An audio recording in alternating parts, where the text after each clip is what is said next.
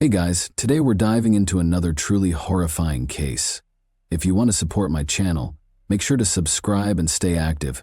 It really helps me out. I'd be super grateful for that. Let's get started.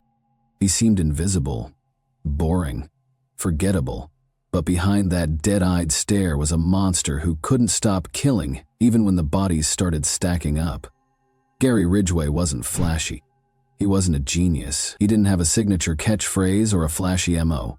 He was just ordinary, a guy who stuttered often while speaking, who clocked into his job at a truck factory, mowed his lawn on weekends, and blended in so well with suburban life that even when he was a prime suspect in a string of grisly murders, the cops couldn't quite make it stick.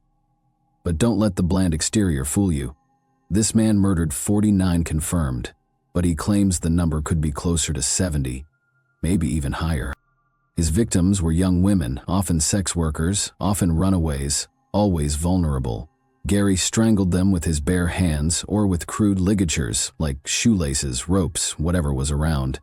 Then he dumped their bodies near Washington's Green River or in the thick woods nearby, and sometimes he'd come back not to bury them, not to move them, but to violate them again, long after they were dead. It was the early 1980s, and in King County, Washington. Bodies were turning up fast. A woman here, another one there. 5 in total, all found in or near the Green River. The media needed a name, and they got one. The Green River Killer, a faceless predator who hunted at night and vanished into the fog by morning. But here's the kicker. The killer was already known to police. Gary Ridgway had been questioned back in 1982. He even passed a lie detector test. The man responsible for one of the biggest murder sprees in U.S. history was right under their noses, and they let him walk free. At home, Ridgway played the part of a devoted family man. He was married multiple times. He was deeply religious. He even tried to preach door to door, but all the while he was searching the red light districts of Seattle, looking for his next victim. And the scariest part is that he'd often bring his young son along for the ride as a human shield. See, I have a kid with me. I'm not a threat.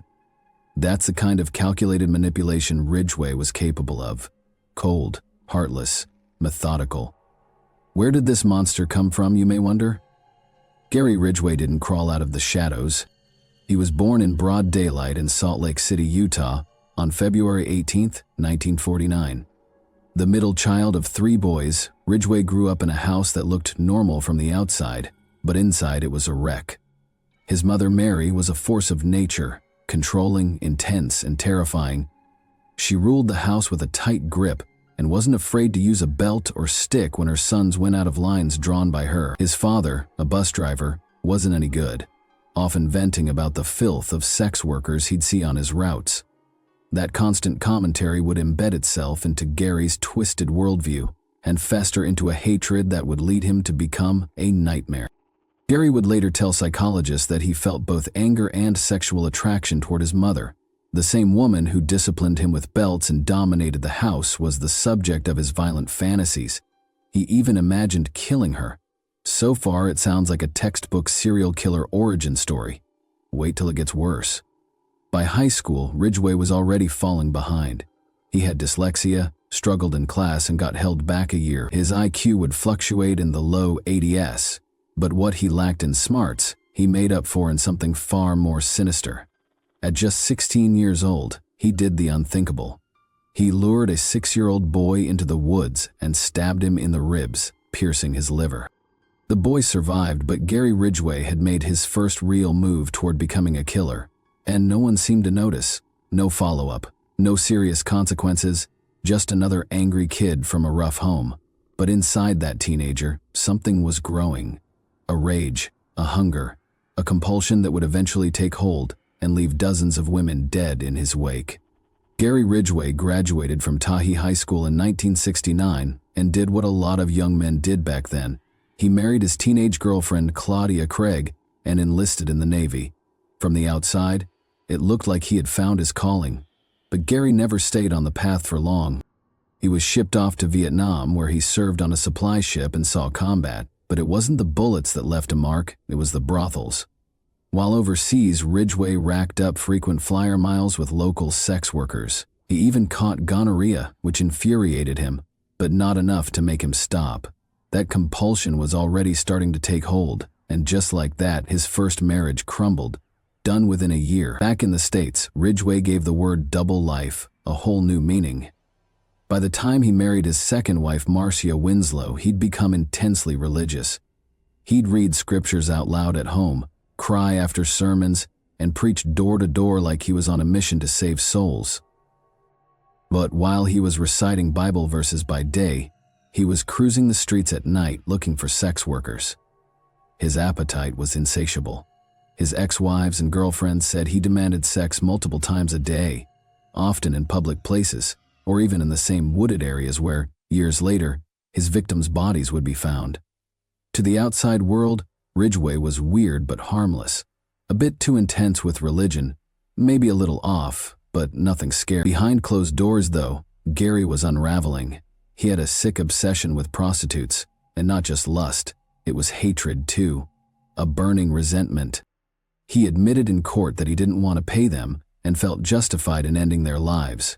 Some believe he was at war with himself, his raw, animalistic urges clashing against his desperate need to feel righteous. That tension between the preacher and the predator would fuel one of the most horrifying murder sprees in American history. While all of this was happening, he had a son with Marcia, a child growing up with a serial killer dad who had no idea what was going on behind the scenes. Gary Ridgway began acting upon his hatred in the summer of 1982. It was then that the lifeless body of his first known victim surfaced along the banks of the Green River.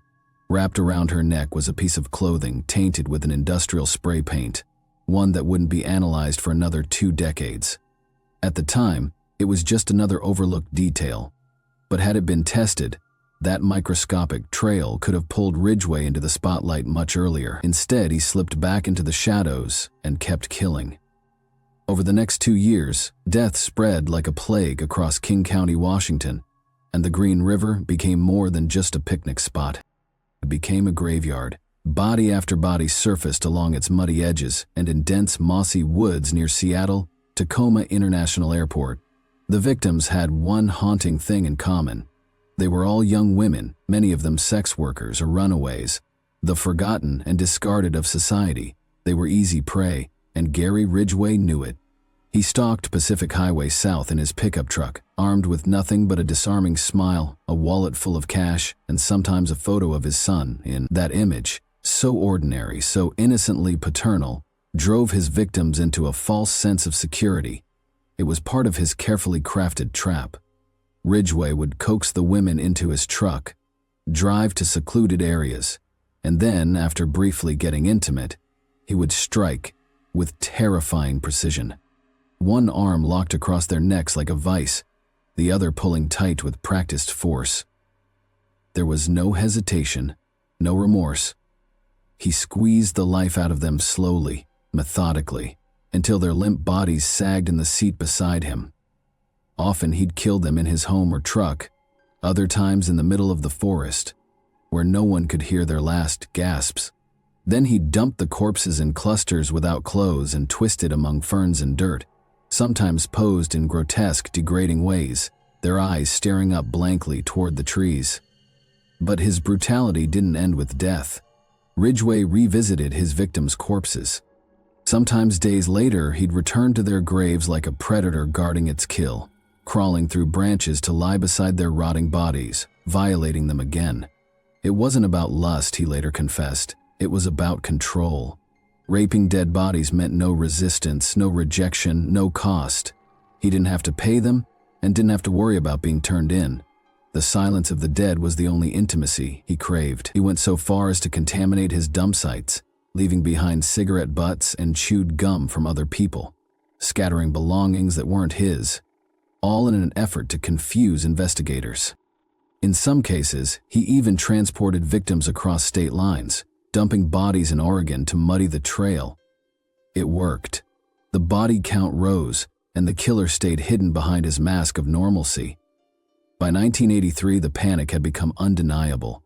With 5 women dead and more missing, the Green River Task Force was formed, spearheaded by seasoned officers like Robert Keppel, and Dave Reichert. The group was under immense pressure. They were chasing a ghost who left almost no forensic evidence and blended in with blue-collar regulars.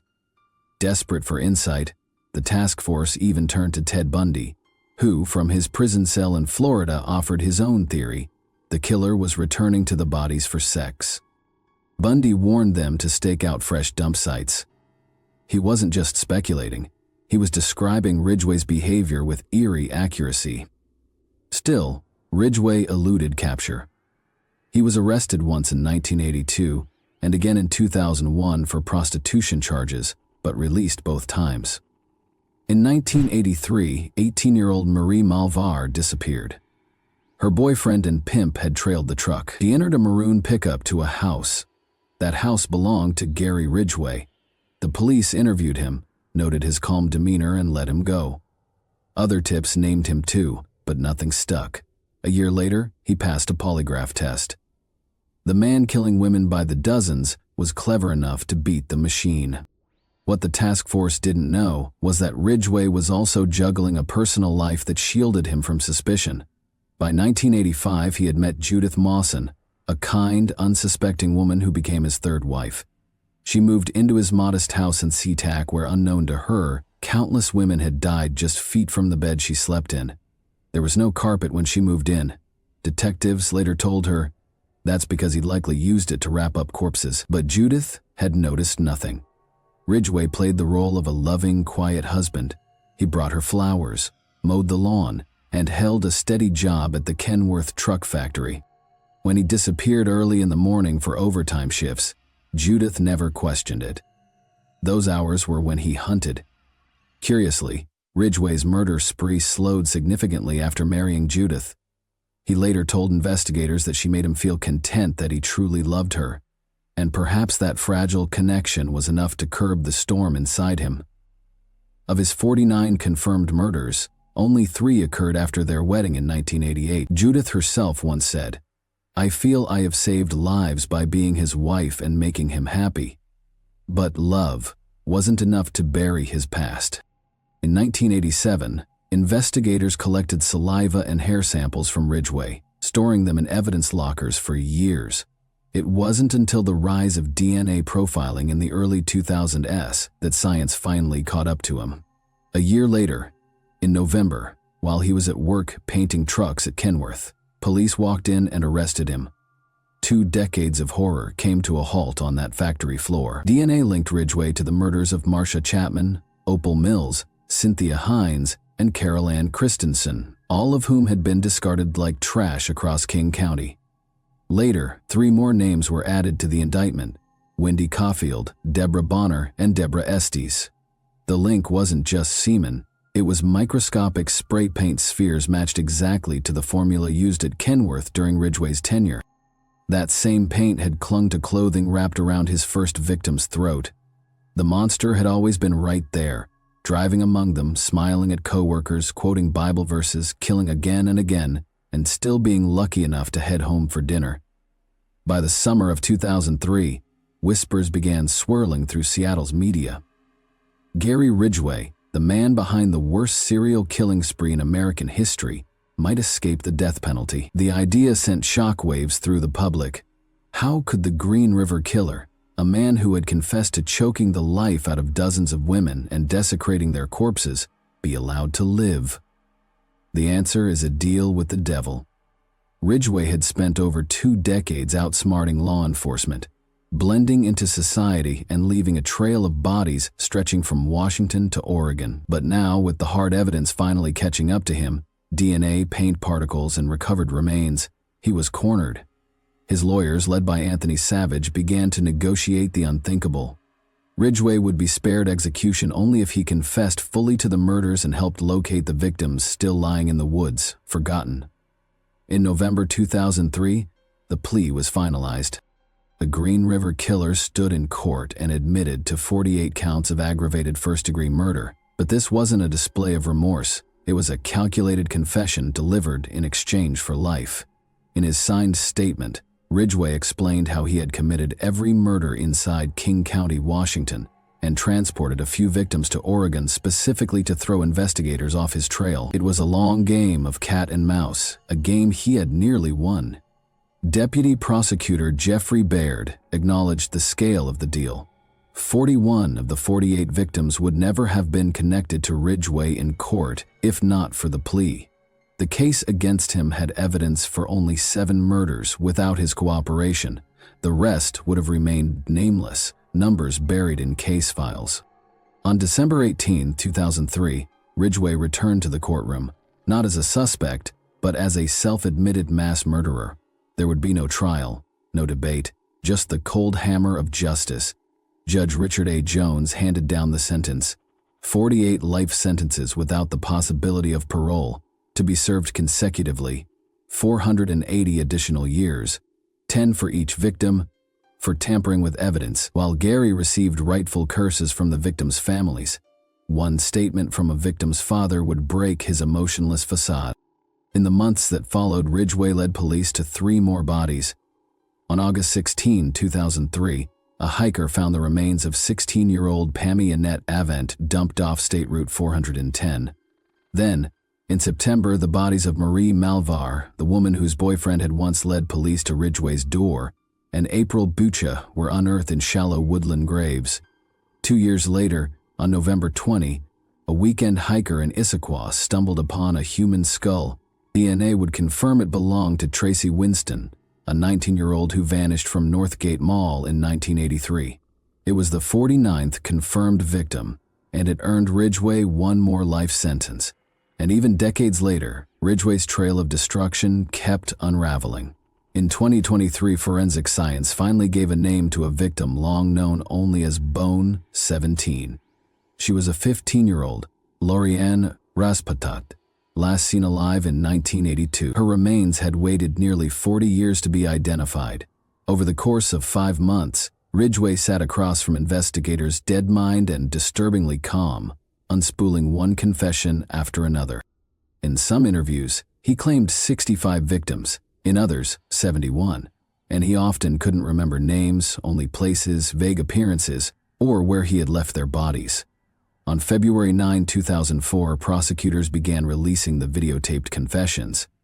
What the world saw was not a remorseful man, but a cold, matter-of-fact killer talking about strangling women like it was part of his morning routine. He admitted to necrophilia without a flicker of shame. He explained that he buried later victims to stop himself from revisiting them because he feared he might not be able to resist. He confessed to picking prostitutes because they were easy to pick up and because he hated most of them. To Ridgway, they were disposable objects.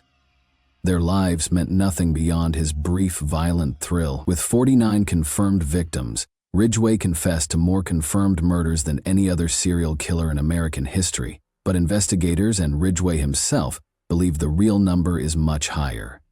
Dozens more women may remain missing, their bodies still hidden in forests, ravines, and rivers across the Pacific Northwest. He now lives out his days in Walla Walla State Penitentiary, where he will never again walk free. The Green River Killer is no longer stalking highways. He's locked behind bars.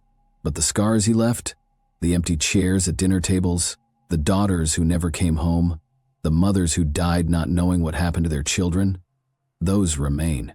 When Gary Ridgway entered the Washington State Penitentiary in January 2004, the man who once roamed highways and back roads as a predator was now just another inmate, stripped of power, cloaked in a jumpsuit, and watched around the clock. But Ridgway was no ordinary prisoner. He was placed in solitary confinement, isolated from other inmates not for his safety, but for theirs. Even among rapists and murderers, his name carried a weight of revulsion. His crimes were too depraved, too numerous, too cold-blooded.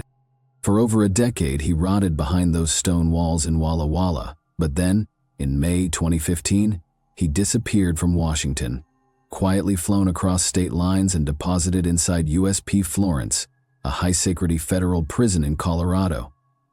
The move went mostly unnoticed. Once word spread, the public backlash was quick and furious. Why was the most prolific serial killer in American history being housed out of state, hundreds of miles from the crimes he committed and the families who still demanded justice?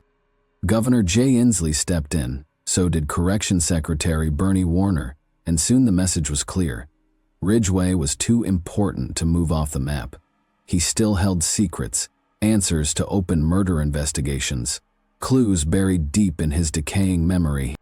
On October 24, 2015, Ridgway was flown back to Washington State Penitentiary, chained, watched, and escorted by a chartered plane like some twisted form of royalty. He's remained there ever since. But even now, the story isn't finished. In September 2024, Ridgway was quietly pulled from his cell and transferred back to King County Jail, the place where all of this began. The move was unannounced, unexplained, and shrouded in mystery. For days, he vanished from the penitentiary's records, raising questions among journalists and victims' families. Why now? Why him? What did he still know? The silence only deepened until March 2025, when the sealed transfer order was finally made public. The reason Ridgway was still leading investigators to bodies. More women, more forgotten graves. Even after 2 decades behind bars, the Green River Killers still had secrets to spill, and we may never know all of their names. Many were runaways, prostitutes, or young girls caught in the cracks of society. Women whose disappearances barely made headlines, whose families were told they were probably just out there somewhere. But Ridgway knew better. He hunted them because they were easy to forget. In some confessions, he struggled to remember their faces. He gave investigators vague details. The girl I left by the fence, the one with curly hair, the one I went back to. His victims became ghosts defined only by where they were discarded. Even now, with decades of police work behind it, the Green River case feels unfinished. Some remains were found by hikers, others were uncovered by dogs, a few were discovered only because Ridgway agreed to speak, and some may never be found, buried so deep in the woods they've returned to the earth completely. To this day, the FBI and Washington State investigators believe there are still bodies out there, waiting for someone to remember them, waiting for their name. And that's the final horrific legacy of Gary Ridgway. Not just the number of women he killed, but the silence he left behind. The names that will never be known, the stories that will never be told. Can any punishment ever be enough to make up for the horrors he committed? Or is true justice a pursuit that will forever remain out of reach? Thanks for watching, everyone. Your support means a lot to me, and you can help my channel grow by hitting that like button, dropping a comment, and sharing this video. Your engagement really makes a difference. See you soon. Hey guys, today we're diving into another truly horrifying case. If you want to support my channel, make sure to subscribe and stay active. It really helps me out. I'd be super grateful for that. Let's get started. The woman found here was just one of many who either went missing or suffered abuse at the hands of the man who lived in this house. After 2 years, the decomposing remains of these 11 women were found inside, making neighbors realize that the awful smell lingering in the air wasn't from a sausage factory, but from this very house. And it became known as the True House of Horrors. This case was so disturbing that even after his acquittal, many still believed the so-called Cleveland Strangler had more than 11 victims. That's because several other murders in this town remain unsolved to this day, and all the victims were women. So today, we remember them, because no troubled past can ever justify what they went through. And once you hear the full story, you'll understand exactly why. His name was Anthony Sowell, the man you saw casually describing how he killed his victims in that video. And like many serial killers before him, he had a troubled past. A past that shaped his twisted view of women, seeing them as nothing more than objects he could torture, harass, and kill. Anthony was one of 7 children born to Claudia Garrison, a single mother struggling to raise them all.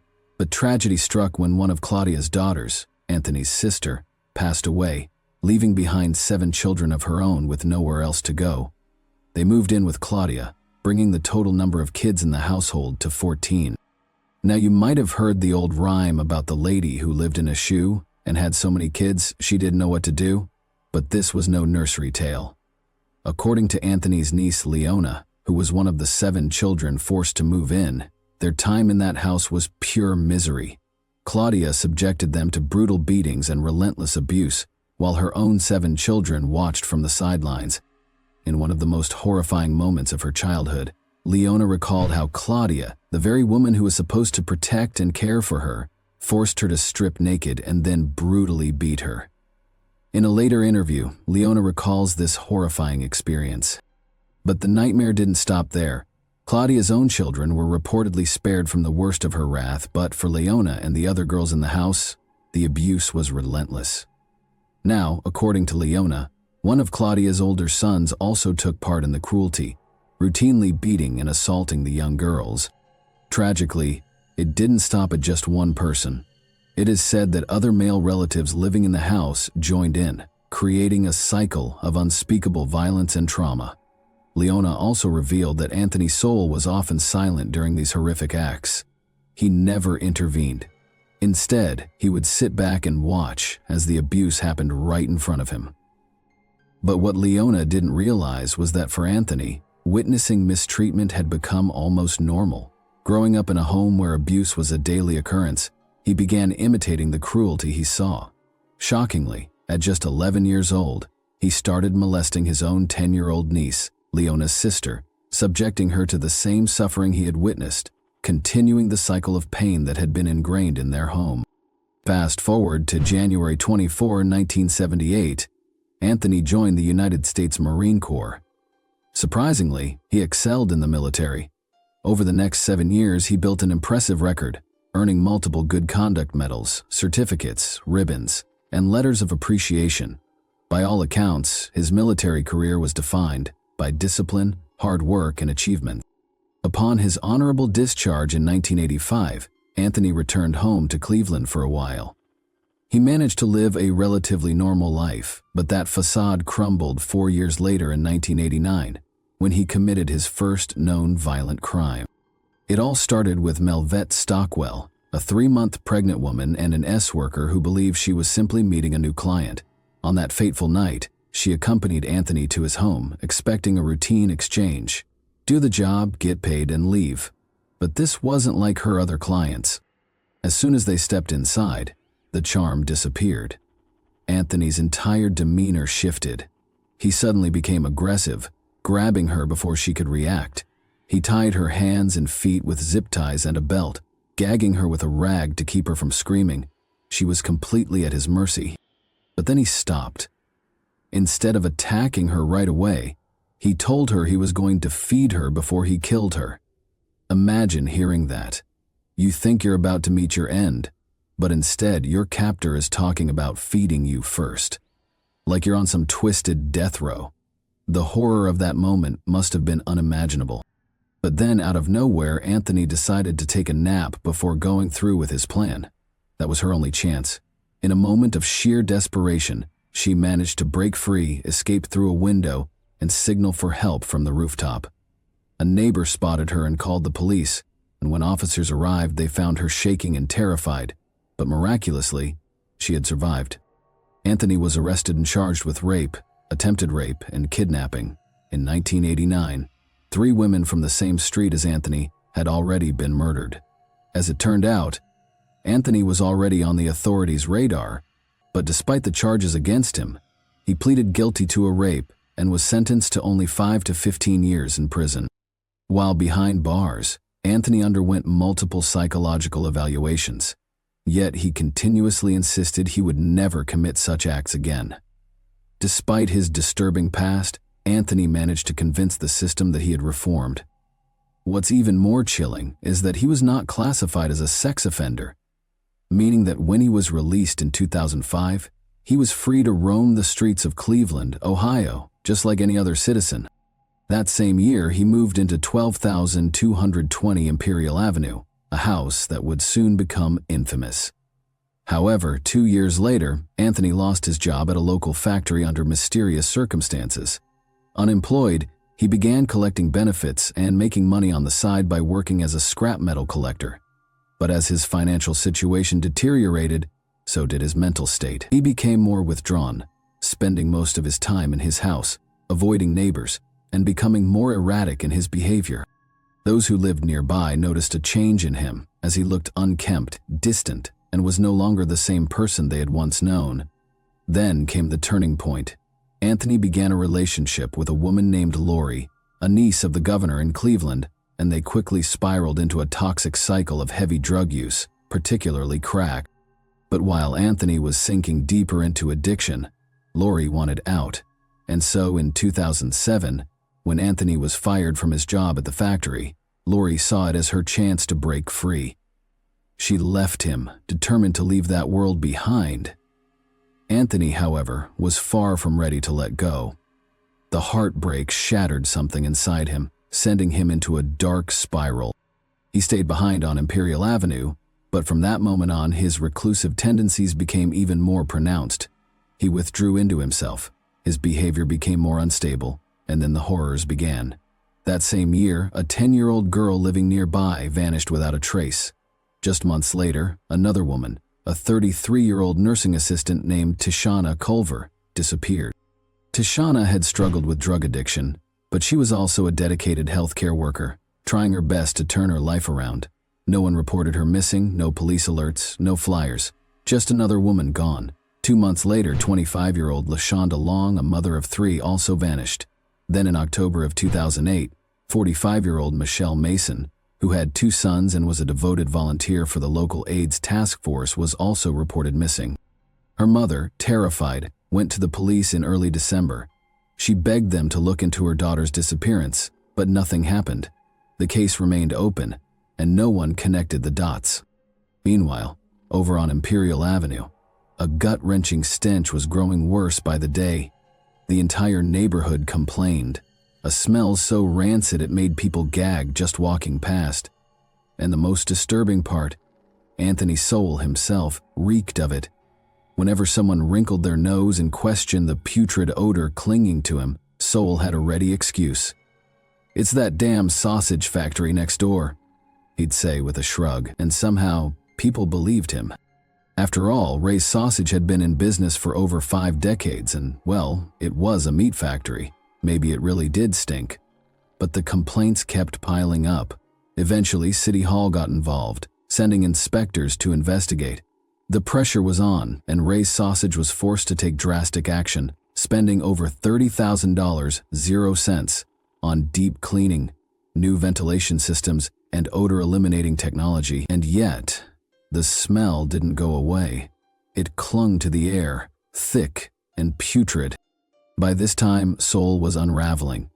In early December of 2008, a terrified woman ran straight to a police car parked in the neighborhood, bleeding, shaking, and screaming. She claimed Sowell had attacked her, dragged her inside his house, choked her, and attempted to assault her. When police stormed Sowell's foul-smelling home and arrested him, he had his own version of the story, insisting that she was the criminal, that she had tried to rob him.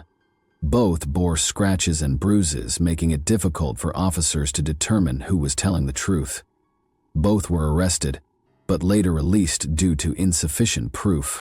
Just a month later, in January of 2009, Kim Smith, a 44-year-old woman who had been caring for her elderly father, disappeared.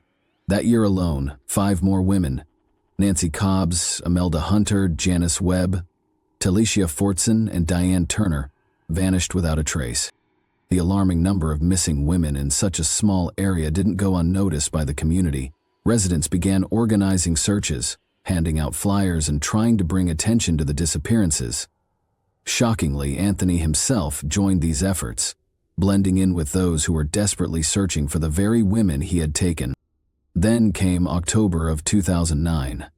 A woman named Shawn Morris visited Anthony's house, seemingly unfazed by the overpowering stench that clung to the air. The two spent the evening drinking, using drugs, and talking. Nothing intimate, just casual conversation. The next morning, as she prepared to leave, she realized she had left her ID upstairs. As she walked up to retrieve it, she suddenly heard a chilling click sound from behind her. Before she could react, Anthony lunged at her, attacking her without warning. He overpowered her, assaulted her just like so many before her, and then went through the house, locking all the doors and windows. It became clear that he had no intention of letting her go. But Shawn saw a fleeting moment of opportunity, one she knew she had to take. Summoning all her strength, she threw herself out of a 3rd-story window, crashing 30 feet to the ground below. Anthony, realizing what had happened, bolted downstairs, completely unclothed, desperate to drag her back inside. But this time, fate wasn't on his side. Two passers-by witnessed the horrifying scene and immediately called 911. Because of them, Sean was rushed to the hospital with severe injuries, including multiple broken bones. Despite the brutal attack, she chose not to speak to the police about what had happened. However, someone else would just a week later. On October 27th, a woman named Latundra Billups came forward to share her own horrifying experience with Anthony Soule. She had been through a terrifying ordeal back in September, one that followed the same pattern as before. She had gone to his house for a drink, only for him to suddenly turn violent. Unlike so many others, she was lucky enough to survive. However, the trauma had kept her silent until now. Finally, in late October, her testimony was enough for authorities to issue both an arrest warrant and a search warrant for Anthony Soule. On October 29, SWAT officers stormed his house, expecting to take Anthony into custody, but what they found was far worse than they could have imagined. Anthony wasn't home, but the stench was overwhelming. Dead flies covered every surface. Then came the grisly discoveries. Decomposing bodies, one after another, some of which had been rotting away for years. The house of horrors that had plagued the neighborhood for so long was finally exposed, and a manhunt was immediately launched. For 2 days, police scoured the city for Anthony Soule. Then, on October 31, as he casually strolled down the street, officers spotted him. They pulled over and cuffed him on the spot. He looked disheveled, with dirt and twigs clinging to his clothes as if he had been sleeping outside, hiding in the bushes for days. But there was no hiding from what had been found in his home. To shed light on Anthony's victims, let's get to know them before their lives were consumed by addiction, because they all had stories, dreams, and struggles. They had every reason to keep going, and there was no reason for them to be murdered. Crystal Dozier, a mother of 7, was 35 years old when she vanished in May 2007. Her son, a U.S. Marine, desperately searched for her, but she wouldn't be found until police unearthed her remains in Anthony's backyard. 2 years later, loved ones recalled that Crystal had turned to drugs after losing one of her children, a pain that consumed her. Despite her struggles, she was a devoted mother who, in another life, could have had a... Deshauna Culver was 33 years old, a trained nursing assistant and cosmetologist who had once envisioned a future helping others.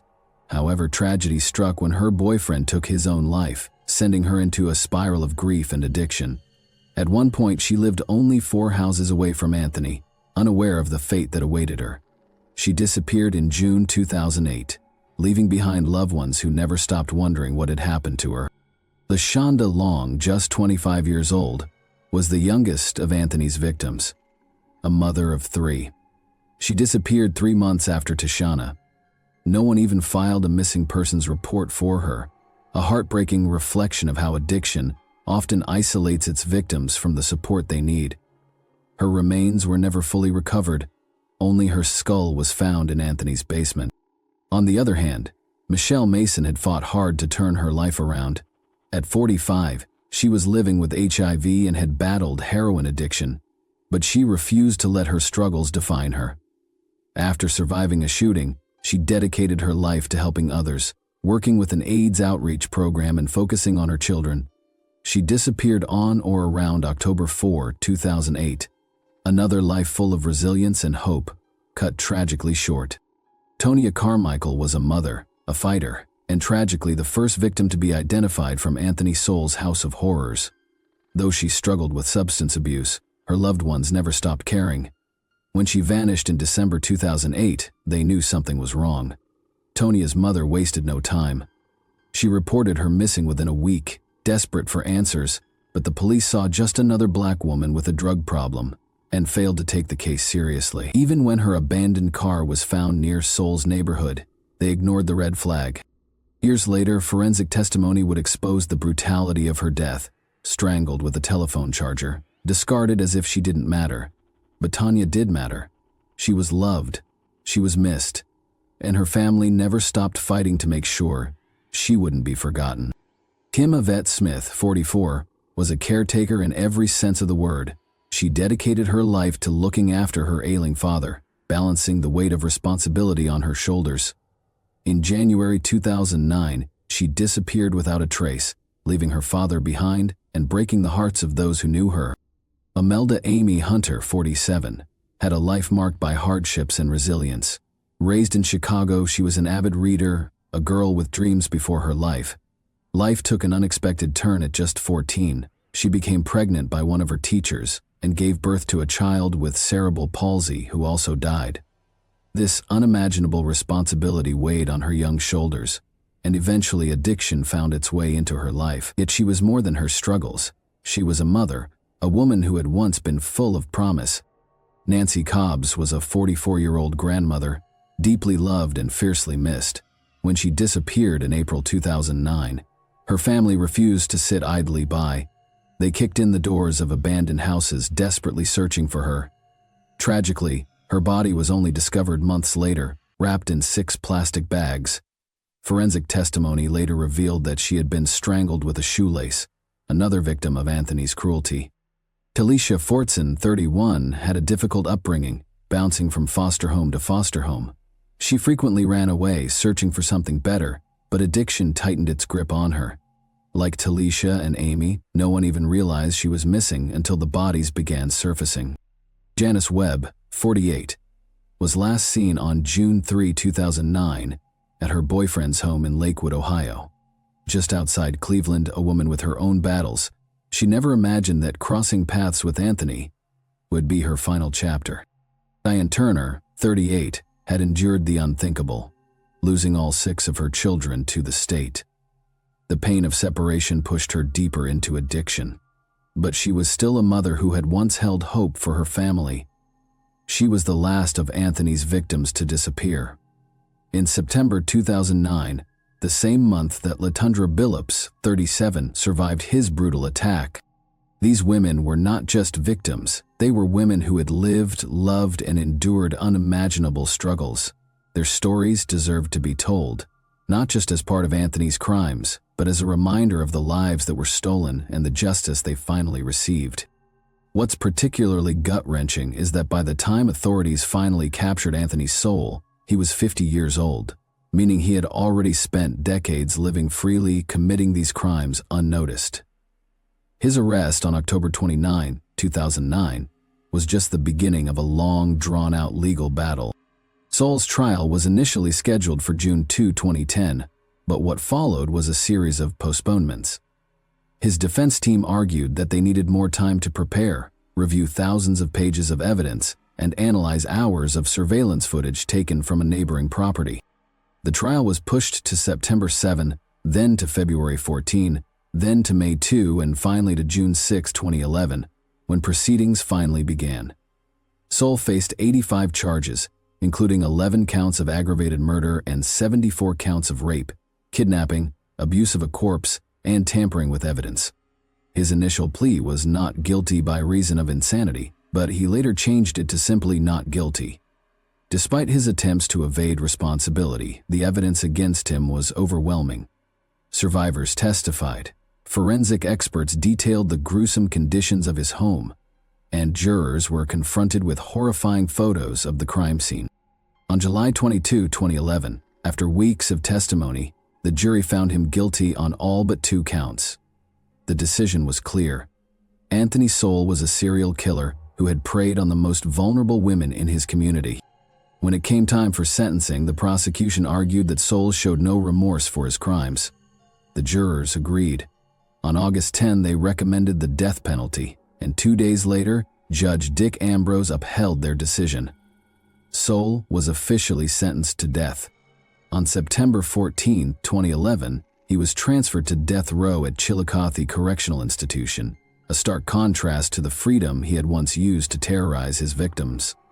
Soul and his attorneys spent years filing appeal after appeal, arguing that excessive media coverage, a closed courtroom, and poor legal representation had denied him a fair trial. The Ohio Supreme Court rejected his appeal in December 2016, and when he took the case to the United States Supreme Court in 2017, they declined to hear it. By May 2020, Soul had exhausted all legal options. Then, before the state could carry out his execution, fate stepped in. On February 8, 2021, At age 61, Sol died in a prison hospital from an unspecified terminal illness. Some speculated liver failure or cancer, but no official cause was released. He may be gone, but the nightmare he created still lingers, a haunting reminder of how he not only took lives, but lived among the dead, sleeping beside his victims' corpses. The trauma he inflicted didn't just disappear with his death. It still weighs heavy on the community. In fact, in 2021, 5 of Saul's surviving victims bravely shared their stories and spoke publicly, exposing the horrors they endured and the failures that let it happen. And here's the harsh reality. Back then, when Black women went missing, law enforcement barely lifted a finger. And let's be real, this isn't an isolated case. We've covered multiple cases just like this, including another infamous strangler from Charlotte who also murdered 11 Black women. The red flags were everywhere, but officers failed to connect the dots. Was it carelessness? Or did they just not care? Eventually, the city of Cleveland had to answer for its failures, paying out $1,300,000 in settlements to the families of Sol's victims. But here's the question. Was that justice? Or just a price tag for neglect? Now, I want to hear from you. Do you think there were more victims than the ones officially linked to him? Considering the unsolved murders of women in that area, could some of those cases be connected to Sol? Thanks for watching, everyone. Your support means a lot to me, and you can help my channel grow by hitting that like button, dropping a comment, and sharing this video. Your engagement really makes a difference. See you soon. Hey guys, welcome to my channel, and today we're going to take a look at another horrible case with you. Menajay Starin, 34, a mother of 3, was reported missing by her father on May 1, 2023. Sometime in April 2023, she disappeared from her St. Paul, Ramsey County, Minnesota residence. The St. Paul Police Department's officers immediately began looking for her. They discovered disturbing information that led them to one individual, her boyfriend, 40-year-old Joseph Stephen Jorgensen. As they investigated Jorgensen's participation further, what sinister and terrifying secrets would come to light? Would we eventually learn the truth behind Manager's disappearance? We are examining Joseph Jorgensen's unsettling case today, so let's go straight to the riddle without any more ado. More than 300,000 people live in St. Paul, a thriving city in Ramsey County, Minnesota, that is teeming with both historical and contemporary charm. It promotes a feeling of community and welcomes variety. The Cathedral of St. Paul, the James J. Hill House, and the Summit Avenue area are just a few of the historic landmarks and neighborhoods of St. Paul, one of Minnesota's oldest cities. Statistics show that you have a 1 in 124 risk of becoming a victim of violent crime and a 1 in 24 probability of becoming a victim of property crime in St. Paul. Nevertheless, despite advancements, a horrible and unimaginable crime in 2023 rocked the city to its foundation. On May 23, 1989, Menajay Starin was born. Not much is known about her early years.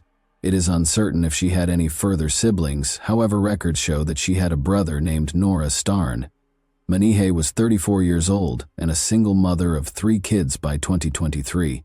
She lived in a little apartment in St. Paul, Ramsey County, Minnesota, at 1428 7th Street. Whether she had ever been married is still unknown. Reports from people who knew Menajay at the time portrayed him as a likable person. People who knew her talked about how she was kind, patient, and positive with everyone she met, no matter what their background. Nevertheless, despite these admirable traits, Menajay battled personal issues. She struggled with mental health problems and drug addiction. Her family was aware of these difficulties, which contributed to her children not living with her, since she was having difficulty overcoming her own challenges. Menajay was undoubtedly unable to give her kids a secure upbringing because of the circumstances surrounding her addiction and mental health issues. For Menajay, life went on in spite of the difficulties. Then an unforeseen event occurred. Menajay's father called the St. Paul police in panic on May 1, 2023. He disclosed concerning information regarding Menajay's battles with drug addiction and mental health concerns throughout the call. He said that she had intended to check herself into a drug rehab facility but never did. His last communication with Menajay took place on April 18, 2023. She had looked scared and suspicious. It worried her father that she was afraid of a boyfriend. As soon as the call was over, the police got to work. They went to Manijay's place to find her. Regretfully, she could not be located. The investigators were looking for answers when they came across and spoke with a man who was only recognized as the father of one of Manijay's children. The man broke with her typical pattern by admitting that he had not heard from Manijay either. Because they shared responsibility for their son, she would typically check in on him on a frequent basis. He expressed his worry, pointing out that it was quite uncommon for Manijay to neglect to check on their child's welfare for over 8 hours. The man also revealed that Manijay had previously contacted him using a variety of different phone numbers. However, April 21, 2023 was the last time they spoke. During their discussions, the detectives also located Manijay's neighbor. An unsettling observation was relayed by the neighbor. The neighbor claims that she once saw Manijay with red marks on her neck and a black eye. It's unclear exactly when this occurred, but the neighbor questioned Manijay after becoming frightened by the upsetting scene. "Have you been assaulted?" she asked Manijay. Manijay had verified the neighbor's assumptions, much to her dismay. Manijay begged against calling the police, even though the neighbor's first reaction was to do so, believing that doing so would only make matters worse. The inquiry became more complicated as a result of this discovery, and the cops were left to deal with the unsettling truth that had pervaded Manijay's life. The detectives continued their inquiry by talking to the residential complex manager of Maniji. He gave them some insightful information. They discovered that, although not mentioned in the lease, Maniji had a lover named Joe who frequently visited her residence. The manager then gave a phone number linked to Joe to the detectives. After obtaining the phone number, the investigators carried out their investigations and verified that it belonged to Joseph Steve Jorgensen, a 40-year-old man. They showed the manager Jorgensen's photo to get confirmation, and the manager recognized him as the person he knew to be Maniji's lover. The investigation underwent a sea change after this discovery, which paved the way for a disturbing and strange chain of events. One of the most important pieces of evidence was now an apartment security camera that was located close to Manijay's home. The apartment manager notified investigators on May 24, 2023, that the security footage had been discovered to document a concerning event that occurred on April 21, 2023. The video showed Manijay running out of her residence in obvious distress, with her lover Jorgensen chasing after her. He swung her around violently and led her back into the flat. There was no accompanying evidence of Manijay leaving her apartment, but the video claimed that this was the last time she was seen entering it between 5:55 and 6 p.m. on that fatal day. Subsequent analysis of the security footage showed that between April 21, 2023 and April 28, 2023, Jorgensen entered and exited the residence several times. Remarkably, it was found that Jorgensen entered the residence 28 times in all throughout this time. Furthermore, the apartment management attested to the fact that Manai had only had one set of residence keys. According to the CCTV footage, Jorgensen used a key each time he entered the residence. The investigators were left with a number of troubling questions as all of these findings were revealed. Jorgensen frequently visited Manijay's flat. What transpired during these encounters, and most importantly, where was Manijay? Additional examination of the security tape also showed that at 4:55 p.m., Jorgensen was seen on CCTV leaving the flat on April 28, 2023, with a suitcase and 2 duffel bags. Sitting on the driver's side, he carried the suitcases into a pickup truck with the Minnesota license plate NLV 6177. Jorgensen sped off in his car. Investigators quickly learned that the pickup truck belonged to a man who lived in the Maplewood apartment complex at 89th Century Avenue. Following these events, investigators looked for a family friend who had important knowledge about Manijay's relationships and behavior. According to the family acquaintance, Maniji had never gone more than 24 hours without getting in touch with her loved ones, even if she struggled with drugs and crises. Her abrupt absence had been all the more worrisome because of this regular pattern. The family acquaintance also revealed that he had a phone discussion with Jorgensen after Maniji vanished. At the time, Jorgensen had informed him that Maniji had gone to the store but had never come back. The family acquaintance claims that Jorgensen also voiced worries that Maniji might have been harmed by a man named Cassell. This Cassell had been characterized by Jorgensen as a suspicious person. After that conversation, The family friend disclosed that he had lost communication with Jorgensen. Equipped with this fresh knowledge, the detectives realized how serious the situation was. They were unable to overlook the fact that Jorgensen had not attempted to notify the authorities that Maniji was gone. In addition, the evidence showed that after Maniji vanished, no one had entered her flat but Jorgensen. Their suspicions were heightened by this information, and they focused all of their attention on Jorgensen as a potential target. The police, assisted by a property manager, made the decision to perform a comprehensive search of Maniji's residence due to the developing concerns and evidence, and COP came in. Their focus was quickly captured by the disturbing findings as soon as they entered. The screen for one of the bedroom windows was lying discarded on the floor, as the police and property manager observed. A closer look around the living area also showed a television with several cracks in the screen. Prior to this discovery, the property manager attested that the screen was undamaged.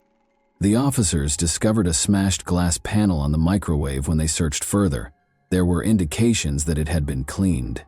They noticed that the bedsheet in Maniji's bedroom had been partially taken off, exposing a foam cushion on top of the mattress. The disturbing scene was heightened when they discovered a massive hole in the foam pad that had been purposefully cut and removed. At the foot of the bed were red smears. These discoveries heightened the already mounting anxiety about Maniji's abduction and led the detectives deeper into a maze of disturbing hints and terrifying possibilities. The officers acquired a warrant to conduct a comprehensive search and process Maniji's flat in order to gather crucial forensic evidence after completing the required legal procedures. On May 25, 2023, the warrant was executed. A disturbing reality was revealed after crime scene technicians carefully inspected the premises. Large volumes of blood were found in the living room, particularly on the floor, the couch, and the kitchen. Someone had tried desperately to get rid of the blood's traces, as seen by the obvious signs of an attempted cleanup. It was becoming more and more clear that someone had been killed or gravely hurt inside the flat. The sad reality was verified by further investigation of the preliminary findings. Maniji herself was the owner of the blood samples that were taken at the site. The authorities discovered crucial evidence about Maniji's finances as they continued their inquiry. She was found to have gotten aid via an electronic benefits transfer, EBT card, issued by the state of Minnesota. With this card, people who get government assistance, like food stamps, can buy directly from merchants. A warrant to view Maniji's EBT account information was quickly acquired in recognition of the importance of this discovery. Following her final confirmed sighting on April 21, 2023, a number of transactions were discovered throughout the investigation. One such instance occurred on May 9, 2023, when Jorgensen made an ATM withdrawal at the Speedway, which is situated at 11th Century Avenue North in Maplewood, using Maniji's EBT card. He went to the Dollar Tree store at 7150 Valley Creek Plaza in Woodbury that same day and used Maniji's EBT card. He made a really odd buy there: a cleaning bucket, 2 boxes of saran wrap, paper towels, trash bags, liquid cleaner, latex gloves, and disinfectant wipes were among the items on his shopping list. The investigators were intrigued by this odd collection of materials. Jorgensen used Maniji's EBT card once more on May 11, 2023, at the Cub Food Store located at 1177 Clarence Street in St. Paul, Ramsey County. Additionally, he used the card at another Dollar Tree location in Oakdale, located at 7085 10th Street North. This time, he bought more cleaning supplies, disinfecting wipes, extra boxes of saran wrap, and paper towels. The frequent acquisition of such goods merely contributed to the enigma surrounding Jorgensen's actions and motivations. Authorities discovered information linking another person, just known as ZD, adding still another level of investigation. This, ZD, made use of Maniji's EBT card as well. In order to access data pertaining to Jorgensen's Google and Gmail accounts, detectives then went ahead and obtained a search warrant. The investigators' worries were heightened when they discovered a string of significant Google searches Jorgensen had conducted after analyzing the data they had collected. Jorgensen had looked up the term jugular on April 21, 2023, what do police do with a missing persons report on May 1, 2023, and how to clear cookies from an Android phone on May 3, 2023. On May 27, 2023, he searched for how to remove GPS from a Lime scooter. On June 4, 2023, he searched for lime for soil. At this point, it's important to note that lime, the material Jorgensen had asked about, can be used to hasten a body's decomposition process and the smells that go along with it. This fact, which the police were well aware of, made them even more concerned about Jorgensen's possible role in Manej's disappearance. The police took decisive action in light of the strong evidence against Jorgensen. On June 26, 2023, the apartment investigators targeted Jorgensen's apartment and secured a warrant to search it. In anticipation of a potentially explosive situation, a SWAT unit stepped in to execute the warrants. Jorgensen reacted to the police confrontation at his apartment by locking himself in his bedroom. The situation became much more dangerous and urgent when Jorgensen, to the horror of everyone around him, lit a fire. The SWAT unit moved with extreme caution. In the ensuing battle, Jorgensen resisted the officers with great vigor and even tried to take a SWAT officer's gun. The officer eventually managed to capture Jorgensen. He was immediately sent to the local hospital for assessment as a precaution. This was done in order to protect his health and deal with any possible mental health issues that might have influenced his behavior. 2 other people were in the residence with Jorgensen when he was taken into custody. One of them, a girl who wished to remain anonymous, had visible signs of injury. She had a red neck, several bruises and scratches. Jorgensen threatened to harm her, saying things like, "The neighbors won't hear you scream." Later, the woman would tell the authorities that Jorgensen had strangled her. Jorgensen's roommate was the second person in the residence. The roommate had sought shelter in his own bedroom during the police-Jorgensen confrontation. Without any opposition, the roommate was likewise hauled into custody. The roommate later gave a statement in an interview at the St. Paul Police Department. He revealed that his sense of smell had been lost as a result of a catastrophic brain injury. He also disclosed a long-standing relationship with Jorgensen. Interestingly, the roommate explained, he didn't spend much time with Jorgensen or the women Jorgensen brought to the flat because he worked Monday through Friday. Officers spoke with Jorgensen's friend, ZD, after these incidents. The other man who had been seen using Manej's EBT card was this one. It's still unknown when the interview with ZD will take place. ZD made it clear during the conversation that he did not have a close relationship with Manej, revealing that he had only met her once or twice. ZD claims that Jorgensen told him that Manej had been admitted to a mental health hospital when he asked about her. ZD further revealed that he assumed Jorgensen had authorization to use Manej's EBT card because Jorgensen gave him both the card and its associated PIN. Officers also spoke with the apartment management in charge of Jorgensen's home. The manager revealed that there had been several complaints about a foul smell emanating from Jorgensen's apartment around May 15 or 16, 2023. The entire building was filled with the stench. The manager said it looked like the smell of a dead animal. The management provided further context by disclosing that on May 18, 2023, he and a maintenance worker tried to enter the flat to conduct an inspection. But in response, Jorgensen became hostile, both verbally and physically, barring them from a certain bedroom that seemed to be the source of the smell. Unfazed, the manager told Jorgensen and his roommate that they had a week to clean the apartment, and they did just that. The manager then revealed that he and the maintenance worker had seen Jorgensen pull and carry big black duffel bags out of the apartment not long after. Astonished by the scene, they had discussed the likelihood that Jorgensen was carrying a corpse. The St. Paul Police Department's Forensic Services Unit meticulously examined Jorgensen's flat in light of these discoveries. According to their report, a sizable pool of blood was found in the front closet, which was also the spot where the unpleasant smell had been detected. In addition to the blood that had soaked through the carpet and carpet pad, the scene was made even more unsettling by the presence of additional biological material and recent maggot activity. In the closet where Jorgensen had tried to ignite the fire, blood was also discovered. Officers also found 2 padlock keys in Jorgensen's residence after his detention as part of the investigation. After looking through Jorgensen's phone logs, it was found that on May 18, 2023, his phone had pinged near a storage facility located at 8881 Weir Drive in Woodbury. On May 5, 2023, someone started renting a storage space at the facility under the name of Jorgensen's roommate. Interestingly, the unit's access code was used to enter the building just as Jorgensen's phone rang in the same vicinity. On June 28, 2023, detectives quickly secured a warrant to search the storage facility after realizing the importance of this material. Investigators visited the assigned storage container 2 days after Jorgensen was taken into custody. They were welcomed by a strong and awful smell that was typical of decaying flesh as they got closer to the area. One of the padlocks seemed to suit one of the keys that were taken from Jorgensen's flat, but in order to get in, the investigators finally had to cut both padlocks. They found a number of things inside, including a small carry-on luggage, a blue duffel bag, and a huge cooler that was carefully wrapped in plastic. It is noteworthy that one of these bags was the same one Jorgensen was seen taking out of Managey's flat in the video. Furthermore, a green tote with cleaning materials similar to those Jorgensen had previously bought was discovered on top of the cooler. 2 coolers and a duffel bag were cautiously taken out of the unit while being supervised by the Forensic Services Unit.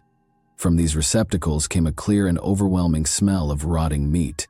The contents were kept out of reach until they were taken to the medical examiner's office for additional analysis because they were enclosed in several layers of plastic.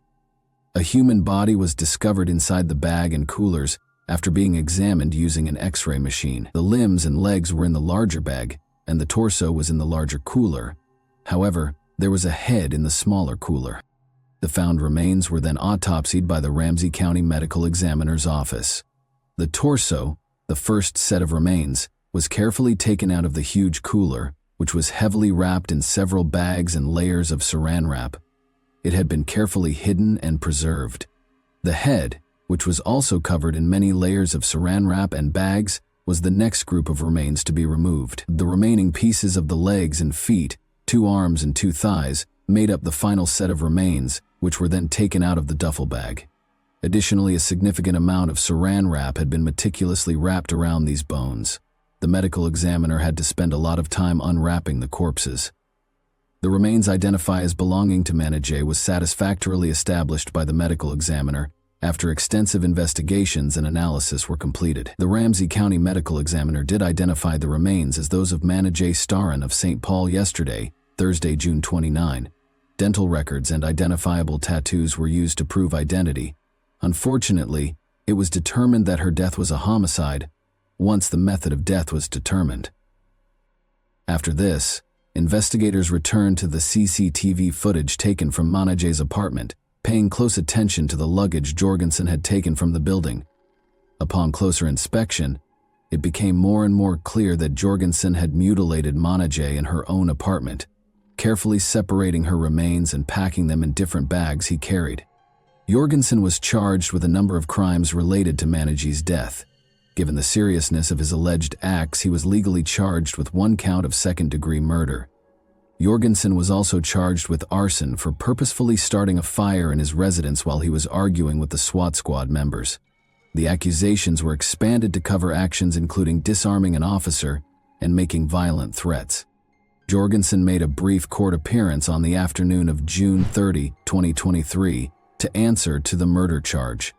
He moved his head back and forth during the hearing in response to Assistant Ramsey County Attorney Eastwood's presentation of the complaint's specifics. Eastwood also asked that $5 million, 0 cents, be established as bail, and Judge Timothy Carey granted this request. Jorgensen simply gave his name when asked, remaining largely mute throughout the court hearing. To indicate that a thorough defense plan was being developed, the defense lawyer chose to postpone any discussions about bail until later. On the same day that Jorgensen appeared in court, St. Paul Police Sergeant Mike Ernster announced a major revelation that came to light during their ongoing investigation at a press conference. Fanta Giovan, a 33-year-old woman who was Jorgensen's previous girlfriend, was also reported missing. The last recorded sighting of Giovan was in July 2021, and Jorgensen was the only person present. Interestingly, no one had previously reported her absence, thus the police recently opened a missing person investigation.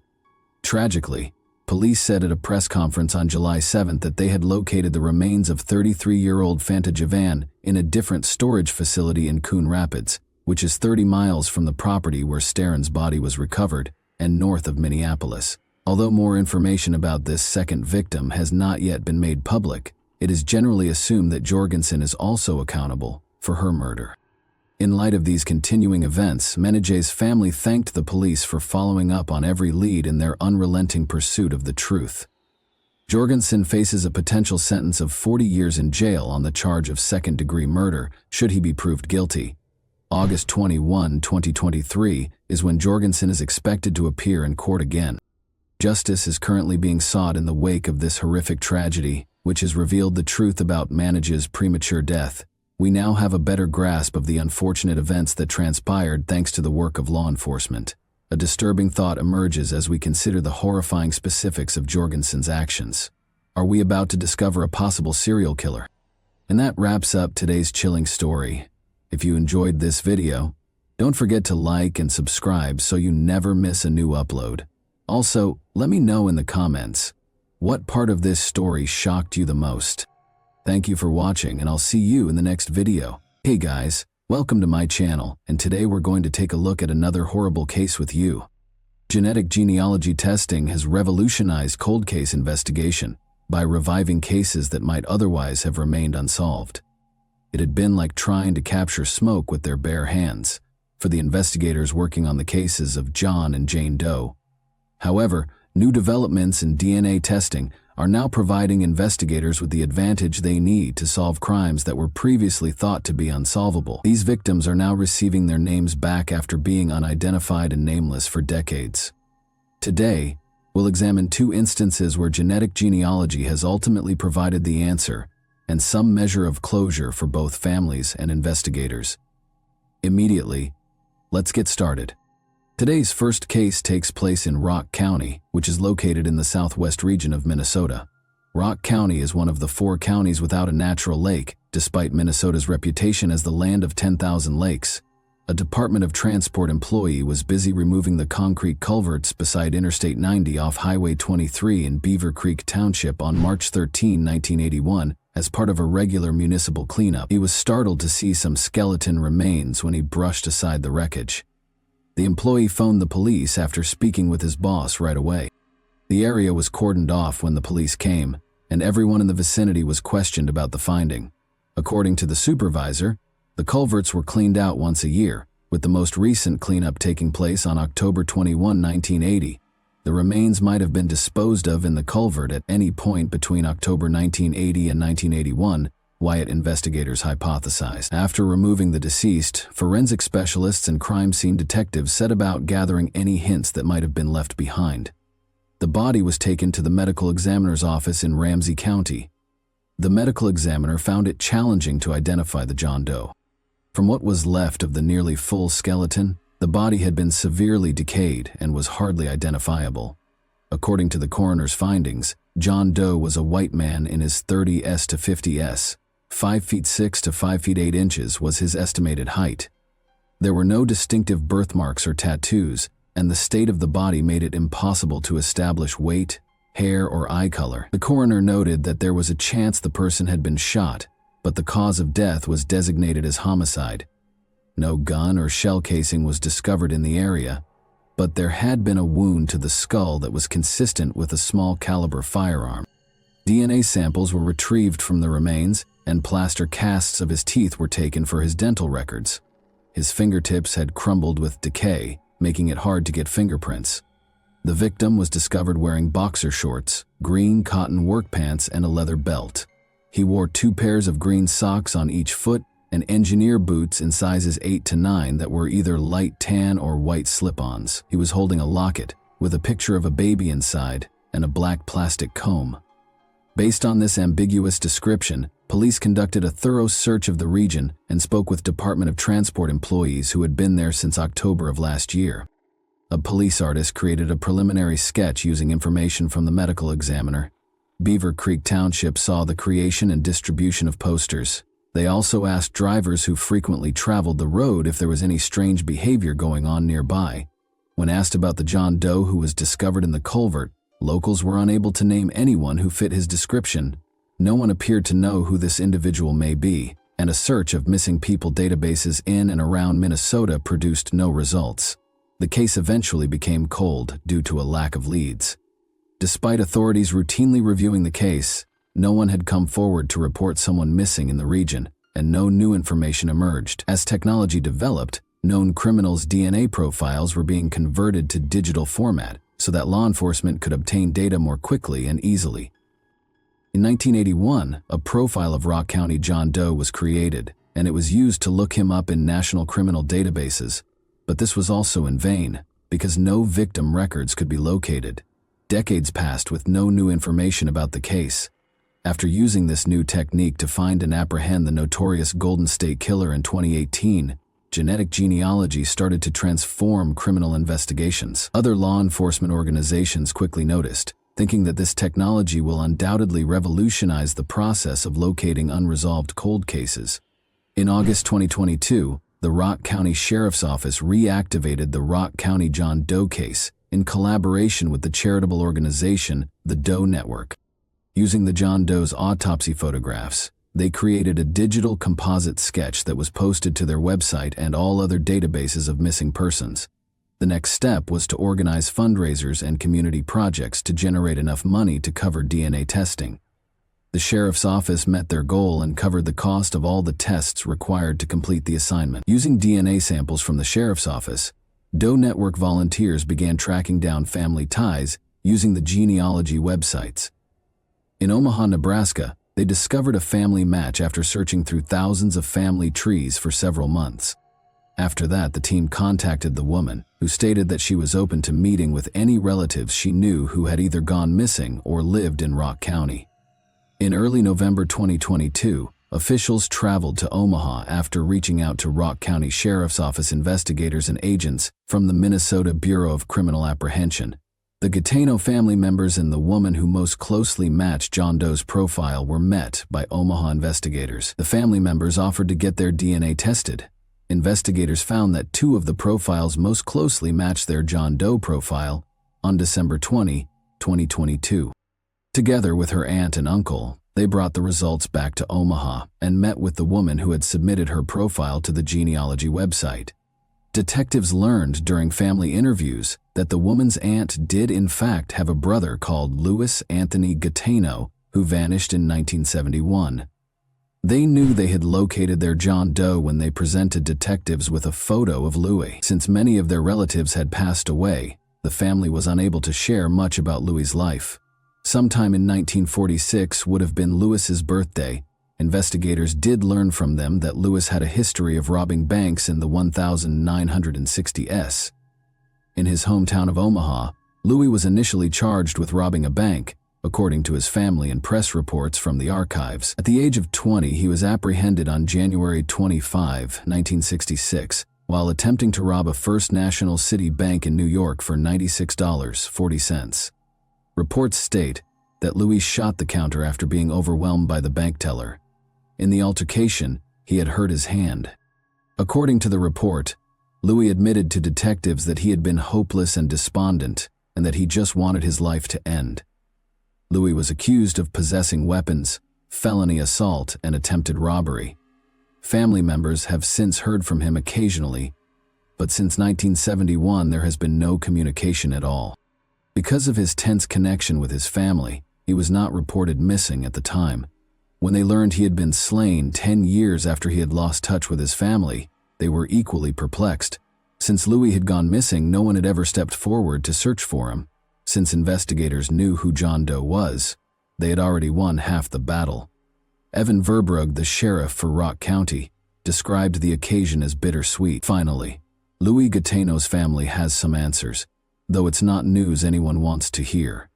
Even though there is still a lot to learn about Mr. Gateno's passing, being able to identify him decades after his passing is a crucial new piece of information in this case. Despite the difficult task, he stated that the case will stay open for Brooks. We'll have a hard time finding out, but it's our responsibility to try and get answers, and it won't cost much. According to him, officials are urging anyone with knowledge about the case or who may have known Louis Anthony Gateno between 1971 and 1981 to come forward and get in touch with the Rock County Sheriff's Office. Rock County, Wisconsin, is the location of our next case. Anyone can enjoy the great outdoors and reestablish a connection with nature in this county, which is full of parks and open spaces. However, a riddle perplexed law enforcement for 27 years, until fresh DNA testing provided much-needed clarification. On November 11, 1995, hunters were pursuing a herd of deer in a forested region close to Bradford, Wisconsin. Unaware that he was going to show his nephews a scene from a horror film, Gary Gilbank wanted to share his love of hunting with them. Rather, they came to a halt when they arrived at the southern shore of Turtle Creek. The man's skeleton remains were on the ground. They couldn't understand it. None of them knew who owned the skeleton or how it got here, and they owned the ground it was lying on. They called the cops without hesitation. As soon as they got there, investigators roped off the area to start their investigation. His hands seemed to be over his head as he lay on his stomach. He had been wearing a plaid shirt and a t-shirt with the name of the British band Venom on it, and a denim jacket that partially covered his head and back. There was a Nike sneaker close to the body, and he was also dressed in gray camouflage pants. The other was not located. From the scene, investigators retrieved a container of Carmex lip balm, a Budweiser lighter, an Aquatech wristwatch, and a chrome pendant of a horned goat. After being taken out, the remains were taken to the coroner's office for additional analysis. The coroner started examining John Doe in great detail. The skeletons had shown no obvious evidence of trauma. He weighed 140 pounds and was reported to be between 5 feet 4 and 5 feet 6 inches tall. He was between 17 and 20 years old. The coroner identified him as a male Caucasian based on a dental study. He had only 2 fillings and had received good dental care. His wisdom teeth were still in place, however, 1 was impacted and 2 had partially erupted. Hair samples were collected for a toxicological examination. The coroner did not rule out that he may have been drunk or had used hallucinogenic drugs before his death, but the absence of any traces of cocaine, codeine, or morphine ruled out the likelihood of an overdose brought on by a chronic opiate addiction. Although his cause of death remained unknown, it was possible that he had fallen into the creek and succumbed to hypothermia. The coroner thought that he might have been drunk and lost his way before he lay down, and that he might have perished from exposure to the weather. Additionally, there had been conjecture regarding the precise moment of his demise. According to the coroner's estimation, he might have passed away around the fall or winter of 1994. Other than the hints they discovered on the John Doe at the site, investigators had no leads. They began a thorough investigation that took them in a number of directions. John Doe's skull was incinerated in the interim, and his remains and ashes were interred at the same Johnson Town Center Cemetery where John and Jane Does were buried. Investigators looked into every known accident that happened around the estimated time of John Doe's death in order to support the idea that he might have been drunk and confused. They thought he might have been a vehicle accident survivor who had gone missing following the collision. But there were no reports of a missing male who suited his description. In actuality, no one who fit John Doe's description had ever been reported missing. Based on the clothing he was wearing when he was discovered, investigators then went back and looked at every rock concert that had ever taken place in the vicinity. Interviews with heavy metal members revealed that none of them could recall anyone who matched John Doe's description. Here they had come to yet another dead end. They looked through government documents and school yearbooks to determine his estimated age, but they discovered that no minors during that time were listed as missing. Investigators were forced to start over after conducting interviews with the local school district's children yielded no leads either. Thereafter, the inquiry focused on multiple witness accounts of a man who the locals called River Guy. Witnesses reported seeing a young man in his early 20s sprinting toward the creek where the body was finally found on October 16, 1994, at approximately 5:30 p.m. According to witnesses, the River Guy had been drunk and upset that afternoon and was dressed similarly to the John Doe. These witnesses stated that the man had been stumbling toward the creek and had fallen into the water multiple times while attempting to ascend the slope. Along with mentioning being a fugitive and having been wronged by a woman named Mary, they also claimed he had yelled at onlookers to leave him alone. Until additional forensic examinations revealed that River Guy and John Doe might not have been the same person because of chronological differences, the theory was still one of the most compelling. John Doe's pace of decomposition suggested that he might have passed away around May 1995 rather than in October 1994, when River Guy was last seen, according to subsequent forensic estimates. Additionally, this refuted the original medical examiner's estimated time of death. A pendant discovered at the scene provided the next lead. In 2010, The pendant was linked to a craftsman in the Janesville area by detectives from the Rock County Sheriff's Office. The man has created a number of rock and metal-inspired pieces for admirers while being involved in the local metal rock scene. He admitted to the police that the pendant was one of his creations when they showed it to him. Nonetheless, he produced a number of like pendants and sold them to dozens of customers over the years. The craftsman failed to identify John Clinton Doe as a potential client when he was shown a composite sketch of him. As a result, the investigation encountered yet another obstacle. Together with a scientist from the Smithsonian Institution, the Rock County Sheriff's Office conducted an isotopic examination of the John Doe's bones in 2014. In forensic anthropology, isotopic analysis has been used to identify the provenance of unidentified human remains from bone tissue. A person's birthplace can be ascertained by forensic scientists. The scientist from the Smithsonian found that John Doe had been in the Midwestern region around the Great Lakes for a considerable amount of time. The states of Wisconsin, Illinois, Minnesota, and Michigan were among these regions. Investigators were able to focus their inquiry because to this information, after determining the potential birthplace of John Doe, detectives started over in 2016 and revised the composite sketches created by the FBI in 2014 and the Rock County Sheriff's Department in 2013. This time, before making it public, they added some color and regressed the sketch to the age of 16. The department believed it would help anyone who might have dealt with him that year remember him, said private investigator Jack Fries. The whole idea here is to get people to think about what was going on in the early 90s and in their lives. And do they have any connection with this guy at all? He stated. Despite the failure of their efforts, detectives were determined not to give up lightly. Jack Fries, a private investigator, spent the next 2 years trying to figure out who the young John Doe was. In June 2018, Fries and Detective Corinne Billhorn contacted the DNA Doe Project, a volunteer-run non-profit organization that uses the DNA recovered and preserved from the initial autopsy to assist in identifying unsolved John and Jane Doe cases. In collaboration with Flugen Genetics, Aerodyne Research Inc., Full Genome Corporation, and the National Center for Missing and Exploited Children, the team set out to identify the John Doe. Using the genetic genealogy and ancestry website GDMatch, the protracted trip started. John Clinton Doe's potential ancestors were located and identified by the research team. They had a rough identity in February 2019, but detectives needed to be absolutely certain. Investigators spent the following 3 years locating the John Doe family in collaboration with the University of North Texas.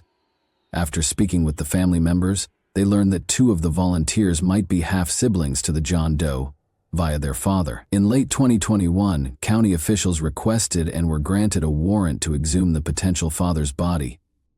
Following the extraction of DNA, testing resumed in earnest, and on June 14, 2020, John Clinton Doe's identity was eventually revealed. The body in the creek was identified as 20-year-old Carl Isaacs Jr., according to the Rock County Sheriff's Office. On April 30, 1974, Carl was born in Delavan, Wisconsin. He seems to have never fully recovered from the shock of his parents' divorce when he was quite young. In 1991, Carl had gone to an alternative high school for pupils from the Badger, Delavan, Darien, and Elkhorn areas. Carl had become addicted to drugs at the age of 17. Additionally, he had joined a gang of friends who planned a criminal spree that led to numerous burglaries and property destruction. He was given a 5-year prison sentence in March 1992 for breaking into and damaging golf carts at the Delbrook Golf Course in Delavan between April 1992 and the fall of 1993. Before landing at the Oak Hill Correctional Institute in Oregon, Wisconsin, Carl was transported to 3 different prisons. He had been discharged during that time to participate in a Madison halfway house drug rehab program. Under house imprisonment, he was also periodically permitted to visit his mother. Carl occasionally served as an informant for law enforcement and drug investigations. He had been on one of his home arrest visits in April 1995. On April 16, 1995, he had vanished out of thin air. He was never seen or heard from again. Carl's arrest warrant for a probation breach, which had been extended yearly until April 2018, was promptly signed by a county judge. The fact that no one had truly come forward to report Carl Isaacs missing at the time of his disappearance according to investigator Jack Fries, made their inquiry more difficult.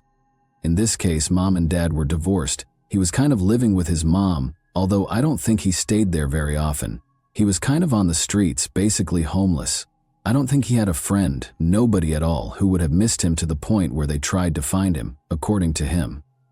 Fries thought that Carl had a reason for leaving his home and violating the conditions of his probation. At the news conference on June 14, 2022, Rock County Sheriff Troy Knutson revealed Carl Isaacs Jr.'s identity, calling it both a tragic event and the answer to a long-standing riddle. Knutson refused to respond to inquiries about why his family never reported him missing or any other information. I'm kind of sad to have to get together and discuss the untimely death of a young individual in our community, but I'm glad to finally be able to bring a little bit of resolution to the individual's identity. However, he did say that the family had been anticipating the news since the DNA matches were found and the investigation was conducted. Rather, he emphasized to everyone that the case was still pending. We're really looking to flesh out exactly who he was and how he found himself in that particular location. That's where we're looking to the community to help provide some of those details for us, he stated. Knutson went on to say that although the inquiry took a long time, the identification was made possible by technological developments. He gave Jack Fries, a former employee of the Rock County Coroner's Office, praise and gratitude for his voluntary assistance on the case. Additionally, he expressed gratitude to the DNA Doe Project, which gave investigators the breakthrough they needed to identify Carl Isaacs. Nick Gilbank, the person who found Carl's body in the creek, can still clearly recall that moment. He still has some unanswered questions, but he is relieved that there is some closure and that he knows who John Doe is. I walked over to see what I was looking at, and there, next to a garbage bag of his belongings, was a clothed skeleton. I remember kneeling down and picking up the shirt, and there was a skull, completely decomposed. I guess I'm glad they finally identified the remains, he stated. And that wraps up today's chilling story. If you enjoyed this video, don't forget to like and subscribe so you never miss a new upload. Also, let me know in the comments what part of this story shocked you the most. Thank you for watching, and I'll see you in the next video. Hey guys, today we're diving into another truly horrifying case. If you want to support my channel, make sure to subscribe and stay active. It really helps me out. I'd be super grateful for that. Let's get started. Be careful who you let into your home, they say. What if you were Cheryl, though? Would you let your ex-convict brother-in-law in the middle of the night? This movie, however, explains everything. The biggest mass murder in Connecticut history occurred on July 22, 1977. The crime was so heinous that the state's Supreme Court characterized it as vicious and seemingly unmotivated. And believe me when I say that the graphic details will stay with you for a very long time. Furthermore, sensationalizing is not our goal. It's unvarnished, heartbreaking, and genuine, and as always, we're dissecting this horror to find out what actually transpired with the Beaudoin family. First, let's learn more about the family and their world. On Cedar Hill Drive in Prospect, Connecticut, the Beaudoin family resided in a tiny, close-knit neighborhood. In 1977, there were just over 6,500 people living in this small village. Neighbors knew one another, and the allure of country living brought a feeling of security and tranquility. Although it may seem like a minor detail, this close-knit atmosphere is crucial to the events that transpired later. Since the Beaudoin family was not your average family, let's now discuss them. 10 people shared a single residence. Frederick Beaudoin, the father, and Cheryl, the mother, who was just 29 at the time, were the family's leaders. They had 7 kids together, ages ranging from babies to pre-teens. 10-year-old Sharon Lee, 9-year-old Deborah Ann, 8-year-old Paul, 6-year-old Roderick, 5-year-old Holly Lynn, and 4-year-old Mary Lou were the next in line after the oldest, 12-year-old Frederick Jr. As if that weren't enough, they also had a niece, Jennifer Santoro, who is 6 years old. Their home must have been a bustling, hectic place with all the daily ups and downs of a large family, because there were so many young lives involved. The Beaudoin family enjoyed a really exciting and enjoyable day together, as you may expect, and on the evening of Thursday, July 21, 1977, it was unquestionably the case. In Prospect, Connecticut, the 8 children were having a great time playing and swimming in their neighbor's pool. It was a normal summer evening, with splashes, laughter, and carefree moments all around. The BOD family wasn't exactly living in luxury, but they also weren't having a hard time. They were thankful for what they had and had enough to get by. They made a cozy, loving household that exuded joy despite their lack of income. The mother, Cheryl, was watching the children that night as they were having a great time at the pool. The father, Frederick Baudouin, was attempting to support his family while working his third shift at the Pratt & Whitney factory. However, when a man arrived at the pool, things took an unexpected turn. This was no stranger. Now, the children were actually very happy to see him. The neighbor remembered how they all ran to meet him and gave him kisses and hugs. He was obviously someone they trusted and knew well. After some time, the neighbor went inside. The kids finished their fun in the pool, and they went home with this man. The evening then proceeded as it would for any other family. However, nobody could have predicted that this night would soon take a tragic and dark turn that would permanently alter everything. When neighbors began to smell smoke around 4:15 in the morning, the early morning silence was broken. They initially believed it might be someone burning trash or leaves, but then they heard cries coming from the Baudouin residence, which was much more frightening. They promptly called 911 and 11 to report the fire after realizing something was gravely off. With sirens blaring through the night, fire engines from Prospect and the neighboring town of Bethany raced to the site. After roughly half an hour of valiant efforts, the firefighters were able to put out the fire, but none could have predicted what would happen next. Firefighters started searching the house as the smoke cleared and the flames subsided. They found an unimaginable tragedy within. The house was filled with the bodies of Cheryl Baudouin, her 7 children, and her niece Jennifer Santoro, age 6. Before the fire, they had all been mercilessly murdered. The burned body of Cheryl was discovered on the kitchen floor. 2 of the children were found in another bedroom, while 3 were found in another. There were 2 children in the back and 1 in the master bedroom. The situation in the bathroom was very horrific. Cheryl was among the numerous victims who had their hands bound behind their backs, which added to the misery. Before their bodies were burned by the fire, all of the youngsters seemed to have suffered significant head injuries, and 2 of them had their feet shackled. Even the most seasoned investigators were astounded by the heinousness of the crime, which was of unfathomable depravity. Edward P. Leonard, the state police commissioner at the time, said that all of the victims had been severely charred. Nevertheless, his testimony only alluded to the unspeakable tragedy that police and firefighters had seen. Later, a few neighbors acknowledged that they had woken up to the smell of smoke, but didn't give it much thought at first. They didn't see the danger until they heard the icy howls and decided to call for assistance. Joseph Paulino, a neighbor, made an effort to assist.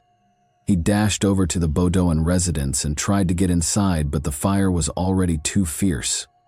A rush of heat drove me back when I opened the back door. He subsequently recalled the horrifying incident. The family's father, Frederick Baudouin, was working the 3rd shift at the Pratt & Whitney factory in North Haven at around 5:30 in the morning when the picture window blew out.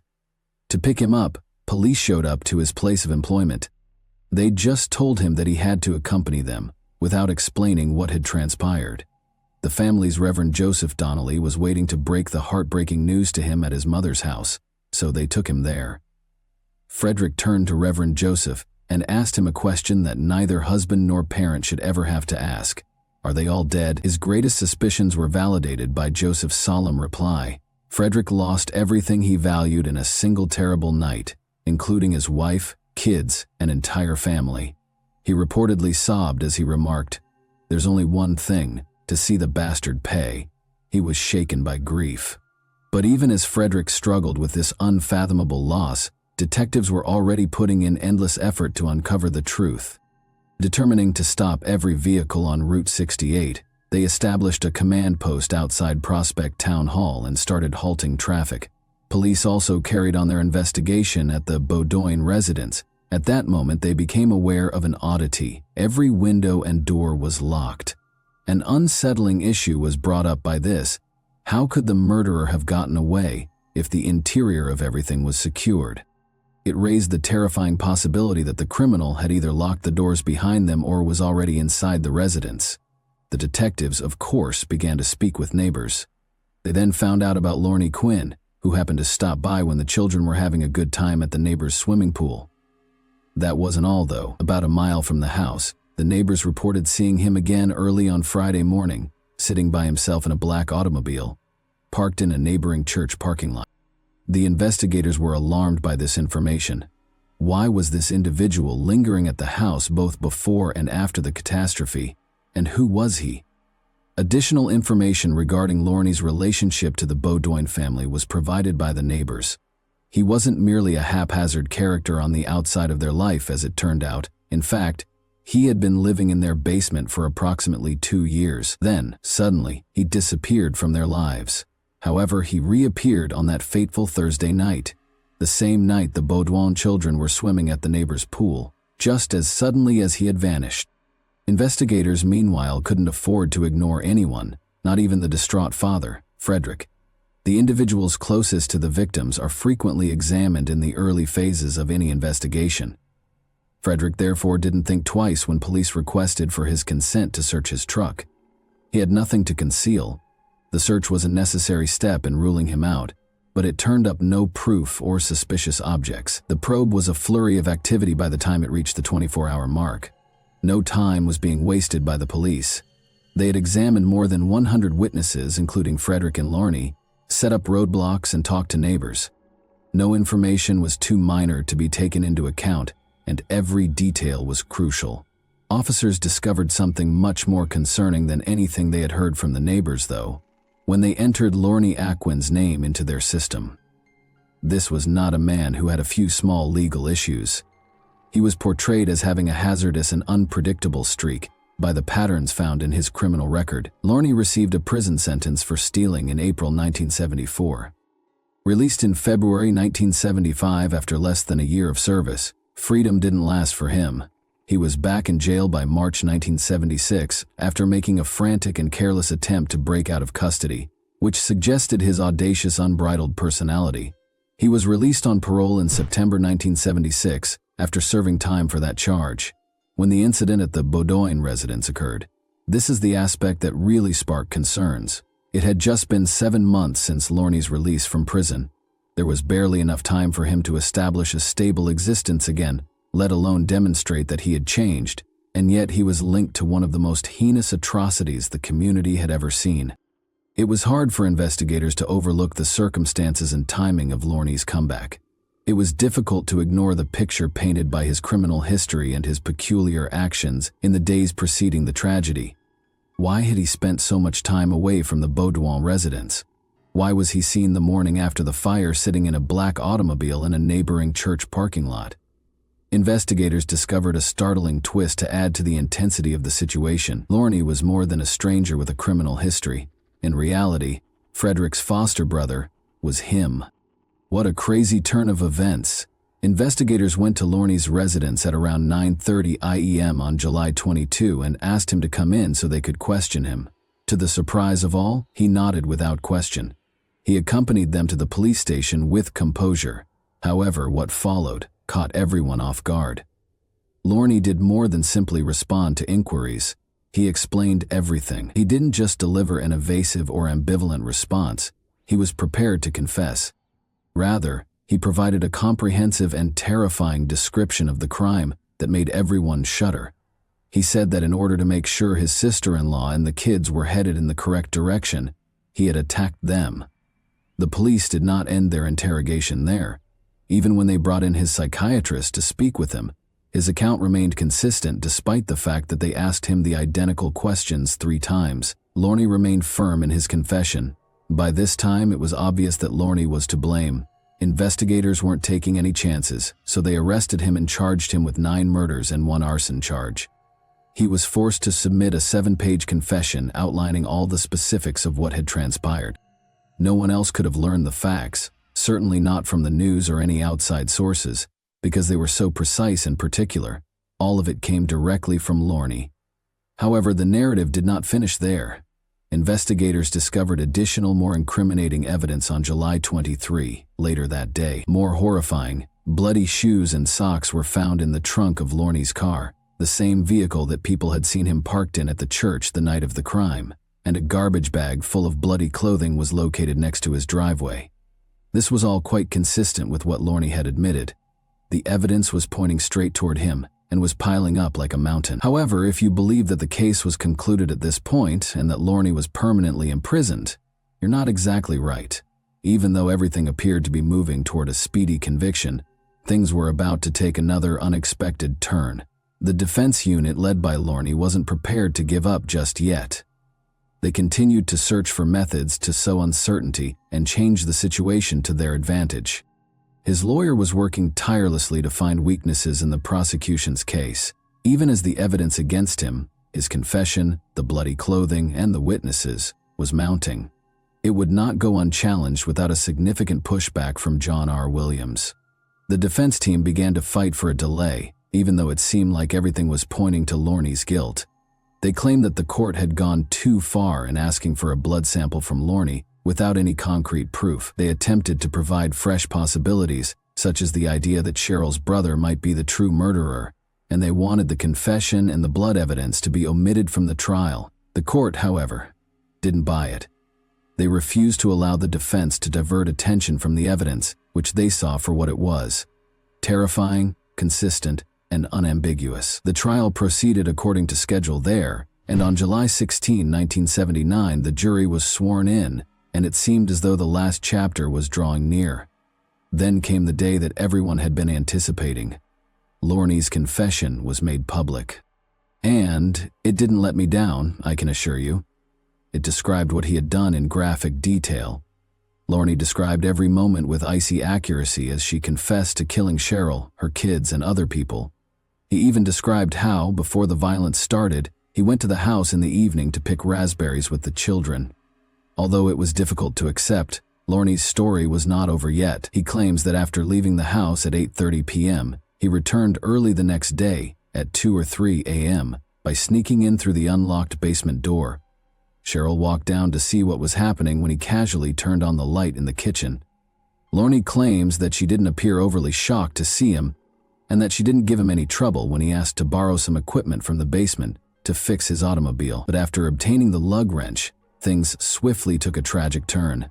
Returning upstairs, Lorne requested a beer from Cheryl.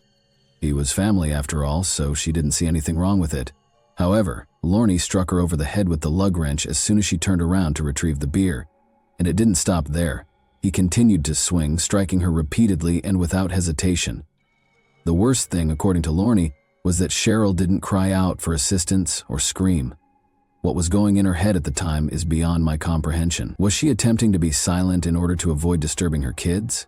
Did she want to live through this assault without being noticed? Regretfully, it was unsuccessful. After running to the kitchen after hearing the commotion, one of the children was hit by Lorne using the same wrench. He then proceeded to use the wrench and tire iron to assault the other kids, but he returned and began stabbing Cheryl after hearing her moaning in the kitchen, indicating that she was still alive despite the severe injuries. Later, Lorne told the authorities that he had tragically beaten 10-year-old Sharon before killing her after tying up some of the kids with twine. Imagine the anguish this young child went through at the age of 10, being beaten senselessly and then attacked. He then poured gasoline all over the house, including Cheryl and the kids, and set it on fire. But Lorne's story completely changed on September 5, 1979, when he took the stand. All of his confessions were disputed by him. "I didn't do any of that," he said. He asserted that the only reason he signed the confession was because his psychiatrist advised him to do so.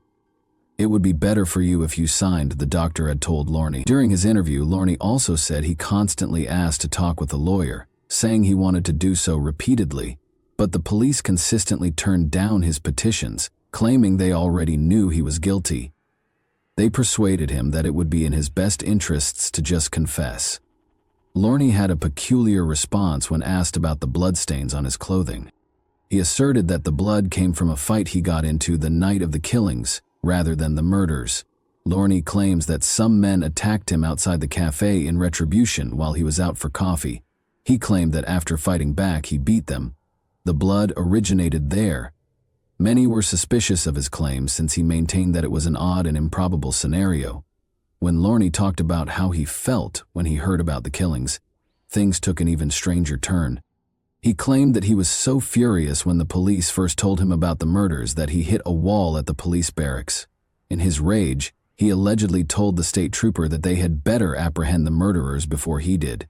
The jurors had never seen the innocent faces of the 7 dead children until the prosecutors showed them in a picture during the trial. Lorney's attorney used this photo as justification for a mistrial, arguing that the image's emotional impact might unjustly sway the jury's verdict. But the motion was denied by the court, and the trial went on without any problems.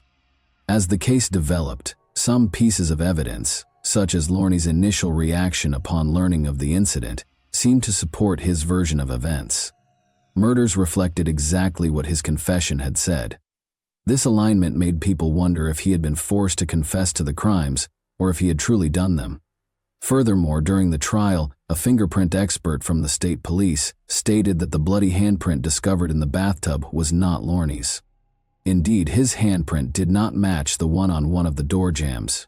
Given that the prints didn't resemble any of the victims or even Frederick the father, this revelation cast more suspicion on his involvement. Additionally, there was the issue of a previous interview that writer Lincoln Milstein from the local daily The Current had done with Lorney in October 1977. More discrepancies were exposed by this interview, which had been kept secret until the confession was made public. Lorney acknowledged to Milstein that he didn't remember the murders. He only vaguely recalled seeing bodies and blood all over the place, chatting to Cheryl, and the home being on fire. He asserted that his memory of what had transpired was blurry since he had been so terrified and perplexed by it. But in October 1977, for security considerations, Lorney was moved to a state mental hospital in Middleton, and a few weeks later he was formally committed. There were questions regarding his mental state at the time of the confession, when a psychiatrist testified that he might have epilepsy or schizophrenia. In light of this, others contended that his comments lacked credibility, which raised more concerns about his responsibility for the crimes. Let's go on to October 1979. After 3 days of hours of deliberation, the jury found Lorney guilty on all counts of murder. They did not prosecute him, despite rumors that he may have been motivated to murder after experiencing embarrassment after reportedly harassing one or more of the Bode ladies. Although it was never established beyond a reasonable doubt, Chief Assistant State's Attorney Walter Scanlon speculated that this might have been the motivation. The state attempted to obtain the maximum penalty of 245 years in jail, which consists of 20 years for arson and 25 years for each homicide. However, Lorney was given a sentence of 105 years to life in jail, with the option of release after 50 or 55 years by Judge Walter Pickett. After the verdict was reached, Lorney's lawyer promptly submitted an appeal, so fast that it appeared as if the appeal had already been prepared and was ready to be filed. But Lorney was imprisoned after the court rejected his appeal. Lorney persisted in challenging his conviction over time by submitting requests for a habeas corpus hearing. Each petition was denied in spite of his best efforts, and his court cases appeared to be fruitless. For those who are not familiar with the word, habeas corpus is a writ that is used to bring an accused individual from another jurisdiction to the court where the crime was committed. This essentially allows the case to be reviewed. Lorney contended that his confession shouldn't have been used against him and that he was unfairly condemned. After a while, Lorney was moved to Suffield, Connecticut's McDougall Walker Correctional Facility, where he was imprisoned for 38 years. He accrued 8 disciplinary offenses during this period, including violence, drug possession, contraband, and other infractions. He was accused with violence and refusal to submit a specimen in 1997, which was his most recent offense. Then Lorney's health took a sharp turn in June 2015. Following a serious medical crisis, he was admitted to the intensive care unit and put on a ventilator. Lorney had no family that could or would make medical decisions for him, according to the Department of Correction. The judge was summoned to decide how to treat him, but Lorney died of a serious brain bleed before the discussion could begin. Having been incarcerated from the age of 27, he was 65 years old when he passed away. Since no autopsy was conducted and the source of the brain bleed was never identified, his death remained mysterious. After cremating Lorney's remains, the funeral home's previous owner, Robert DeClark, requested and was granted custody of his remains after his passing. In an effort to locate any family members who might come forward, DeClark occasionally carried Lorney's ashes to the Department of Correction after they had been preserved. However, nobody did. and in all honesty, it seems like Lorne received just what he was due. It's nearly impossible to comprehend the violence and cruelty involved. No child, not even Cheryl, deserves to die that way, abandoned and forgotten. For the rest of the family, especially the father, Fred, the lingering heartache must have been intolerable. Can you picture the devastating conclusion that his loved ones had been killed by his own foster brother? It had to be beyond description. The million-dollar question is thus raised. Did Lorne somehow get away with a punishment that wasn't appropriate for the offense? Or was the sentencing fair? Thanks for watching, everyone. Your support means a lot to me, and you can help my channel grow by hitting that like button, dropping a comment, and sharing this video. Your engagement really makes a difference. See you soon. Hey guys, welcome to my channel, and today we're going to take a look at another horrible case with you. A young mother who never thought she would be killed by her husband. A form of social and psychological influence known as manipulation occurs when someone tries to alter another person's thoughts and actions in order to further their own agenda. Similar techniques are usually used by manipulators, who may utilize physical or moral assault, blackmail, or deceit.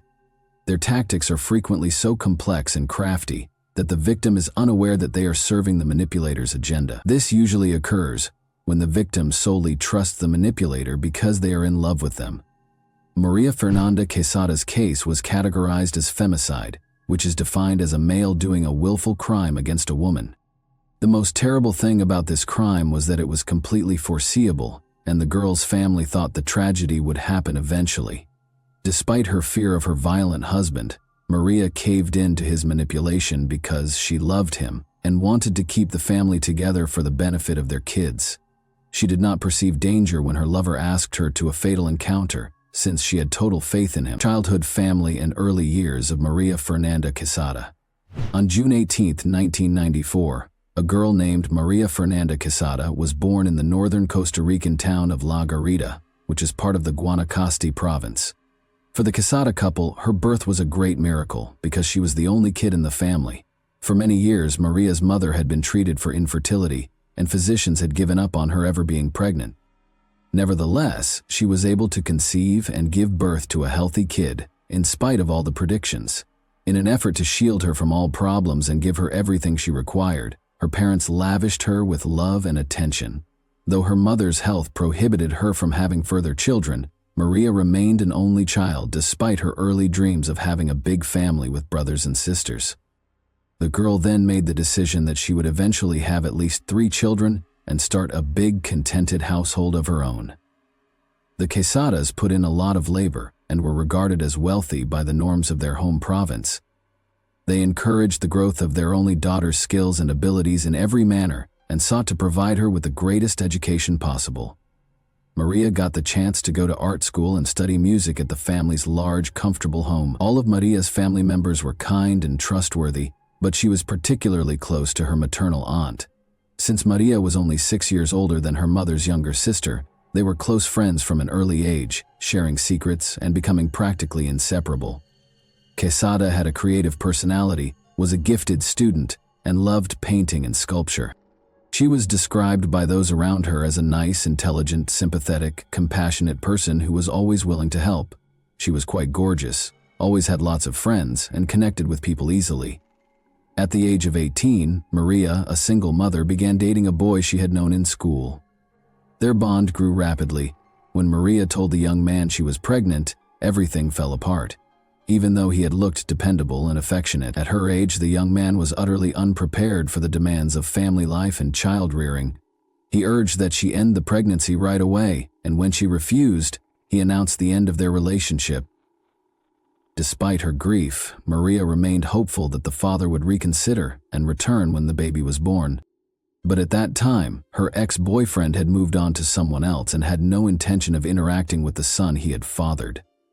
Maria's parents and aunt provided her and her son with the majority of their assistance and financial support. The young mother understood that she would have to support her son independently, as she couldn't rely on her family indefinitely. She started searching for methods to make a living since she wanted to enjoy her job. She soon found internet tutorials on how to make soap and wax candles for decoration. Maria, who is artistic, was intrigued to this exercise and thought it had a lot of promise. Maria pushed herself into producing soap and candles by hand and selling them online.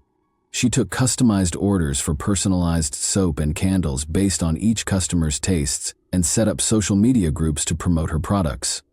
Her business took off right away. Her orders increased quickly along with her social media following. She aspired to become a master craftsman and kept honing her technique in the hopes of earning enough cash to start her own store. Maria also began earning a respectable living by providing online classes on how to make soap. She kept living with her parents and kid, accumulating money for a house of her own and dreaming of a scary suitor and an education. Despite her hard work, Maria never gave up on her dream of finding a deserving guy who would adore her growing baby as if he were his own, and with whom she could have a happy, stable family. This dream was shared by her loved ones, but they were terrified for her future when she brought her new partner into the house. Quesada traveled to the city in the fall of 2017 to purchase materials for producing candles and soap. A charming young man called Esteban Rovira Vargas came up to her while she was shopping. He complimented her and said he couldn't help but come over and introduce himself since he was so taken by her beauty. Maria consented to go for a stroll with Esteban and have coffee with him because he came off as courteous and sincere, soon gaining her trust. Their surprising affair began when Maria handed him her phone number after a quick talk. Even though Maria was 12 years older than Esteban, she didn't think that would stop them from having a happy future. Although it was unclear to many around her what had captured her heart, she fell in love with him the moment they met. Maria was completely different from Vargas. Despite his harshness, rudeness, frequent use of profanity, and several negative habits, he never discussed his history. Although he had significant savings that many believed were acquired through unethical means, he did not officially hold a job. In the glove box of his vintage pickup truck, Esteban stored his handgun. He seldom gave up the pistol, but he never gave an explanation. Maria had a suspicion that her partner might have ties to the criminal underworld, but she was too scared to confront him about it. Nor was she aware of his previous relationships. Maria made the decision to present Esteban to her family approximately 4 months into their relationship. It turned out that she had every reason to be extremely anxious about her parents' response. Esteban was impolite, confrontational, and used profanity. Any inquiries or comments sparked rage and unexpected outbursts. Because he publicly scared Maria's parents, they started pressuring their daughter to end the connection as soon as he left their house, out of concern for her safety. But Maria wasn't merely in love. She refused to hear any arguments, since she was so overcome by her emotions. Her lover would eventually calm down, settle down, and become a good husband to her and a caring father to her son, as well as to the children they would have together, a family like his. Because she naively thought that her love, care, and support would help him manage his outbursts. After getting to know Quesada's parents for a few weeks, Esteban made the decision to present his family to Maria. His invitation to his mother's place for a family dinner became a nightmare for Maria. Like Esteban, the Vargas family members were irritable, violent, and conceited. They spoke loudly, shouted profanity, and any disagreement might quickly turn into a brawl.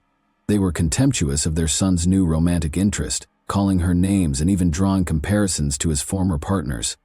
That didn't sit well with them. They didn't try to hide their love, and Maria already had a child from a past relationship. Maria did her best to contain her cries of humiliation and pain.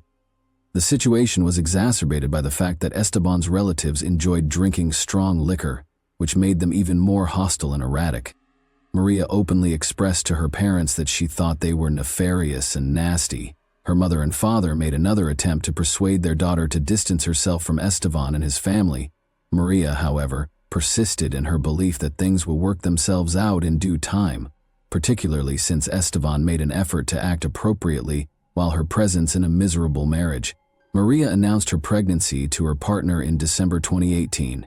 Although he wasn't particularly excited about the news, Esteban concurred that it was time for them to formally announce their love. The bride was 4 months pregnant when the couple tied the knot on April 6, 2019.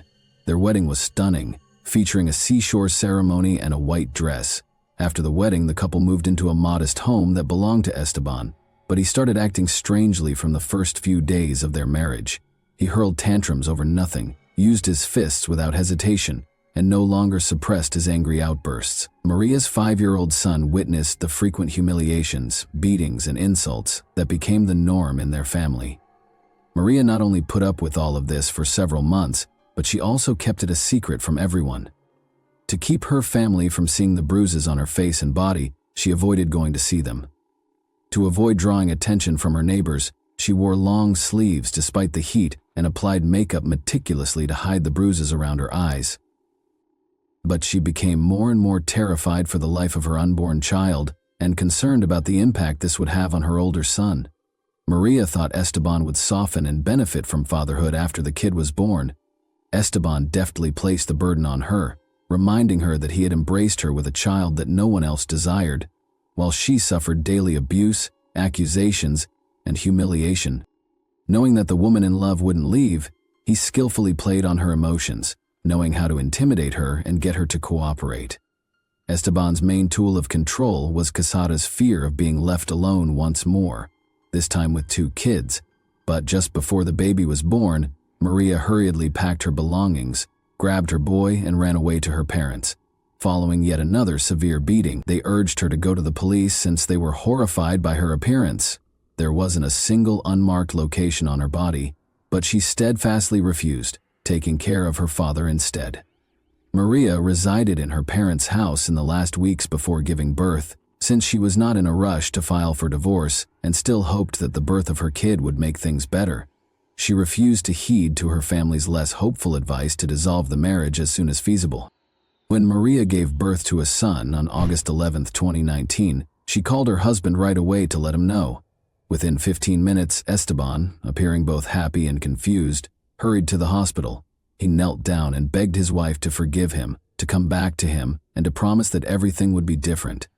After being released, Maria went home with the kids since she now trusted him. It goes without saying that Quesada's parents were taken aback by their daughter's choice. Maria would not listen, even though they knew this was their son-in-law's ruse and manipulation.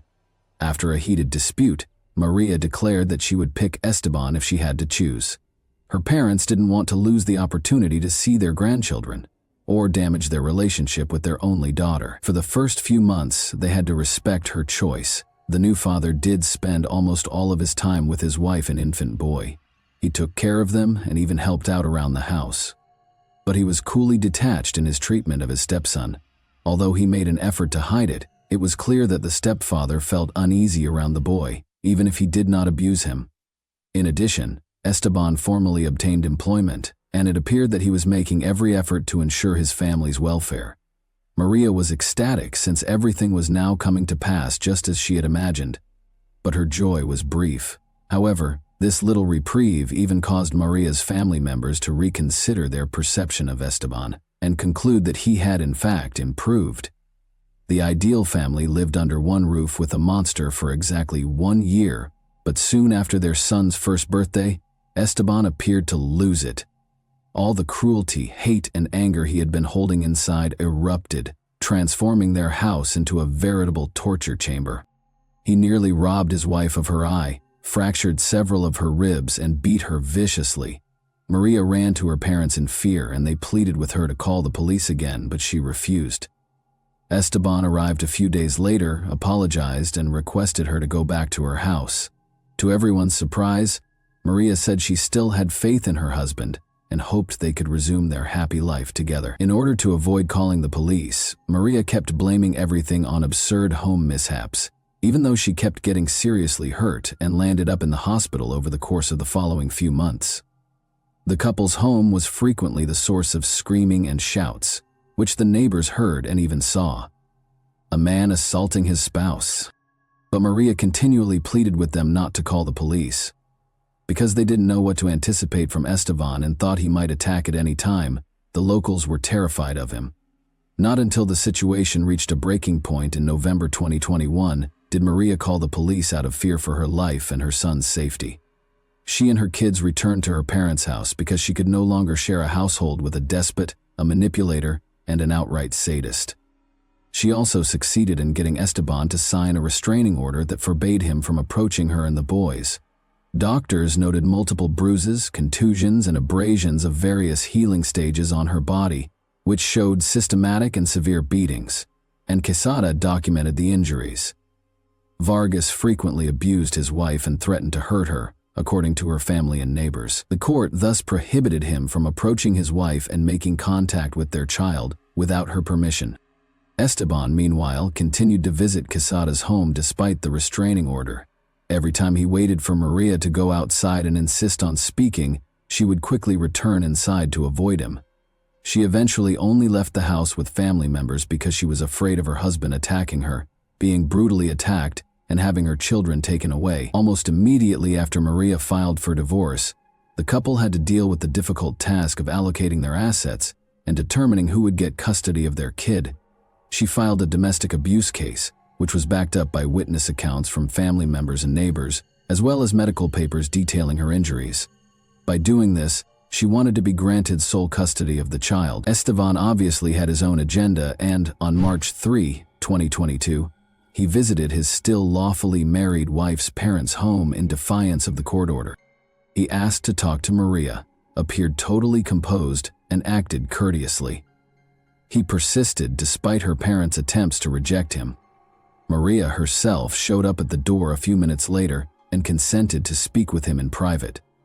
Although it's unclear exactly what Esteban said to her, he was quite persuasive, and Maria consented to accompany him to their shared house in order to resolve some matters. Furthermore, Esteban persuaded her that he missed the child and desired to spend time with him, so she brought their son along. Maria reassured her parents that nothing negative would happen, despite their strong opposition to their daughter and grandson traveling anyplace with this dangerous man. The last time her parents saw their only daughter alive, she took the child and climbed into Esteban's car. In the car, the couple began to argue. By the time they arrived at their home, the neighbors could hear and see Esteban shouting and screaming profanity at Maria. When the couple and their little boy entered the house, the situation worsened. The shouting continued, and soon there were loud noises that sounded like dishes and furniture being shattered. Then Maria's frantic appeal for assistance was heard, followed by the sound of a sobbing kid. A man across the street hurried over to assist after neighbors alerted emergency services. The front door swung open as he got closer, and Esteban, covered in blood, emerged on the threshold. He had a blood-stained knife in one hand and the sobbing toddler in the other. His face was contorted in anger, and his eyes were wild. Vargas got into the car and drove off, while the neighbor retreated, terrified for the boy's life.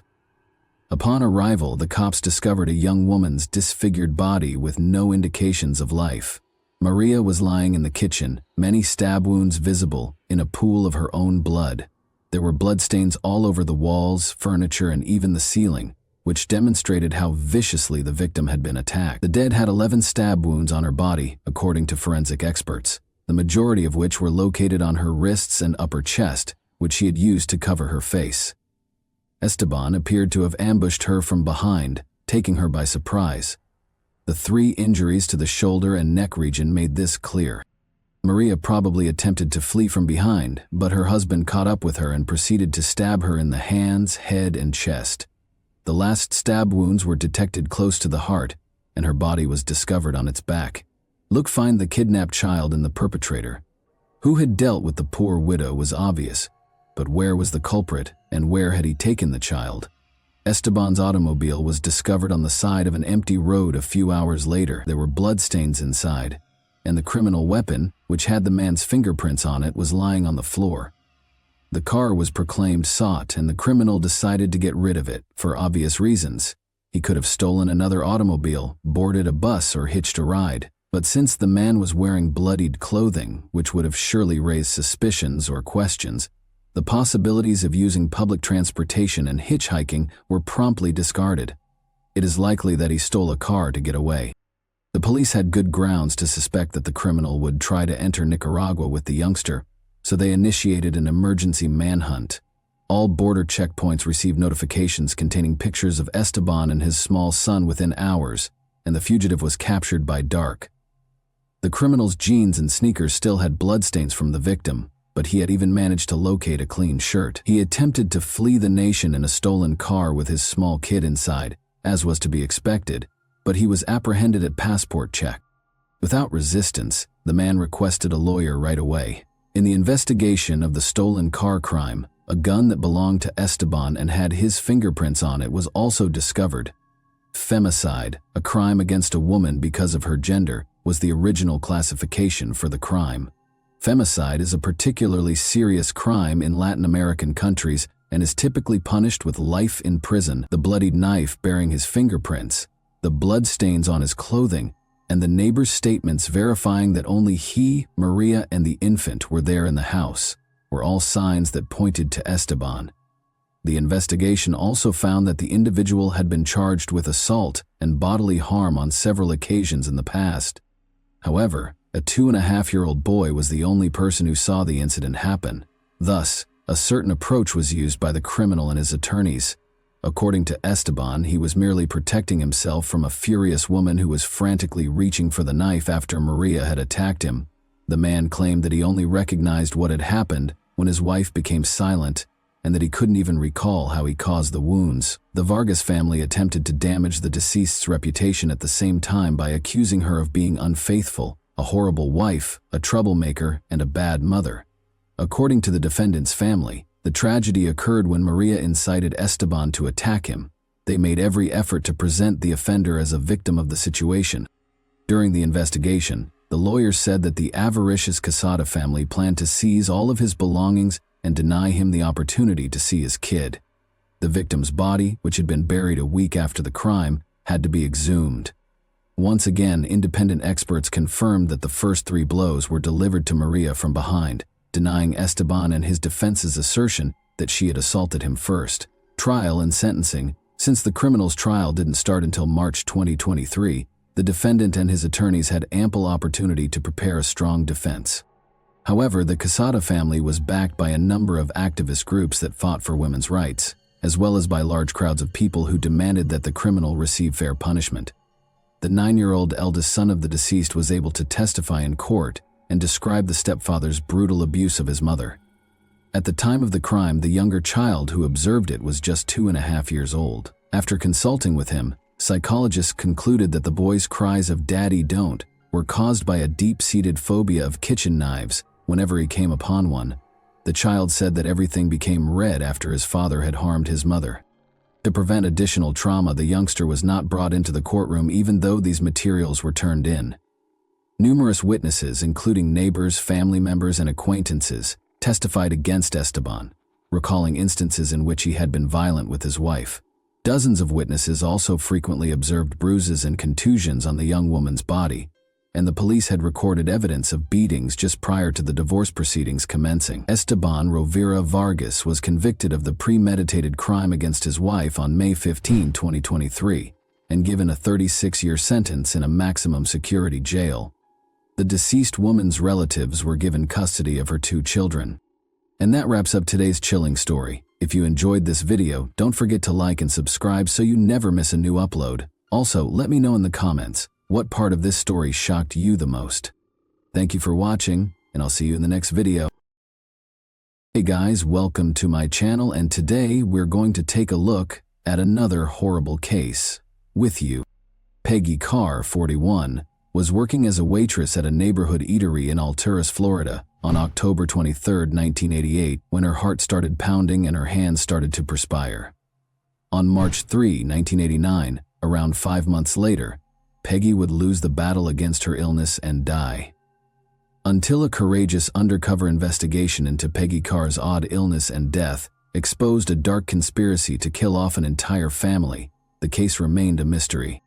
Alturas, a small, tight-knit village in Polk County, Florida, with a population of slightly over 4,000, was where Peggy Carr and her family resided.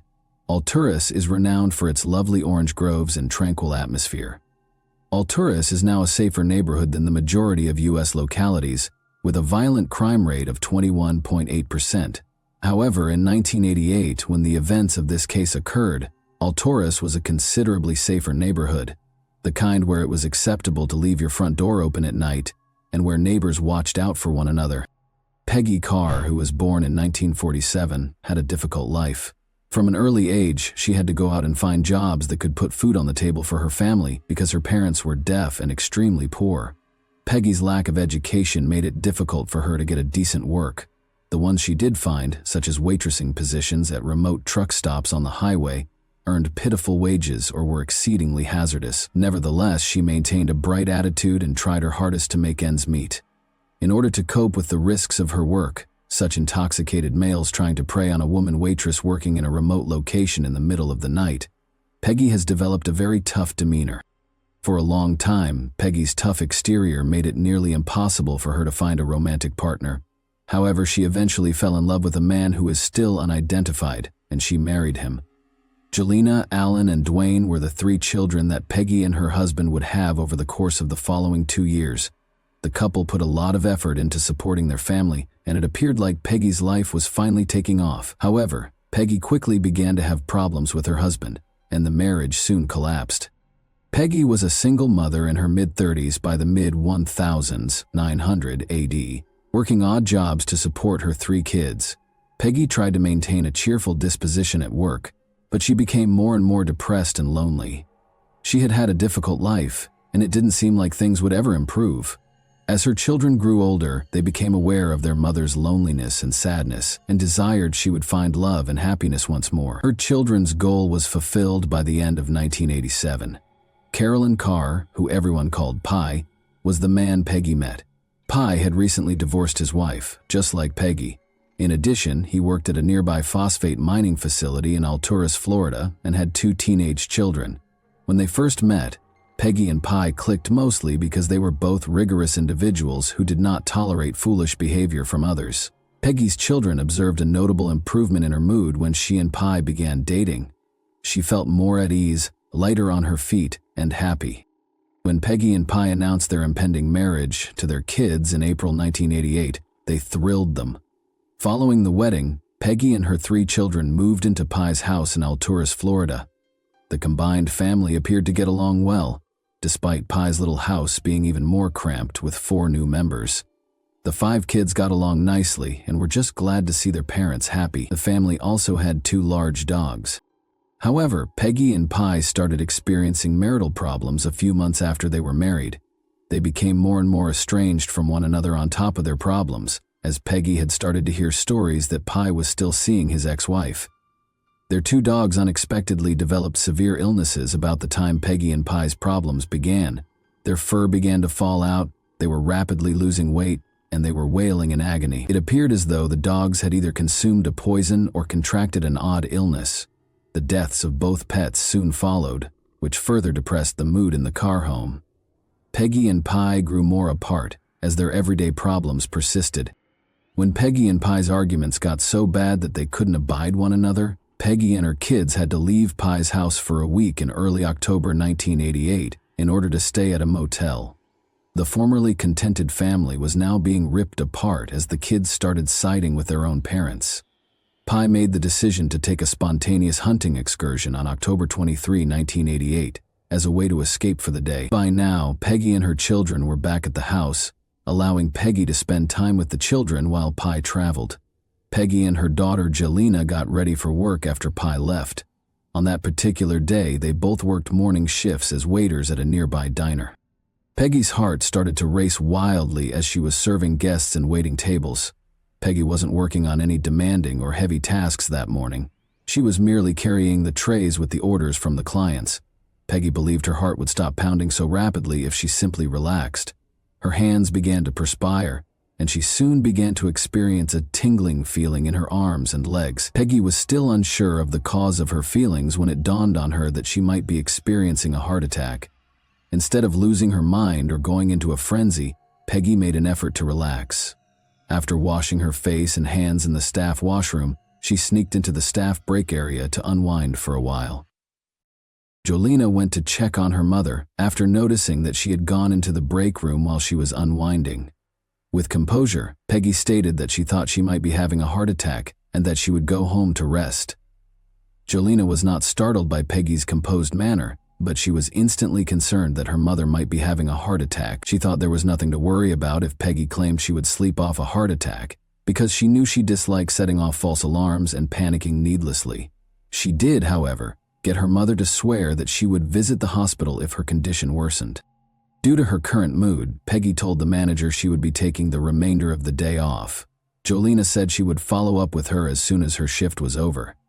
The house was vacant when Peggy arrived home. She went to her bedroom to lie down because Pi was still on his trip and the kids were still at school.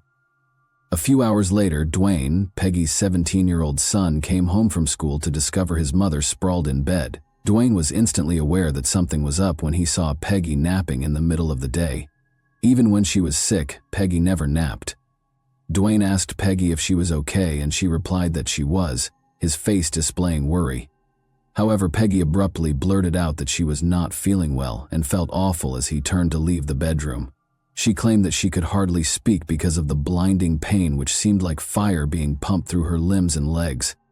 Dwayne's suspicions were validated at this point. Dwayne knew his mother had to get to the hospital right away if she claimed that this was the most agonizing thing she had ever experienced, because she was not a dramatic person. Fortunately, Pi got home from his hunting expedition at that very moment, and Dwayne informed him right once that they needed to take Peggy to the hospital. To his surprise, however, Pi just waved him away, stating that he was certain Peggy was only ill with the flu and would recover in a day or two. Since Pi didn't intend to take Peggy to the hospital himself, Dwayne called his sister right then and asked her to come home so she could do it. Jelena's condition had deteriorated to the point where she was unable to walk or stand, so Dwayne had to assist Peggy to the car when she got to the house. The true issue started when they arrived at the hospital and Peggy was brought into the acute care unit to start treatment because neither Dwayne nor Jelena knew what might have caused Peggy to feel the way she did. Peggy was now limited to lying down and groaning in agony. Her limbs still felt like they were on fire, her heart was still pounding, and she was now throwing up and feeling sick. Peggy underwent a battery of tests in an attempt to identify her condition, but every test came back negative or indicated that she was in perfect health. The doctors were genuinely perplexed by this. Peggy was writhing in agony, and since the tests they had performed had revealed nothing wrong with her, it appeared as though her illness had struck out of the blue. The physicians chose to keep her in the hospital and monitor her because they had no other option. Peggy's symptoms appeared to get better after she was in the hospital for roughly 3 days. She was able to communicate, eat, and move around a little, but she still had intense agony in her limbs and her heart continued to race. The physicians made the decision to release her so she could recover completely at home because she appeared to be on the mend. On October 26, 1988, Peggy arrived home and slept in bed to recuperate. She saw that she was getting better. However, all of the symptoms returned after a day, this time with considerably greater intensity. She was feeling sick, her heart was pounding, her arms and legs felt like they were on fire, and she had dropped so much weight that she was a shell of her former self. However, Peggy's family decided it might be better for her to stay at home rather than go to the hospital, because they understood that even the doctors didn't know what was wrong with her. However, it appeared as though Peggy was collapsing before their very eyes. She was unable to eat, sleep, walk, or even speak. The anguish she was experiencing was so great that she was only able to lie in bed, writhing in agony and occasionally screaming into her pillow. Her family finally gave in and agreed to take her back to the hospital on October 30.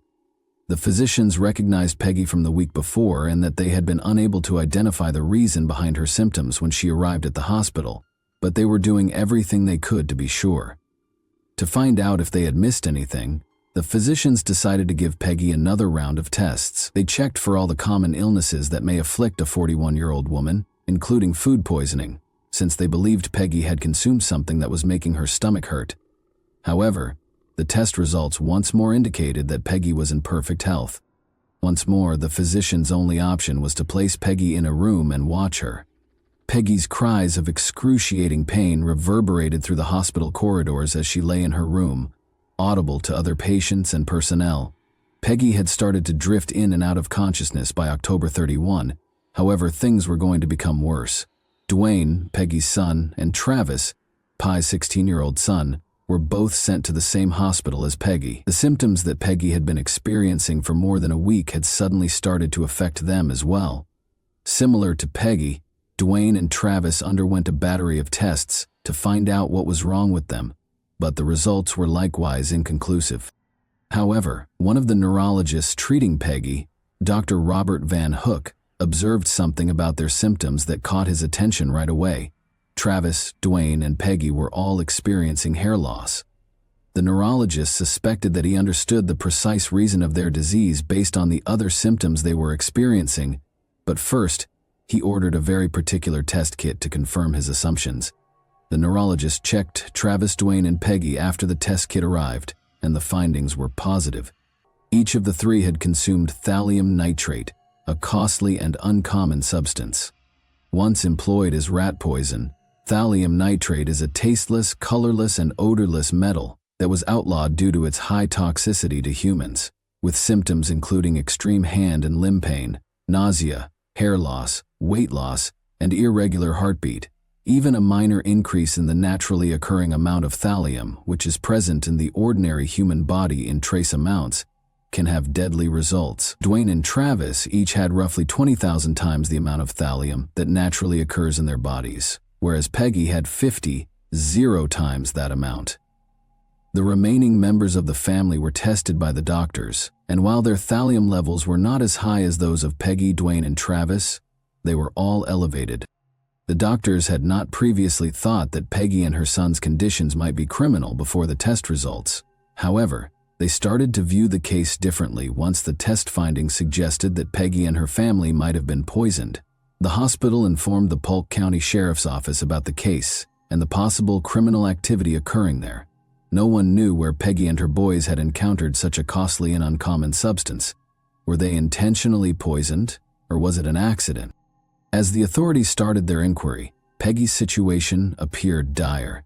Even though thallium poisoning may be cured, Peggy's body had been so thoroughly damaged by the poison that she was unlikely to live even if therapy had been given. As they waited for the poison to kill her, the doctors told her that the only thing they could do was to make her as comfortable as possible. For the boys, however, there was hope. Everyone hoped that the treatment they received would be quick enough to save their lives. Peggy fell into a coma a few days after learning that she was not going to be saved. After 2 months in the hospital, her family opted to remove her from life support on March 3, 1989, although she would stay in the coma for the following 4 months. Dwayne recovered completely. Although Travis would finally recover from the poisoning and spend 6 months in the hospital, the severe damage the poison had done to his limbs meant that he would never be able to walk again.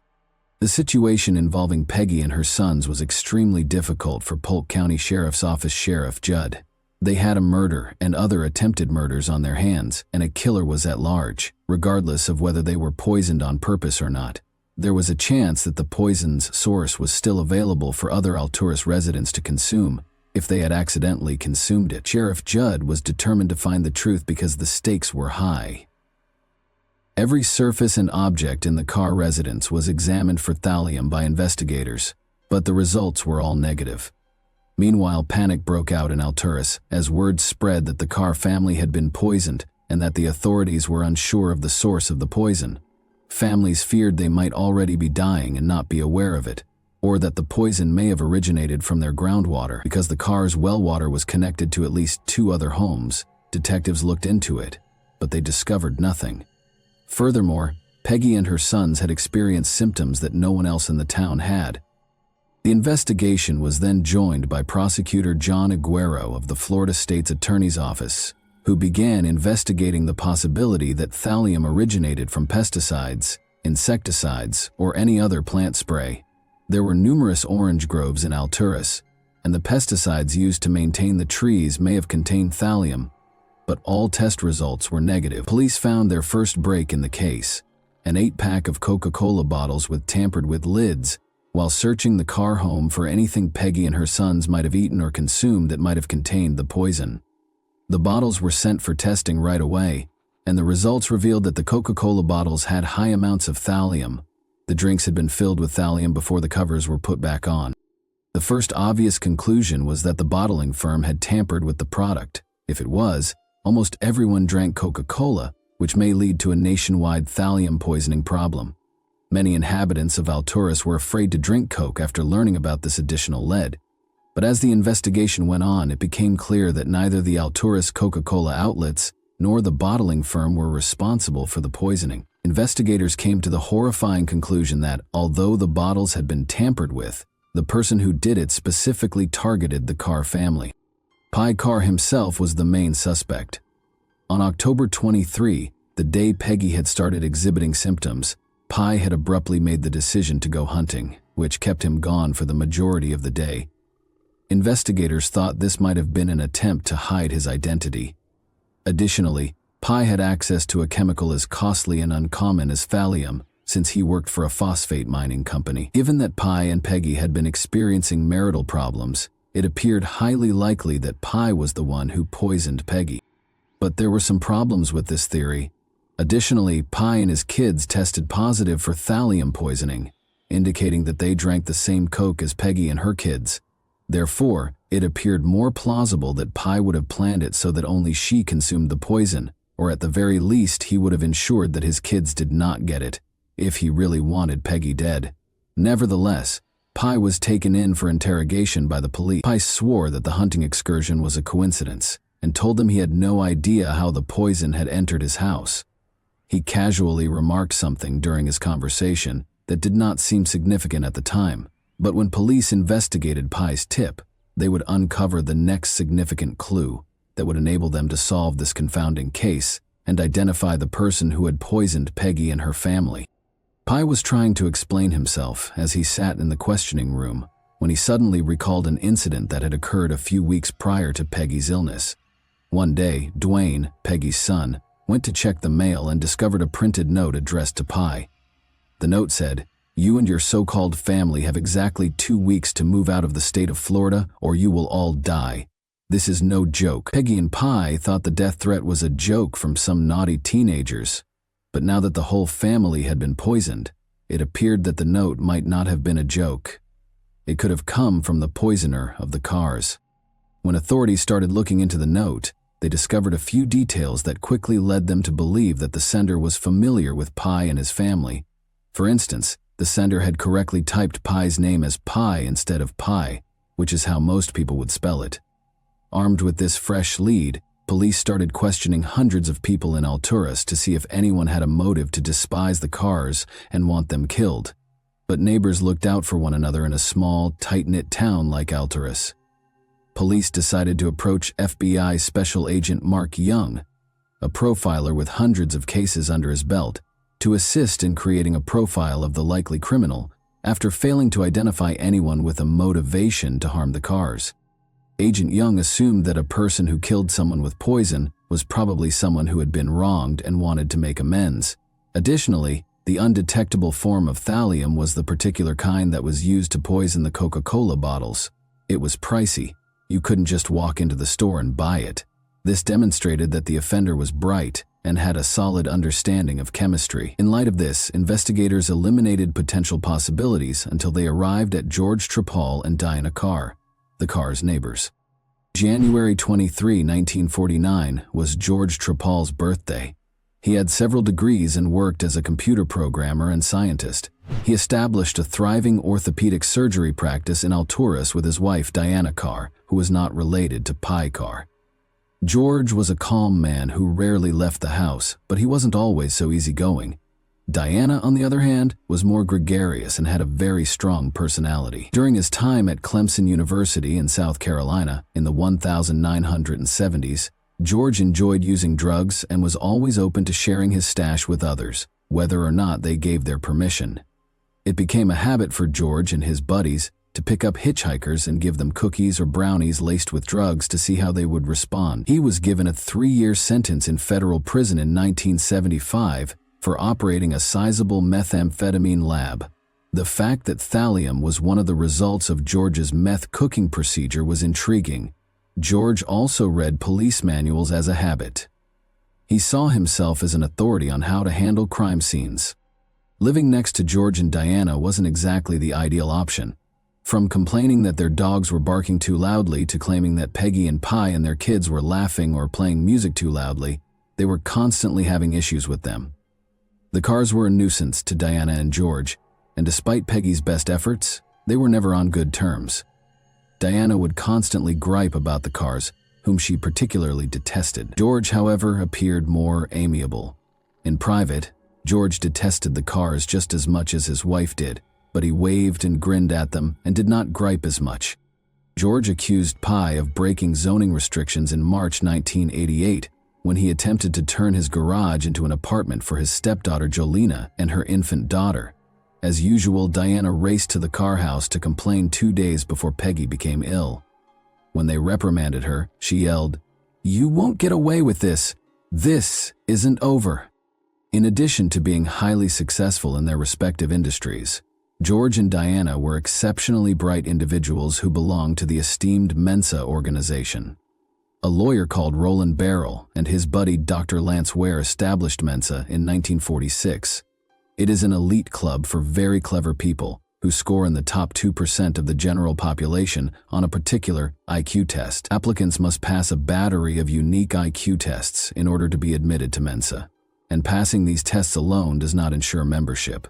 After being accepted, members frequently host debates, seminars, gatherings, discussion panels, and other get-togethers to exchange ideas and have thought-provoking discussions. Despite having its headquarters in England, Mensa has locations all over the world. George and Diana were members of the Mensa branch in Florida, which hosted monthly entertaining and thought-provoking events known as murder mystery weekends. Over the course of a weekend, members would alternately plan a crime mystery that the other members would attempt to solve. All of the members would spend that weekend at a remote place, such as a hotel or inn, where they would stay and contribute to the murder mystery. A middle-aged woman called Sherry Gwen joined the Mensa Florida branch in April 1989, just a few weeks after Peggy passed away. Sherry had fled an abusive marriage in Texas and relocated to Florida. She felt a sense of belonging after joining Mensa, and she quickly grew close to George and Diana. George and Diana took turns organizing the murder mystery that would be solved for that month's murder mystery weekend the month Sherry joined Mensa. George, who was currently 40 years old, took this duty very seriously and worked for weeks to craft the ideal crime. All of the members had a difficult time attempting to solve the case and find the murder weapon, but their murder mystery weekend was a huge success. Sherry, however, was captivated when George eventually revealed the murder weapon to the gathering. In an attempt to find out everything George knew about the murder weapon and what would happen if it were used in real life, she would spend hours discussing it with him. George, who was sometimes eclipsed by his wife, was impressed by Sherry's attention and was pleased to respond to all of her inquiries. Diana relocated her medical business from Alturas to Sebring, a nearby town, in December 1989.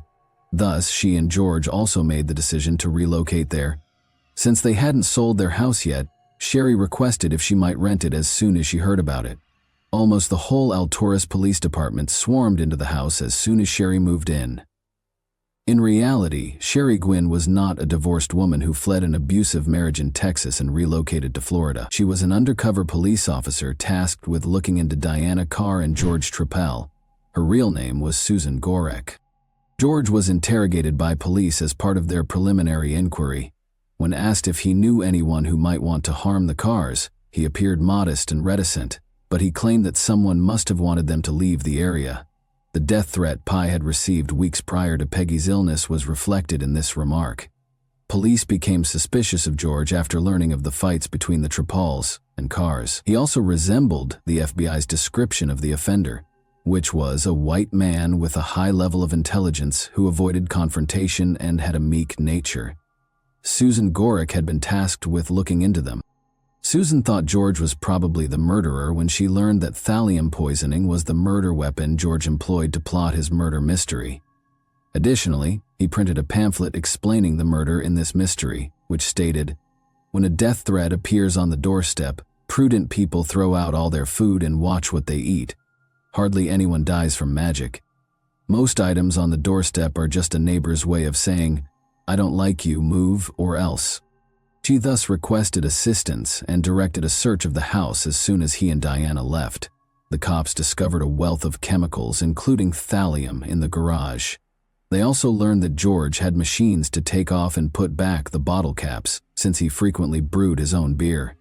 Investigators concluded that George chose to get rid of his neighbors because he had finally had enough of them. He was able to sneak a case of Coca-Cola into the Carrs' kitchen, had the resources and motivation to conduct the crime, and fit the profile. People in the neighborhood of Alturas rarely closed their doors, and it was common to walk by and greet a neighbor. The police had sufficient evidence to bring George in for interrogation. George was bashful and avoided making eye contact with the interrogating officers when he first arrived at the Alturas police station. Despite all the evidence, he insisted he was not involved in the poisoning. The investigators didn't believe it. 1 count of first-degree murder, 6 counts of attempted first-degree murder, 7 counts of food or water poisoning, and 1 act of tampering with a consumer product were among the charges brought against Treppel on April 5, 1990. These 15 criminal charges, which included first-degree murder, 6 counts of attempted murder, food or water poisoning, and product tampering, were tried against George in January 1991. Following a 4-week trial that took place between January 7 and February 7, 1991, the jury found George guilty on all counts. He received a death sentence. George is still incarcerated at the Union Correctional Institution in Rayford, Florida, on death row today. George has appealed the FBI's investigation process and the reliability of the state's witnesses on multiple occasions, but each time his pleas have been rejected. Deanna Carr never faced any charges. She will eventually remarry after divorcing George in 1996. Since learning that the evil mastermind who killed their mother, paralyzed their stepbrother Travis, and almost killed Dwayne has been brought to justice, Peggy's children, Alan, Jelena, and Dwayne have moved on. Peggy's life had been extremely difficult for a long time, and just as things were starting to improve, a neighbor who simply didn't like her and her family cruelly took her life away. At least her family can finally move on knowing that she received justice. However, do you believe Deanna Carr ought to have faced charges of murder, or at least attempted murder as well? And that wraps up today's chilling story. If you enjoyed this video, don't forget to like and subscribe so you never miss a new upload. Also, let me know in the comments what part of this story shocked you the most. Thank you for watching, and I'll see you in the next video. Hey guys, welcome to my channel, and today we're going to take a look at another horrible case with you. We're delving into yet another horrifying situation today. You can't truly know what goes on in someone's house behind closed doors. Even the closest friends or family members might be clueless at times. Behind the scenes, what appears to be a picture-perfect family may be concealing a fatal threat. Many times, people are too afraid to talk about their problems for fear of upsetting or burdening their loved ones. It's more comfortable to deal with difficulties alone rather than to include other people in your suffering. However, what occurs if domestic violence is the problem? What if the partner already instills fear and submission in their significant other because they feel untouchable? Victims in such circumstances frequently experience a fear of physical abuse that is on par with their fear of their partner abandoning them. When Yulia Fireman, a well-known young businessman, killed his wife in January 2013 and attempted to make it appear as though she had committed suicide, the whole city of Samara was startled. When it was discovered that the offender received no punishment at all for his crime, the issue sparked popular indignation. Alexander Fairman was convicted guilty of killing his child's mother. However, the investigation's conclusions inexplicably changed, and the incident was attributed to a brief episode of insanity. 11 years later, Yulia's family continues to strive for justice and the punishment of her perpetrator. Alexander and Yulia, a tale of love. On August 21, 1986, Yulia Sergeyevna Fairman née Naumova was born in Samara in the Russian Middle Volga area. She was raised in a modest working-class household. Her mother, Ludmila Naumova, was engaged in the food service sector, while her father, Sergey Naumova, was a driver. Despite Yulia's difficult upbringing, her parents made every effort to make sure she never went without. They were committed to providing her with the greatest education they could afford and a decent upbringing. Yulia began attending Samara's public school, number 67, in 1993 and received her diploma in 2003. She continued her education in management at Samara State Academy's Faculty of Economics and Management. After receiving her degree in 2007, she quickly found employment at VIP Auto, a significant local auto dealership. This is where she first met Alexander, a young man, and their romance started. Samara was also the birthplace of Alexander Mikhailovich Fairman. He came from a wealthy family in 1985.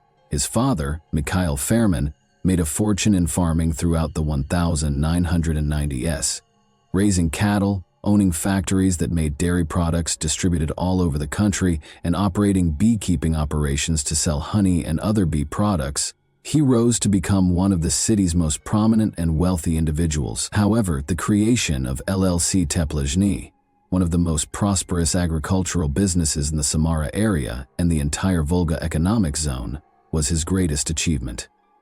Alexander met Yulia while working for a short time at the VIP car dealership after graduating from college. He started courting the young, attractive woman as soon as he saw her. Regretfully, Yulia reacted to his attention, and they began a fast-paced romance that initially seemed like a fantasy. After dating for around a year and a half, Alexander formally proposed in 2009. Friends and family claimed that Alexander planned a romantic surprise for Yulia. He brought her to the window, paid her an unexpected visit, and signaled his buddies who were waiting outside when he proposed. They let go of a balloon with a tiny box holding a stunning engagement ring inside. After catching the balloon and putting the ring on her finger, he proposed to her. Yulia was so happy that she couldn't contain her tears and said yes. Shortly after their engagement in late 2009, they were married. Alexander's parents threw a magnificent celebration for their adored son, spending a lot of money. With a big guest list, a huge Hummer limousine, the most renowned banquet space in the city, a stylish master of ceremonies, and a spectacular fireworks show to round off the evening, they planned an enormous celebration. Yulia looked like a fairy tale and was beaming with happiness, as her bridesmaids remembered. To outsiders, the princess's wedded life appeared idyllic and content.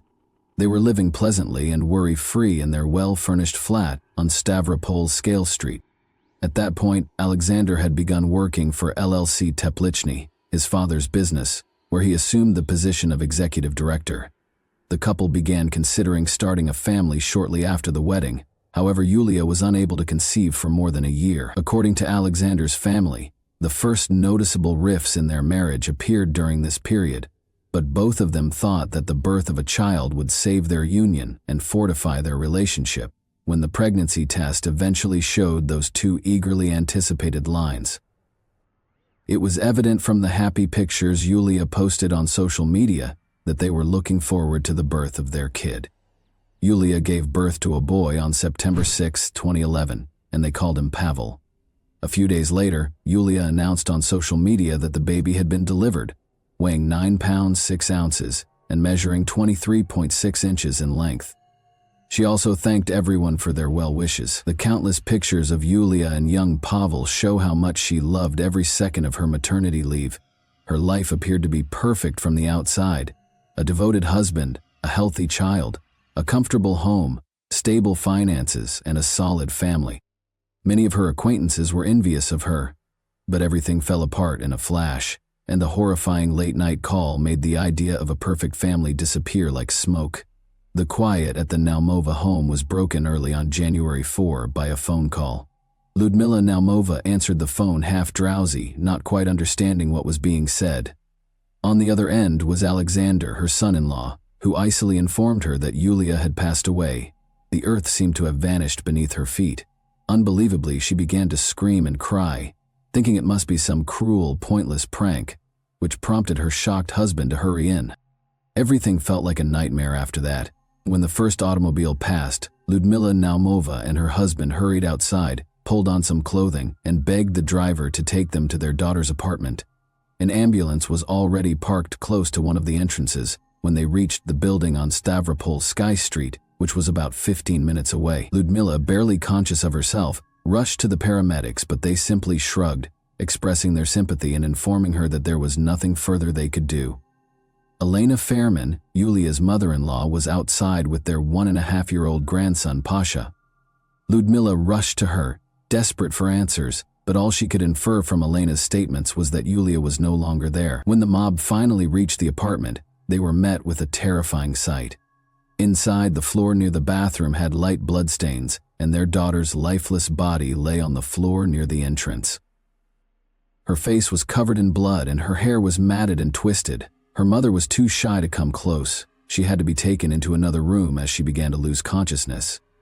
After Ludmila Naumova had calmed down, Alexander, her son-in-law, rushed up and shoved a phone in her face, demanding that she look into what her daughter had done.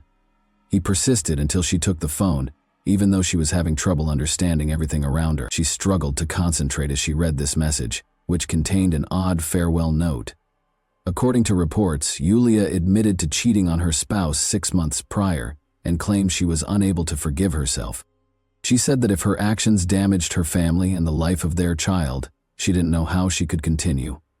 According to Alexander, Yulia had committed suicide, making the murder scene initially strange. He claimed that she had been so overcome by remorse over her supposed affair that she was unable to handle it any longer. He claimed that she had behaved oddly that night, and they quarreled before Yulia entered the restroom. She had been in there for too long, he realized after a while.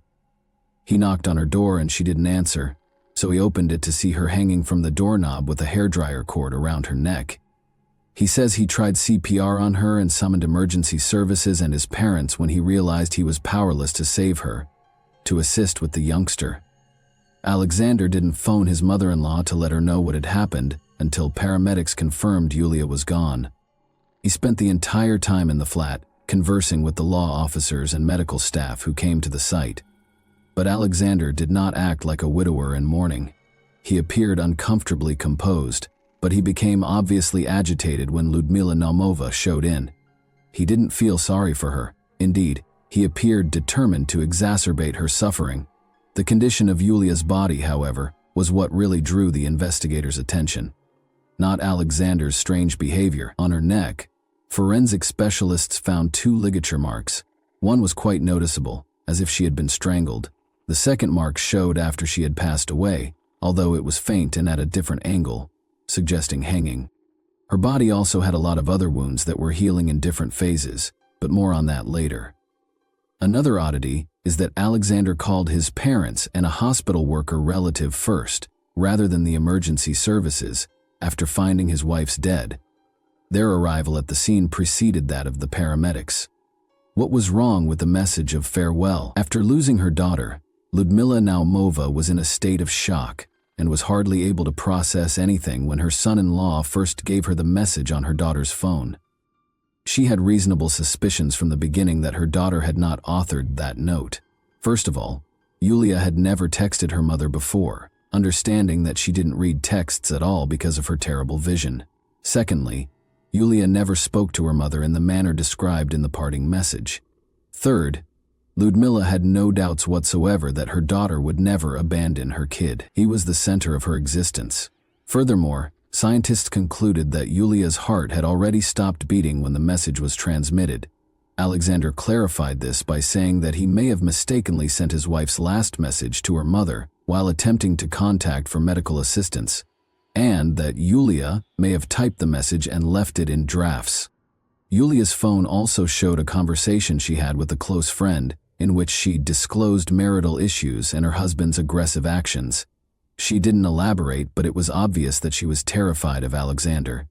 In one of her final letters, Yulia stated that she couldn't bear to die and that she would remain strong for her kid. After analyzing Yulia's body and the murder scene, the original theory was that police had determined that this was a poorly orchestrated crime rather than a suicide. Alexander was the main suspect right away. He was arrested and placed in a correctional facility, pending the completion of the investigation. Initially, Alexander persisted in his belief that his wife had committed suicide. He accused her of adultery, saying that her need was fueled by regret and guilt. But it was evident from the forensic report that Yulia had been brutally murdered. The preliminary theory states that the pair got into a furious dispute over a pointless issue on the evening of January 3. Alexander attempted to disguise his wife's death as a suicide after beating and strangling her during the dispute. He was formally charged with the offense on January 18. The investigation went on and his prison period was prolonged. Alexander later acknowledged that he and his wife had a heated argument that evening during which he punched her and grabbed a nearby hairdryer, but he said he couldn't recall what transpired next. Only when he noticed Yulia's motionless body, the hairdryer cord around her neck, and blood on the floor, did he realize what had happened. At that point, Alexander said, his sole worry was that their 1.5-year-old son, Pavel, wouldn't wake up and discover what had occurred. Alexander began wiping the bloodstains off the floor once they were able to put their son to sleep. Then, to make it appear as though his wife had committed herself, he carried her body to the bathroom and hung it from the hairdryer cord on the doorknob. He maintained that he had some kind of memory blackout and was unable to recall how he accomplished all of this. According to the results of the initial psychological and mental assessment, Alexander was completely sane at the time of the crime and knew exactly what he was doing. Things at the funeral, however, started to drastically change in the months that followed. Yulia's body was taken home from the morgue on January 5 in order to get ready for her funeral. After a custody dispute, on the same day, Alexander's parents visited the Naumov flat and begged for as much forgiveness as possible for both themselves and their son. They then departed, and neither they nor any other member of the Fairman family showed up for the funeral or memorial service. The following day, January 6, the funeral was held. Not a single member of the Fairman family attended the more than 100 guests who gathered to honor the young woman who was taken too soon. Ludmila Naumova started the process of requesting custody of her grandchild a few days after she had begun to accept her loss. She went to the appropriate authorities, who told her what paperwork she needed to collect. She saw physicians, psychologists, and other specialists for weeks, but when all the paperwork was prepared, Ludmila was abruptly turned down. Due to their affluence and ability to give him a more comfortable living, the child welfare authorities chose to leave little Pasha with his paternal grandparents. Ludmila and her husband were only permitted to take their grandson on weekends, which they did as frequently as they could. The small boy now resided in a spacious suburban villa in the Volsky area. Who, then, was actually unfaithful? As previously mentioned, Yulia's husband, the murderer, wrote and sent the farewell message discovered on her phone after she had passed away. There was no question about it, even if Alexander denied it over and over again. He only invented a fictitious lover to present the tragedy as the result of an unfaithful, guilty wife's regret. He made the text up as he went along and typed it. Yulia had no affairs and couldn't have had any, according to the results of a comprehensive inquiry and witness testimonies. She was totally focused on her son once he was born, spending every moment with him and hardly leaving him. In the hopes that things would improve in the future, she was even prepared to put up with her violent husband's abuse in order to keep the family together. Alexander wasn't so innocent for the sake of little Pash. He didn't even bother to conceal the fact that he had been having an affair. He was frequently spotted with a young woman who lived close by, and it was obvious that their relationship went beyond simple friendliness or neighborliness. Elena, Julia's cousin, claims that she saw Alexander and this woman cuddling in his car just before the catastrophe, but she just told her mother about it, and she subsequently had confirmation from her. After arguing with his wife on New Year's Eve, Alexander went out to celebrate with friends and Yulia, the same woman. She confided in her best friend, whom she could always rely on, rather than telling her parents about it to avoid upsetting them. Everything was altered by the new assessment. In May 2013, a second psychological evaluation came to the unexpected conclusion that Alexander was temporarily insane at the time of the crime against his wife. Because of this, the murder charge, which was previously punishable by up to 15 years in prison, was immediately reduced to 3 years by being categorized as a crime committed in a condition of temporary insanity. Alexander had gone to considerable pains to stage his wife's death as a suicide after killing her, which is not the usual behavior of someone in a temporary state of insanity, but for some reason, no one seemed to care. In order to conceal the evidence of the beating, he cleaned the floor. He even emailed Yulia's mother a phony farewell message posing as her, regarding the lawyer's actions and the custody dispute.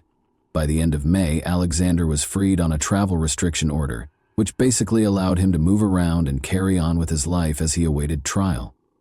Alexander's attorney had sought to modify the terms of his client's detention almost away. Devastated by this ruling, Yulia's parents filed an appeal with the prosecutor's office, requesting a third psychological assessment.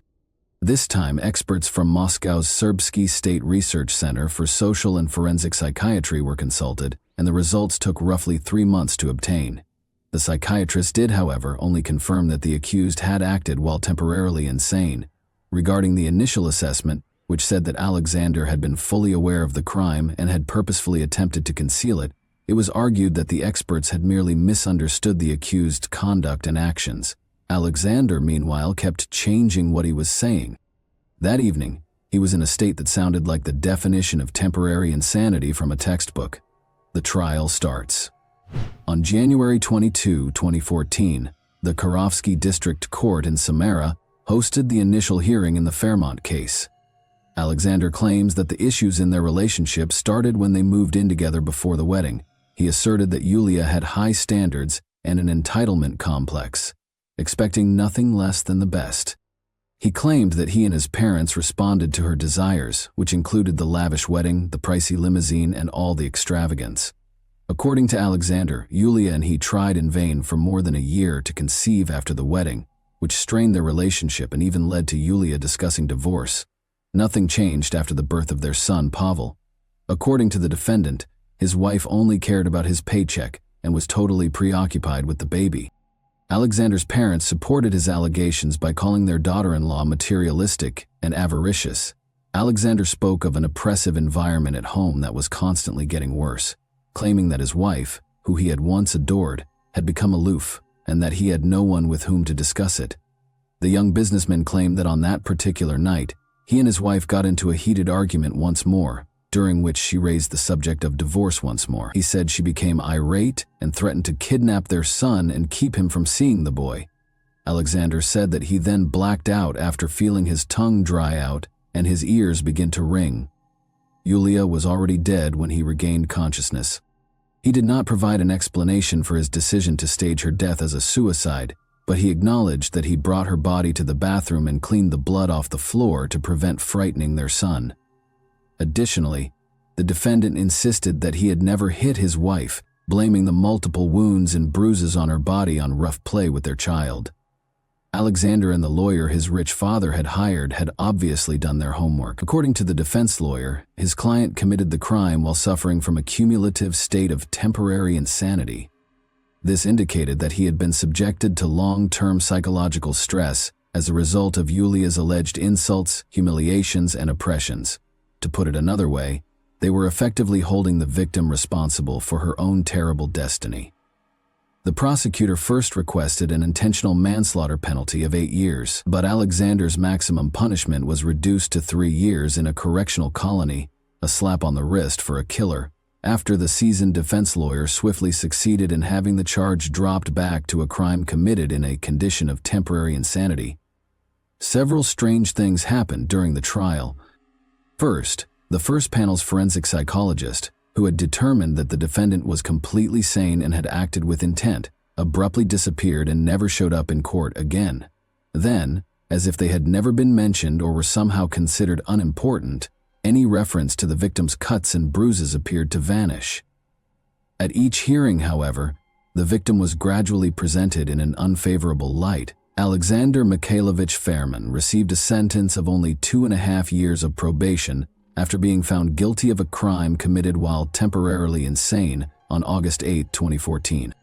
That is to say, he was not imprisoned. His only penalty upon returning home was to pay Yulia's parents 1 million rubles in moral damages and to be required to check in with the Federal Penal Service on a regular basis. The court considered Alexander's alleged remorse, including the fact that he had apologized to his in-laws and that he had a young boy to maintain, even though the prosecution had initially asked for 3 times that sum. But right once the Naumovas declared that they would appeal the punishment, even going so far as to appeal it to the Supreme Court. However, their appeals were denied, and they were unable to contest the decision at the cassation instance of the Samara Regional Court. The sentence didn't change. Ludmila Naumova noted that animal abuse has a more severe penalty under the Russian Criminal Code, which includes actual jail time. The distraught mother is still holding out hope for justice, since she couldn't see why her daughter's life was worth even less than a stray dog's. The incident occurred more than 11 years ago, but the lawsuit has not moved forward. There was never any, according to Galina Kislyakova, Fairman's attorney. There is proof that the crime was planned, so the court's decision is upheld. She believes the victim's mother's grievances are unfounded, solely sentimental, and devoid of any legal merit.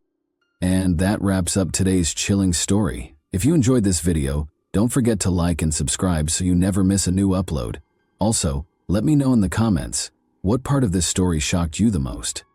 Thank you for watching, and I'll see you in the next video. Hey guys, today we're diving into another truly horrifying case. If you want to support my channel, make sure to subscribe and stay active. It really helps me out. I'd be super grateful for that. Let's get started. A young woman's lifeless body was found in the state of Morelos on the side of an abandoned road. When they discovered her, the onlookers called the police right away. The body was still. She had obvious bruising and abrasions on her skin, and her clothes were wrinkled and discolored. Authorities were unable to locate any personal possessions or documentation that would have helped identify her in the area. This signaled the start of an inquiry to clarify the events and determine the causes of this catastrophe. Born in one of Mexico City's impoverished districts on July 5, 1995, Ariadna Fernanda López Diaz, despite having few finances, her early years were filled with love and affection. Her mother and her older brother Omar made up her family. Mutual support kept the small family together in spite of the lack of a father figure who was uninterested in his kids. Omar gave Ariadna constant support and became into a protector and role model for her. Because of their strong relationship, Ariadna felt secure knowing that she could always count on someone. Ariadna was well liked by her peers because of her friendly and affable demeanor. She stood out for her genuineness and willingness to assist people, and she had a natural aptitude to make friends. She spent a lot of her school years with close companions, with whom she frequently discussed her future aspirations. But in 2018, when Ariadna was only 23, her mother was afflicted with cancer, leaving her youth tainted by a devastating loss. The family eventually had to confront the inevitable as the sickness advanced quickly. For both Ariadna and Omar, losing her mother was a heartbreaking blow. In addition to deepening their relationship, this catastrophe made Ariadna grow up fast and accept responsibility for her own life. She made sure her mother's presence was always with her by getting her name permanently inked as an homage to her mother. Ariadne had met a young man and quickly started seeing him before to the death of her mother.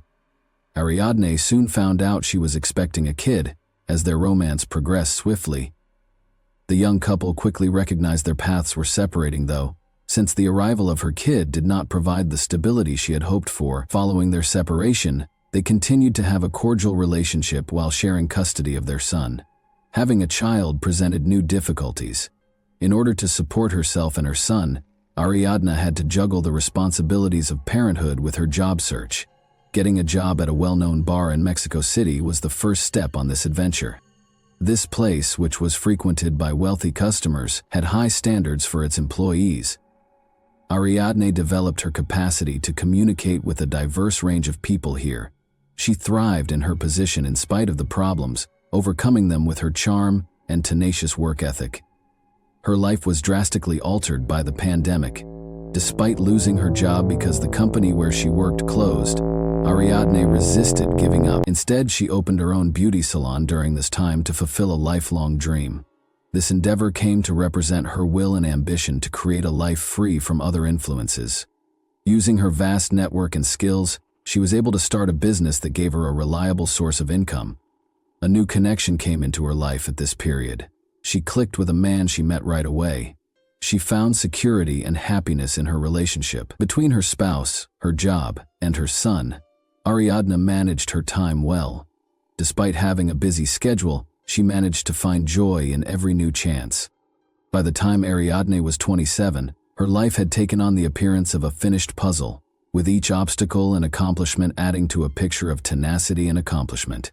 She had experienced loss, started over, taken care of her son's future, and become independent. But what appeared to be the beginning of a happy chapter was actually the beginning of a tragedy. Vanessa was introduced to Ariadne by mutual connections. Ariadne and her pals went to an event where they first interacted. Ariadne was immediately drawn to Vanessa because she was youthful, lively, and captivating. Vanessa was able to establish a connection with people quite fast. Those who knew her well, however, felt conflicted about her. Her acts frequently shocked people with their unpredictable nature, and beneath her seeming openness were jagged edges. A common figure in Vanessa's social circle was the middle-aged businessman Rautel. Rumors surrounded his reputation. Prominent for his wealth, power, and extravagant way of living, he was frequently spotted with young women who wanted to be a part of his world. Rumors of his ties to influential people and even criminal organizations helped to elevate his stature, but no one in his inner circle could verify these claims. Although Rautel shied away from discussing his background and business operations directly, his manner evoked both admiration and discomfort. Despite her intelligence and independence, Ariadne was not immediately aware of the differences between her new acquaintances and her regular group of friends. Eager to make an impression, Vanessa frequently spoke about her relationships with Rautel and other powerful individuals. She portrayed him as having the ability to resolve any issue. Ariadne gradually started to spend more time with them. Vanessa made an effort to earn Ariadne's trust and appeared to be truly enthralled with her. After hearing about Ariadne from Vanessa, Rautel became interested in her right away. His attentiveness and conversational skills surprised her at their first meeting. His charm and confidence were irresistible, and Ariadne was no exception to his appeal. However, a more nuanced personality lay beneath this appeal. Rautel's manipulative tendencies were observed by anyone who interacted with him. However, Ariadne thought he was a decent and kind man. Vanessa remained essential in reinforcing the bond between Rautel and Ariadne. She created an environment of openness and trust by often inviting Ariadne to events where Rautel was present. But as time went on, strange information emerged. For example, Ariadne was cautioned by some of her friends to exercise caution when interacting with these individuals. Some were aware of Vanessa's erratic behavior and Rautel's dubious reputation. They suggested that these interactions might have unspoken dangers. Ariadne saw no threat in her new social group, even in spite of the warnings. She viewed her friendship with Vanessa as a chance to escape from her everyday obligations and discover a world that had previously been unattainable. Rautel, however, made an effort to gain her favor by being kind and generous. She found his invitations to parties and dinners intriguing and innocuous. As we know, Ariadne was seeing a young man. Nevertheless, based on the information at hand, she continued to cultivate acquaintances and occasionally accepted invitations to social gatherings. Her boyfriend didn't show displeasure with her social contacts and was a trustworthy individual. Ariadne gradually realized that her life was beginning to be impacted by her new relationships. Vanessa contacted her often, offering to arrange get-togethers and leisure activities. Rautel, on the other hand, made a greater effort to establish himself in Ariadne's life and frequently provided assistance and support in a variety of circumstances. Unaware of the possible repercussions, Ariadne was slowly but surely losing herself in their world. Ariadne accepted Vanessa's invitation to get out with friends on October 30, 2022. The event was scheduled to start at Fisher's, a well-known eatery in Mexico City's downtown. Vanessa reassured her that the evening would be pleasant, with a leisurely meal and pleasant companionship. Ariadne felt a little uneasy because Rautel was also supposed to join. She was beginning to have doubts about him, but she chose not to turn him down since she didn't want to jeopardize her friendship with Vanessa.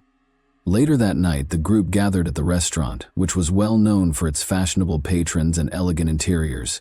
It served as a vibrant background for the event. An assortment of canapés and wine cocktails contributed to the lively and joyous ambiance at the table. Rautel made himself the focus of attention as usual, toasting and telling stories. He went out of his way to demonstrate his power and engaged with the waitstaff with assurance. Vanessa encouraged him by interjecting remarks and jokes to keep the discussion going. Following their example, the other guests attempted to match the host's enthusiasm for the evening. Amidst the boisterous atmosphere, Ariadne's actions were particularly noticeable, frequently checking her phone, reading texts, and sending out comments. She didn't seem quite comfortable. She frequently kept her eyes on Rautel, as though she were trying to find some deeper significance in his words or deeds. In an attempt to divert her attention, Vanessa drew her into discussions and urged her to take another cocktail. Ariadne, however, stayed taciturn. Something was bothering her more than the surroundings based on her look. Ariadne shared a mysterious message on social media in the middle of the evening. "Would you miss me if I vanished?" Although many in her wider network thought it was a joke, this post caused anxiety among her close friends and family. But Ariadne had never written anything like this before, according to those who knew her well. Although no one could have foreseen that it would be her final post, it made an uncomfortable impact.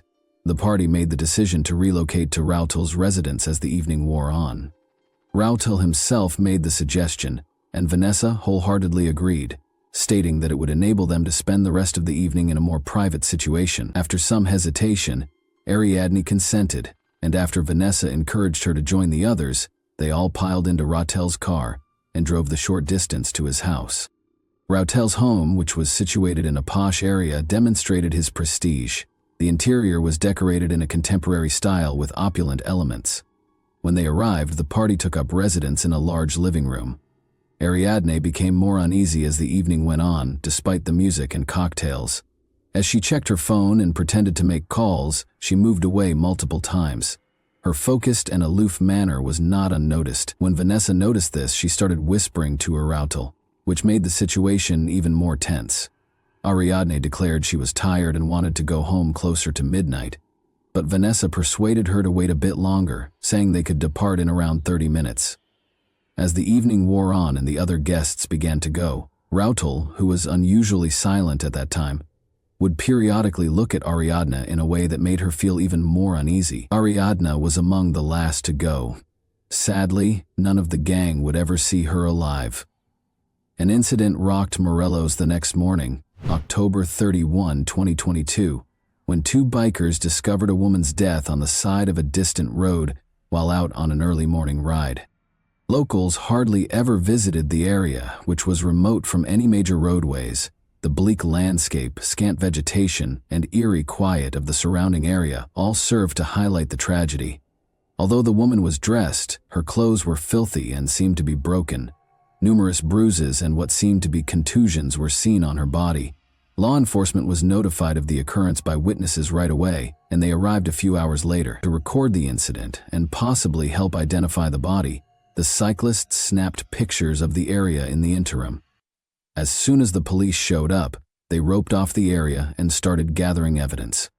Mark suggested that the body had been moved, and tire traces were discovered in the ground. Although there were obvious indications of a struggle, forensic experts were unable to determine the cause of death. Since there were no obvious injuries from a weapon, it was challenging to pinpoint the precise circumstances of the tragedy. Since no personal belongings or paperwork were discovered with the woman, her identity was unknown at the time. Pictures of the body started making the rounds on social media a few hours later, and people who saw them started talking about them. They were Ariadne's friends and relatives, who had been missing since going to a party at Rautel's house. They were able to identify the victim's distinguishing characteristics, such as tattoos. Omar, her brother, feared the worst and reported the woman missing to the police, speculating that she might be his sister.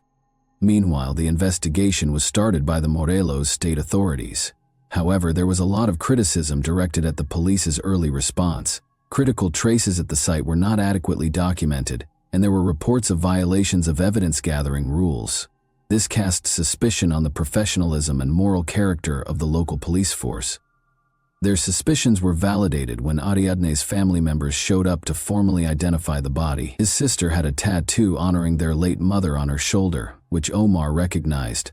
Her body's condition, bruises and injuries on her arms and face obviously indicated a violent incident, made the family's heartbreaking shock even worse. But at the time, the police's official comments sounded dubious and offered no clarification. The family's first reaction was to demand justice. They started calling for responsibility for those involved and an open probe. To raise awareness of the situation, they contacted acquaintances who were active on social media that same day. A little initiative soon gained momentum and attracted thousands of participants. The Morelos police insisted that the killing might have been an accident despite the growing public criticism. Further investigation would be contingent upon the completion of a forensic examination, they said. This position simply increased suspicions that powerful people might be engaged in hiding the truth and stoked further concerns. Since Rautel and Vanessa were the last to see Ariadne alive, they were the first people investigators got in touch with.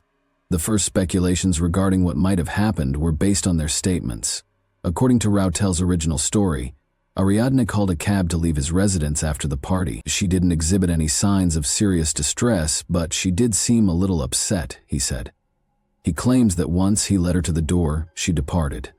Vanessa backed up his account by saying that Ariadne had actually gone in a taxi and hadn't stated where she was going. But their versions' contradictions soon sparked doubts. The absence of any proof proving a cab ride was the first warning sign. Rautel and Vanessa were unable to produce the driver's contact details or any evidence to support their claims.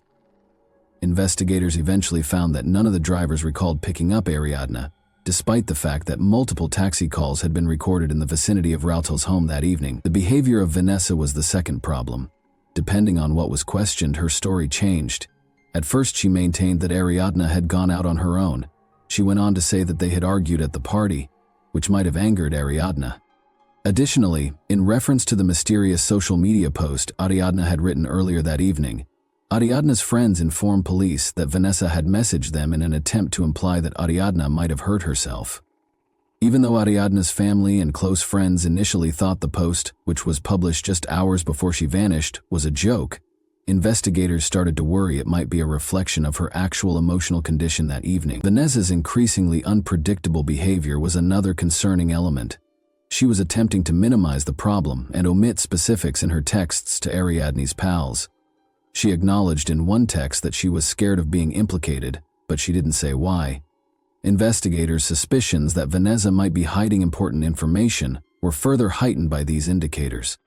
The investigation's preliminary conclusions were equivocal about the precise circumstances surrounding Ariadna's demise, but later investigations by law enforcement and outside specialists turned up important evidence. These conclusions were supported by security footage, text messages found on the suspects' phones, and 2 autopsies.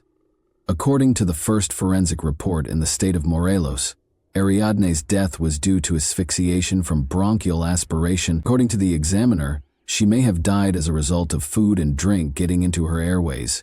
However, Ariadna's family quickly questioned this judgment. Despite the official conclusions, they drew attention to the many bruises and injuries on her body that were not sufficiently addressed in the report. Under pressure from the family and the public, her family insisted on a second exam.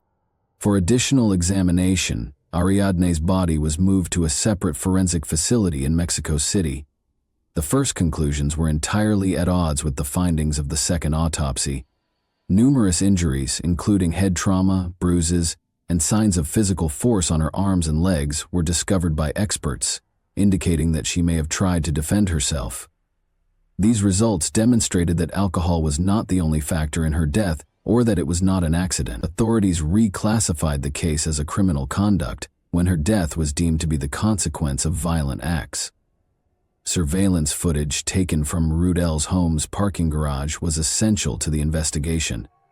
In one video, the morning after the party, Rautel was seen taking Ariadna's motionless body to his car. He was also seen on camera packing her body into the car and driving off. These recordings turned into unquestionable proof linking him to the body's movement and eventual concealment. Investigators found communications about Rautel and Vanessa's behavior after the party after seizing their phones. Attempts to coordinate their accounts for law enforcement and defend their actions to Ariadna's pals were exposed in the texts. Rautel assured Vanessa that everything was under control, but Vanessa voiced worry about the pressure from Ariadna's family. Even specific guidelines on how to respond to inquiries without arousing suspicion were included in one reply. Vanessa frequently implied that Ariadne might have been experiencing emotional turmoil and perhaps considered self-harm in her chats with Ariadne's acquaintances. Ariadne's acquaintances claimed that she was a happy, energetic girl who showed no indications of such tendencies, which ran counter to this story. Suspicion of Vanessa's involvement was heightened by these discrepancies. Investigators came to the conclusion that the earlier allegations of an accidental death or Ariadna leaving Rautel's home freely did not match the evidence from the second autopsy, surveillance footage, and retrieved texts, which provided a better picture of what had happened. The violent nature of Ariadna's death and the subsequent concealing of her body were amply demonstrated by the evidence. These conclusions served as the basis for the accusations made against Rautel and Vanessa, who would shortly stand trial for their crimes. The first person arrested was Vanessa. Investigators found that she had been communicating with Rautel continuously. They talked about avoiding accountability in the days after the incident. The public was closely watching her arrest. Vanessa stated during her first interrogations that she was not responsible for Ariadna's killing. However, her claims were contradicted. Vanessa maintained that she was not aware of what happened following the incident because she had gone to bed early the night before. A fact check of her statements, however, uncovered up contradictions. Text exchanges revealed that she had spoken with Rautel about the specifics and was fully aware of what had transpired. In an attempt to hide her role in the crime's cover-up, investigators also found that Vanessa purposefully erased communications, pictures, and other potentially damaging material. Rautel decided to turn himself in to the police after realizing the growing evidence against him. He declared his innocence while accompanied by his attorneys, claiming that he did not hurt Ariadna but rather panicked and tried to conceal her body out of concern for the repercussions. He claims that the morning after the party, he discovered Ariadna unconscious in his house and, thinking she was dead, chose to dispose of the body to allay suspicions. But there were significant questions about his account of what happened. First, the second autopsy's findings refuted his allegations by confirming a violent cause of death. Second, instead of calling for assistance, he was seen on security camera carrying the body while making obvious attempts to conceal his conduct. Furthermore, as the investigation went on, his text exchanges with Vanessa showed a concerted attempt to agree on fabricated accounts of what had transpired. Concerning information emerged regarding possible corruption between Rautel and the Morelos prosecutor's office. The state's first autopsy report had purposefully left out mentions of injuries that were obviously signs of violence. The prosecutor was accused by activists and Ariadne's family of absolving Rautel of responsibility by leveraging their position. Public indignation was sparked by these accusations. An internal affairs division commenced an investigation into potential misconduct, and Mexico City officials began reviewing the Morelos prosecutor's activities. According to some witnesses, Rautel had ties to criminal organizations, which may account for his seeming assurance in evading punishment. The case received a lot of attention and came to represent structural problems in the legal system as well as the need of public pressure in seeking justice. At least one of the suspects knew more about what happened that night than they were ready to acknowledge, according to additional interrogations and evidence gathered. However, neither Vanessa nor Rautel took direct blame.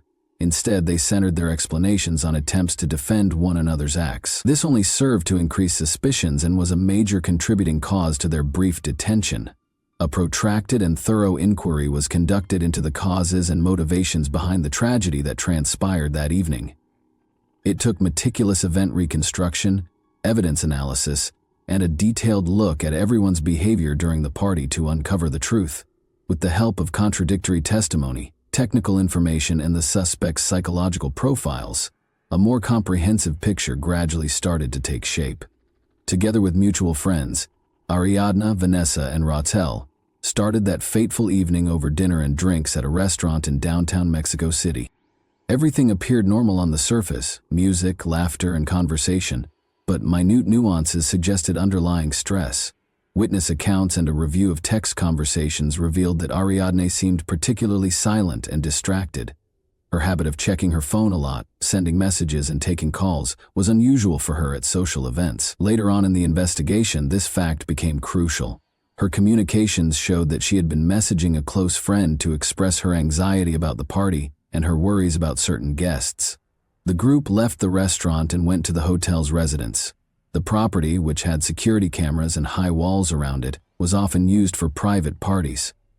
The hosts, Vanessa and Rautel, appeared to have strained chemistry. According to witnesses, Vanessa made a number of scathing comments about Ariadna, who handled them calmly in an effort to avoid conflict. Alcohol started to affect the group's conduct as the evening went on. Already emotionally agitated, Vanessa allegedly yelled at Ariadne many times, calling her rude and unwelcoming. These charges increased the already rising tension but didn't strike a chord with the other members of the group. Rautel, on the other hand, was obviously unhappy with Vanessa's actions, but seemed to maintain his neutrality. Witnesses' reports of Ariadna trying to leave the party early the following morning marked a turning point. She reappeared shortly after being spotted outside the residence. Investigators found that Vanessa persisted in confronting Ariadna throughout this period, resulting in an open dispute between the two. The specifics of the altercation are still unknown. Investigators believe Vanessa accused Ariadne of attracting Rautel's undue attention. After the majority of the attendees had departed the party, only Vanessa, Rautel, and Ariadna were remaining in the house. Messages recovered from the phones verified that Vanessa and Rautel had talked about difficult events from that evening. Investigators said that Vanessa, who was allegedly very drunk, started acting aggressively. An incident that is thought to have occurred during this time is what caused Ariadne's fatal injuries. What was the reason behind Ariadne's peculiar social media post that evening? After being written off as a joke at first, the message gained significance as the inquiry progressed. Friends subsequently acknowledged that Vanessa's actions and the general ambiance of the event might have made Ariadne uncomfortable. The tweet could have been an attempt to draw attention to herself, communicate her uneasiness, or perhaps act as a subliminal warning. According to the reconstruction of events, a major contributing factor to the catastrophe was Vanessa's envy, which was made worse by drink and mental instability. Rautel's actions, which were probably an attempt to hide what had transpired, simply made matters worse. If the atmosphere at the party had not been so tight and unstable, this confluence of circumstances could have prevented the disastrous result. Omar, Ariadne's older brother, was left to be the only father figure in the life of her 6-year-old son. Omar stepped in to offer both emotional and financial help. As he assumed responsibility for his nephew's upbringing, he worked to preserve Ariadne's memories and show him the love she had always shown him throughout her life. Since other family members and friends helped the youngster deal with his loss and provide him with a loving atmosphere, this choice strengthened the bonds within the family. The family of Ariadne continued to be involved in the effort to learn the whole facts regarding her passing. They attracted public attention, started social media campaigns, and planned protests. One noteworthy accomplishment was attracting the attention of foreign media, which contributed to a rise in pressure on the Mexican legal system. The initial judicial proceedings concerning Ariadne's demise turned out to be a crucial point in the fight for justice. The family and their legal team made sure that the case was handled openly and honestly, taking into account all pertinent facts, even in the face of opposition from some authorities. The public and media kept a watchful eye on every stage of the inquiry and trial, making it difficult for any facts to be concealed or misrepresented. Rautel and Vanessa's positions in court proceedings were the main topic of discussion at the start of the trial. Key evidence offered by the prosecution included text message data, phone call logs, and security footage. These documents showed the defendant's possible involvement in the violent acts that resulted in Ariadne's death, in addition to their involvement in hiding the body. By claiming that the tragedy was an unfortunate accident, the defense tried to refute the facts, although a number of testimony and forensic analyses seriously put doubt on that account. Determining the motivations behind the crime was one of the trial's main goals. According to witnesses who knew Vanessa well, she was impulsive and prone to aggressive conduct, which was frequently made worse by drink. However, Rautel's portrayal as having a dubious past and purported connections to criminal organizations raised further questions over his role in that night's events. However, the defendants denied any involvement in Ariadne's demise. Suspicions were heightened by the fact that their claims contradicted the evidence.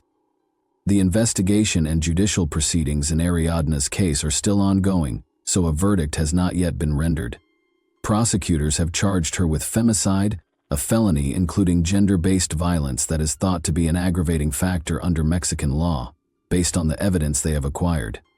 Both suspects may spend up to 70 years behind bars if found guilty. Thanks for watching, everyone. Your support means a lot to me, and you can help my channel grow by hitting that like button, dropping a comment, and sharing this video. Your engagement really makes a difference. See you soon. Hey guys, welcome to my channel, and today we're going to take a look at another horrible case with you. We are examining the unsettling case of Kim Wall, so let's go straight to the riddle without any more ado. Denmark's capital, Copenhagen, known to the locals as Copenhagen, is situated on the picturesque islands of Amager and Zealand. Denmark is renowned for its excellent architecture and design in general, but Copenhagen in particular is the main draw. In addition to a vibrant food scene, the lush, verdant city has a rich and diverse cultural environment. Copenhagen, home to more than 600,000 people, is considered one of the happiest cities in the world due to its laid-back lifestyle and progressive social views. Even though Denmark is a pleasant country, it did record 54 homicides in 2017, including the August 2017 murder of Kim Wall. On March 23, 1987, Kim Wall was born in Trelleborg, Sweden. Journalists Joachim and Ingrid Wall were her parents. Tom Wall was the only sibling she had. Kim developed into an exceptionally intelligent youngster, who never wavered in her commitment to her objectives. She did exceptionally well at the London School of Economics, where she studied international relations.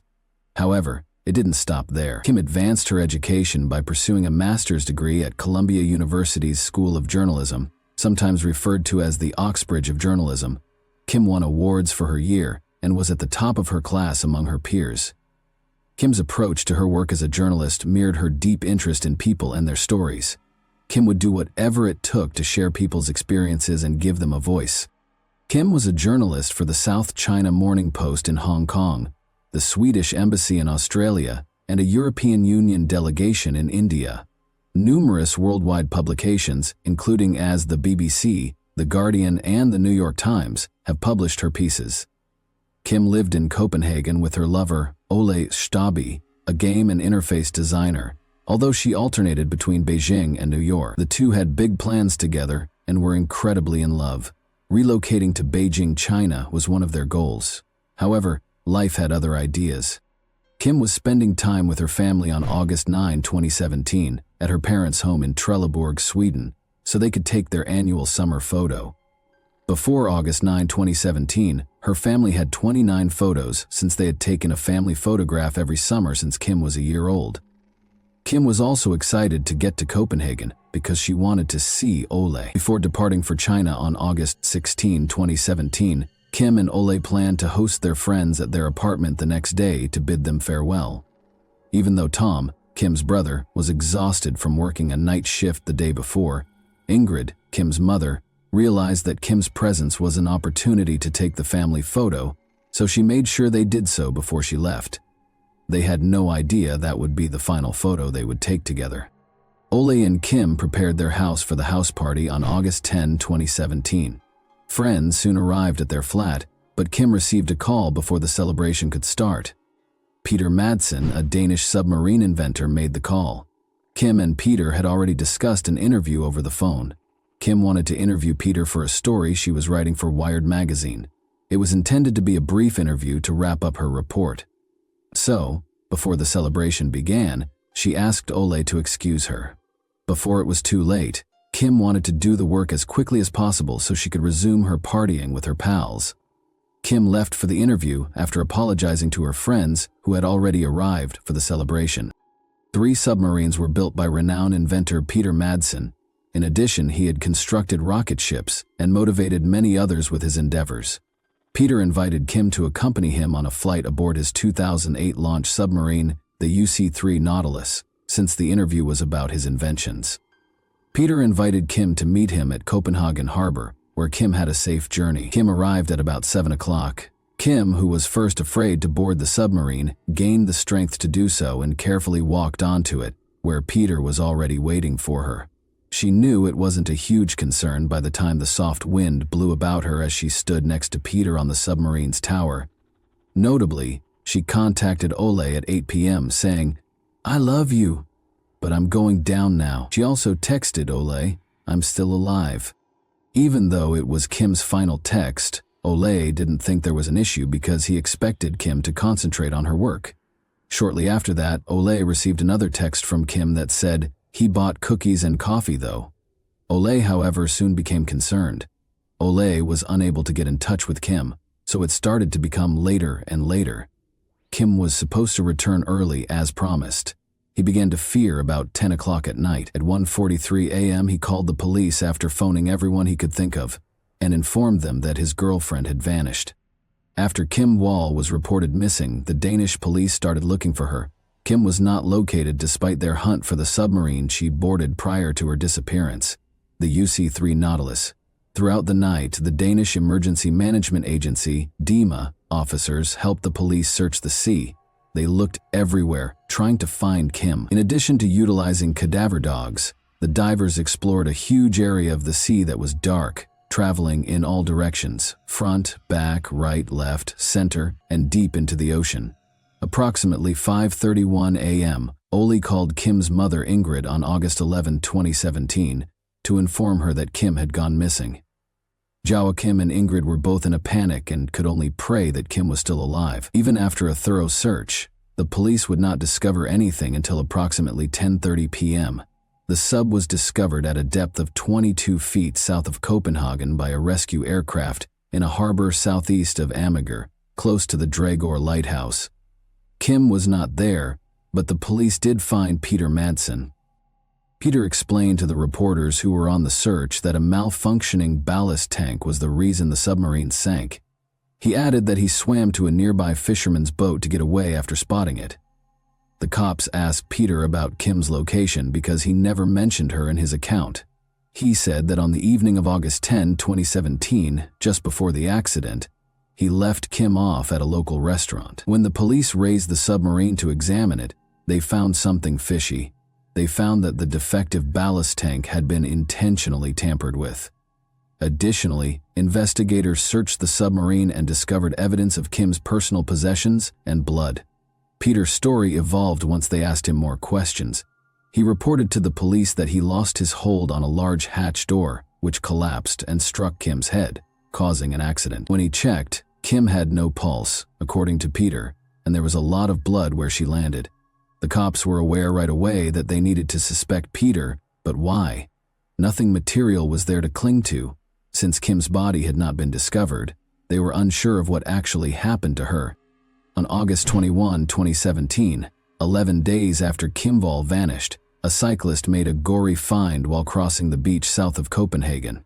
The torso of a human washed ashore on the beach. Following a call to the police department, they examined the torso and concluded it belonged to Kim Wall, the Swedish journalist who had been missing for 11 days. The remainder of the corpse was not connected to the torso, which had been horribly stabbed 14 times. Although Kim Wall's friends and family were aware that their loved one had passed away, they were still curious about what had happened to her on August 10, 2017. Until October 7, 2017, when divers discovered plastic bags in Kogi Bay, less than a mile from where Kim's torso was discovered, the authorities continued their quest for explanations without finding anything. When the plastic bags were opened, Kim's head and legs were within them. Metal fragments were fastened to the sacks to keep them from floating. Following these revelations, Peter was questioned once more and altered his account once more. This time, he claimed that Kim Wall passed away on his submarine due to poisonous gases. The cops were aware that Peter was concealing something because of his contradictory accounts. Because he was the last person to see Kim alive, and because he was unable to give precise information about what transpired while they were together, he was also the only suspect in the case. No one was arrested, since Peter never admitted to killing Kim and there was no solid proof to convict anyone. Nevertheless, the police continued their investigation as they were unable to operate on their presumptions. One of Peter's claims that Kim's head was struck by a hatch was refuted by the autopsy, which found no blunt trauma on her head. Additionally, the autopsy showed that Kim had been stabbed and shackled. Additionally, it revealed that she had asphyxia, indicating that she had either been stabbed in the throat or strangled.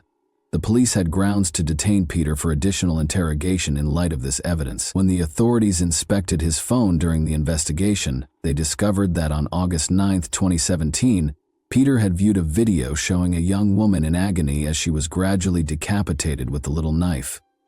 Additionally, his search history revealed that he looked up how to remove every photo from his iPhone. Investigators also discovered movies of women being killed on Peter's computer, and witnesses testified that Peter was observed practicing asphyxiation and watching videos of decapitation. The inquiry revealed that while Kim's body contained no evidence of Peter's DNA, the underpants, which were taken from Peter Madsen following the arrest, did contain bodily fluid traces. When questioned, Peter denied experiencing pleasure with Kim. Annie and Carl Madsen welcomed Peter into the world on January 12, 1971. His early years were spent in Denmark's Sabi and Hong. Annie had 3 additional boys from 2 prior men and was over 30 years younger than Carl. When Peter was 6 years old, Annie left the marriage with all of her children, allegedly because Carl mistreated his 3 stepsons. Years later, Peter moved back home with his father, who also had a passion for rockets. Peter was really interested in rocket fuel in school. He created his first huge rocket while studying chemistry and physics, and on March 3, 1986, he launched it. He based it on the American ICBM MX Peacekeeper and constructed it at his father's factory. The rocket performed admirably, ascending to a height of 100 meters before falling. Luckily, nobody was harmed. Peter lost his father when he was 18 in 1990, but he continued to explore and contact engineers. Additionally, he joined Copenhagen's Dark Rocket Club, a Danish amateur rocket club, but over time the other members lost interest in him. According to Dark members, he could activate the fire sprinkler system by only speaking his name. Although he never completed formal schooling, he did take engineering and welding classes to gain some knowledge of submarines. His passion paid off as individuals, businesses, and organizations saw his potential and provided financial support for his work and way of life. He constructed the UC-1 Freya, UC-2 Praka, and UC-3 Nautilus submarines. The Nautilus was a 3-year-long privately manufactured midget submarine that was launched on May 3, 2008, in Copenhagen, Denmark. The construction cost was about $200,000. Together with Danish architect Christian von Bengtsen, Peter co-founded Copenhagen Suborbitals on May 1, 2008. He departed the project in June 2014. Peter was in charge of the booster rocket engines, launch pad, and launch systems. Because of his inventions, Peter was already well-liked, and many people became interested in him without realizing that he was a different person on the inside. Only the murder of Kim Wall revealed who he really was. Peter Madsen, 47, was accused on January 26, 2018 with murder, assault from stabbing, and indecent handling of a corpse because of the dissection.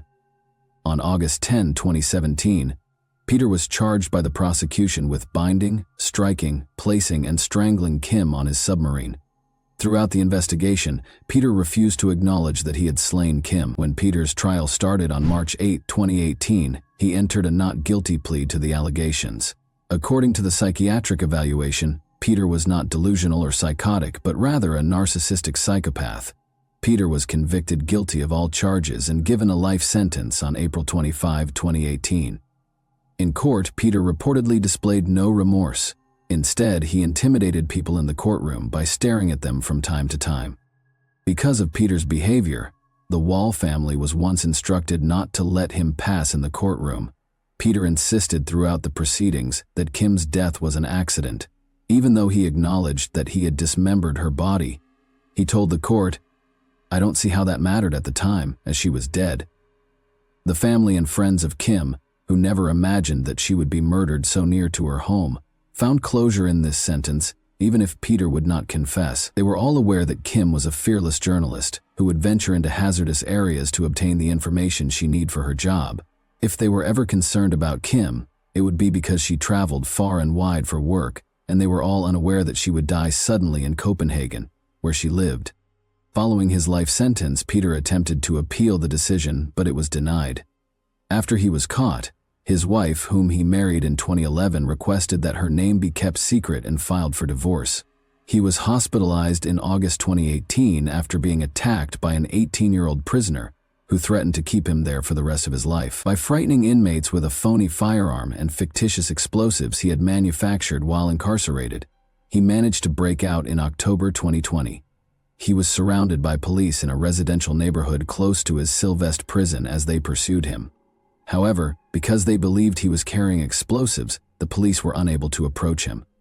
The cops waited for the explosive specialists to come after they were called. The cops detained him and returned him to the prison after the specialists arrived and discovered that everything had been a ruse. He had to appear in court once more for that offense, and on February 9, 2021, a Copenhagen court sentenced him to an extra 21 months in prison for attempting to flee. It appeared that the additional sentence would not impact Peter's jail term, even though he was already serving a life sentence. However, if a probation request were ever submitted, the extra sentence would be relevant. Throughout the case, Peter insisted that the death was an accident. However, the Danish tabloid Ekstra Bladet claims that Peter Madsen confessed during a documentary series in which he was secretly recorded.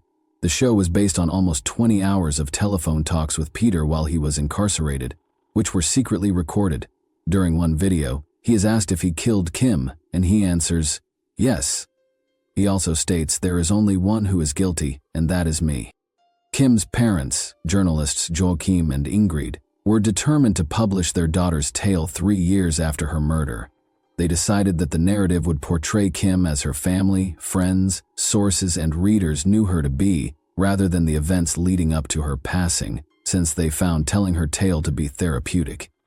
According to Ingrid, the book serves as a means of introducing the world to Kim as a human being, a journalist, and a daughter. The book, A Silenced Voice, is a joyous chronicle of a life well lived amid a family's struggle to deal with a life being extinguished. It is a tapestry of history and present at the same time. It chronicles Kim's journey from London to Cuba, New York to Haiti, Beijing to Sri Lanka, gathering anecdotes from bylines and cherished companions along the way. It also follows the hours, days, and weeks that followed Ingrid and Joachim's awakening to the news of their daughter's disappearance and their discovery on TV that a stranger was facing murder charges.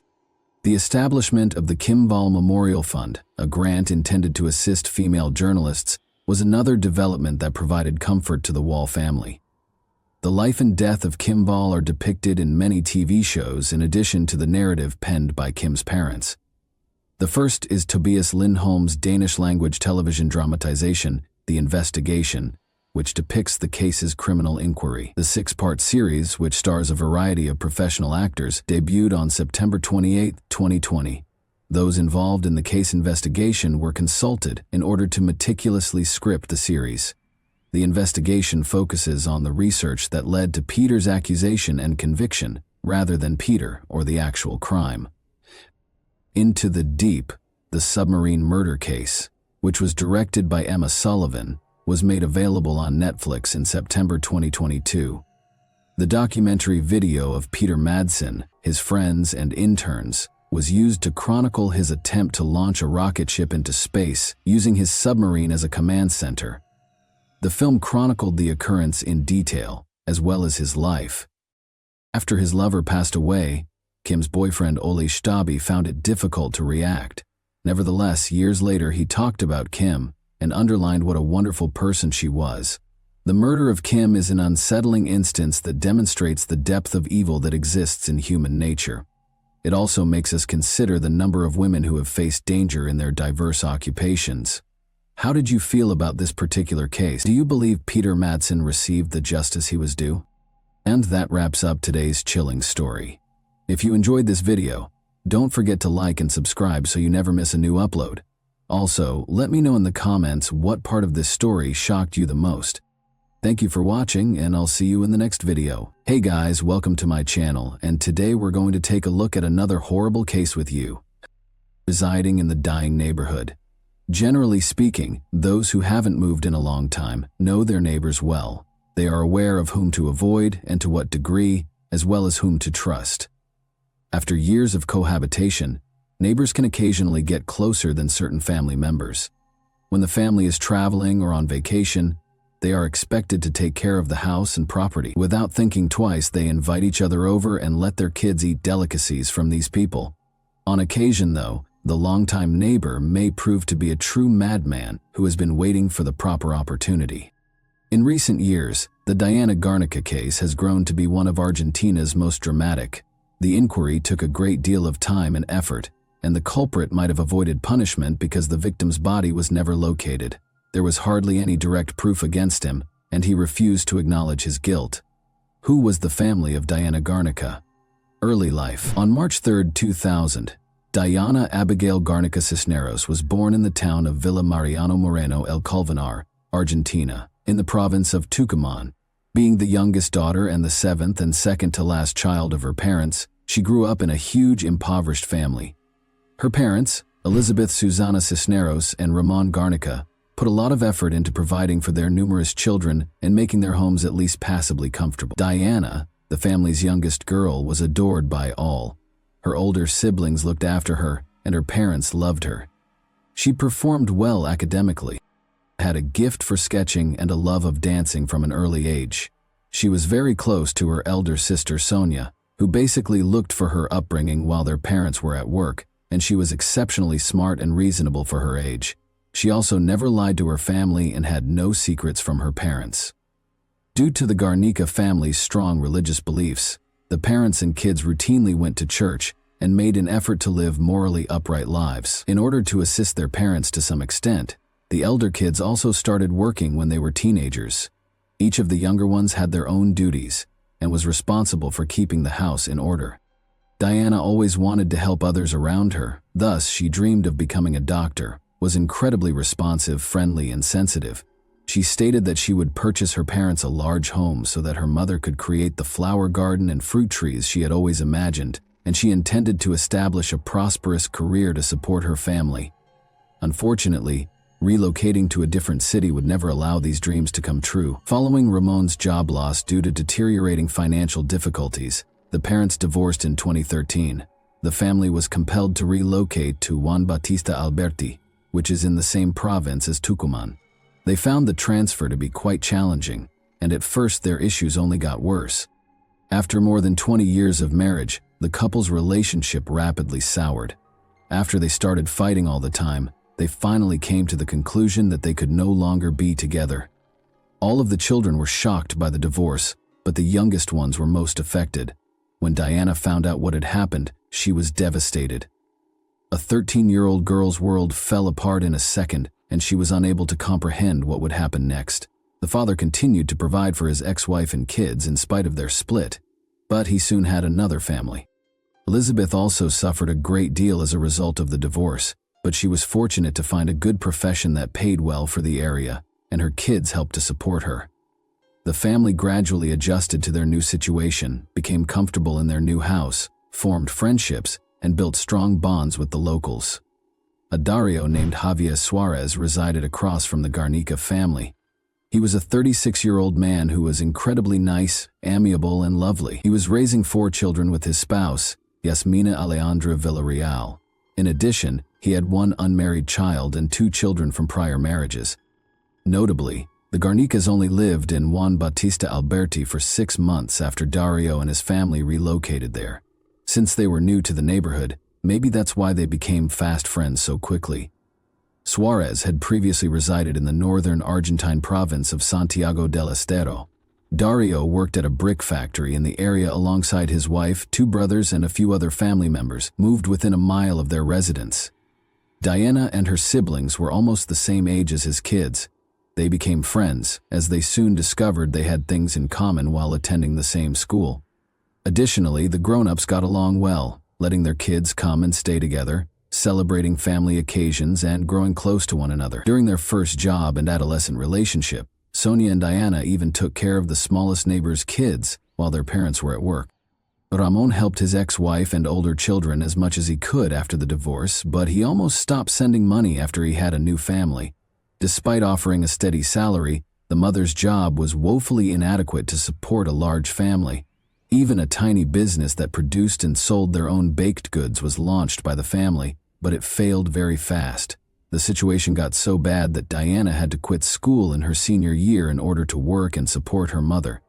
In order to take care of an elderly, sick person, the 16-year-old girl accepted a job as a caretaker.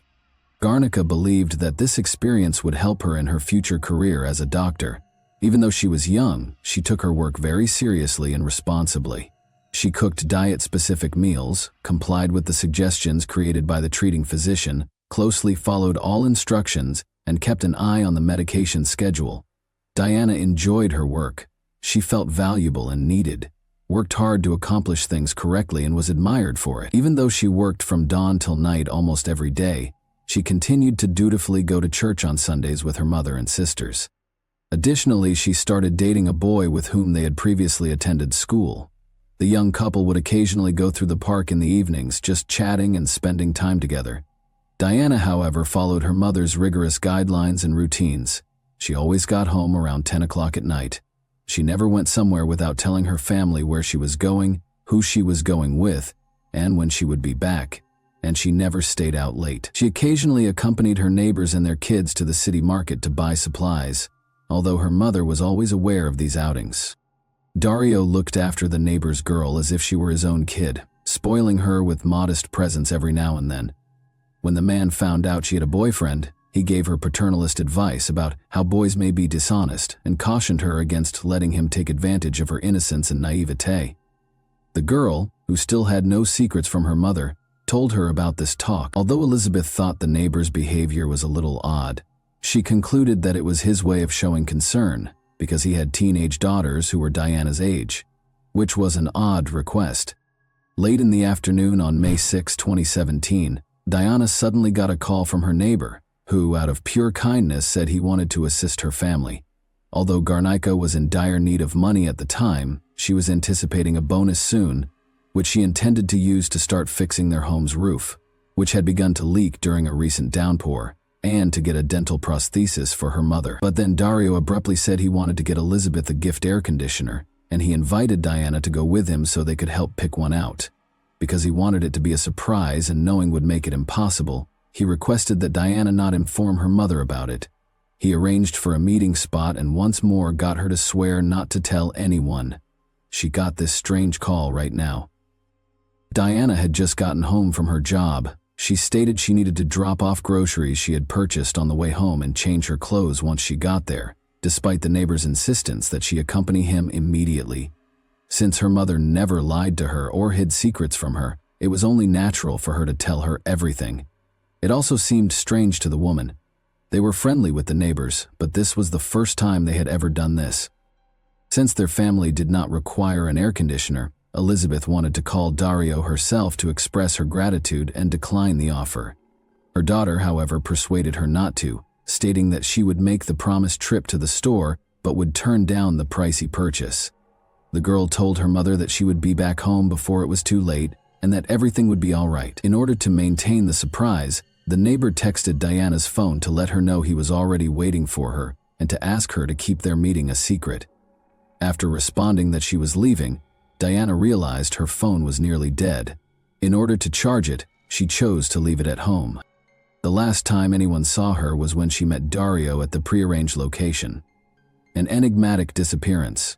Elizabeth became concerned when her daughter didn't come home by nightfall, particularly because she was unable to contact her because the phone was left at home. The woman waited a bit longer, but she became anxious as night fell. She tried to comfort her mother that nothing terrible could have happened and that her sister would soon return home. After first calling her oldest daughter Sonia and telling her everything, the mother heard the neighbor's motorcycle pull up to the house across the street. As it grew pitch black, she sighed with satisfaction, thinking Dario and her daughter were back. But by 5, 10, 20 minutes had gone by, and the girl was still not inside the house. The neighbor was by himself when the woman went outside. When she asked him about Diana, he was taken aback and claimed not to have seen her that day and to know nothing about her. Elizabeth was taken aback. She couldn't decide if the neighbor was telling the truth or whether her daughter had cheated on her for the first time in her life and gone somewhere else. The man persisted in telling her his story, though, and even gave her his phone to make sure he hadn't spoken to her daughter. He had, of course, erased all the messages and calls by then. Concerned about the girl's whereabouts, Dario even volunteered to drive around the area with her mother to find her and question the teenager's friends and neighbors if they had caught anything unusual. But instead of accepting his assistance, the woman chose to begin the hunt on her own. No one had seen the girl that day, but she and her older kids wandered the area until late at night, phoning all of the girl's friends and acquaintances and questioning everyone they encountered. When Elizabeth got home, she checked her daughter's phone and discovered that her daughter had not erased 2 missed calls and a message from the neighbor. The woman was so certain that Dario was lying that she called the police and her ex-husband to report their youngest daughter missing.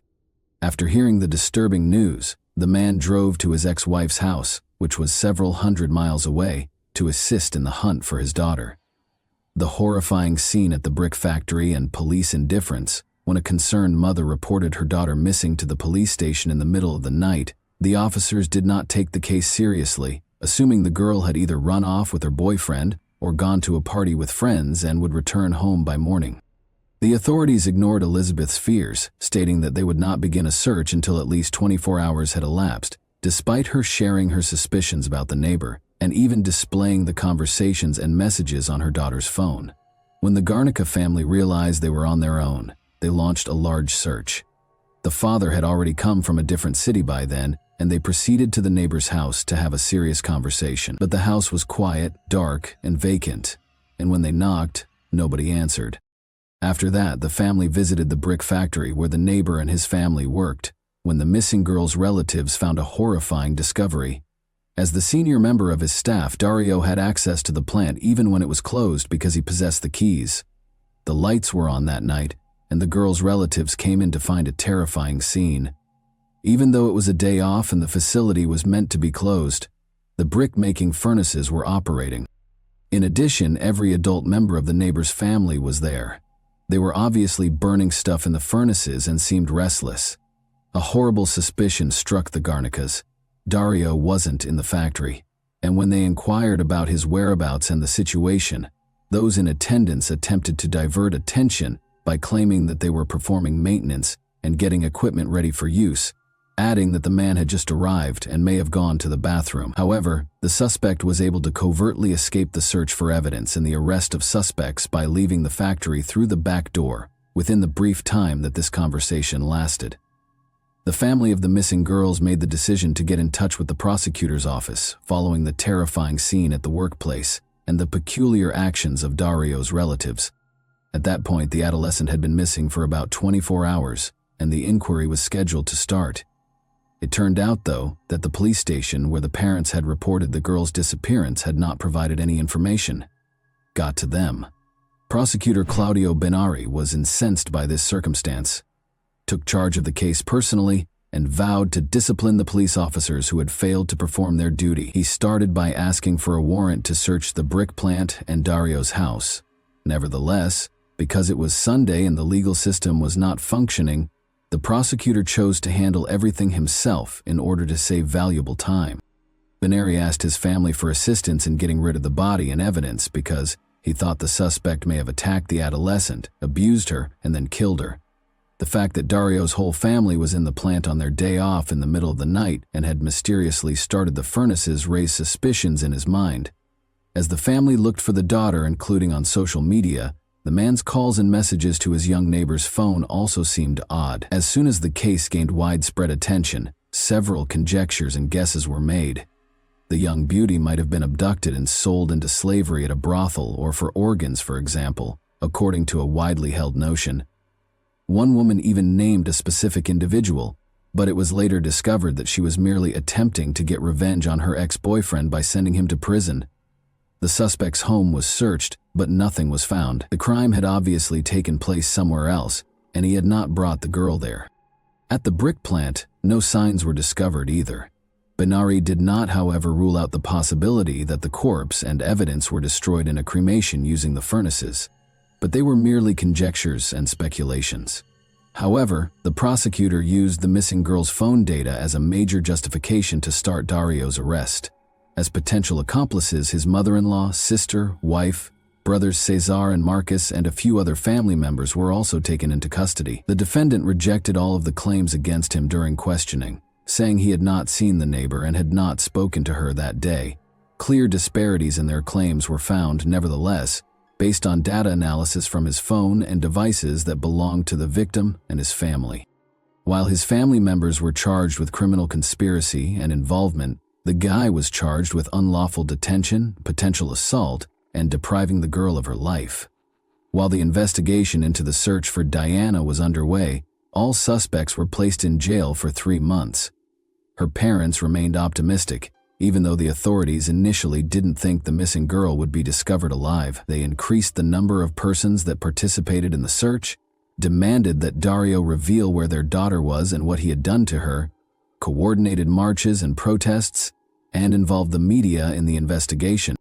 In an attempt to sway the inquiry and coerce the suspect into delivering a statement, the parents desperately sought meetings with the security and justice ministers at the time. Unfortunately, this did not translate into practice, even when the highest governmental levels welcomed the family of the missing girls. Despite the efforts of more than 200 police officers, assistance dogs, and specialized tools including search drones and helicopters, the search was unsuccessful. Disturbing findings in one of the kilns at a brick plant. A second examination revealed a tooth part and an odd, heavily melted metal thing. This item was thought to be the nose piercing the missing girl had on, but to verify this, specialized forensic analysis was needed, and it would take time as law enforcement awaited the findings. The man's notebooks with highly suspicious entries were discovered after a second, more extensive search at Dario's home. It became clear from these seemingly private diaries that the man was genuinely fixated on his young neighbor. When the family moved in next door to his house, everything began. She was just 13 years old at the time. The notes made it apparent that the girl drove the suspect crazy, even though he did not write anything explicit about what he planned to do with her. For years, he thought about her every day and occasionally wrote letters to the neighbor in which he strangely proclaimed his love. Investigators came to the conclusion, after going through all the notes, that the man's addiction only got worse with time and that he was unable to control his disgusting cravings. He implied that she would one day belong to him and that he would provide her permanent peace and tranquility in one of his final messages to the girl. This entry appeared to be a direct threat, suggesting that Dario may have used her before dealing with her. The forensic analysis findings were still waiting, but it appeared that the case could be taken to court based only on the diary entries because the physical evidence had vanished. Benary discovered that the evidence had just vanished as he attempted to determine the cause of the holdup. Neither the identity of the unusual metal object nor whether the toothpiece belonged to the missing girl could be ascertained by DNA analysis. The police officers in charge of protecting the evidence were promptly dismissed and placed under arrest for criminal negligence and potential aid to the suspects after the prosecutor made the decision to categorize information regarding the investigation's advancement. Following this heinous crime, federal authorities took immediate control of the investigation. Furthermore, it quickly became apparent that several of the documents discovered at the suspect's house had vanished as well. The final letter, in which he pledged to provide the girl eternal rest, was one of them. The case might just collapse in the absence of these pieces of evidence, and the offender and his associates might not be held accountable. 3 months later, however, no steps were taken to help identify the location of the missing physical evidence. Although the suspect's incarceration period had ended, it was dangerous and clearly threatened to result in a loss to take the case to court without important evidence. The child's phone data and the testimony of a random bystander who saw the suspect and the missing girl strolling together down the street on the day she vanished were all that was left. The court only partially approved the defense's request, which called for Dario's attorney to have the entire investigation ruled unlawful. His client released immediately, and the search results revoked because they were carried out without a special order. All of his relatives were freed because no particular charges could be brought against them, but the primary suspect was still in detention. But Dario was also freed in May 2019, 2 years after the girl vanished. The body had not been located, no new evidence had surfaced, and the investigation had not advanced during that time. The long-awaited trial and verdict, the investigation was still ongoing, even though the primary suspect was freed. Testimonies and other information occasionally surfaced that suggested Diana might still be alive. For example, a banknote purportedly written by the girl with a request for assistance was discovered. Only in June 2021, however, was it determined through handwriting analysis that the missing girl's writing was not hers. Prosecutor Benary was able to finally take this difficult case to trial, more than 4 years after the daughter vanished, but the Garnica family was growing more and more discouraged as the proceedings were continually postponed because of the global pandemic. The family no longer wished for a good result or the rightful punishment of the guilty. The offender didn't show up in court until April 2023, 6 years after the crime was committed, when the trial finally started. Everyone thought Dario's diaries were lost forever, but at that time the missing entries had been located. These turned out to be the main pieces of proof that established the man's guilt. Nevertheless, more professional examination was necessary to confirm these documents' legitimacy. Furthermore, 2 additional witnesses entered the case. One was the ex-lover of Dario, who said he had wooed her when she was just a teenager. She also said that she was by no means the only young girl the suspect had abused in this manner, and that he always had a weakness for them. The second witness was a likely collaborator and neighbor of Suarez, Dario's brother. He claims that the brothers arrived together on a motorcycle with an odd big bundle in the sidecar the night the girl vanished, grabbed some equipment from a shed, and then departed together. Because Suarez was always erratic and violent, the witness had been silent for a long time out of concern that he may hurt his family. The defendant, who said he would never hurt the adjacent girl since he considered her to be his daughter, never acknowledged his wrongdoing. However, a guilty conviction was rendered based on the limited evidence. The missing girl's body was never located, and the events of that terrible day were meticulously reenacted. This proved that the man had seduced the adolescent, taken advantage of her, killed her, and disposed of her remains, likely with the assistance of his family. Dario was convicted of kidnapping and exploitation on May 2, 2023. He was given a life sentence without the chance of release for taking Diana's life. No other family members, including his brother Suarez, could be held responsible. And that wraps up today's chilling story. If you enjoyed this video, don't forget to like and subscribe so you never miss a new upload. Also, let me know in the comments what part of this story shocked you the most. Thank you for watching, and I'll see you in the next video. Hey guys, today we're diving into another truly horrifying case. If you want to support my channel, make sure to subscribe and stay active. It really helps me out. I'd be super grateful for that. Let's get started. They say a successful family business can turn a couple into a powerful and thriving dynasty, but just as easily, it can become the catalyst for a high-profile breakup and courtroom battles. At first glance, building a business with your partner sounds like a dream. Complete trust, minimal risk of betrayal, and all the money stays in the family. But what happens when that modest venture suddenly grows into a multi-million or even multi-billion-dollar empire? Will it bring the couple closer together or spark conflict, rivalry, and deep resentment? The case of Andreen McDonald was both complex and unsettling, even though from the start it seemed fairly clear who was responsible for the crime. She vanished from her own home without a trace, and almost no one believed she was still alive. Still without a body and with barely any solid evidence against the suspect, the situation was stuck. Months passed with no resolution, and the person responsible appeared to be on the verge of walking free. Then, just when hope was nearly lost, a local rancher made a chilling discovery that changed everything. Andre Martina MacDonald née Anderson was born on February 18, 1990, in the small coastal town of Port Antonio, Jamaica. She was the eldest of two daughters raised in a modest household by Maureen Smith and Desmond Anderson. From a young age, Andre was known for her outgoing personality, natural charm, and striking looks.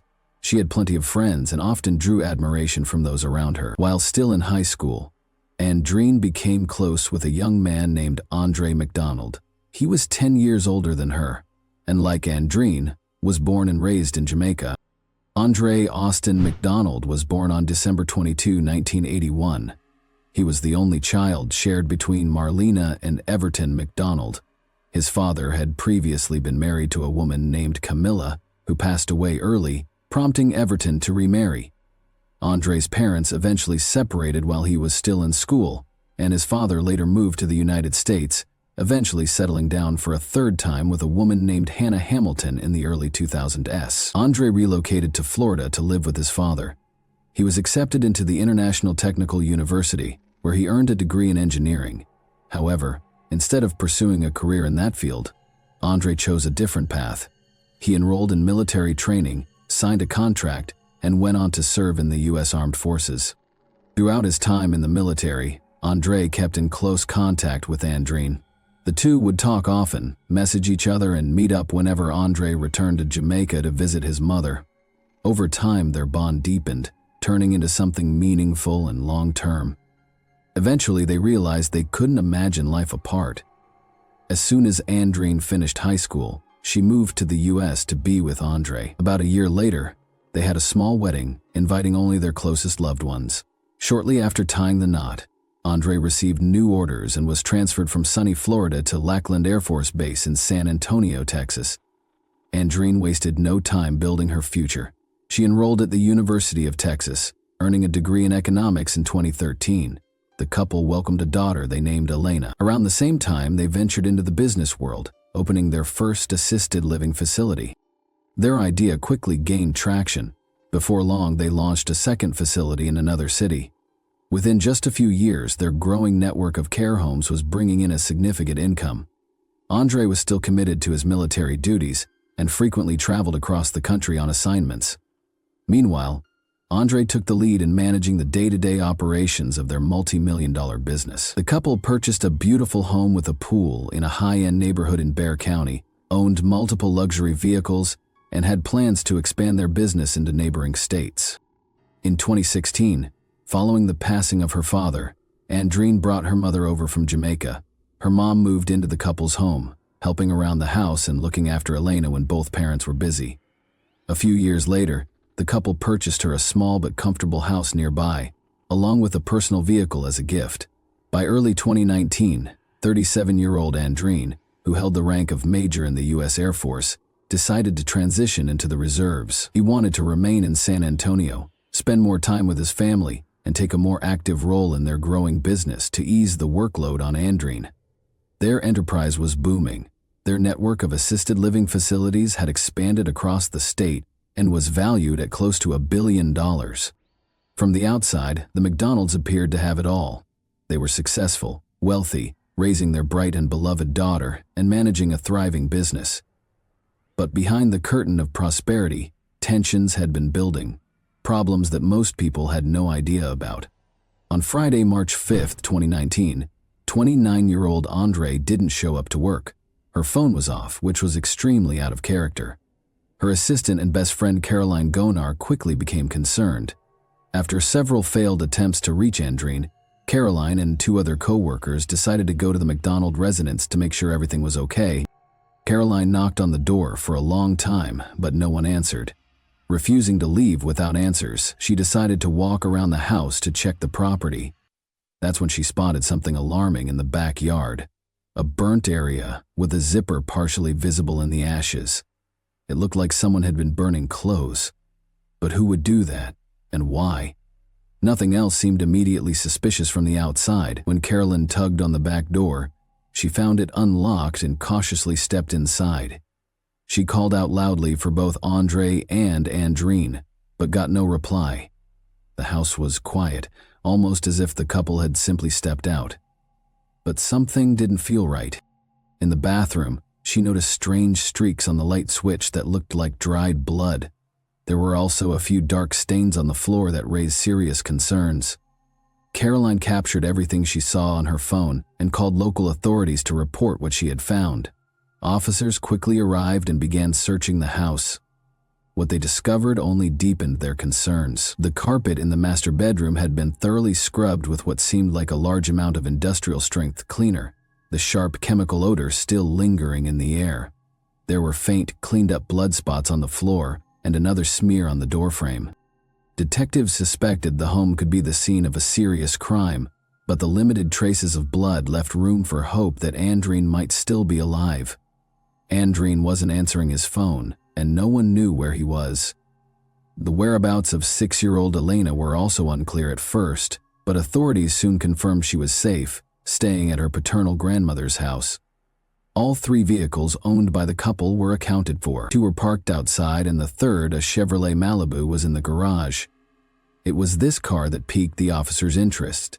It was covered in dust, as if it had recently traveled along dirt roads, and small gravel particles were lodged in the tires. There were no obvious signs of damage or visible blood, but the vehicle's condition was suspicious. While investigators were still going over the house, the man of the house, Andre, suddenly showed up at the front door.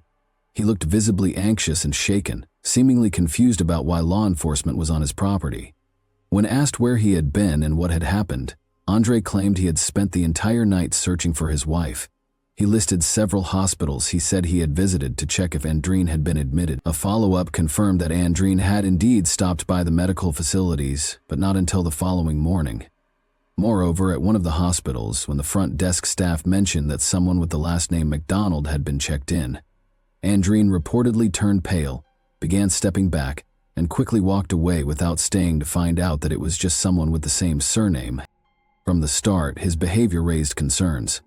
Officers decided to bring him in for questioning to hear his version of events. Andre told them he and Andreen had gotten into a domestic dispute, after which he left the house to cool off. When he returned, she was gone. He said he tried calling her several times, and when he got no response, he took their daughter to his mother's home and continued searching for Andreen. Tracking his movements proved difficult. His phone had been switched off since the previous evening and remained off until his return. When questioned about why his phone was off, Andre suddenly changed his tone and said he wouldn't answer any more questions without a lawyer. By that point, it was clear to investigators that something wasn't adding up, but with no solid evidence yet, they had no choice but to release him. After the initial interview, he was issued a travel restriction order and placed under discreet surveillance along with his residents. Despite being under watch, Andre managed to slip away from authorities for nearly 12 hours. It was later discovered that earlier that same day, he had made a string of troubling purchases at various hardware stores. He paid in cash for items including a shovel, large heavy-duty trash bags, a small hatchet, work gloves, duct tape, and fire starter fluid. Andre appeared to be trying to avoid leaving a trail, keeping his phone off, and making purchases without using a credit card. Still, law enforcement was able to track him down via security camera footage from those stores. Meanwhile, forensic testing confirmed that the blood traces found in the home belonged to Andreen. With suspicions growing stronger, police decided to detain Andreen for further questioning and obtained a warrant to conduct a more thorough search of the home, including the seizure and review of all digital devices. During the time he had briefly vanished, Andre had returned home, but didn't stay long. He quickly left again, unaware that officers were now trailing him. He made a stop at a gun shop, where he purchased a large caliber handgun and a significant amount of ammunition. He paid in cash again, but just as unexpectedly, after completing the transaction, he turned around and walked out, leaving the firearm and ammunition sitting on the store counter. The man appeared completely detached, his eyes vacant, his movements erratic, as if he'd lost all grip on reality. But seasoned officers weren't convinced. To them, it looked more like an act, a calculated attempt to come off as mentally unstable, potentially laying the groundwork for a future defense. Former military officer Andre was arrested just as he exited the store. He didn't resist this time. Formal charges were filed against him, and during a physical inspection, investigators noticed fresh scratches on his hands and forearms, marks that looked like they had been made by fingernails. Andre failed to provide a clear explanation, though everyone present understood the likely cause: struggle. Nearly 48 hours had passed since Andreen was last seen. Given the growing body of circumstantial evidence, it was becoming increasingly difficult to believe she might still be alive. A massive search effort was launched, involving law enforcement volunteers and hundreds of concerned citizens. Teams combed through the surrounding areas in and around San Antonio, focusing especially on the rural regions of Bexar County, hoping to find anything that could help move the case forward. Unfortunately, nothing useful turned up. Not in the fields, not in the wooded areas, and not in the urban zones. Even a full review of the digital devices seized from the home, including a phone and tablet, yielded no promising leads. But when investigators conducted a second, more detailed search of the vehicles and garage, the case took a dramatic turn. First, they found newly purchased tools and supplies that matched items Andre had bought at various hardware stores. Then, inside the trunk of a Porsche Macan, Andre's car, they discovered an old hammer wrapped in plastic. It had strange dark stains on it, and several long strands of hair stuck to its head. Forensic analysis confirmed that the hammer bore blood and tissue matching Andre's DNA. The strands of hair were hers too. However, the handle had been wiped clean. No fingerprints. When confronted, Andre denied ever seeing the hammer before and claimed someone must have planted it in his car. Despite the mounting evidence, Andre posted bail, which had been set at $500,000, 0 cents, a sum he paid without delay, and was released shortly after. Once back home, he did not participate in the ongoing search efforts. Instead, he continued to assert the same version of events. The two had an argument, he left to cool down, and when he came back, Andre was gone. According to him, he had tried to reach her afterward, sending both voice and text messages. Some of those messages found on his phone included emotional pleas, telling her their daughter was crying and asking her to come home. All of them were sent around midnight. After that, the phone was turned off again. The next morning, Andre dropped Elena off at his mother's house and, by his account, began searching for Andreen. As the search for Andreen continued with no progress and investigators struggled to piece together what exactly had happened, detectives decided to dig deeper into the McDonald family's background. It didn't take long to uncover that the couple's picture-perfect image was just that, an image. Beneath the surface, their relationship was strained, and serious tension had been brewing for quite some time. Though they had built a thriving business together, one that was rapidly expanding and bringing in a substantial income, most of the day-to-day operations had been handled by Andre, especially while Andre was serving in the military. Back in 2016, when Andreen was stationed in Alabama for 6 months, the emotional distance between them grew. Just before he was set to return, Andre messaged him saying it would be better if they went their separate ways and that he didn't need to come back. Upon returning home, Andre learned that during his time away, Andreen had been in a relationship with a man named O'Brien, someone she had known since her early days in Jamaica. This man had a reputation as a dangerous figure in the local criminal underworld. The two reconnected during one of Andre's visits to the island, and their relationship reignited. He began traveling to Texas to visit her, and the two decided they wanted to be together. The couple filed for divorce. Under Texas law, their assets and business would have to be divided equally, a point of serious contention for both. Andreen believed she deserved a larger share since she had been the one managing the operations, while Andreen insisted everything was his, as he had funded the initial startup. About 6 months later, the divorce proceedings were paused. It seemed the couple had reconciled, choosing to give their marriage another try for the sake of their young daughter. But despite the outward signs of stability, tensions lingered. Caroline, Andreen's closest friend and the first to raise the alarm after her disappearance, told investigators that Andre had always been controlling and manipulative.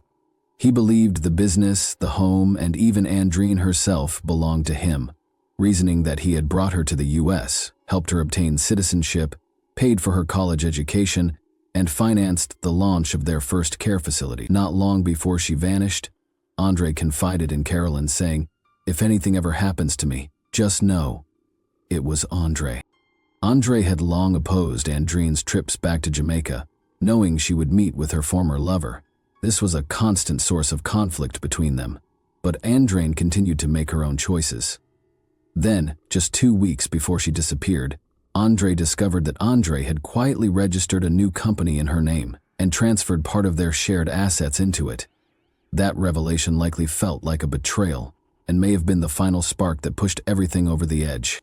On July 11, 2019, 4.5 months after Andreen vanished, local farmer Clinton Clendy was walking through his large property on the outskirts of San Antonio. The land wasn't fully cultivated, and some areas had become overgrown. Clinton was surveying the grounds, preparing for future maintenance, when he suddenly caught a strong, unpleasant odor, something unmistakably linked to decomposition. Assuming it was a dead animal, he followed the scent, planning to bury or remove whatever he found in the tall grass. He first noticed a skull and bones that appeared to belong to a cow. Scattered branches were nearby, but beneath them he discovered the true source of the odor: a nearly fully decomposed human body. Clinton immediately contacted law enforcement. The remains were recovered and transported to the lab for analysis. The body was unclothed, and aside from confirming it was a woman, there wasn't much else investigators could initially determine. Still, given the timing and location, many suspected this was the missing Andreen McDonald. DNA testing soon confirmed those suspicions. However, due to the advanced state of decomposition, the medical examiner couldn't conclusively identify a cause of passing.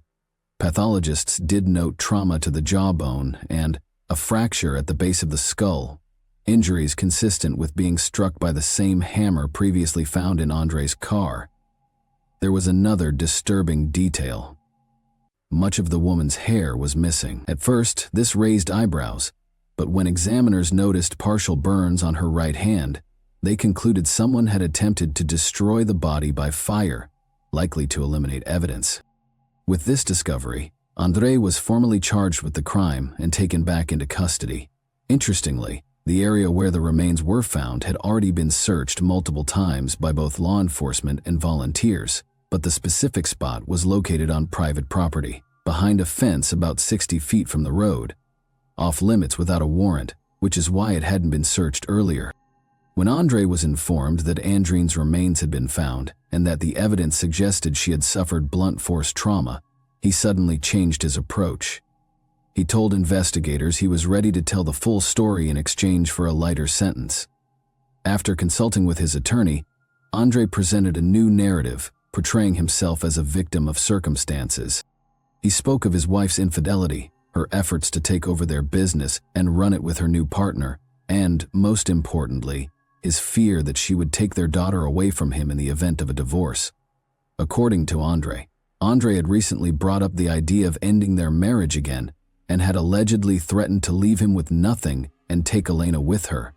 That evening, they had a heated argument. He claimed that Andrine became aggressive and started hitting him, forcing him to defend himself.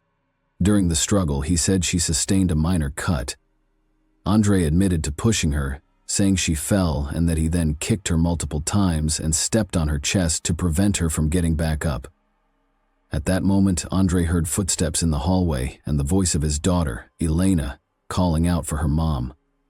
Panicking, he rushed out of the room before Elena could enter, scooped her up, carried her back to her room, and told her that mom would come check on her later. Andre insisted that when he left the room, Andrine was still alive, lying on the floor and only slightly injured. However, when he returned, she was in the same spot, this time unresponsive. He believed that he may have unintentionally caused a fatal outcome by putting too much pressure on her chest during the struggle. Realizing the severity of what had happened, Andre said he panicked. He removed Andrine's clothing and burned it in the backyard. Then he transported her body outside the city and left it on private land behind a fence near the remains of a cow. Later, he returned home and sent multiple texts to Andrine's phone, pleading with her to come back, in an attempt to create the appearance that she had simply left after a disagreement. After that, he woke Elena and drove her to his mother's house, asking her to look after her granddaughter while he searched for his missing wife. To further sell the story, he visited several hospitals, pretending to look for Anne. At one point, he nearly fainted when he heard that a woman with the same last name had been admitted. By the time police brought him in for questioning the following morning, they still didn't have strong evidence linking him to a crime, so he was released. Once free, Andre began seriously contemplating how to make sure the body was never discovered. He even considered dismembering and burning it, then scattering the remains in different places. That's why he went out and bought a hatchet, a shovel, fire starter fluid, and heavy-duty plastic bags. The next day, he returned to where he had left Andrine, but when the time came, he couldn't bring himself to go through with his plan. Instead, he poured flammable liquid on the body and lit a fire, but it fizzled out quickly, only burning off the hair and partially charring one of her hands, according to Andre. The failure left him in a state of complete despair. In a fit of rage, he grabbed an old hammer from his car and began striking the body before coming to his senses and stopping. He then covered the remains with branches and cow bones. When questioned about why, he went to a gun store and bought a pistol and ammunition, only to abandon the items at the counter. Andre claimed he couldn't explain it. He said his mind was clouded, that he hadn't slept in nearly 2 days, and that he was no longer thinking clearly. The trial was delayed significantly due to the onset of the COVID-19 pandemic, with hearings finally beginning in January 2023. The defense team focused on portraying Andre as someone trapped by the circumstances around him. His attorneys argued that Andrine and her romantic partner were allegedly conspiring to remove Andre from the picture entirely so they wouldn't have to split assets during the divorce. Andre McDonald's detailed account of what happened to his wife could never be fully verified due to the advanced state of decomposition in which her body was found. Forensic specialists were unable to determine an exact cause of death, or even confirm whether the injuries had been inflicted while Andrine was still alive, or if, as the defendant claimed, he had struck the body with a hammer after she had already passed. What was clear, however, was that for 5 months, Andre had remained silent, hoping to cover up the crime and avoid responsibility. In February 2023, to the shock of many, Andre McDonald was acquitted of first-degree charges. Instead, the jury found him guilty of manslaughter and evidence tampering. He was sentenced to 25 years in prison with the possibility of parole after 15. Full custody of Elena was awarded to her maternal grandmother. In a striking development, Later that same year, Andre's father, Everton MacDonald, was put on trial in Jamaica for the crime of his third wife, Hannah Hamilton. Even more disturbingly, this new investigation brought attention to the suspicious death of his first wife, Camilla, an incident that had long been brushed aside. Authorities now believe that Everton may have been involved in her passing as well. If convicted, he could face life behind bars. This chilling twist raised the possibility that Andre may not have been the first in his family to commit such a serious act, suggesting a legacy of violence that spanned generations. Thanks for watching, everyone. Your support means a lot to me, and you can help my channel grow by hitting that like button, dropping a comment, and sharing this video. Your engagement really makes a difference. See you soon. Hey guys, welcome to my channel, and today we're going to take a look at another horrible case with you. What caused the beauty queen's life to be stolen? It is said that beauty is a strong force that can save the world, but regrettably, it does not always translate into happiness and can even cause problems.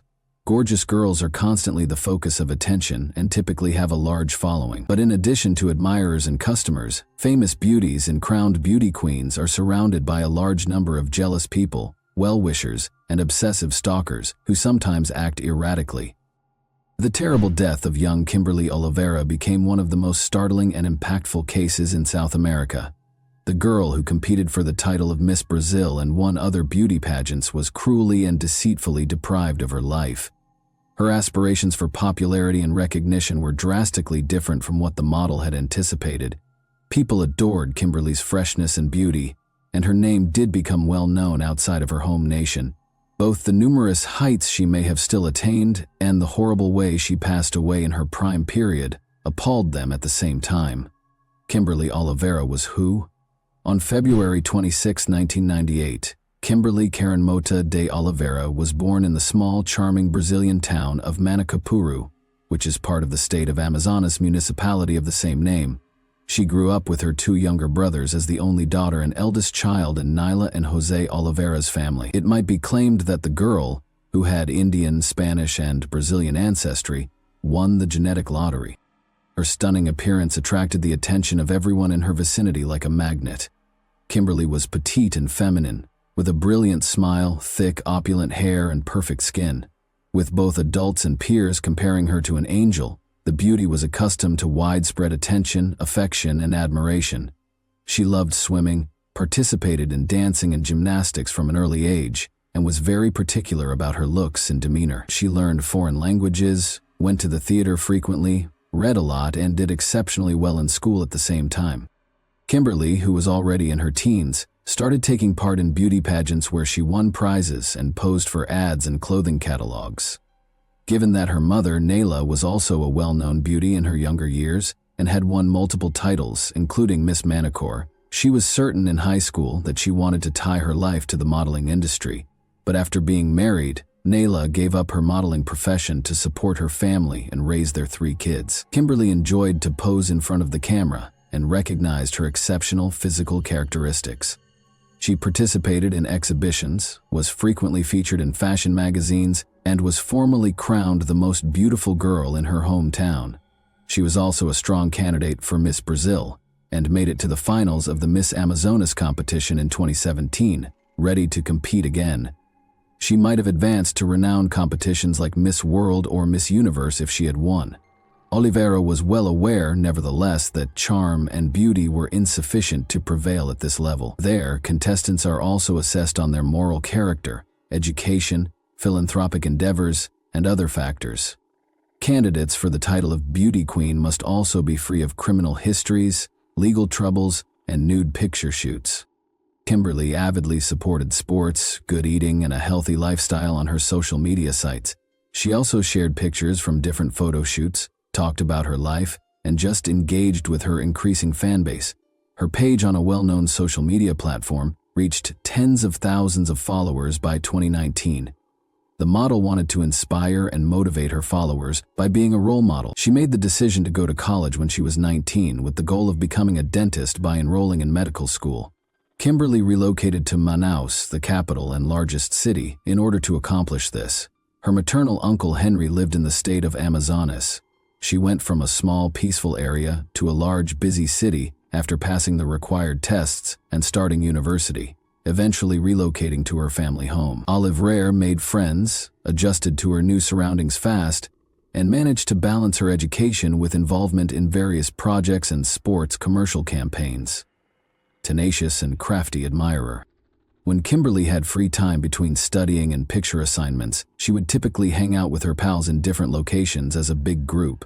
A dashing young man called Rafael Fernandez Rodriguez approached Kimberly and her close friend as they were having a good time at a well-known club in the fall of 2019. He offered to buy Olivera a beverage because he wanted to get to know her. The model, however, who was used to the increased attention and knew how to respond to such circumstances, graciously rejected, stating that she was not alone and that she didn't require anything. Rafael merely went after apologizing for the disruption. However, the girl was still unaware that the stranger had planned and choreographed the entire incident. In actuality, the man had been paying close attention to the young model on social media for a year or two, but he had never tried to get in touch with her until that day. He chose to appear to be seeing her for the first time and only want to meet her because he was familiar with the locations the beauty frequented. Rodriguez, who was 31 at the time, had just gotten divorced and was completely enamored with the prospect of meeting Kimberly and falling in love with her after reading on social media that the model had relocated to Manaus. He likewise relocated to the city, where he rented a large apartment in a posh residential complex and promptly secured a lucrative position in corporate law, thanks to his legal education. He then started carrying out his strategy, keeping a careful eye on Olivera and waiting for the ideal opportunity to speak with her. Rafael made the decision to come out of hiding and began sending the girl private messages on social media, inviting her out on a date, following the failed attempt to meet at the nightclub. For several months, he also consistently liked and commented on every post the model made on her profile. Since she frequently found herself in similar circumstances, and this man didn't especially stand out, she ignored the obstinate follower and gave him no particular attention. In an attempt to win their friendship and trust, Rodriguez then modified his strategy and added Kimberly's friends, classmates, and even family to his list of acquaintances. This strategy worked, and he was able to get her phone number from a close friend. Then, the maniacal stalker started sending her messages on instant chat, proposing to meet up. The man examined the thing he admired, well, being aware of her preferences, travel habits, musical tastes, and so forth. He began going to training sessions outside, sometimes led by Olivera herself, and it was only there that he was able to get her attention. After speaking for a while, they started phoning and contacting each other frequently on social media. Despite the fact that the two young people were about 10 years apart in age, Rafael was able to attract the girl's attention because he was well prepared. The man approached the girl with caution, attempting to court and please her in a lovely way without frightening her away or causing her to forget about him. His strategy was successful, and Kimberly and Rafael formally began dating in March 2020 after declaring their relationship. The passionate owner, the handsome and romantic man who tried his hardest to earn the beauty's love, showed his true nature.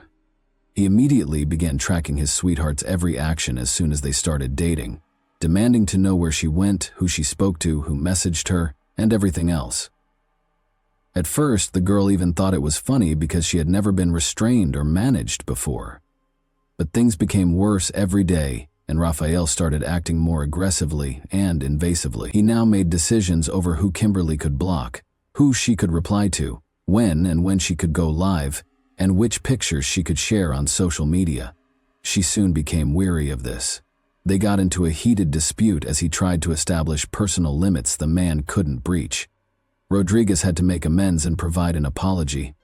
He offered the girl a big bouquet of flowers and invited her to a fancy restaurant. After every fight, he said this again. The man promised Olivera he would never leave him and provided her expensive presents or romantic dates at hip places to keep her from leaving him after he had followed her so long and relentlessly. Kimberly was complaining to her friends more and more about her partner, claiming that she was unable to move further without his consent. Even at the university, Rafael prohibited her from talking to men. He also stole her phone without her consent, reviewed her messages and calls, and then made a scene. At times, he became so enraged that the girl worried about her safety. Her friends acknowledged that this was unusual, and suggested that she speak with the man seriously before leaving him before it was too late if nothing changed. Knowing that she would soon have a successful modeling profession, diploma, defense, international travel, fashion magazine photo shoots, popularity, and recognition, Kimberly also realized she didn't want to live this way.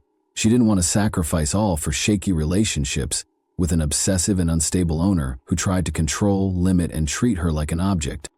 Final judgment by the beginning of May 2020. Kimberly made the decision to end her relationship with Raphael after 2 arduous months, but she wasn't sure how to do it without making him angry. She waited for the ideal opportunity to break the news, but there was no longer any room for delay. Kimberly always spent Mother's Day with her mother, which was observed on May 10 in Brazil, but she was unable to visit her homeland to celebrate her mother because of the COVID-19 pandemic's restrictions in 2020. Rather, Kimberly shared a picture of them together, along with heartfelt words of appreciation and a heartfelt message. Nayla was receiving treatment at the hospital at the time following her cancer diagnosis. Kimberly and a few pals, including Raphael, went for a run at the park after posting. Everyone who saw the pair that day said they were having a lovely conversation and weren't fighting, and only her close friend was aware that the model had already decided she was going to split from her boyfriend that night. Kimberly called her uncle at midday and informed him that she would be spending the day with Gabriella, her best friend, but would go back home to sleep. She later called Henry once more, promising to return by midnight and requesting that he not lock the front door since she had forgotten her keys. While at her friend's house, Kimberly practiced what she was going to say to her boyfriend. She picked her words carefully to avoid offending him and causing any angry outbursts, and even though it was really tough, she finally seemed to have found the right delicate phrases and was prepared for the crucial conversation. Henry followed instructions and went to bed, completely trusting his niece in the evening. Raphael showed up at her friend's house in his brand new white Audi at around 9 o'clock in the evening. Kimberly said goodbye to Gabriella, smiled as she walked out to him, and sat down beside the driver in the passenger seat. Nobody ever saw the girl alive again, and the couple's disappearance was strange. When Henry awoke on the morning of May 11 and saw that his niece was not home, he got quite concerned. Kimberly always let him know when she would be coming back and if she was going to spend the night at a friend's house. Her phone was off when he tried to reach her. Gabriella informed him that Kimberly had gone out with her boyfriend and had not been in contact since. It was odd that Raphael didn't answer when Henry called him. The fact that the girl had never before skipped her university classes was quickly revealed. By midday, Henry went to the police to report the girl and her boyfriend's absence because he was certain that his niece was missing and that no one had seen her. The authorities, however, simply sneered at him, claiming that Oliveira and her partner were adults who could travel anywhere they pleased without anybody knowing. The missing girl's pals and Henry started their own search. Raphael's flat was their first stop, but nobody answered the door. Additionally, his car was not in the parking space. Kimberly's loved ones knew she would never go missing without alerting anybody, even though everything suggested the two had actually gone somewhere together. In the evening, Henry informed his sister Nayla of the situation over the phone. He couldn't wait any longer because his relative, who was suffering from a serious illness, had been attempting to get in touch with her daughter all day and had a suspicion that something wasn't right. Since Kimberly avoided trouble, didn't maintain bad company, and didn't have any hazardous habits, he tried to reassure her that nothing negative could have occurred to her. Kimberly's pals started sharing her pictures on their social media profiles and in other groups. Give up inquiring about the whereabouts of the girl and her boyfriend Raphael. The teenage model was well known, so when word spread that she had vanished, thousands of followers joined the hunt. But that didn't work either. Unsettling finding in a locked apartment. The police didn't start investigating until May 12, almost 2 days after the pair vanished. Raphael's apartment was the subject of a search warrant, since it might hold information regarding the young people's location. However, everyone was astonished by what the authorities found when they broke through the locked door and entered the building. Sadly, there was nothing that could be done to save Kimberly, who was in one of the rooms. The young girl's lifeless body was covered with a sheet and lay on the bedroom floor in a big pool of her own blood. Additionally, the bed had multiple huge blood stains, and practically every room had blood smears and traces on the carpets and floor coverings. In order to prevent anyone from suspecting that a body was in the flat, the criminal clearly fled after realizing that his attempts to conceal the evidence were ineffective and turned the air conditioner on full blast to slow down the body's decomposition. 4 stab wounds, 2 to the neck and 2 to the chest, were discovered on the victim's body by the forensic specialists. The huge kitchen knife that was used was found in the adjacent room, along with the criminal's unmistakable fingerprints and bloodstains.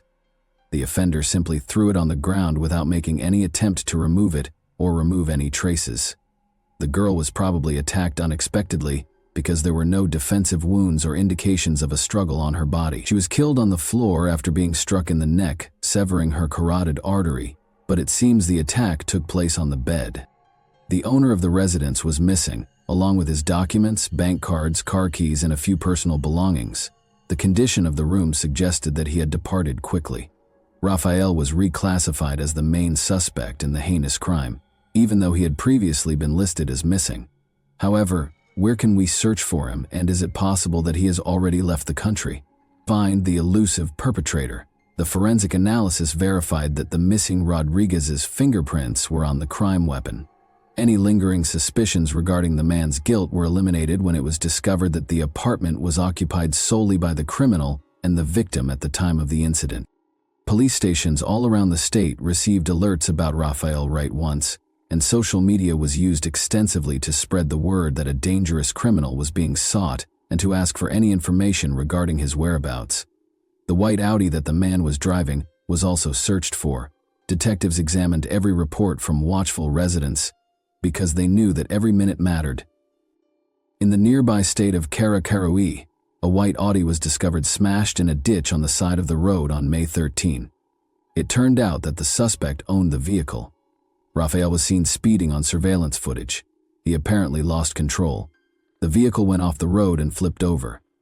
The extent of the driver's injuries and his whereabouts were unknown, though. After an unsuccessful attempt to cross the border, there were rumors that he may have hitched a ride to the Venezuelan border and then fled there. It was quickly discovered that the individual hurt in the collision had, in fact, been taken to a nearby town by a passing vehicle. After removing nearly all of the funds from his account, Rodriguez took a taxi to the closest bank and then continued on to the border town of Boa Vista. He then made an attempt to flee prosecution by walking across the border into Venezuela. Luckily, limitations brought on by the deteriorating COVID-19 scenario prevented him from leaving the country. They wouldn't let the man pass. Detectives discovered that the suspect opted to hide in the forested area while waiting for the situation to calm down, instead of returning to Boa Vista, a city of around 300,000 people, and trying to blend in. The fugitive was located in a small hut deep in the forest, nearly hidden by the surroundings, after a few days of searching. But things didn't go as planned with the arrest. Men brandishing machetes, whom Rodriguez had hired from the local community for personal protection and lavished them with cash, unexpectedly attacked the cops. Thankfully, there was no violence. The authorities warned the bodyguards that helping the criminal might have major legal repercussions for both them and Raphael, as they displayed their badges and indicated that they were there to capture a dangerous criminal. The authorities had all the proof of the primary suspect's guilt by the time he was taken into custody, so there was no use in disputing it. According to surveillance footage, Kimberly got into his car, drove to his house, and climbed up to his apartment. A few hours later, Rodriguez fled the site by himself. It's interesting to note that the couple seemed at ease, smiling and having a great conversation in every video. Raphael casually left the apartment without showing signs of fear, regret, or guilt. The suspect gave a pretty odd account of what happened that day, but he acknowledged his guilt under the weight of the evidence. He claims that after deciding to enjoy a romantic evening, he and his sweetheart went to his place and shared private moments. After that, Raphael decided to examine Kimberly's phone while she was taking a shower, and discovered that she had been conversing with other men on social media. Before he confronted her about it, he went to the kitchen and took a big knife and concealed it behind a pillow. He said he merely intended to frighten her in case she tried to trick him, not to hurt her. Raphael began grilling Olivera about who she was speaking to as soon as she lay on the bed after taking a shower. "I'm not talking to any men," the girl responded with a simple smile. Rodriguez was furious about this. He became aware that his sweetheart was making fun of him and lying. Reaching for the knife, he swiftly struck her heart twice. Without having time to comprehend or fight back, the victim tumbled from the bed onto the floor, where the assailant struck her neck twice more, killing her. Raphael tried to hide the evidence after realizing what he had done, but he soon realized it was pointless. He just covered the body with a sheet and turned the air conditioner on full blast to make the room as chilly as possible, slowing the decomposition process, because he couldn't remove the body from the apartment undetected, and the suspicion would still be on him. Witness statements. Gabriella, Kimberly's closest friend, gave a witness statement in which she gave an entirely different account of what happened. That night, she said, Kimberly had finally made the decision to quit her relationship with her violent and mentally ill partner. Knowing that one incorrect word could make Raphael furious, she had taken her time crafting her response. Knowing that Kimberly's behaviors were always unexpected, Gabriella argued that Kimberly would never have joked about messaging other guys or been intimate with a man she intended to leave. Rodriguez's ex-wife, another witness, attested to his cruelty and his unpredictable outbursts of rage that affected everyone in his vicinity. Their divorce was primarily caused by his hostility. Raphael's mother, Fatima, was his sole advocate, claiming that he was a wonderful man who never intended to hurt anyone. She blamed her boy's immorality on Kimberly, her ex-daughter-in-law, and everyone else. After the trial, Rodriguez's father realized what a monster he had created, but he did not survive to witness the sentencing. By standing in front of a train, the old guy decided to take his own life. His widow maintained that it was an accident, claiming that her husband fell onto the rails by accident after feeling ill. The surveillance footage, however, unequivocally demonstrated otherwise. By obtaining fresh psychiatric assessments, the defendant's legal team continually postponed the case and promoted the narrative of his insanity. Raphael was ultimately found to be competent to face trial for his horrible deed. Almost a year and a half after the heinous incident, the trial started in October 2021, Raphael was given a remarkably light sentence of just 14 years in prison, which was later lowered by another year, despite the overwhelming proof of his guilt. The defense's successful claim that their client committed the crime while in a rage was the reason for this result. As a result, he was given a much lower sentence rather than life in jail. Nyla Oliveira, Kimberly's mother, died on October 28, the day of the sentencing, following a protracted fight with cancer. From her hospital bed, where she was in critical condition, she had watched every court session via video call. Her heart stopped a few hours after the verdict was declared. In less than a year and a half, the Oliveira family lost two members they loved, their beloved sister and daughter, then their mother and devoted wife. Since her son was the only close relative she had left following her husband's passing, Rodriguez's mother resolved to wait for him to be released from prison. And that wraps up today's chilling story. If you enjoyed this video, don't forget to like and subscribe so you never miss a new upload. Also, let me know in the comments, what part of this story shocked you the most? Thank you for watching, and I'll see you in the next video. Hey guys, welcome to my channel, and today we're going to take a look at another horrible case with you. A violent crime shocked Los Angeles on October 29, 1990. In a garbage can, the mutilated body of William Newton, a 25-year-old gay adult video performer, was found. Authorities tried their hardest, but they were unable to solve the murder case. However, a few years later, a group of amateur investigators set out on a mission to find justice by being persistent and resolute. The murderer, who had been hiding in plain sight the entire time, was finally exposed by these detectives. What caused the ruthless disfigurement of Newton's body, and who exactly killed him? Today, we'll examine a cold case that dates back 33 years and was resolved in 2023 because to a podcast, so let's go straight to the riddle without any more ado. The city of Los Angeles, a thriving metropolis in Southern California, will be the subject of today's case. It is well known for its star-studded walkways, famed Hollywood sign, and gorgeous beaches. With its internationally recognized museums, theaters, and music venues, Los Angeles is also a center for the arts and entertainment sector. This vibrant city offers something for everyone, from mouth-watering cuisine to booming fashion and technological sectors. On July 26, 1965, William Newton was born in Eau Claire, Wisconsin. Richard Harriman was his dad. Oliver Michelle, Newton's half-sister, was born 6 months after Newton was born, and his parents were not wed. The two siblings couldn't be separated. Newton developed a love for art as a child and often used his leisure time to write creatively. His imagination went wild, and his poetry reflected his soul. He loved to read and dreamed of the day when he could tell the world his own stories. Newton was a young man of great intelligence. Richard once spoke about his son to the media. The majority of Newton's early years were spent in the city where he was born. He went to elementary and middle school there. Following his graduation from middle school, he and his mother, whose name is unknown, moved to Ladysmith, a city in Wisconsin. Newton found the surroundings change all too abrupt, but he gradually grew accustomed to it. But before his mother started discussing moving again, Newton was only able to finish his first year of high school in the new city. They relocated to the city of Oklahoma this time. This occurred in 1980. Newton quickly became weary of the seemingly never-ending cycle of traveling from one location to another and wished for greater stability. He then packed his things and went down to visit his father, Richard, one day.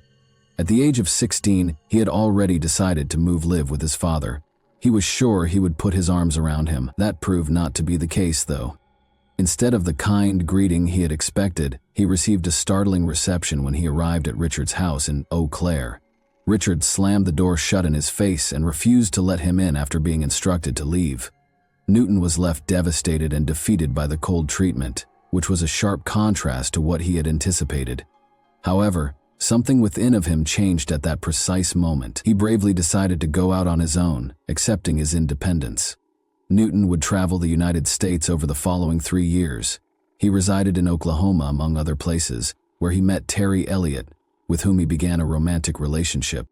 Newton also found that he was passionate about makeup and beauty. Therefore, he made the decision to pursue this as a career by training to be a professional beautician. In just a few months, he obtained his beautician license after learning everything there is to know about skincare, makeup, and the newest trends in beauty. He started a new life in Los Angeles after relocating there in 1984. He didn't have to wait long for job prospects to present themselves, despite the difficulties that came with establishing a new life in a new city. Equipped with his extensive knowledge and experience, he attracted the attention of a music video production firm right away. They soon employed him as a choreographer and beautician. Additionally, Newton started working at the Hollywood Spa, a gay bathhouse. He met a man named David Ray at the spa one fateful night, and he immediately warmed up to him. David had been in town to serve as a judge for a homosexual magazine's beauty pageant. Their encounter marked the beginning of Newton's unexpected and novel voyage. Gay adult flicks were David's specialty as an adult filmmaker. After recognizing Newton's talent, David mentored him, exposing him to the business and helping him get parts in a number of his films. Eventually, the economic relationship between Newton and David developed into a love one. The two decided to start their own adult film firm, London Ray Productions. After forming a partnership in 1987, Newton joined the organization and brought his experience as a makeup artist, stage designer, and film producer to the table. In addition to acting in a number of films under the names Billy London and Billy Porter, he produced pictures under the pseudonym Bill E. London. Their flat was frequently used for movie shoots, and Newton would redecorate the rooms to give the impression that they were in different places. Newton and David started living life in the fast lane as their money started to come in. When they weren't working on a film, they would spend their evenings using drugs and going out to clubs. They settled into this way of life, which they would maintain for many years. The couple's relationship soured in 1990, and they started living apart. Newton made the decision to temporarily relocate to Las Vegas, where his sister Michelle was living at the time, since he thought that he had had enough of Los Angeles and that he needed a change of scenery. He had had enough of Los Angeles. Michelle, Newton's sister, remembers that Newton simply needed a mental health vacation. In addition to providing him with something novel and thrilling, Las Vegas would also provide him the opportunity to see his mother, who at the time intended to move to the area. Now that everything was in place, Newton started to count down the days until his trip to Las Vegas. But destiny had a different idea. Newton went to Rage nightclub, a well-known club in Los Angeles, on the evening of October 28, 1990. He walked over to his favorite spot in the club and sat down to watch the people having a good time around him. Newton soon began to feel the beat and joined in on the fun. He lost himself in the thrill of the evening after taking a few drinks and letting loose. The hours passed quickly, and before long, he knew it was time to return home. As he stood up to go, it was immediately apparent to anyone who happened to catch sight of him that he was drunk. He found his way to the exit and walked out of the building. No one would ever see him alive again after that. Unaware of a murder that would frighten many, the majority of Los Angeles citizens went about their everyday lives as the week started on a Monday morning. The same morning, a homeless individual looked through dumpsters in an alley just behind Santa Monica Boulevard in search of food or trash. He received the shock of his life when he opened a specific dumpster. A human head was sitting in the center of the rubbish, staring back at him. The homeless man could see a pair of feet that had been haphazardly put next to the head, but the remainder of the body was nowhere to be seen. In terror, the man closed the dumpster since it was just too much for him to process. He promptly sounded an alarm, warning others of the disgusting discovery, and police officers soon arrived on the scene in their cars. Newton was quickly identified as the individual whose head had been severed and found in the bin. One of the first cops to reach the site on the day of the murder was retired Detective Wendy Burnt, who was deeply disturbed by the murder's savagery. "It was just so heinous in my mind that something like this could happen," Wendy stated. Newton had methamphetamine, a detective drug, in his system prior to his death, according to the results of his autopsy. Additionally, there was proof that he had been strangled before, to being decapitated. Detectives started looking into what had happened to Newton and how he got into this condition right away. Wendy was in charge of the team of investigators assigned to the case, and she made sure to give it her all. "It was a murder that I felt was my responsibility to solve, so I put everything into this case," Wendy stated.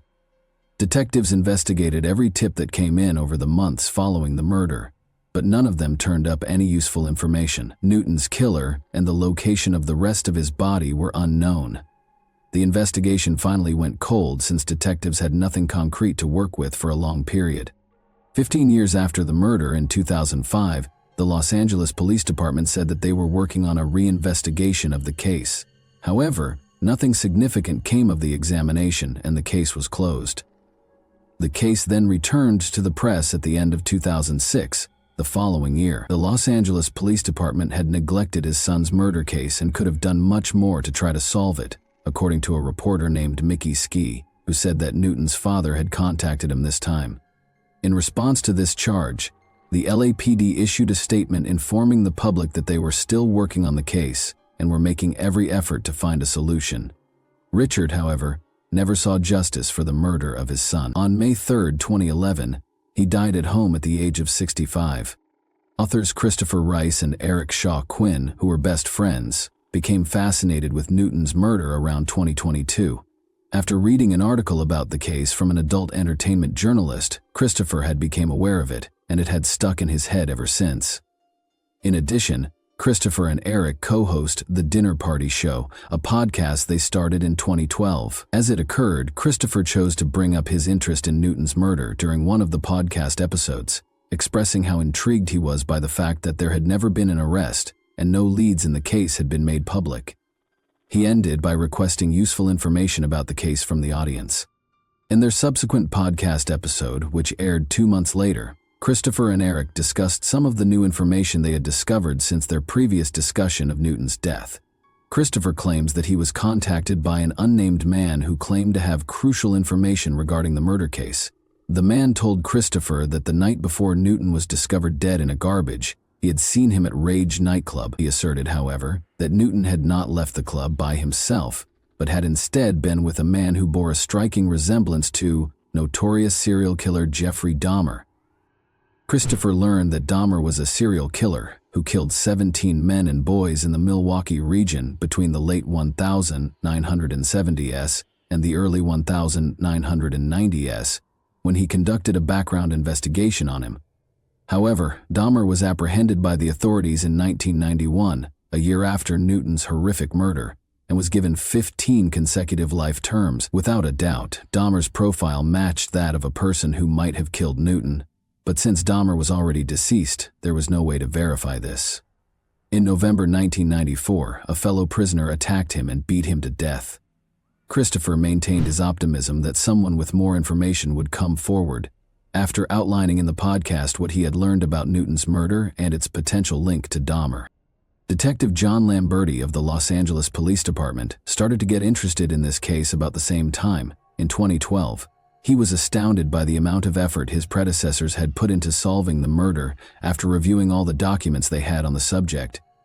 Detective Lamberti told reporters, "They looked into this case like crazy." Lamberti also started to examine every aspect of the case more carefully, taking into account all of the earlier research that had been done on it.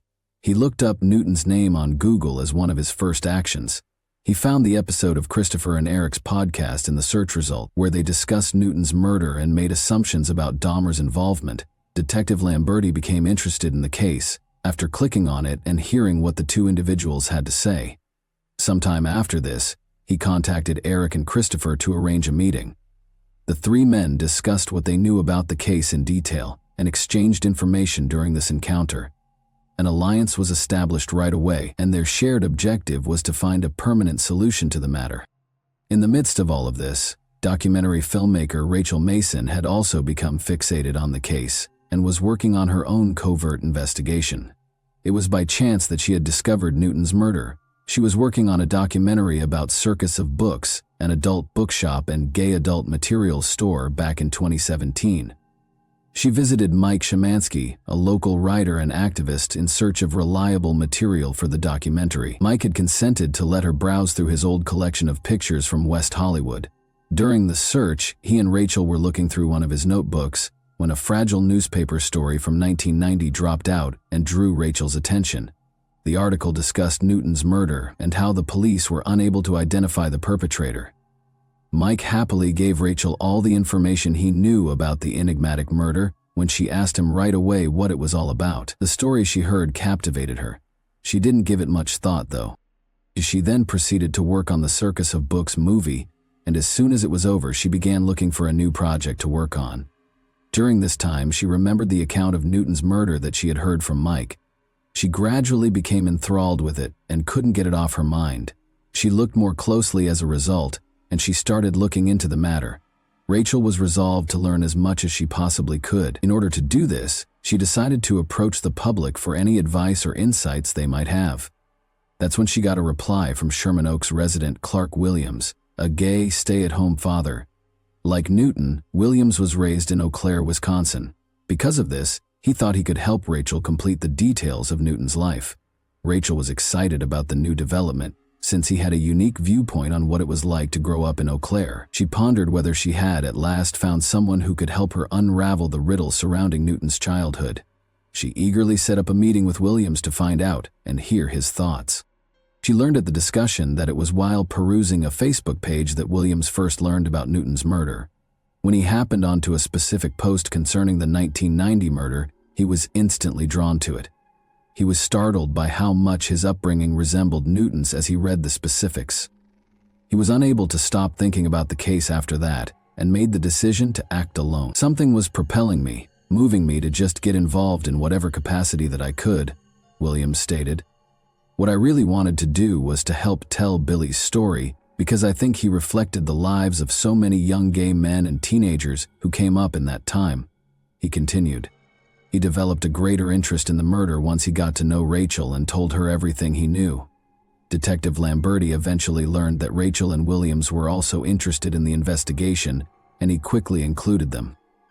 Williams used every spare moment to try to solve the case as closely as possible. Soon later, he found out about Rick Pashy, a local amateur detective who had spent a significant amount of his time and effort trying to solve the murder of Newton after it had already happened. During the first inquiry, Rick had also collaborated closely with Wendy, a retired investigator. Williams was disappointed to learn that there was no way to contact Rick because he was long dead, but because, to his extensive and persistent research, he was able to learn some other crucial information about Rick, including the fact that he was a gay adult film producer going by the name Richard Lawrence, in addition to owning and operating a skate store in West Hollywood. Given that Rick and Newton had been employed in the same field at the same time, Williams knew he needed to identify the connection between them. Williams started carefully going over Rick's movie credits to find the identities of the actors, producers, and editors. He wanted to find everyone who might still be alive so they could tell their story. The films he prioritized had been made in the immediate aftermath of Newton's murder. He was particularly interested in one movie. The Devil and Danny Webster, as it was called, had debuted Billy Houston, a young, talented actor. Williams took a particular interest in Billy right on and started learning everything he could about him. Upon more investigation, he learned that Billy's true identity was Darrell Lynn Madden and that he was incarcerated for the life term for the killings of 2 men. Williams learned that Darrell confessed to the authorities about his crimes after being apprehended, claiming that he and another man named Bradley Qualls were responsible for the initial offense. On the day of the event, Bradley and Darrow had gone out with a dark plan to kidnap a gay guy in order to introduce Bradley into a white supremacist gang called Chaos Squad Skinheads. They eagerly waited for an unfortunate person to walk by. Unfortunately, a man by the name of Stephen Domer fell into their carefully set trap. Bradley and Darrell both enticed their victim to a remote location, bound him in their own car, and then took him on a ride. The poor man begged, but in the end, he was strangled to death with a coat hanger. The 2 men then disposed of the body in a nearby creek after realizing they had killed him. In a surprising turn of events, Darrell later shot Bradley, his accomplice, for an unspecified reason before running away. However, he was caught by the authorities after being unable to hide for very long. All of this had taken place in Oklahoma City. When Williams learned all of this, he continued. As he continued, he soon learned that Darrow had been interviewed for a book called American Honor Killings. Williams decided to try to obtain the book since he felt it had more potentially significant material.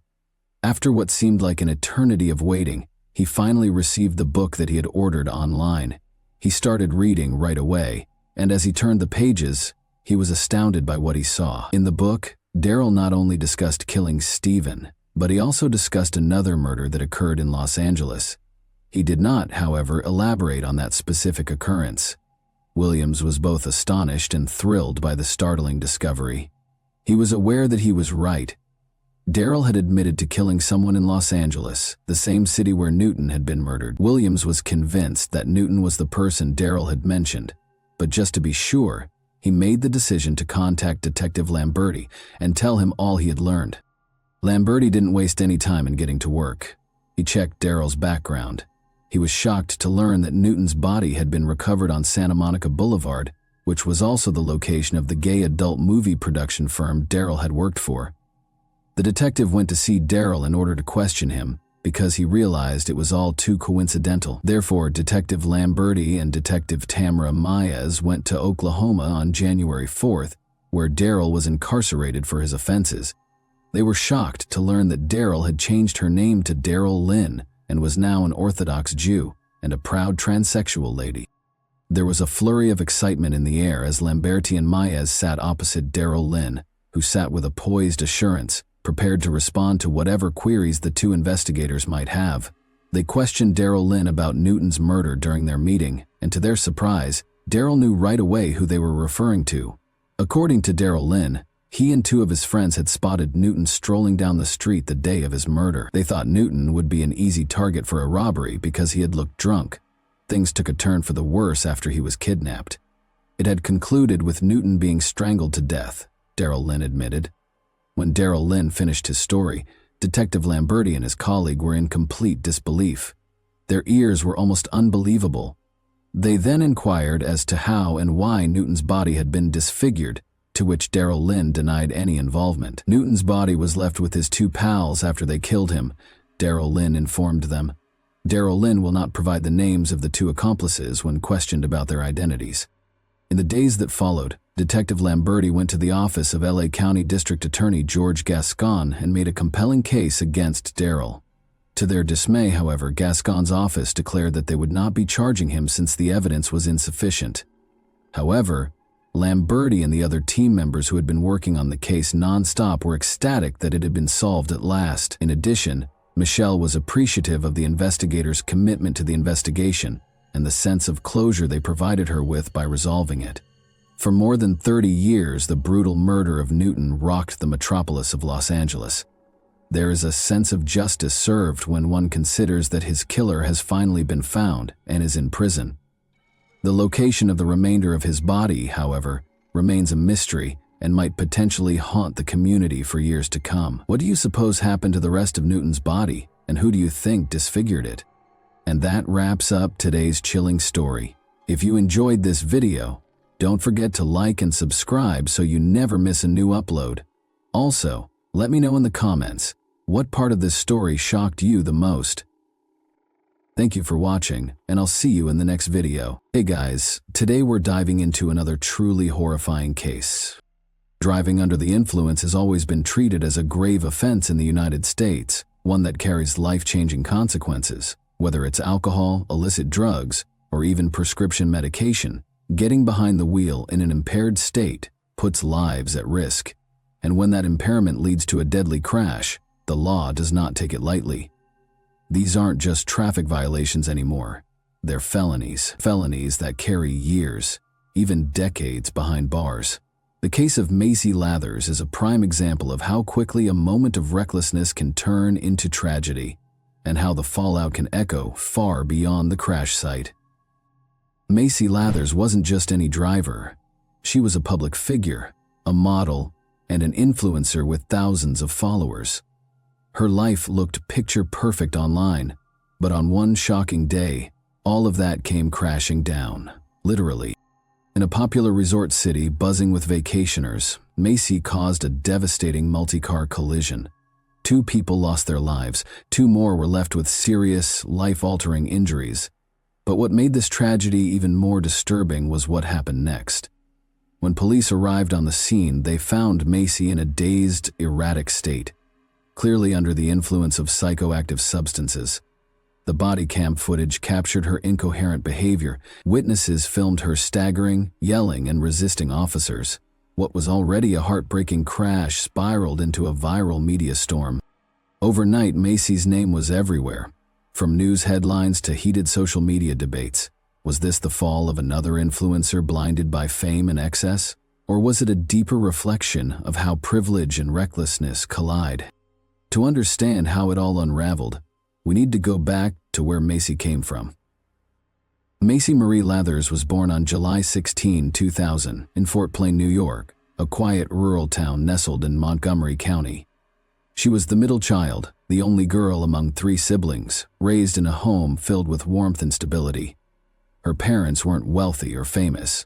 They were ordinary people who worked hard, loved their kids, and built a life of modest comfort.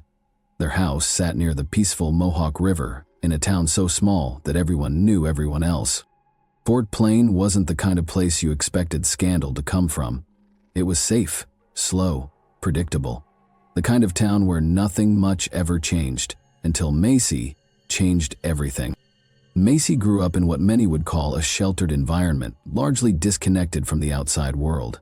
She rarely left Fort Plain, and when she did, it was usually under the supervision of older family members. A high achiever in school, she consistently earned top grades and graduated at the top of her class. Macy was also active in sports, particularly gymnastics and track and field, though she never considered athletics as part of her long-term career goals. As a teen, Macy blossomed into a striking young woman. Suitors were constantly trying to win her attention, and there were even rumors of rivalries among the guys hoping to date her. She enjoyed socializing and going on dates, but she never let that interfere with her studies. Teachers described her as intelligent, focused, and driven, someone who always set high standards for herself. Macy graduated as valedictorian and was accepted into the State University of New York at Albany, where she chose to study linguistics and international communication. The campus was just over an hour's drive from her hometown, so Macy decided to stay at home with her family instead of moving into a dorm.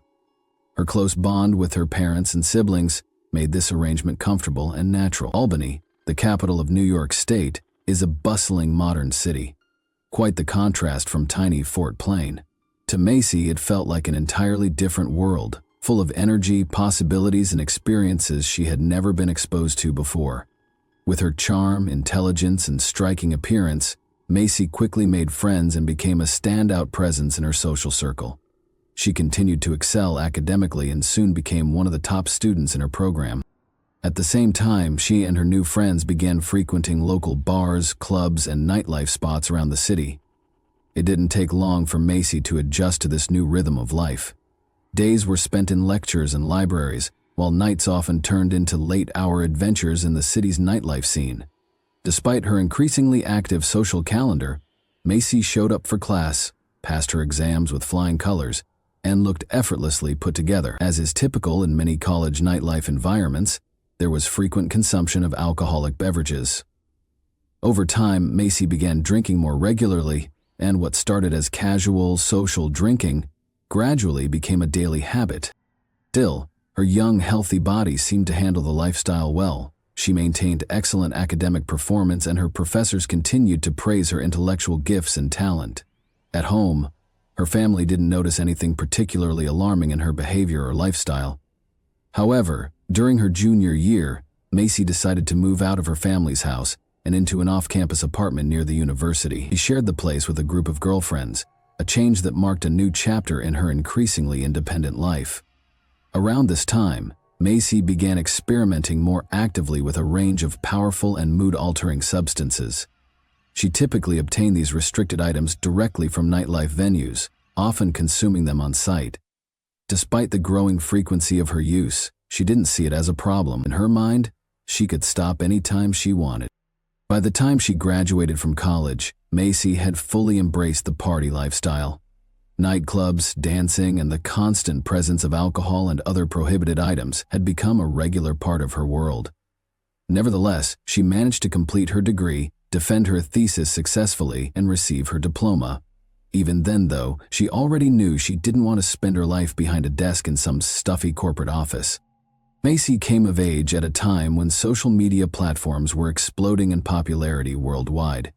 Unsurprisingly, she created profiles on several major platforms while still in high school. Back then, living in the quiet and remote town of Fort Plain, her online presence was modest, just a few dozen followers, mostly people she knew.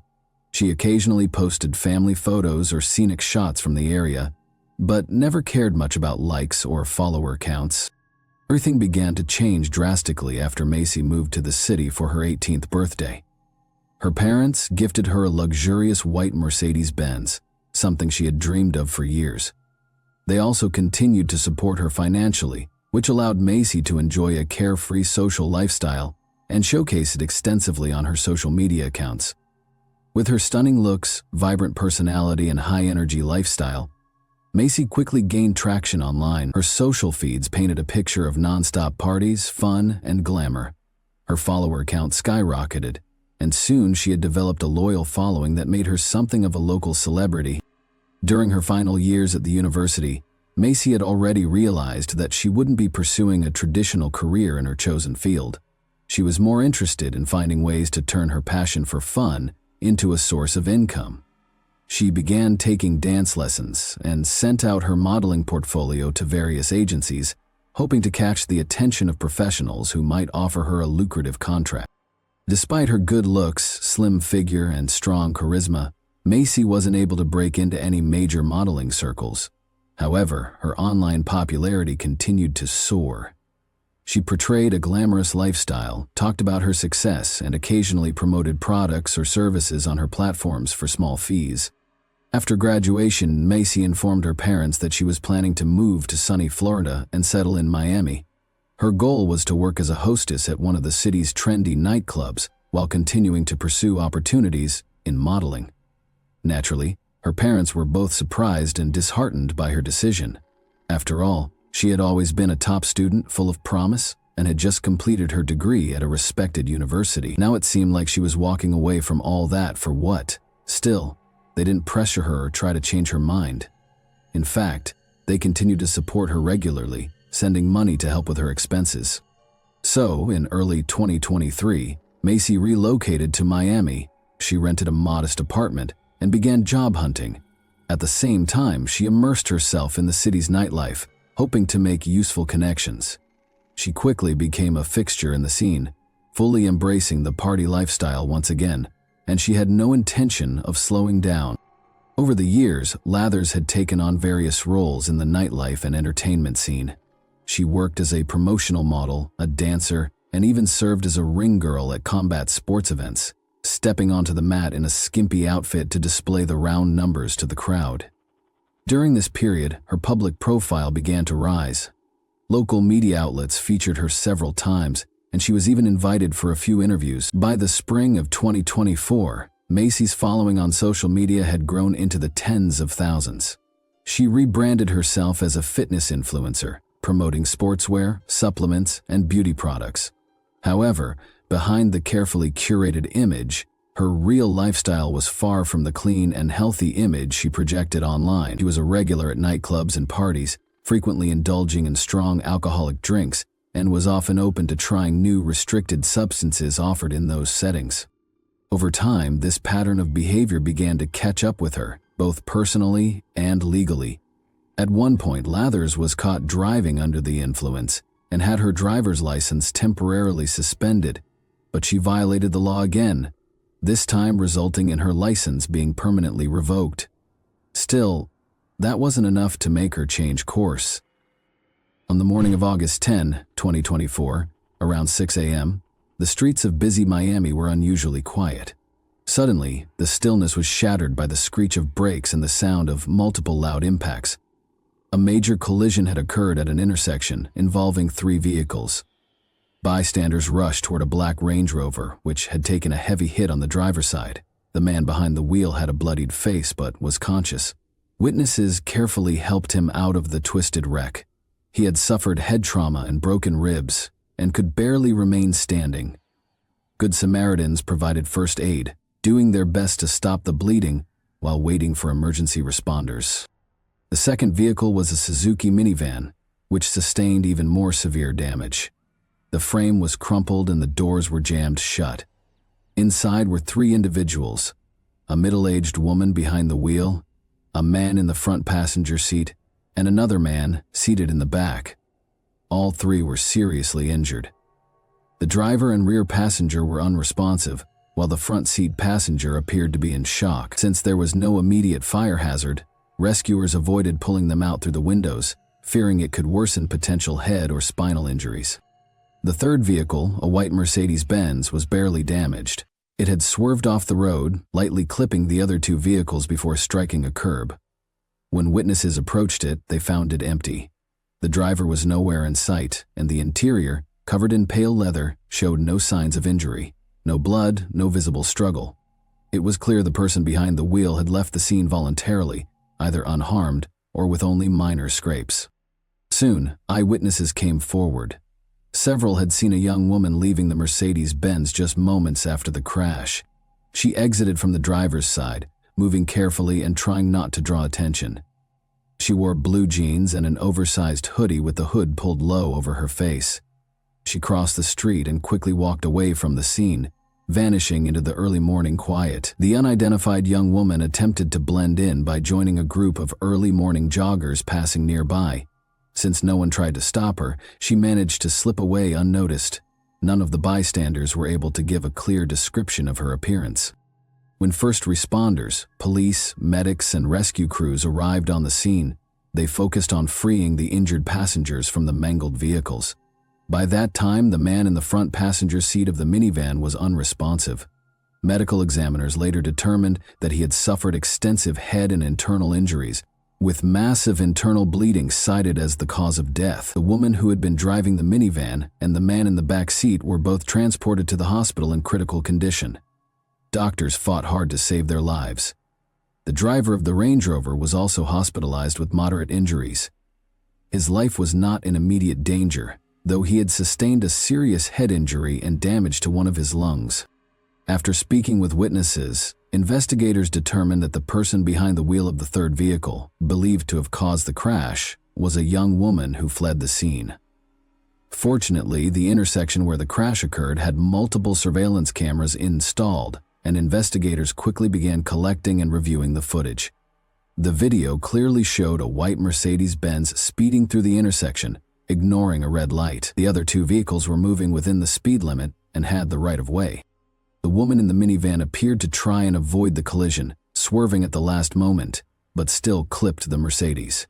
Her vehicle then spun into the Range Rover before finally crashing into a utility pole.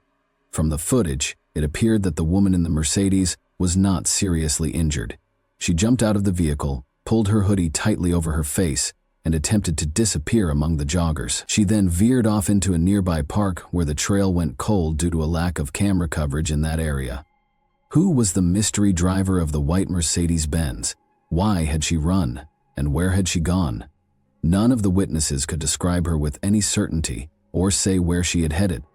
Detectives turned to the vehicle registration to trace the owner, but before they could complete their investigation, the woman in question surfaced in the most unexpected way. While police were still reviewing footage and speaking with witnesses, a strange call came into emergency services. A construction worker laboring just a few blocks from the crash site reported an incident involving a young woman in a highly disoriented state. According to the caller, the woman had initially tried to flag down cars in an erratic and dangerous manner, running into traffic and throwing herself toward passing vehicles. Then she suddenly began undressing. She removed her hoodie, then stripped off a small top, leaving her in jeans and unclothed from the waist up. She started yelling profanities, spinning in circles in the middle of the road, attempting to force her way into random vehicles by yanking on their door handles. Eventually, she lay down across the roadway, rolling around on the asphalt. The witness who contacted emergency services rushed to help her. He tried to pull her to the sidewalk, but she was surprisingly strong and kept breaking free, shouting incoherently. Realizing he couldn't move her, he stood nearby and directed traffic to prevent vehicles from hitting her. He remained by her side until police arrived.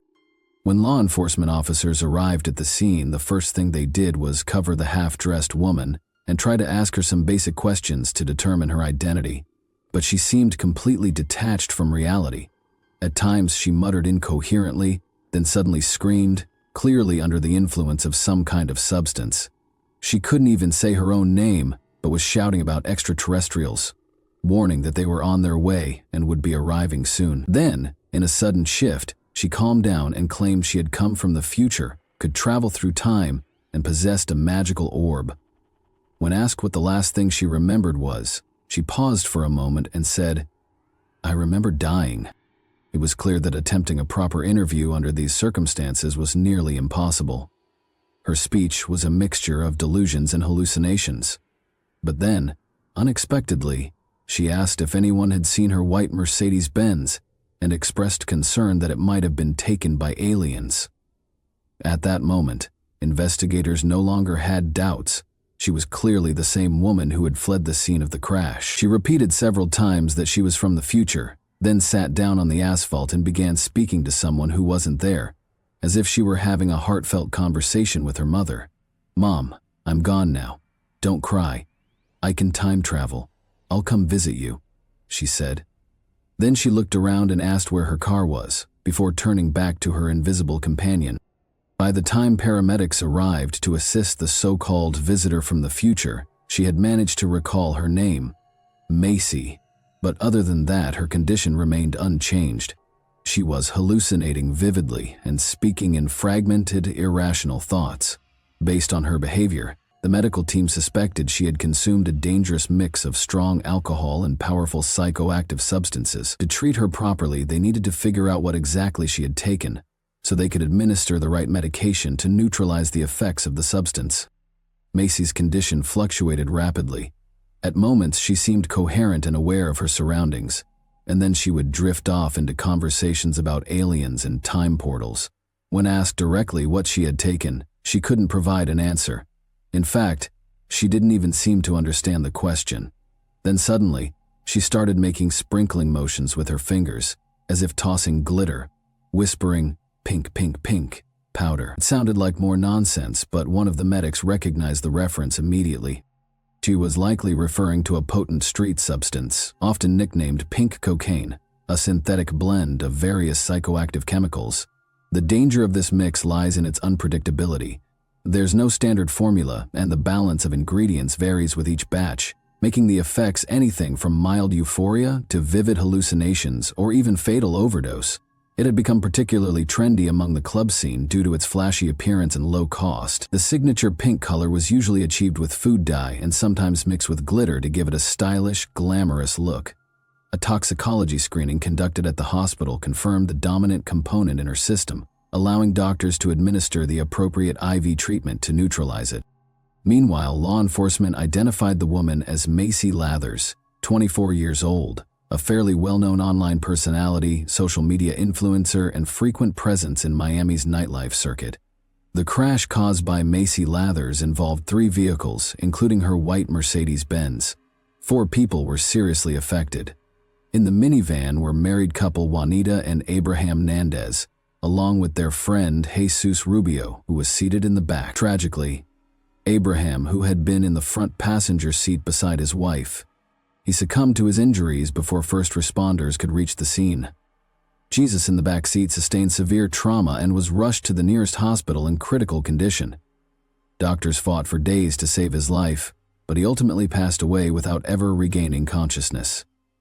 Juanita miraculously survived the collision, but the injuries she sustained left her permanently paralyzed. She now relies on a wheelchair. The couple's son, a school-aged boy, lost his father instantly and has been left without the daily care of his mother, who remains hospitalized.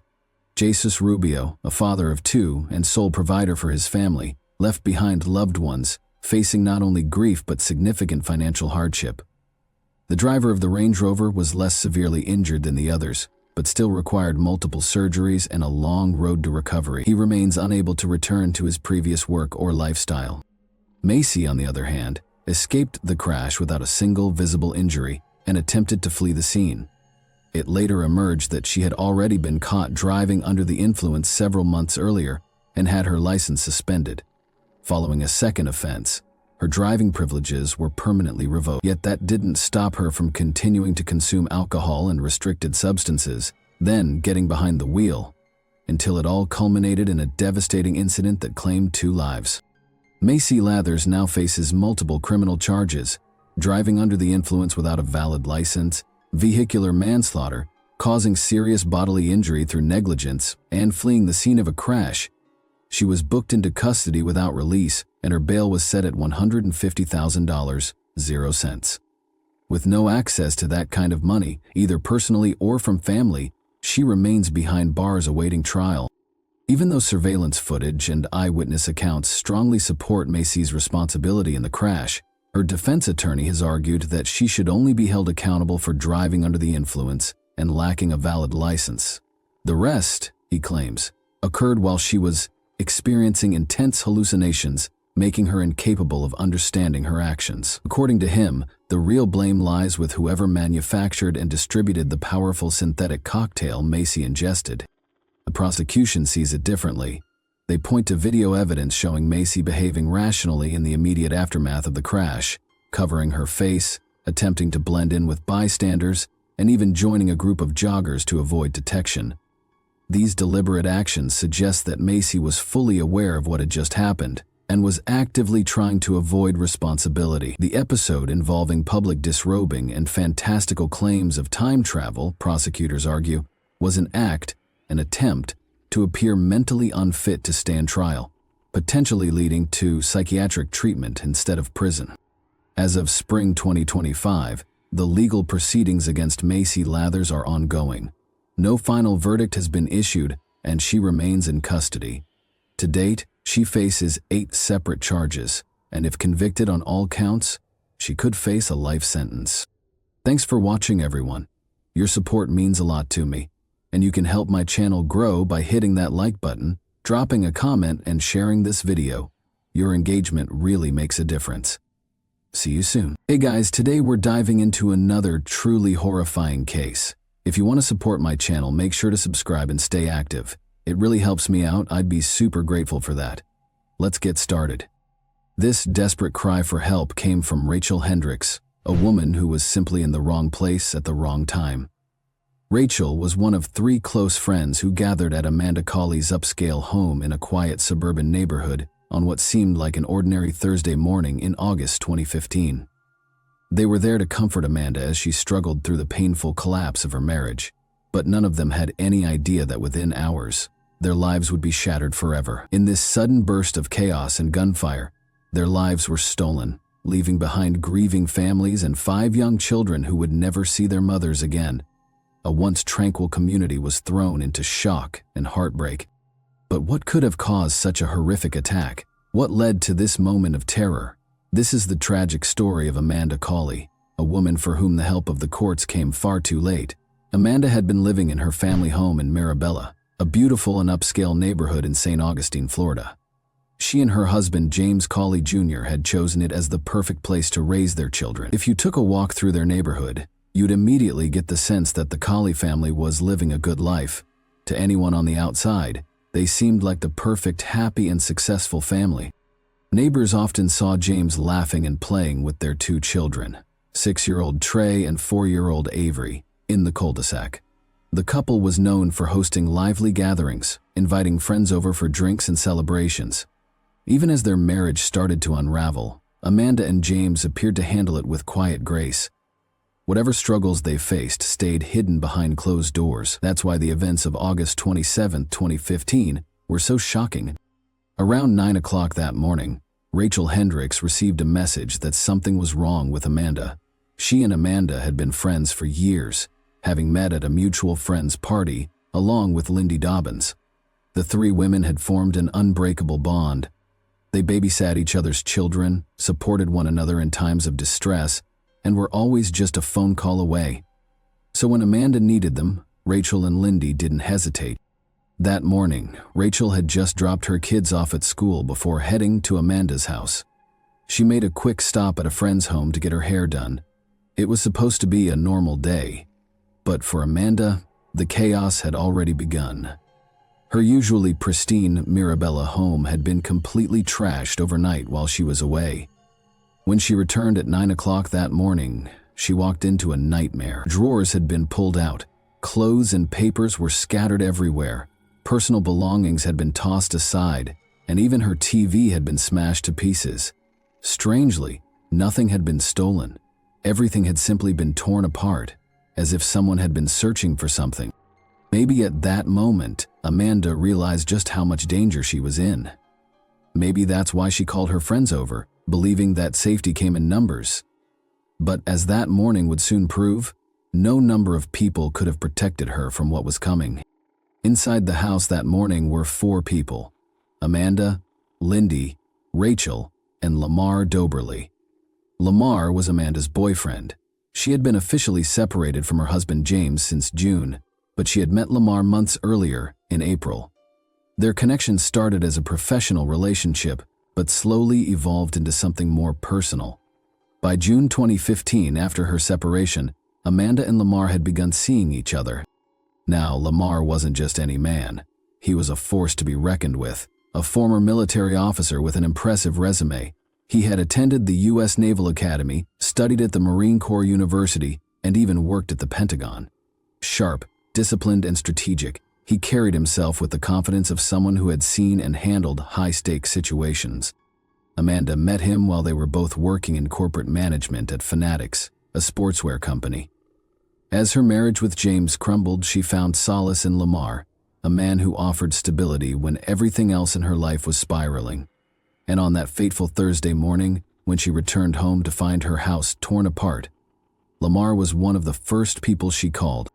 Lamar, Lindy, and Rachel arrived, each of them hoping to provide Amanda with comfort and a sense of security. Together they walked through the wreckage, drawers overturned, belongings scattered, a silent warning that something was terribly wrong. While Amanda and Lindy stayed upstairs trying to make sense of it all, Lamar took Rachel to the garage to assess the damage. Now, imagine coming home to find your house completely ransacked, drawers pulled out, belongings scattered, a violation of every inch of your safe space. That alone is terrifying, but before you even have a chance to process the mess, gunshots ring out.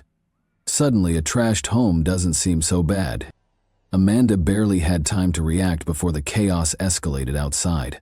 A man stood in her backyard, gripping a handgun and aiming it directly at the living room. Shattered glass sprayed in all directions as bullets tore through the windows. His furious voice echoed through the air, saying, "Where is he?" Over and over again. That man was James Cawley, Amanda's estranged husband, and he wasn't just there to scare them. He was out for blood. Inside, Rachel and Lamar froze for a split second. Then reality hit. James wasn't just shooting into the house at random. He was looking for someone, and Lamar didn't need to guess who. Without hesitation, Lamar yelled for everyone to run. Then he bolted. He ducked under the garage door and sprinted between two houses in the cul-de-sac, his pulse racing as he put as much distance as possible between himself and the enraged gunman. Now, if you were in Lamar's shoes at that moment, what would you do? Would you leave Amanda behind, or would you make the same choice he did? Meanwhile, Amanda and Lindy, caught further inside the house, had no way out. They did the only thing they could. They ran upstairs. Rachel followed her instincts, screaming at her to find shelter. Amanda locked herself in the bathroom, while Lindy and Rachel dove into the master bedroom closet, barricading the door. Rachel braced herself, her foot pressed against the bottom of the door, her left hand gripping the doorknob with all her strength. Lindy crouched behind a chest of drawers, silent, barely breathing. At this point, James stormed through the front door while his gun was still drawn. He stomped up the stairs, rage fueling every step. He wanted Lamar, but Lamar was gone. Instead, he found Amanda from inside the closet. Rachel and Lindy could hear him screaming, but if you think James's rage ended with Amanda, think again. His bloodlust wasn't satisfied after gunning down his wife. He turned his attention to the master closet, where Rachel and Lindy were hiding. As mentioned earlier, Rachel was using her arm to brace the door while Lindy frantically relayed their desperate situation to the 911 operator. James, growing more impatient by the second, pounded on the door and shouted, "Open the door! Open it now!" When they didn't comply, he fired a bullet that tore through the door, grazed Rachel's arm, and the searing pain forced her to stumble backward. That moment of weakness was all James needed. He kicked the door open, his eyes wild with rage, but Rachel got lucky. James wasn't looking for her. His target was Lindy. Without hesitation, he stormed past Rachel, giving her the split-second chance she needed. Heart pounding, she turned and ran, fleeing into the neighborhood, desperately searching for help. Meanwhile, Lamar, who had escaped earlier, had also found someone who called 911, and 11 of the law enforcement arrived. It was too late. James had vanished, leaving behind a house soaked in blood and horror. The once safe home was now a crime scene, a place of unthinkable violence and devastating law. Lindy had been shot 3 times, Amanda 9. James had shot her once before forcing his way into the closet where Lindy and Rachel were hiding. Then, after killing Lindy, he unleashed 8 more bullets into Amanda's body. He had started with a 9mm handgun, emptying it into Lindy, and when that was out of bullets, he pulled out his .45A backup weapon, proof that he had come prepared for something far worse than just an argument. This wasn't just a crime of passion, it was pure, calculated rage. But why? Not much is known about the early days of James and Amanda's relationship. Amanda was 36 years old in the year 2015, a year older than James. She was born in Orlando, Florida, and had built a successful life for herself. Professionally, she thrived, and socially, she was surrounded by people who adored her. James, on the surface, appeared just as put together. He worked in the mortgage industry and lived what seemed to be a stable life alongside his wife and children. To those looking in from the outside, he was a devoted father, a man who spent every waking moment with his kids, teaching them how to swim. Always present, always involved. His sister, Crystal, spoke of him with admiration, painting a picture of a loving, family-oriented man. But behind the carefully crafted image of a devoted father and hard-working professional, James harbored a darkness that had been with him for years. According to his sister, James had grown up witnessing terrifying moments of rage within his own home. He had seen his mother seething with fury over his father's infidelity, sitting on the stairs with a baseball bat in hand, waiting the second his father walked through the door. She swung again and again, her anger manifesting in brutal blows. But the violence didn't end there. Another argument, another eruption of rage. This time, she reached for a knife, her temper spiraling out of control. James stood there, a helpless child watching it all unfold. He saw what unchecked anger looked like, what it could do, how it could consume a person. Did these moments shape him? Did they plant the seeds of his own uncontrollable fury? A defense lawyer would certainly argue that they did, that James was merely a product of his environment, repeating the cycle he had been exposed to. but trauma alone doesn't excuse what happened that night. By late August of 2015, James and Amanda had been separated for months. He had moved on, or at least that's what everyone thought.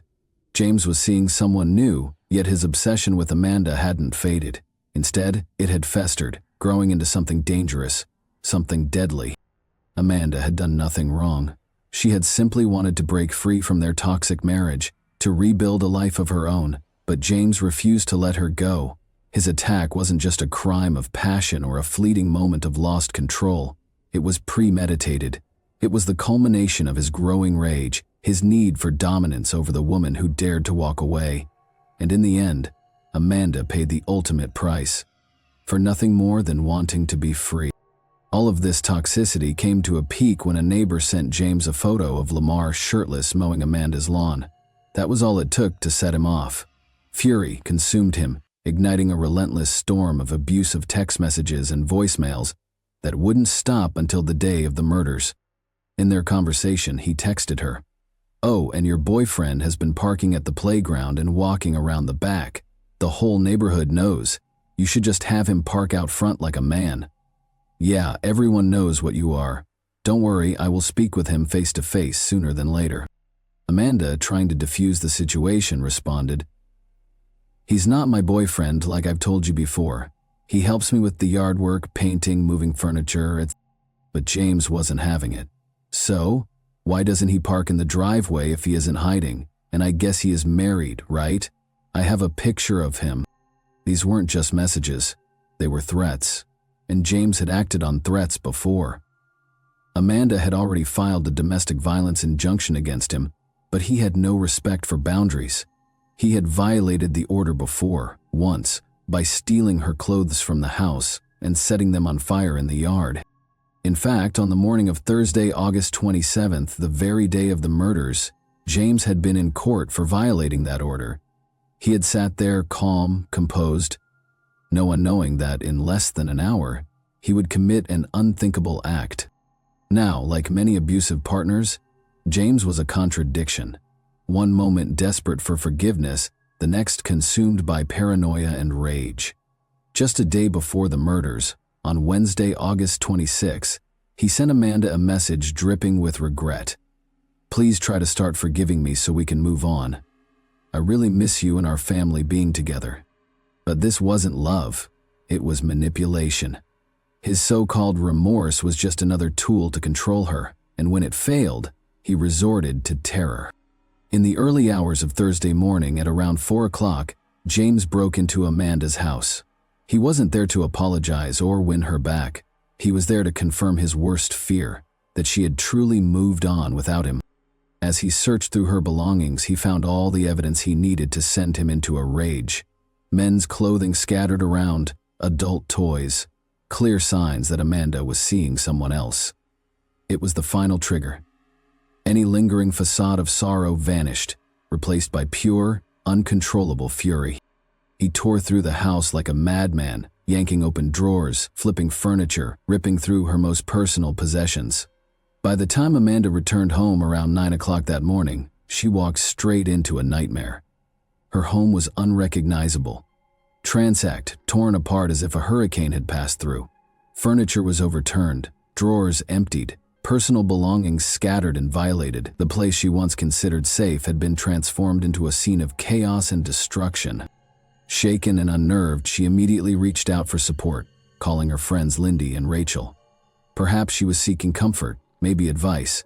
What she didn't know was that this phone call would unknowingly set the stage for the final tragic moments of her life. But James wasn't done tormenting her. Not satisfied with the destruction he had already caused, he sent Amanda a final chilling text. This time, his words carried a thinly veiled threat. "You're an awesome person. Don't take me from my kids. It's all I have. Call me, or I'm going to come find you." His desperation was palpable, but so was the danger lurking behind his words. It was clear that if Amanda didn't respond, he was willing to escalate things further. Perhaps hoping to de-escalate the situation, Amanda called him back at exactly 9:41 in the morning. She argued with him over the phone, just 10 minutes after James had left the courthouse. It's unclear what was said between them, but whatever Amanda told him, it wasn't enough to stop him. At this point, nothing could. After the call, James moved with calculated precision. He drove to a gas station, then to his sister's house where he had been staying, then back to the gas station, this time to buy fuel. Somewhere along the way, he armed himself with 2 handguns, a 9mm and a .45 caliber. His every move was deliberate. He wasn't acting on impulse anymore. He was following a plan. One that had only one possible ending. During his drive, James made one last phone call to his father. A woman walking her dog nearby overheard the conversation and later recalled the desperate plea in James's father's voice. Please, son, come back and get your truck. Everybody knows what you've been through." His father was begging him to stop, to turn back before it was too late. But James's response was chilling, filled with a heavy finality that left no room for hope. "I just can't take this anymore," he said, and with that, he continued his deadly course. James didn't pull up to Amanda's house the way a visitor would. He didn't park in the driveway. He didn't knock on the door. Instead, he parked on a nearby street and approached from the rear, moving like a predator stalking its prey. He knew exactly what he was going to do, and he had no intention of leaving until his mission was complete. The first gunshots shattered the morning silence, ripping through the living room with terrifying precision. Rachel and Lamar, caught completely off guard, barely had time to react before James was firing at them. Every pull of the trigger was fueled by a single purpose: to make them pay. Amanda tried to run, but James was faster. He gunned her down in cold blood, making sure she never had the chance to escape him again. Lindy, who had just arrived moments earlier, never stood a chance. Before she could process the horror unfolding before her, she was executed on sight. And then, just as quickly as he had arrived, James disappeared. He left behind chaos, death, and devastation, but he also left behind 2 witnesses: Lamar, miraculously unharmed, and Rachel, wounded but still alive. They knew exactly who had done this. They could name the killer, and now, so could the police. The manhunt for James Terry Colley Jr. began immediately after the murders. Law enforcement agencies worked tirelessly to track him down, knowing he was armed, dangerous, and capable of further violence. That very night in Norton, Virginia, an unexpected call to 911 would lead to his capture. A distressed woman reported a terrifying encounter on the road. She described the scene in a panic. Acting quickly, Norton police located and stopped the vehicle. Inside, they found James along with several firearms. James was officially charged with a long list of crimes reflecting the full scope of his violent actions. He faced 2 counts of first-degree murder for the deaths of Amanda Colley and Lindy Dobbins. He was also charged with 2 counts of attempted first-degree murder for Rachel Hendricks and Lamar Doberly, who had narrowly survived the attack. Additionally, he was accused of burglary with assault or battery, burglary of a dwelling, and aggravated stalking. After an injunction, the prosecution was prepared to ensure that justice was served. At trial, James's defense team attempted a controversial argument, claiming that his actions were not premeditated. They suggested that he had been in an altered mental state at the time of the killings. A psychiatrist testified that James was experiencing parasomnia, a sleep disorder associated with abnormal movements and behaviors during sleep. The defense argued that he had taken Ambien, alcohol, and other drugs, which supposedly left him in a confused, dreamlike state. In essence, they were claiming that James Colley had been sleepwalking when he committed the murders. However, this defense quickly crumbled under scrutiny. Just an hour and a half before the shootings, James had been present in court, where he was seen behaving rationally, answering questions sensibly, and showing no signs of intoxication. He had explicitly denied being under the influence of any drugs or alcohol during the legal proceedings. This directly contradicted the claim that he was impaired at the time of the attack. Furthermore, surveillance footage, phone records, and witness testimonies all painted a different picture, one of a man who knew exactly what he was doing. The jury deliberated, but the decision was swift and unanimous. James Colley Jr. was found guilty on all counts. Not only that, but the jury also reached a unanimous recommendation for the death penalty. The prosecution had presented 4 aggravating factors beyond a reasonable doubt, solidifying their case. First, James had been previously convicted of another violent felony. Since he had committed multiple murders and attempted murders at once, this applied. Second, he carried out the murders while engaging in burglary. Third, each murder was deemed especially heinous, atrocious, or cruel. Finally, and perhaps most damning, the jury found that he had committed each killing with cold, calculated premeditation. One of the most haunting testimonies came from the medical examiner, who revealed that Amanda Coley had been fully aware during the entire attack. She had been shot 9 times before finally succumbing to her injuries. The sheer brutality of the crime reinforced the jury's decision. This was not an accident, nor a crime of passion. It was an execution. In November of 2018, James Coley Jr. was sentenced to death. He appealed the verdict, but in 2020 the courts upheld his sentence. Today, he remains on death row. One person called it more than murder. What made this case even more controversial was the unwavering support James received from his own family, particularly his sister. Before the trial even began, she stood firmly by his side, fully believing in his innocence. In one recorded call, she even led a heartfelt prayer for him, asking that he be released safely from jail. But what she failed to consider was the devastating reality of his actions. No matter how deep her love for her brother ran, or whatever justification James may have believed he had, nothing could ever make up for the fact that he stole the lives of 2 mothers, women who left behind a total of 5 young children. These children were now forced to grow up without the warmth, love, and guidance of their mothers.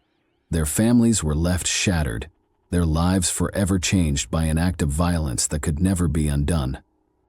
During the trial, Lindy Dobbins' husband took the stand. His testimony was filled with grief and devastation. He spoke about the unbearable pain of losing his wife, about how their children had to face life without their mother, and how the loss had left a wound that would never fully heal. His words were a painful reminder that behind every crime, there are innocent lives that suffer. So if James were your brother, what would you do? Would you pray for his release, hoping for a second chance? Or would you acknowledge the weight of his actions and the irreversible damage he caused? As you think about your answer, let this be a reminder.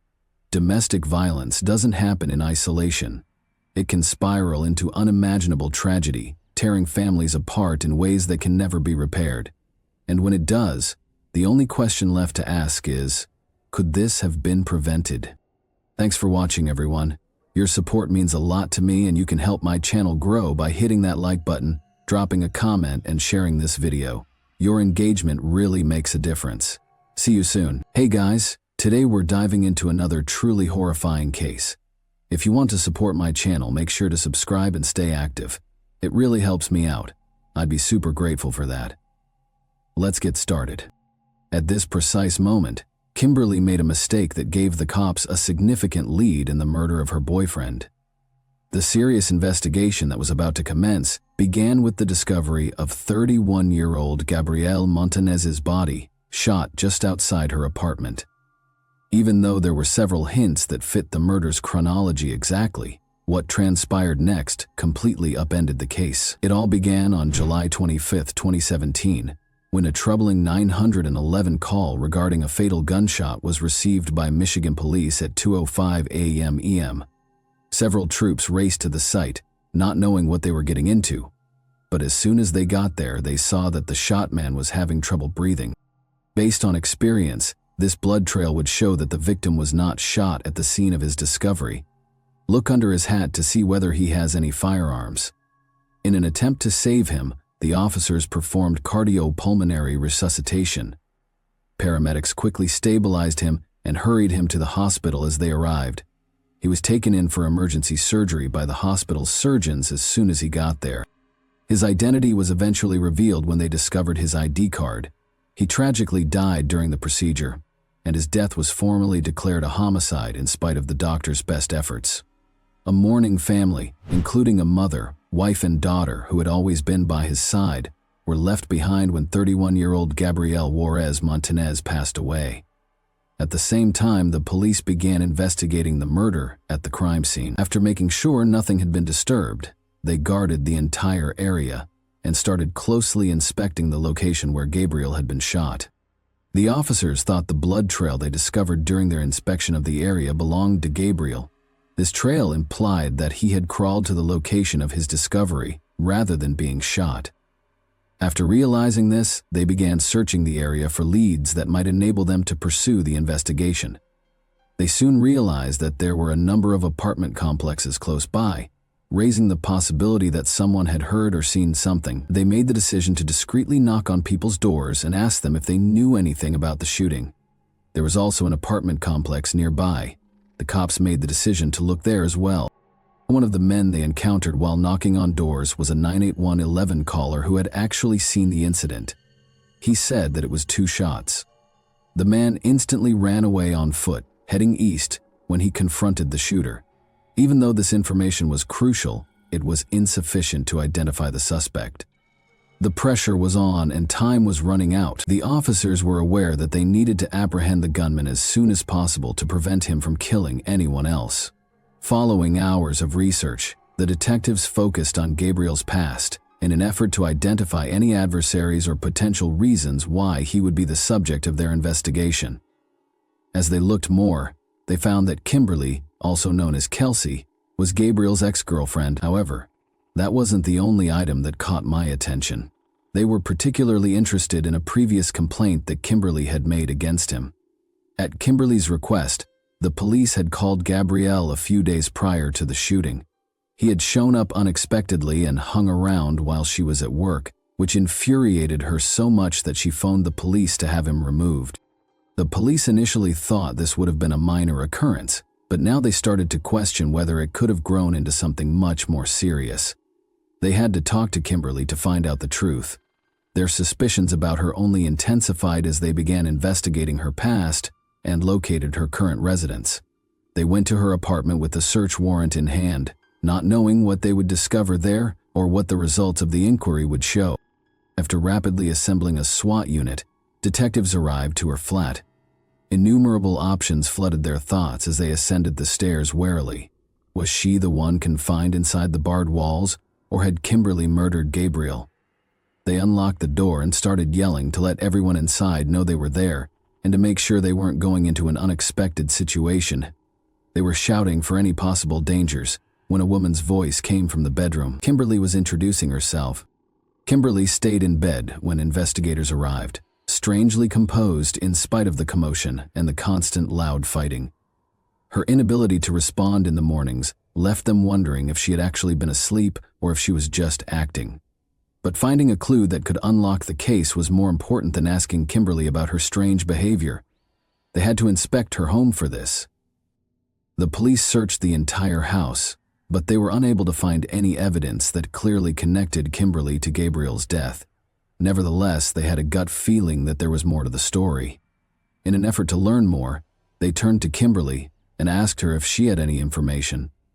But not only did she discuss her relationship with Gabriel, they were surprised by what she disclosed next. It wasn't shocking that she mentioned that it wasn't the first time she had lost her boyfriend, even though police hadn't yet told her of Gabriel's passing. It caused some grave worries. It implied that she was already aware of Gabriel's killing. They asked her to come to the Kalamazoo Department of Public Safety headquarters to be questioned in order to ascertain exactly how much she knew about the crime. The cops persuaded her to come in for the interview, in spite of her repeated denials. She finally caved and showed up for the interview at the downtown sheriff's office. Kimberly claimed that she had met Gabriel at approximately 12:55 a.m. immediately after she got home from work. Kimberly's interrogation had yielded no important clues, but detectives assumed she was not aware of Gabriel's death and told her watching her intently for the smallest hint that would disprove their suspicions. However, her response was quite different from what they had anticipated. After witnessing Kimberly sob after learning the news, the investigators decided she was not a potential suspect since they believed her feelings were sincere. But they needed a lead, and Kimberly was the only person who could help them discover it. However, obtaining information from her proved to be more difficult than anticipated. Kimberly denied having any knowledge of Gabriel's passing. She did, however, acknowledge having several extramarital encounters while dating Gabriel, which caused him to become deceived. The detectives became suspicious. Could her deceit have contributed to his demise? They questioned her about the night of the murder, after pointing out her adultery with Gabriel. It was implausible that she hadn't heard the gunshots because the incident happened directly outside her home, but when they questioned her further, they discovered that she appeared equally confused about the murder as she did about the house search. Given that Kimberly's lover had just been shot and murdered outside of her apartment, it looked odd that she claimed to have been asleep and had no idea why the police were at her door. They were aware, though, that she was not being completely honest. Investigators had a hazy suspicion that Kimberly's adultery was a crucial line of inquiry to follow in order to learn more about the other men she had been seeing. Karen Rivard, the lead detective, was called in to answer questions. In addition to Gabriel, Kimberly had already disclosed to the other two investigators that she had dated 3 other males. She felt more at ease disclosing that Gabriel had accused her of cheating, now that a woman was in charge of the inquiry. The idea that her deceit toward Gabriel may have contributed to this murder is strong. Detective Rivard, however, gave her the photo of the crime scene to ascertain whether she was genuinely unaware of the shooting outside her home or if she was just attempting to avoid the police. Kimberly didn't say anything. When Detective Rivard saw that she would not cooperate, he released her. They turned their attention to other places and started looking for hints in the neighborhood's CCTV cameras. Shortly after, they discovered a CCTV camera diagonally across the crime scene at a petrol station. They wasted little time in going to the gas station in the hopes of making a breakthrough. But as they watched the video, they discovered multiple pieces of evidence that pointed to Kimberly's knowledge of Gabriel's murder.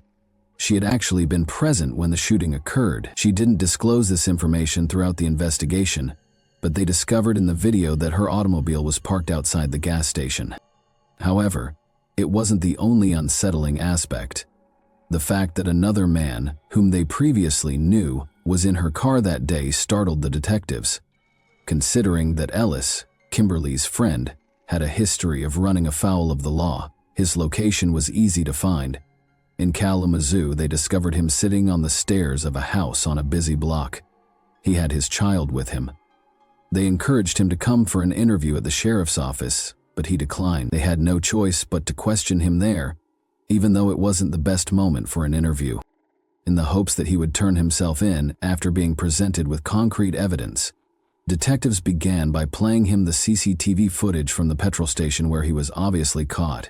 Rather, he took an unexpected action. He vehemently disputed that he was the man in the video.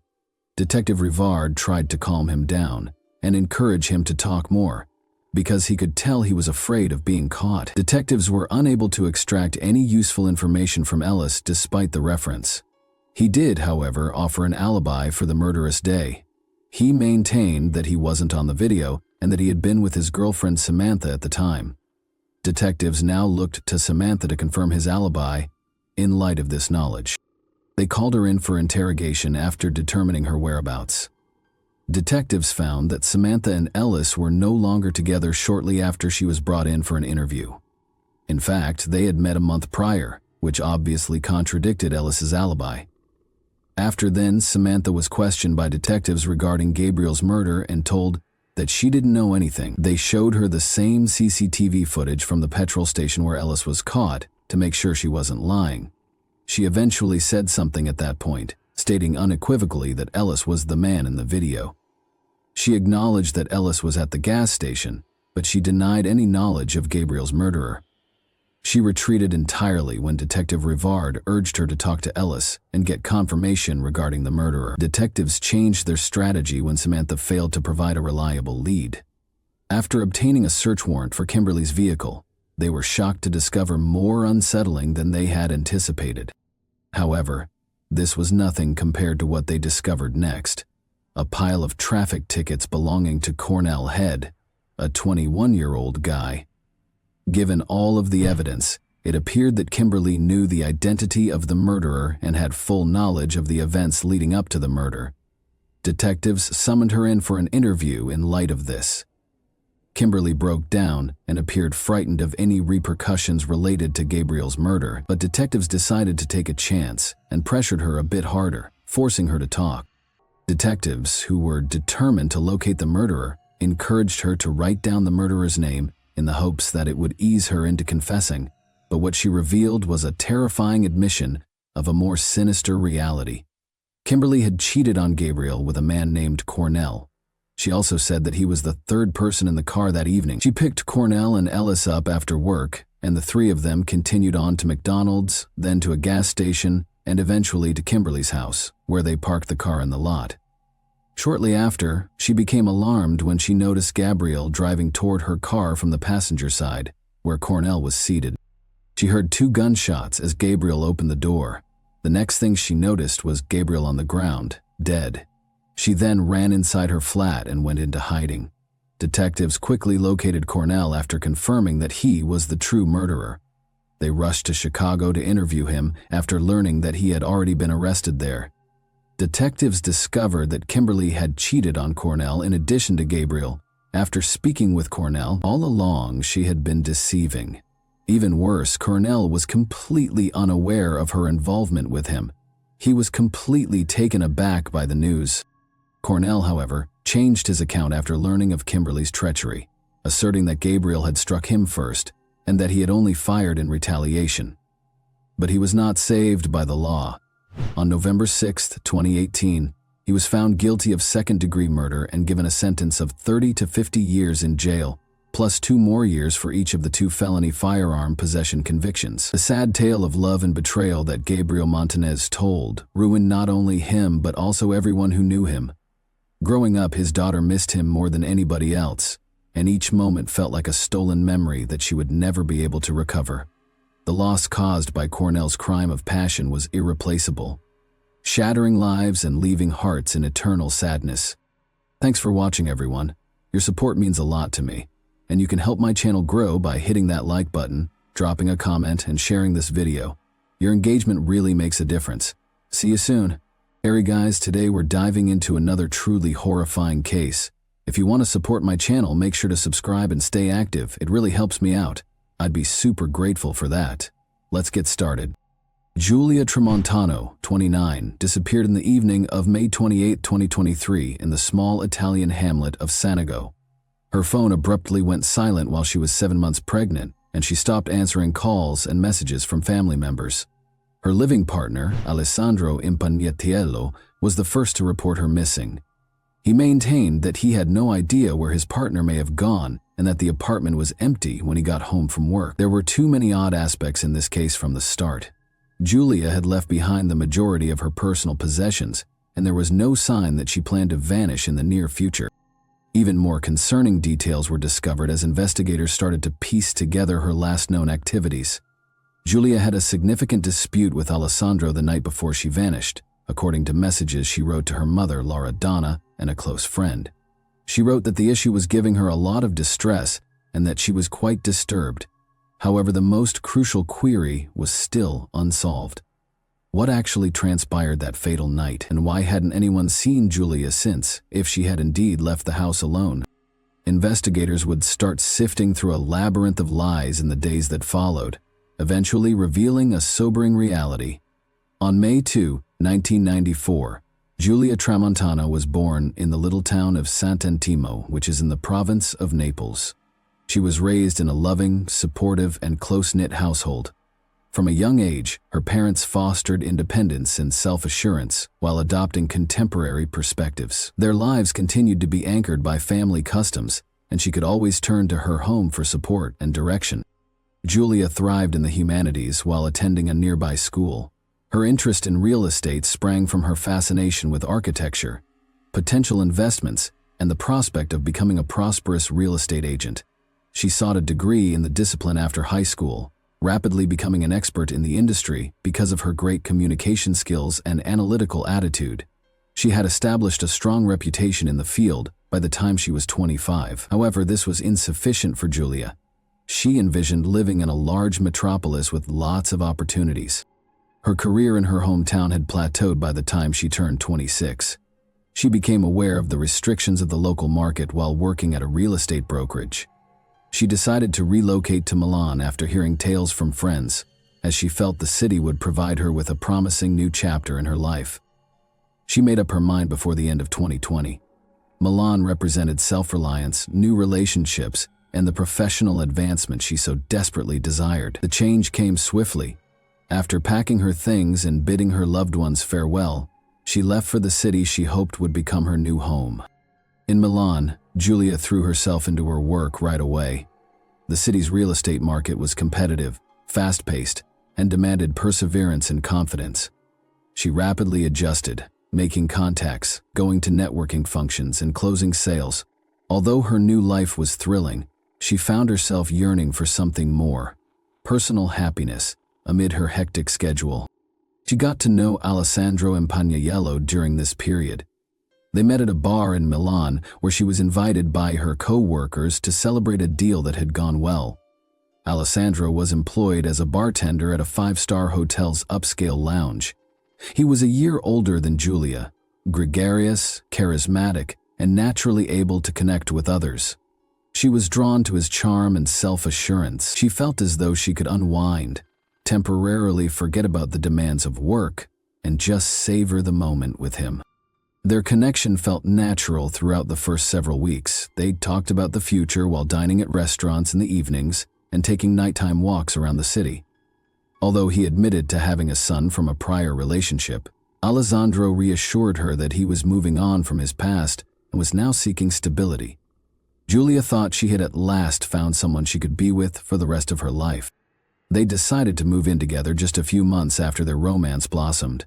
Giulia genuinely hoped that her relocation to Milan would lead to both professional and personal success. Though she didn't know what secrets Alessandro was keeping or how drastically her choice would alter her life at the moment, she was certain that he was the one she was intended to spend the rest of her days with. In 1993, Alessandro Impagnatello was born. Although he gave off an air of confidence, his life in Milan was anything from stable. He worked as a bartender at a prestigious establishment where he was frequently surrounded by celebrities, affluent customers, and prosperous businesses. This gave him the opportunity to meticulously create the image of a man used to luxury. He was adept at putting others at ease, fast to establish rapport, and a master of persuading. His genuine objectives were always concealed under his charm and laid-back demeanor.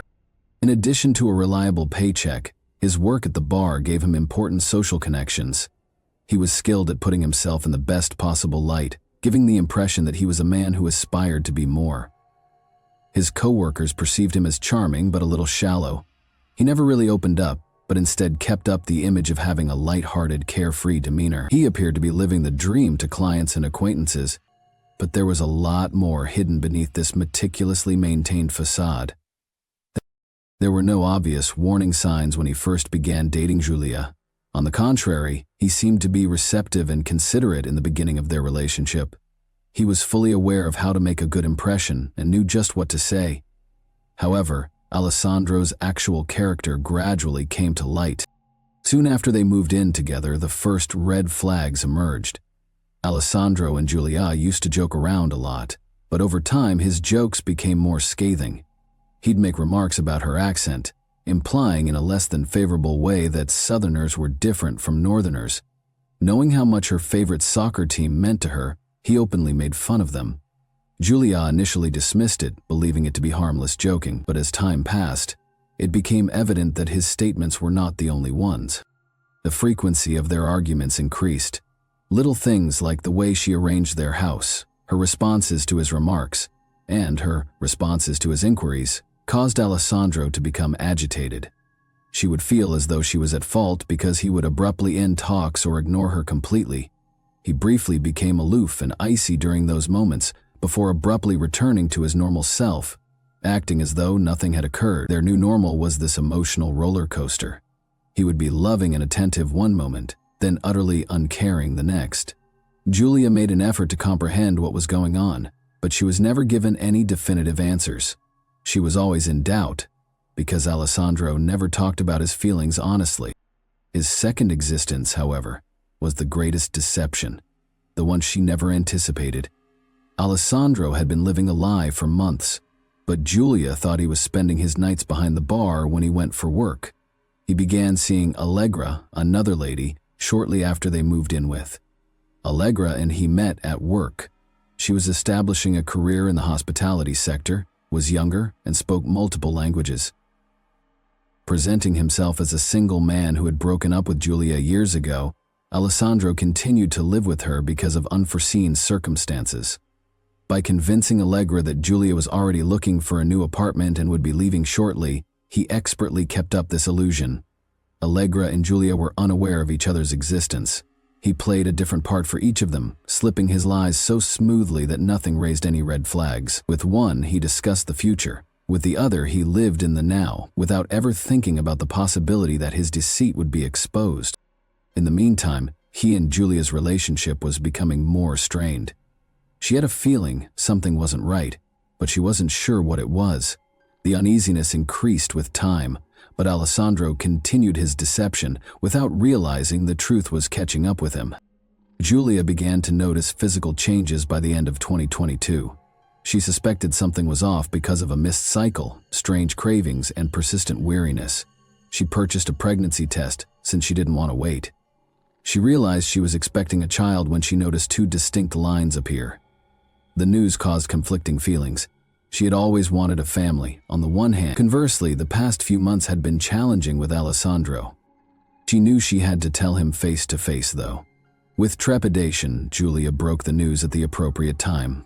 She had envisioned a variety of responses, including surprise, joy, and perhaps even mild terror. Alessandro's face, however, was still unreadable. After a few seconds of silence, he asked only one question. "Are you sure?" Julia sensed a cold detachment in his manner. He was uninterested and didn't inquire about her condition or how far along she was. It was impossible to overlook his indifference. He never mentioned it again in the days that followed. No interest in future doctor's appointments, no conversations regarding the future. Despite feeling abandoned, Julia clung to the notion that eventually he would accept the reality and begin to offer some assistance. Even as the new year got underway, Alessandro's disposition didn't change. Julia increasingly found herself thinking about her future alone in the nights. She continued working, attempting to divert her attention, but a sense of unease began to grow within. Of her. In the meanwhile, early in 2023, Alessandro's double existence took an unexpected turn. He found out that Allegra, his other partner, was also expecting. He was absolutely unprepared for the news. Allegra, like Julia, was unaware that there was another woman around. She genuinely thought she was in a committed relationship with Alessandro. But unlike Julia, Allegra wasn't sure if she wanted to carry the pregnancy to term. Alessandro realized that his well-planned lie was unraveling and persuaded Allegra that having a kid wasn't the right choice. He told her that he would support her in whatever decision she chose at that point, but he made it clear that it would be better to end the pregnancy. After much hesitation, Allegra finally consented. To ensure that this chapter was ended, Alessandro accompanied her to the medical procedure. He believed that now that Allegra's pregnancy was over, he could concentrate on handling what he perceived to be his larger issue, Julia's choice to become pregnant. Julia, however, was adamant on carrying her pregnancy to term. Unlike Allegra, even though he was emotionally detached, he made several attempts to get Julia to rethink her mind. This was a deliberate and private choice for her. She was ready to raise the child alone, even though she was aware that her relationship with Alessandro was failing. She was unaware that this decision would be the pivotal moment in her life. Alessandro became aware that he was losing control of the situation when Julia refused to end the pregnancy. His plans were derailed by her forceful determination, which compelled him to find a different solution to what he perceived to be an issue. He started conducting methodical study on poisons. By the end of 2022, he searched the internet for ways to damage people without drawing attention to himself, determining which drugs were both efficient and hard to find. Chemical compounds from home items, plant-based poisons, and even extremely hazardous substances like cyanide and ricin were all included in his studies. But the majority of the solutions he discovered were either too hard to get or left obvious body traces. He finally decided on rodenticides, which are goods made to get rid of rodents. These weren't cause for concern and were freely accessible over the counter. Additionally, he discovered data indicating that some varieties functioned slowly, resulting in anemia, weakness, and internal bleeding, symptoms that may be misinterpreted for pregnancy issues. Alessandro started implementing his strategy in early 2023. In the hopes that Giulia's health would deteriorate over time, he began incorporating trace amounts of the poison into her food and beverages. She started having strange symptoms within weeks, including nausea, dizziness, acute abdominal pain, and persistent fatigue. Giulia told her friends she was feeling ill, but they thought it was a normal aspect of being pregnant. She was unaware that something far darker was taking place. Alessandro kept a careful eye on her condition, anticipating that the symptoms would worsen. But the poison wasn't having the desired impact. He was frustrated and kept looking for methods to make it more potent, but the results were still unsatisfactory. Even though Giulia was still feeling bad, the pregnancy was growing and her body was fighting back. Alessandro became enraged. Now that his first plan had failed, he had to think of another option. Being in charge was nothing new to Alessandro. He knew exactly what to say and how to persuade each woman of his version of events, so he meticulously planned his lies.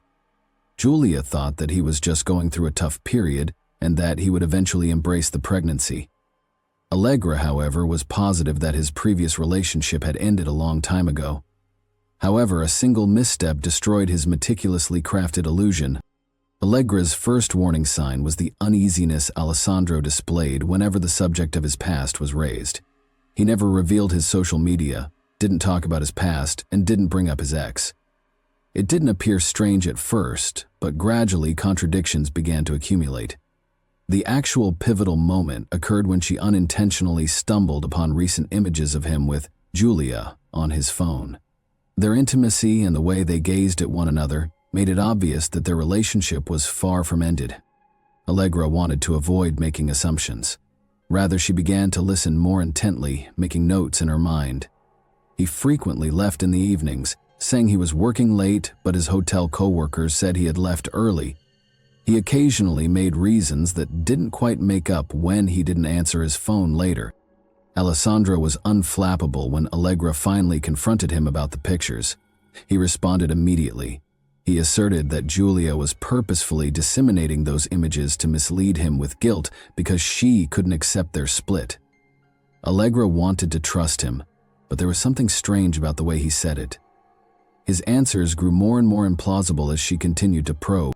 Alessandro suddenly modified his strategy after realizing he was losing control.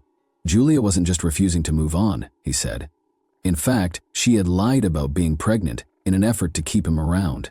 His current goal was to persuade Allegra that there was no baby at all. But her doubts were further strengthened by his urgency. Alessandro even created a fake DNA test in an effort to further cement his deception. He presented a modified file that he had got from the internet as evidence that he was unrelated to the child. At first, Allegra believed this account of events, but she continued to have her reservations. She had the unshakable impression that she was missing something. She made the decision to find out for herself a few days later. She swiped Alessandro's phone while he was sleeping, looked up Giulia's number, and messaged her. The response was practically immediate. Giulia didn't sound like a lady who was obsessed with getting even. Conversely, she was also in search of answers. Allegra proposed that they meet in person the following day. Both women knew that everything will change as a result of their conversation. The hotel where Allegra worked was the location of their rendezvous. Both of them felt a mixture of stress and resolve as they had prearranged a time. Giulia was shocked to learn that the man she had planned a future with had been living a double life, and Allegra was still unaware of the full scope of Alessandro's deceit. The discussion began carefully. Allegra was the first to share what she had learned. She explained to Giulia that Alessandro had promised her that his previous relationship was gone. She went on to discuss the purported DNA test that was used to prove the baby wasn't his. Giulia paid close attention. Allegra calmly declared that the exam was a hoax after she had done speaking. The timing of her pregnancy fit their relationship exactly, and she had never recommended any tests. The fact that she and Alessandro were still living together and that he had never given her any cause to think their relationship was finished was more significant. Allegra's perception of the scenario grew clearer by the minute. From the start, she had been tricked. Her whole understanding of their relationship changed, and she was convinced of the truth for the first time. She was disappointed and hurt, but she didn't have any grudges against Julia.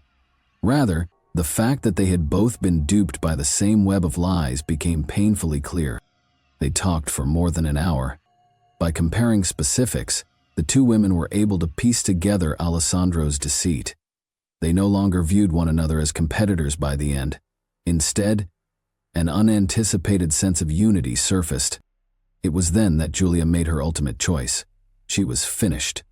She had no desire to remain with a man who had deceived her and concealed a second existence. Alessandro had no place in her future, which belonged to her and her child. She didn't wait for the ideal opportunity when she got home. She went straight to Alessandro and told him that their relationship was finished and that she knew everything.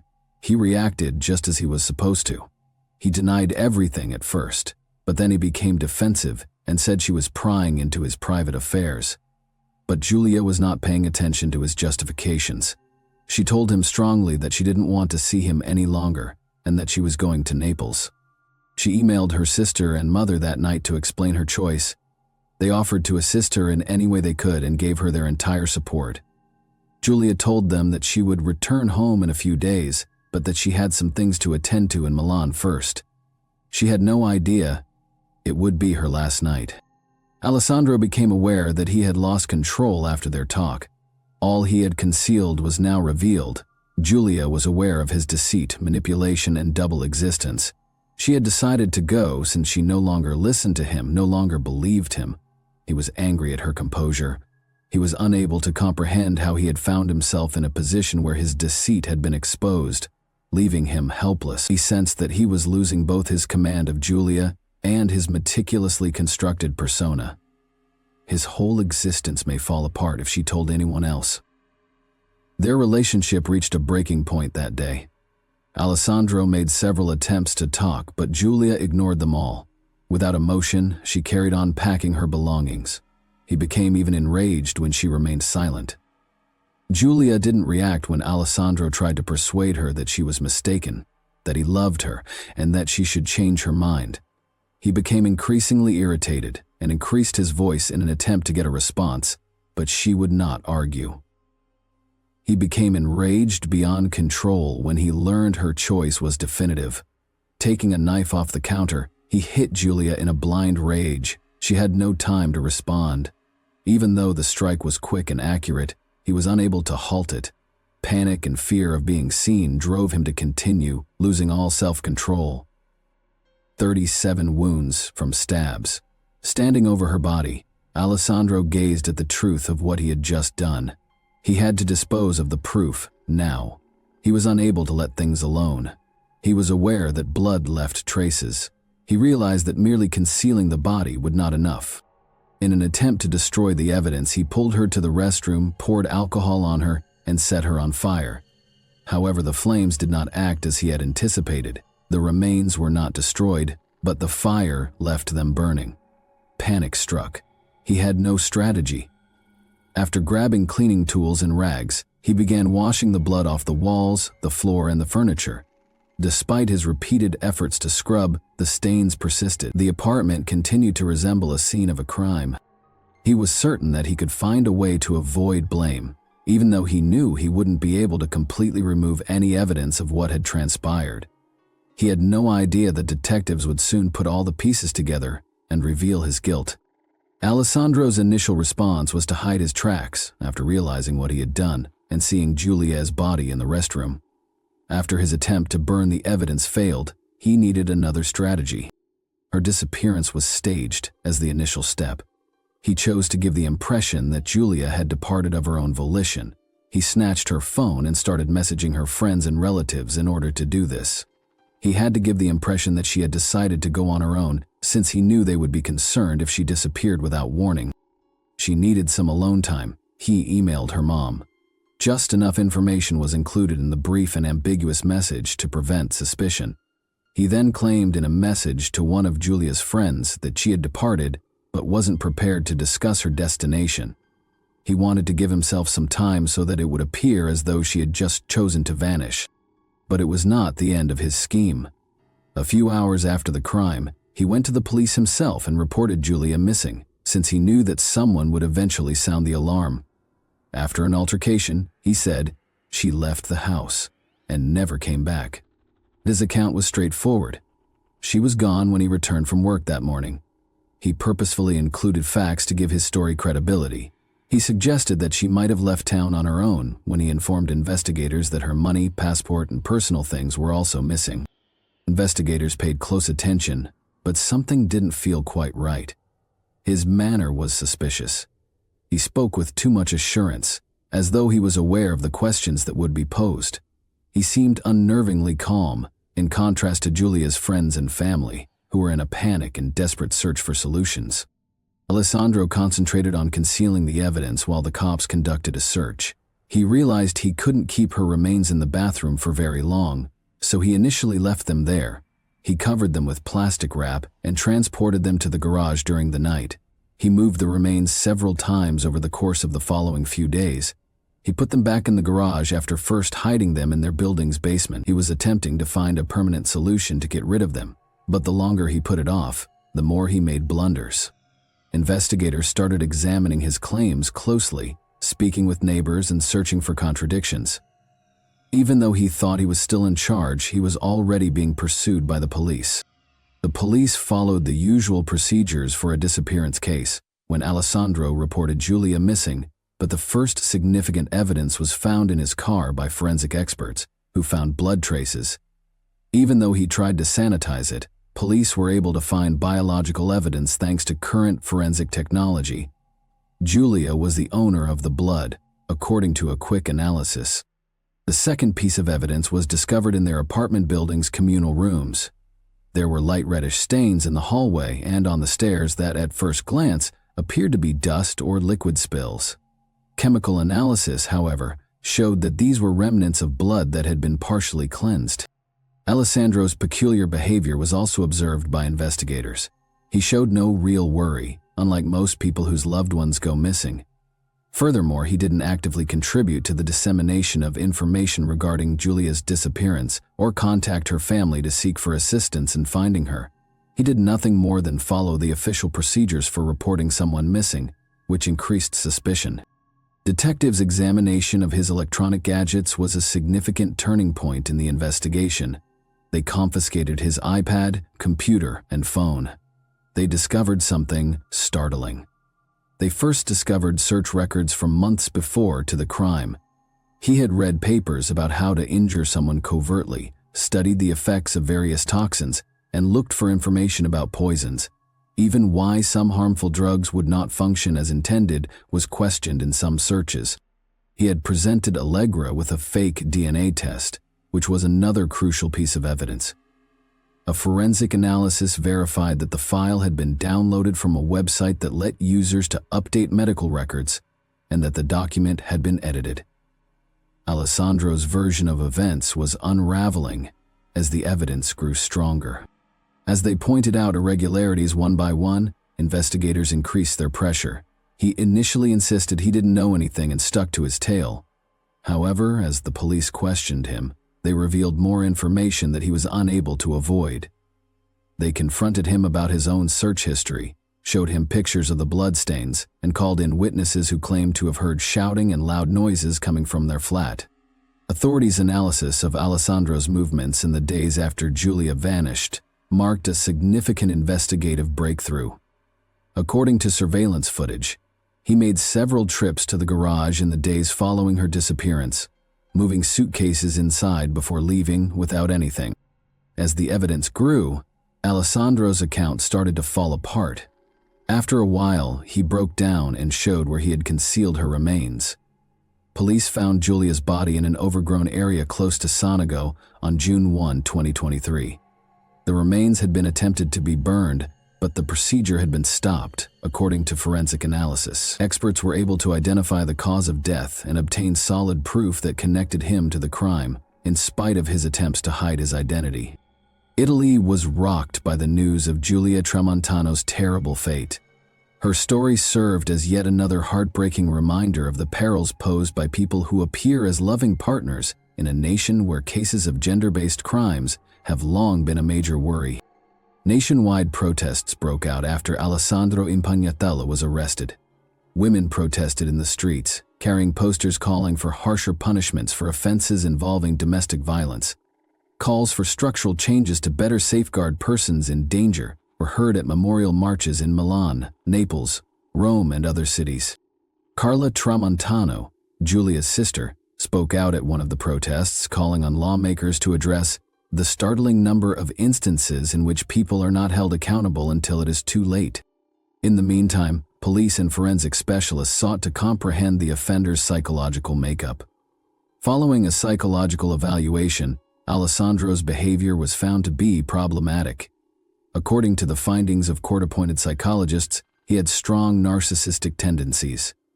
He displayed no regret for what he had done, and his conduct during the court procedures and interrogation revealed a profound lack of empathy and egocentrism. He ignored the feelings and experiences of others, seeing them only through the prism of his own self-interest.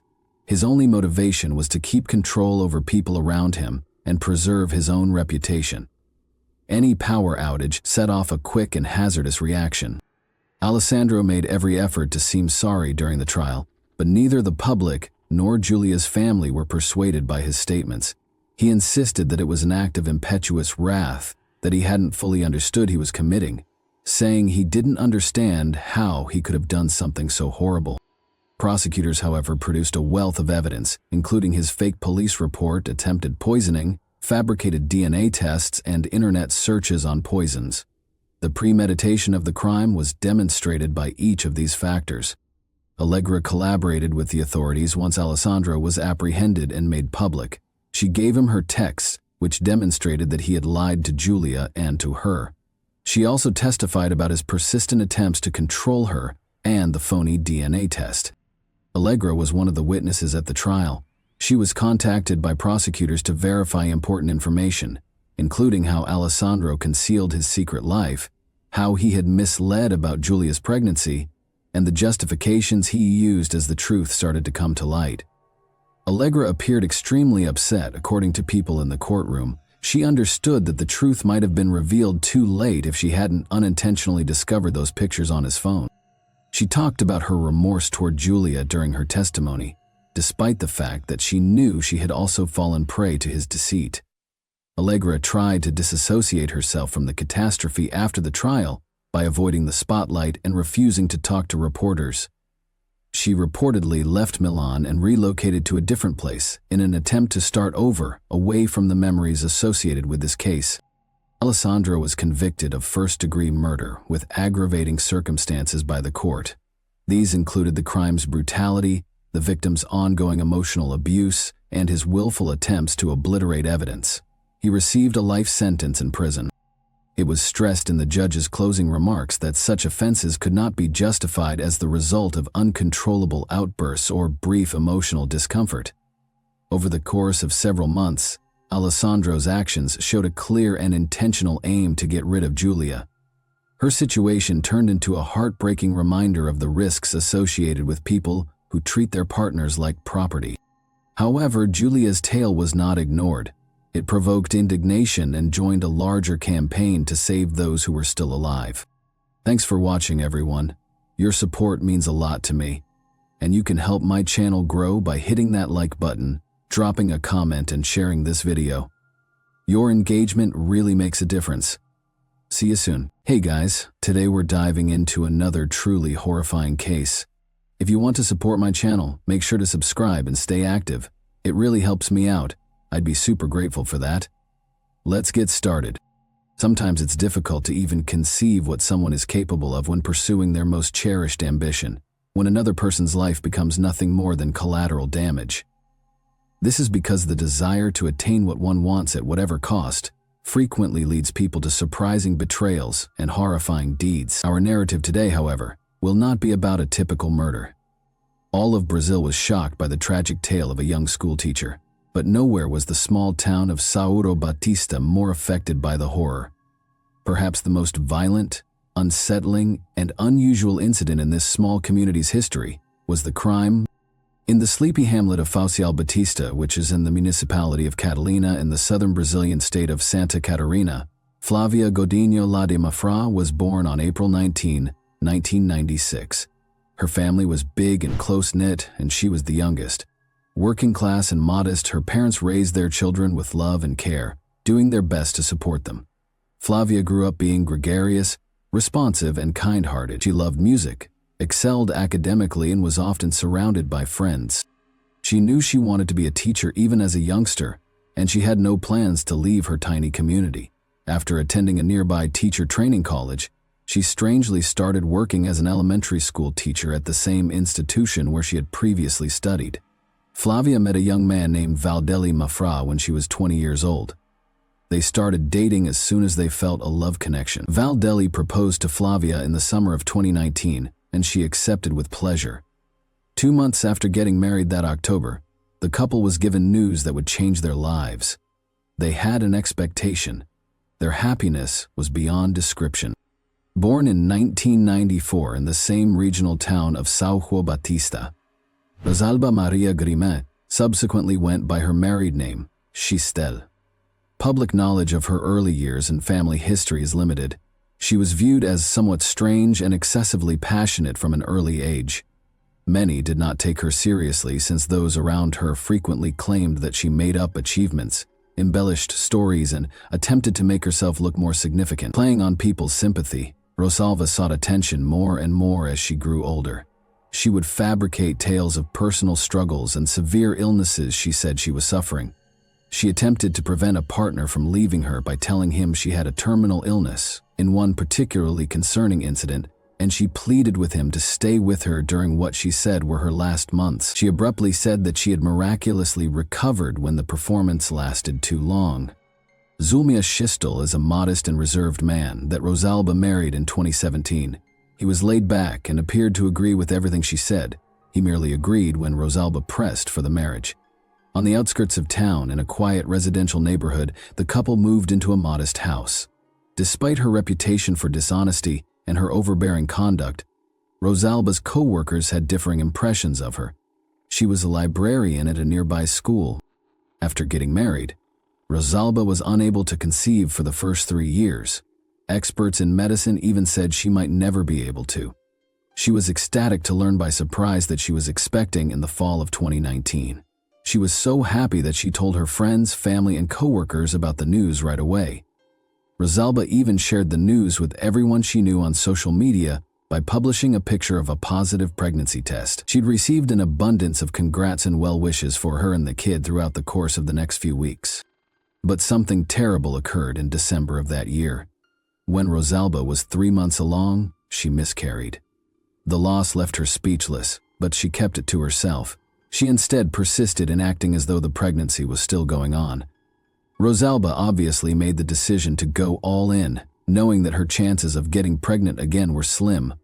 But it's difficult to determine what she had in mind at the time. Somewhere in the background, a truly unsettling plan started to take shape, and she began eating more and dressing in loose-fitting clothes to give the impression that she was still pregnant. The school began to hear of another pregnancy, that of a young teacher named Flavia, who was receiving a lot of congratulations, about 2 months after Rosalba lost the pregnancy. It was the first time the two women had gotten close. Even though they hardly spoke to one another, Rosalba suddenly became quite interested in making friends with Flavia Godinho. On social media, she added Flavia and started messaging her every day, proposing to talk or go for walks. They would have a lot in common, Rosalba said, because their alleged due dates were comparable. Knowing that Rosalba was known for being somewhat odd, Flavia was initially apprehensive, but ultimately consented to lunch with her during a work break. In an attempt to elicit compassion, Rosalba, in her usual dramatic style, told several made-up stories, and they swapped phone numbers. Her stories were only true in that she had longed for this pregnancy and had fought for years to become pregnant. The miscarriage was not mentioned by her. Despite seeing each other virtually every day at work, they initially met infrequently. As would subsequently be revealed, however, Rosalba had also used social media to connect with 2 other pregnant women from the same area, who were thought to be in a similar stage of pregnancy to what Rosalba had claimed to be. Additionally, she made an effort to become friends with them by requesting to visit their houses, or even just going out. Rosalba immediately stopped corresponding with the women she met online, after learning that both of them were having boys. She had previously decided on the name Alyssa and told everyone she was expecting a daughter. Rosalba became very obsessed with Flavia after she found out she was expecting a girl around the same time. Rosalba found it harder and harder to maintain the appearance of pregnancy over time. She was often looking online for symptoms and experiences that pregnant women usually shared, and she would repeat them to her husband, family, and co-workers as though they were her own. Even after gaining about 30 pounds over the course of several months, she still didn't look like a woman in the latter stages of pregnancy. To make things worse, her spouse insisted on going to doctor's appointments with her. In order to maintain the illusion, Rosalba had to come up with a clever way to show the baby on the ultrasound screen. Zolmia was a straightforward, trustworthy man. It was easy for his wife to keep him in the dark because he genuinely loved her and trusted her.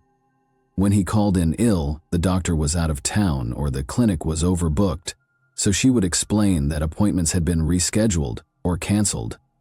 At other times, she would say she was lucky enough to get a last-minute visit while he was at work, and each time he believed her. In an attempt to strengthen her tale, Rosalba began writing fictitious notes on her phone that were purportedly from the doctor. These notes included cancellations, appointment confirmations, and recommendations. She frequently made factual and spelling errors and lacked knowledge of medical terminology, but Zolmia never noticed. He didn't ask any questions because he wasn't good at medical things. To keep the lie continuing and avoid suspicion, Rosalba even pretended to be the doctor in a text message to her husband. She stated in one message that the pair should put their physical relationship on hold for a while in order to prevent any potential pregnancy concerns. Convinced that the advice was from a medical expert, he took it to heart. Shopping for baby supplies, including blankets, pacifiers, bottles, diapers, toys, and onesie sets, became Rosalba's obsession. Over time, her attention turned entirely to Flavia, even if she frequently went shopping with her mother, sister, or husband. In July of 2020, Rosalba organized a poignant maternity photo session. She carried small baby booties and a onesie while wearing a flowing maternity gown in the photos. She gave a charming grin for the camera as her husband stood next to her, tenderly hugging and kissing her tummy. Nobody suspected anything because everything appeared so normal. The criminal case files would eventually include those pictures. Flavia and Rosalba had almost become inseparable by the beginning of June 2020. Although they talked, shared ideas, and planned for the future during their daily time together, Rosalba was always the one to start things. By nature compassionate and understanding, Flavia found it impossible to refuse. Rosalba would use her go-to strategy, appealing to pity, to reschedule if she ever attempted to do so by claiming she needed someone to chat to about personal matters. It worked every time. Actually, Rosalba was watching Flavia intently and interrogating her about her symptoms, doctor's appointments, and tests. Then, as though those were her own experiences, she would tell her own husband and family those details. Rosalba replicated Flavia's gait, mannerisms, and dietary preferences. She even mimicked the awkward ways Flavia held her back or moved. Valdelli disliked the new friend his wife had made. His anger stemmed from the fact that they were spending so much time together, which strained their marriage. They even had several arguments about it. However, Flavia's kind and sympathetic disposition prevented her from ignoring or rejecting Rosalba. Rosalba should have given birth by mid-July, according to what she had told people, but she made up another falsehood, claiming that the doctors had miscalculated the due date. Behind the scenes, she was working on something genuinely terrifying, something that would, regrettably, soon become a reality and be taken from a nightmarish horror movie. Rosalba started planning Flavia's celebration in August in anticipation of her impending birth. In addition to inviting people and organizing a unique photo location, she was also choosing decorations. Flavia tried to decline the event in an attempt to be kind, but Rosalba took it personally and broke down in tears as she expressed how hard she was working and how much she wanted to give Flavia a meaningful gift. Flavia eventually consented without anticipating what would happen. August 28, 2020 was the date of the event. The location and exact details will be sent to everyone, as Rosalba was in charge of all the arrangements. She informed each invited attendee via phone the day before the event that it had to be rescheduled because of some last-minute problems. "I'll follow up with a new date and time soon," she replied. Her justification was compelling. No one asked why, and no one contacted Flavia, who couldn't have known. At precisely the scheduled time on August 28th, Rosalba picked up her gullible target and informed her that they were going to the baby shower. Valdelli stayed at home because it was supposed to be a women-only gathering. He had no idea that it would be his final time seeing his very pregnant wife, so he just walked her to Rosalba's car. Flavia was driving and didn't know where they were headed. According to Rosalba, it was meant to be unexpected. She recommended that Flavia wear a blindfold to maintain the surprise a few minutes into the journey. After hesitating, Flavia finally consented, feeling safe. To keep Flavia calm and avoid raising any suspicions, Rosalba spoke, lightly and informally throughout the remainder of the drive. She took them to an abandoned pottery factory and a vacant ceramic warehouse on the outskirts of town. Rosalba helped Flavia out of the automobile while she was still wearing a blindfold and then escorted her into one of the old buildings. Flavia must have been startled by the uncanny odor and the silence. Before she could get the blindfold off, she reached up. Abruptly, her skull was struck by a large, hefty brick. Rosalba attacked repeatedly. Flavia fell to her knees. Finally, in a final display of violence, Rosalba struck her face once again. Flavia was already unconscious when she subsequently was unable to explain why. She only seemed to want to do as much harm as she could to the lady she had once referred to as a friend, without even being sure Flavia was still alive. Rosalba hastened to the second stage of her horrifying and unthinkable scheme. She arrived at the scene with a blanket, a box cutter, and some rags. Her hand was solid as she started to slash into her pal. Rosalba lacked medical training, anatomical knowledge, and an understanding of the actual process of performing a procedure such as a C-section. She just began hacking at Flavia's belly with a utility blade in an attempt to get the baby out. Extremely aggressive, she acted without accuracy and with excessive force. A box cutter is not a tool used in surgery. It did not make clean cuts. Instead, it tore through skin. Rosalba had totally miscalculated the reality of what she was trying to do. What she had envisioned as swift and tidy was rather disorganized and unkempt. She had not expected the act to take so long. As she tried to remove the infant, she repeatedly cut her by accident as her frustration and recklessness increased. The surroundings were wholly unhygienic. Rosalba had not even tried to sanitize the equipment she had brought. That the infant made it through the event at all was quite astounding. The newborn was finally taken out, and she laid her on the back seat of her car after wrapping her in the blanket. After cleaning her hands as thoroughly as she could, Rosalba changed into fresh clothing she had brought from home and tossed her blood-stained cloth into the trunk. She went to the hospital after taking a brief break to practice her story. Rosalba was in a hurry and neglected to fully close her car's trunk. Waiting at a red light, the lid barely opened to see clothes covered in blood. The people in the car behind her saw and called the police right away, providing a description of the car and its direction. The police arrived minutes after Rosalba pulled up to the hospital. They caught her as she walked toward the door with a bundle of blood in her arms. Rosalba informed them that it was her child and that the infant required immediate medical attention. As the officers waited close by, she was led to the emergency room. Rosalba told the medical staff she had unexpected labor and didn't have time to get to the hospital, her voice trembling and her eyes watering.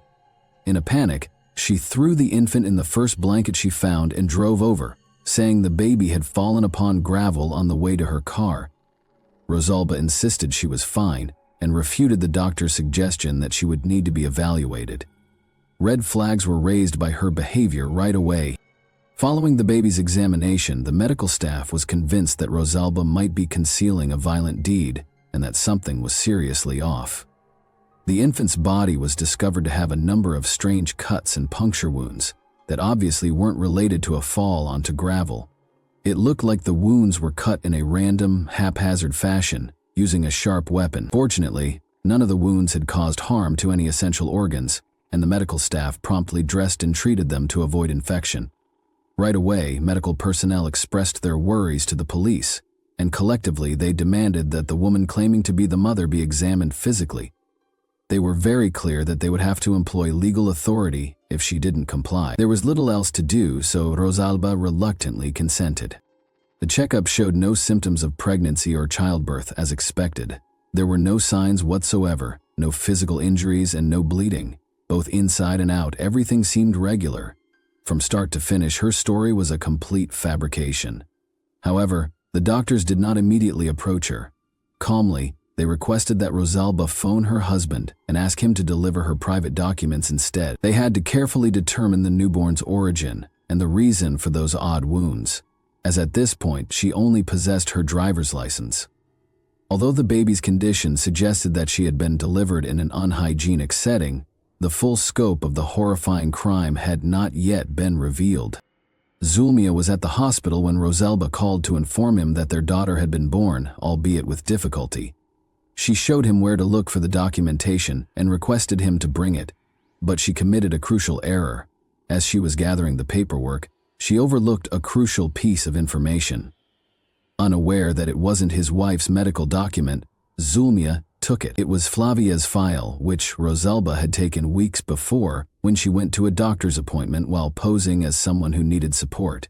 Zulmia discovered the folder in the drawer where she had placed her own documents, after taking it to read the test findings and recommendations. Hospital personnel quickly recognized the baby's true owner when they noticed that the medical file belonged to Gardino, a lady who was due to give birth to a daughter in early September. The most horrifying query, though, was still, where was the real mother? The cops accused Zulmia of being involved right away. He was arrested and asked where his wife had given birth to the child, and how he obtained someone else's medical records. He claimed to be confused and visibly shaken, and to have no understanding what was happening. He froze when they told him that Rosalba had never been pregnant, and started to deny it. He said he had taken care of Rosalba during her whole pregnancy and had felt the baby's movement. Images from their maternity session were displayed, together with what he believed to be messages from the doctor who had been monitoring her pregnancy. However, those texts turned into further proof because they contained numerous misspellings and inaccurate medical terminology. The communications were promptly verified by authorities to have come from Rosalba's personal phone. After all the information was presented, Zulmia sobbed and covered his face with his hands. He had truly trusted his wife. He had eagerly anticipated becoming a father. Meanwhile, Flavia had been reported missing by her husband, Valdelli Mafra. He informed the authorities that she had gone to a baby shower with a friend and was supposed to get home by 9 p.m., but she never did. She had not picked up her phone. Valdelli, alarmed, started phoning people who were purportedly invited to the celebration. He was horrified to learn that the event had been canceled the day before. Concern increased when Valdelli was unable to get in touch with Rosalba, the friend who was purportedly in charge of planning the party. She also had her phone off. Valdelli went directly to the police, not wanting to spend any more time. The hospital report about Rosalba and the newborn had not yet been sent to law enforcement at that time, so they were unaware that the two incidents might be related. When the officers promised to start searching in the morning, Valdelli wasn't satisfied. He teamed up with Flavia's parents and other family members, and they started looking on their own. In order to cover more ground, they divided into teams. Valdelli made the decision to look around town. It was Valdelli who decided to pause and look at an abandoned factory as he passed it. It was then that he discovered his wife's body, terribly mutilated. Startled and frightened, he contacted emergency services and the police right away. He had no idea what had occurred or who might have committed such a heinous deed. Police had already heard from the hospital about a woman who had arrived with a newborn by the time they reached the location. Although she claimed to have given birth, medical professionals verified that she hadn't. She also mysteriously possessed a medical file that belonged to a woman named Flavia Godinho. Authorities knew the case was obvious when they discovered the victim's name on the stolen medical file matched the one on the abandoned facility. None of the injuries alone had proved lethal, according to forensics, although the man had been hit in the head with a brick at least 5 times. The aggressive attempt to remove the infant resulted in severe blood loss, which was the cause of death. Next to the body was the box cutter that was used. Since there was ample evidence, establishing Rosalba's guilt was merely a formality. DNA analysis verified that the child Rosalba had attempted to claim as her own was, in fact, Flavia's daughter. Even though the evidence was mounting against Rosalba, she persisted in denying everything and sticking to her story. On the blade adjacent to the body, her fingerprints were discovered. Blood from the victim was discovered in her hair, shoes, and clothes. The fact that Rosalba had lied about still being pregnant after experiencing a miscarriage months prior was also verified by investigators. She hadn't given much attention to what would happen next, but she had picked her victim beforehand and had planned the entire crime to take the baby. The charges against Rosalba were kidnapping, assault causing injury to a juvenile, and aggravated homicide. She eventually went into great detail about what happened, leaving everyone in the courtroom in disbelief in an attempt to get a lower punishment. She suffered a psychological collapse after the miscarriage, and her lawyer tried to claim that she had gotten so consumed by the thought of being a mother that she had lost her sense of reality. However, a clinical assessment found Rosalba to be mentally capable and completely accountable for her deeds. She received a sentence of 57 years in jail, with the prospect of release only after completing at least half of it. Her spouse, Zulmia Shistel, was categorically exonerated. It was established that he was unaware of his wife's plans and had nothing to do with the crime. He left São Juan Batista shortly after the arrest and sought for divorce. Flavia's family also made the decision to leave the small village where everyone knows each other after the judicial proceedings were finished. Since the tragedy had become the most talked about case in the neighborhood, they did not want young Cecilia, Flavia's daughter, to grow up in an environment where her mother's story would haunt her.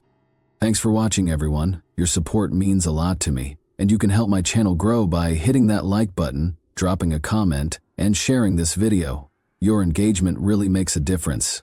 See you soon. Hey guys, today we're diving into another truly horrifying case. If you want to support my channel, make sure to subscribe and stay active. It really helps me out. I'd be super grateful for that. Let's get started.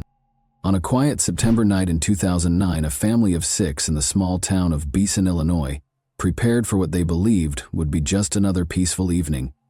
The children were tucked into bed, the lights were dimmed, and the comforting routines of family life played out one last time. But before the night was over, everything would change. By morning, the house would be silent, not with sleep, but with death. A stranger had entered their home, and what followed was a night of pure horror. The crime was so brutal, so deeply disturbing, that it would later be named the Beeson Bloodbath. Even the most seasoned investigators were shaken by what they found inside. The quiet town of Beeson, with its population barely reaching 200, would never be the same. Surrounded by farmland and rolling hills, Beeson had always felt like a safe, almost forgotten place. But after that night, it became the center of one of the most chilling crimes in Illinois history. At the heart of this story are two families, the Gees and the Constants, neighbors, friends, and longtime residents of the area. Let's start with Rick G.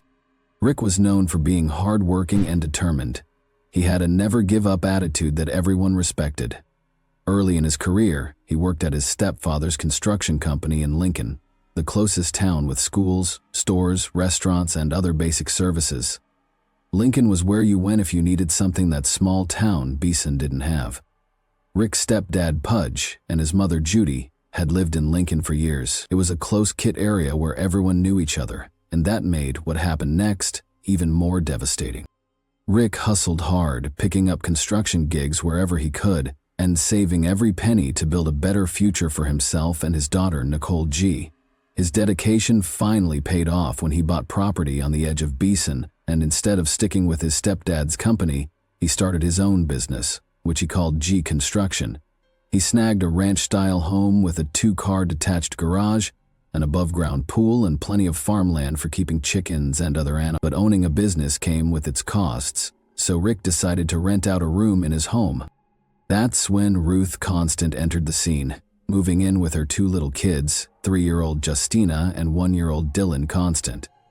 Initially, Ruth became Rick's tenant, but it didn't take long for sparks to fly between them. Ruth was a warm-hearted woman known for her outgoing personality and sense of humor, and Rick was the perfect match for her. As their bond grew stronger, Ruth discovered she was pregnant in 1997. They tied the knot with Rick at 34 and Ruth at 27. Not long after, they welcomed a baby boy, Austin, and their home was bustling with life. A year later, they celebrated the arrival of a baby girl, Jessica G., filling their hearts with more joy. Unfortunately, that joy was short-lived, as they learned that little Jessica was born with a serious neurological condition, leaving her with disabilities that required around-the-clock care. With no facilities in Beeson that could meet Jessica's needs, and unable to afford the necessary care, they reluctantly had to move her 50 miles away to Peoria, Illinois, where she became a temporary ward of the state. It was reported that she died well before the tragic murder occurred. Dylan was also showing signs of trouble. According to their relatives, he was full of energy and often acted out, which is typical for kids his age. His teachers frequently sent home behavior reports, and Rick and Ruth worked hard to find ways to help him. Eventually, he was diagnosed with ADHD after they decided to seek therapy for him. While the therapy helped a little, it didn't make a significant difference. However, there was a glimmer of hope when Rick's daughter Nicole turned 18 and started dating Christopher Harris, a 21-year-old local. Their relationship grew serious quickly, and they married, moving just a minute away from Rick's house. Not long after, Nicole discovered she was pregnant, making Ruth and Rick grandparents for the first time with the arrival of little Elisa Harris. They were thrilled, and Nicole and Chris often dropped Elisa off with Ruth while they worked, and in late July 2009, Nicole and Chris welcomed their second baby. To everyone who knew them, they seemed like the perfect family. With a new baby expected to start crawling soon, Rick's stepdad Pudge and his grandson Adam decided to help Nicole by putting in new carpet in her home that September. The following day, 10-year-old Seton Landstrom ran over to the Gee's house to show off his new bike, but when he reached the porch, he froze at the sight of blood smeared all over the porch and the door slightly open. Worried, he dashed to Nicole's house, where Rick's stepdad had spent the night. As soon as they heard the boy's discovery, they immediately went to the house, and Adam was the first to reach the porch and noticed the blood as well as a knife at the bottom of the porch steps. When Adam entered the door and turned the lights on, he saw a scene that would haunt him for the rest of his life. Lying in the hallway was Rick, face down in a thick pool of blood. Frozen in shock, Adam dared not to move further. He turned and ran outside to Pudge, telling him to call 911, though he didn't know what to tell the police, since he hadn't seen it all firsthand. And when the police arrived, they were met with a huge pool of blood, around 2 to 3 feet wide. As they moved deeper into the house, they saw that Rick's head was completely wrecked, and his body looked like it had been through hell. At first, they couldn't tell how he died, but the gruesome scene made them suspect a shotgun was used. They hadn't even checked the other rooms yet. As they walked down the hallway, they noticed the walls were all messed up, like someone had punched or smashed them. Then they found the second victim, 14-year-old Dylan, curled up on the floor just outside the main bedroom, wearing nothing but shorts. His body was badly hurt, and his head was just as wrecked as Rick's. Blood splattered everywhere, even on the ceiling, making the officers feel uneasy as they continued through the house. When they stepped into the main bedroom, they saw Ruth lying on the floor in her nightgown. Half of her skull had caved in, and again blood was splattered all over the walls. Pushing on, they entered the attached bathroom, where they found 11-year-old Austin, dressed only in his underwear, lying face down on the bloody tile floor. It was clear that the G family never saw this evil coming. They must have been caught off guard, getting ready for bed the night before. The officers moved cautiously through the house, unsure if the killer was still inside. They walked down that bloody hallway past Dylan's lifeless body and headed to 16-year-old Justina's room. And when they entered the room, they found something far more gruesome than what was initially found in the house. Blood smeared across every surface, soaking into her bed, where Justina lay on her stomach, her head hanging over the edge, leaving a puddle of brain matter below. She had suffered the worst injuries of anyone in the family, and just when they thought it couldn't get worse, they braced themselves for what came next. As they left Justina's room, they checked an adjacent space and initially saw no more victims, but then they spotted something in the dark closet. There they found a 3-year-old girl's body crumpled on the floor, surrounded by blood, with skin peeled back above her right ear. It broke the officers' hearts. They were trained professionals, but nothing could prepare them for such a brutal scene, especially involving such a young child beaten to death. Suddenly, a corporal noticed something move. It was the child. A paramedic rushed over and scooped her up like a baby, dashing out to the ambulance. They quickly ushered Nicole into the ambulance too, and off they sped toward the nearest hospital. But when they arrived, they discovered that Tabitha's vital signs were alarming. Moments later, Nicole's husband Chris showed up at the G's house. He had been called from work about the terrible incident. When he arrived, the police confirmed the heartbreaking truth. The family had been murdered. But in the middle of all the chaos and tragedy, there was hope. The police told Chris that Tabitha had survived. Everyone felt a wave of relief because despite the horrific events, Tabitha was alive and might be able to help uncover who was behind this terrible crime. But not for Chris. He felt nervous when he learned Tabitha was alive. Without thinking twice, Chris jumped back in his truck and drove urgently toward the trauma center where Tabitha was being rushed. Meanwhile, two first responders, Logan County Sheriff's Corporal Michael Block and Illinois State Trooper Paul Hennessy, were left to sift through the crime scene for clues about what had happened inside the G family's home. 2 o'clock. Officers found a bloody handprint on the bathroom vanity where Austin was killed, along with a fresh shoe print outside that matched K-Swiss' tennis shoe. Officers canvassed the small community and followed up on tips.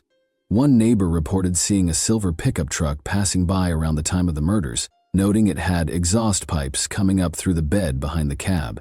Despite these leads, police found no further clues. Jar John Ralston, a forensic pathologist, performed the autopsies that night. He photographed every inch of the victims' bodies, but the injuries were so numerous that it was hard to keep track of them. But one thing was clear: they had been brutally attacked, and it wasn't from a gun, initially thought to be caused by a shotgun.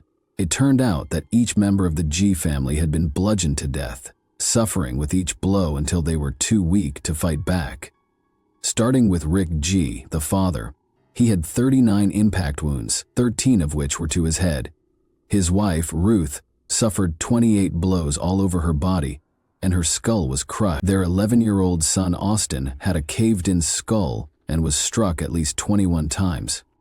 Signs showed he had been pushed against hard objects, and someone had stomped on his feet.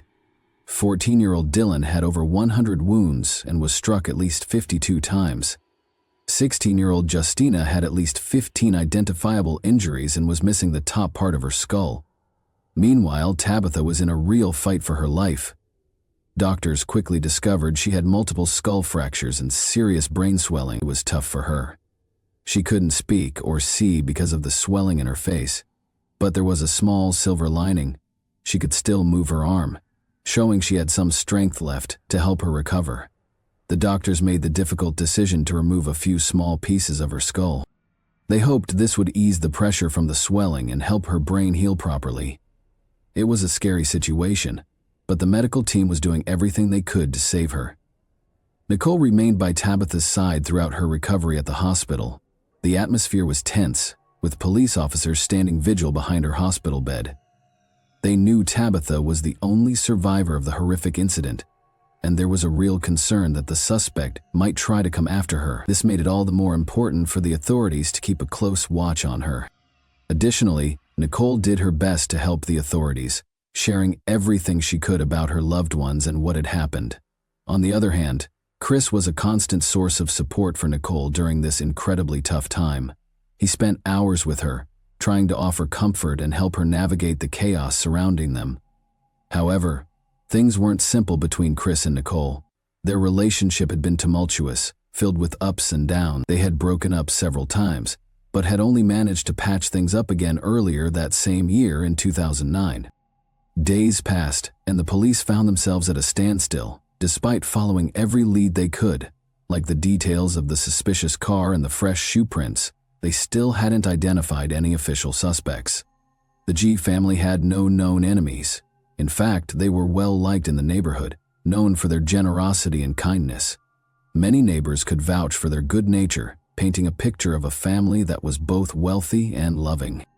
In light of the recent events, the police took precautions and encouraged everyone in the community to secure their homes and stay alert. A week passed, and the funeral for the G family was held on the 28th of that same month. It was a heartbreaking day, but among all the grief, Tabitha was still fighting for her life in the hospital, and while the community mourned, there was also a lingering fear, because the killer was still out there, and no one knew when or if they might strike again. Then, in a random but significant twist of fate, a major break in the case came at the hospital where Tabitha was being treated. One officer, after finishing his shift in guarding Tabitha, shared an elevator ride with Chris Harris, who had just left Tabitha's room. The officer happened to glance down and noticed Chris's shoes, K-Swiss sneakers with an aggressive tread, just like the shoe print found outside the crime scene. The officer quickly informed detectives, which led to Chris being called in for questioning. They compared his tread to the print found at the scene, but there was a slight discrepancy. The shoes were a half size too big. However, the detectives knew something was off, so they didn't stop there. They collected Christopher Harris's fingerprints and palm prints, sending them to the crime lab for further analysis to prove his innocence. His brother Jason Harris stepped in to defend him, providing an alibi and claiming they had been together the entire time, far away from Beeson where the murders occurred. Meanwhile, Nicole was furious at the mere suggestion that Christopher could be involved. She took to her MySpace page to defend him, writing in an emotional, though error-filled message, "This whole situation is such a mess and so unfair. Not only have my children lost 5 close family members, but now their daddy is being set up and taken away. This is too much to bear." Nicole continued, "There's solid evidence that all 6 victims fought for their lives, and Chris doesn't even have a scratch on him. He's been with us through everything, and now they've taken him too." Nicole wasn't the only one standing up for Chris. His stepmother, Debbie Harris, also spoke out to the media, saying their family believed in his innocence. Chris's father, Ed, was in tears during a phone call with Chris from jail. According to Debbie, Chris was shocked by his arrest and scared for his family's safety, telling his father, "Dad, I'm scared because I know the killers are still out there." He swore he didn't commit the murders. When police booked Chris, they photographed his entire body. Although he didn't have any injuries, they noticed a large blister on the palm of his right hand. Coincidentally, a tire iron was later found near a creek by Jason's house, where investigators were still searching for clues. On October 2, when they seized Chris's truck, they found it belonged to Jennifer Ernest, Jason's girlfriend and mother of his other children. Both Jennifer and her mother, Sarah Duncan, had provided alibis for Chris and Jason on the night of the murders, but as the investigation unfolded, those alibis were proven false, leading to their arrest for obstruction of justice. The police were able to discredit the alibis, partly because Chris's palm print had been found at the scene. Additionally, a woman named Lori Cole, an armed security guard, came forward. She claimed that on the night of the murders, around 11:35 p.m., Chris and his brother Jason knocked on her door, asking if she wanted a party. Lori, who lived not far from the G family, recalled telling Chris she wasn't interested and needed to sleep for work. She noticed a Ford Ranger parked outside, similar to the one Chris and Jason were seen with earlier. Although she told them to leave, their behavior left her unsettled, as they seemed to have already been partying and didn't want the night to end. Another woman, Christy Moore, came forward during the investigation. She told investigators that she and Chris had been on-again, off-again lovers. She revealed that Chris had called her late on that same Sunday night, but she was busy with her kids and couldn't meet up for what she knew he wanted: sex. However, she agreed to see him after her children went to school. The next morning, Chris arrived at her house in Clinton, just a 15-minute drive from Beeson, about 12 hours after the murders. They slept together, and Christy said Chris was acting completely normal afterward. Christy even took selfies of the two of them in bed. In the pictures, they were kissing and giving each other flirtatious looks, with Chris smiling in some of them. She told investigators that Chris had no visible injuries or marks on his body, and that nothing about him seemed unusual, except that she hadn't seen him in the past 2 months, likely because he had just had a baby with Nicole 2 months earlier. From the moment Chris was accused, he maintained his innocence, denying any involvement in the murder. However, when confronted with fingerprint evidence, he invoked his Fifth Amendment right to remain silent and got a lawyer.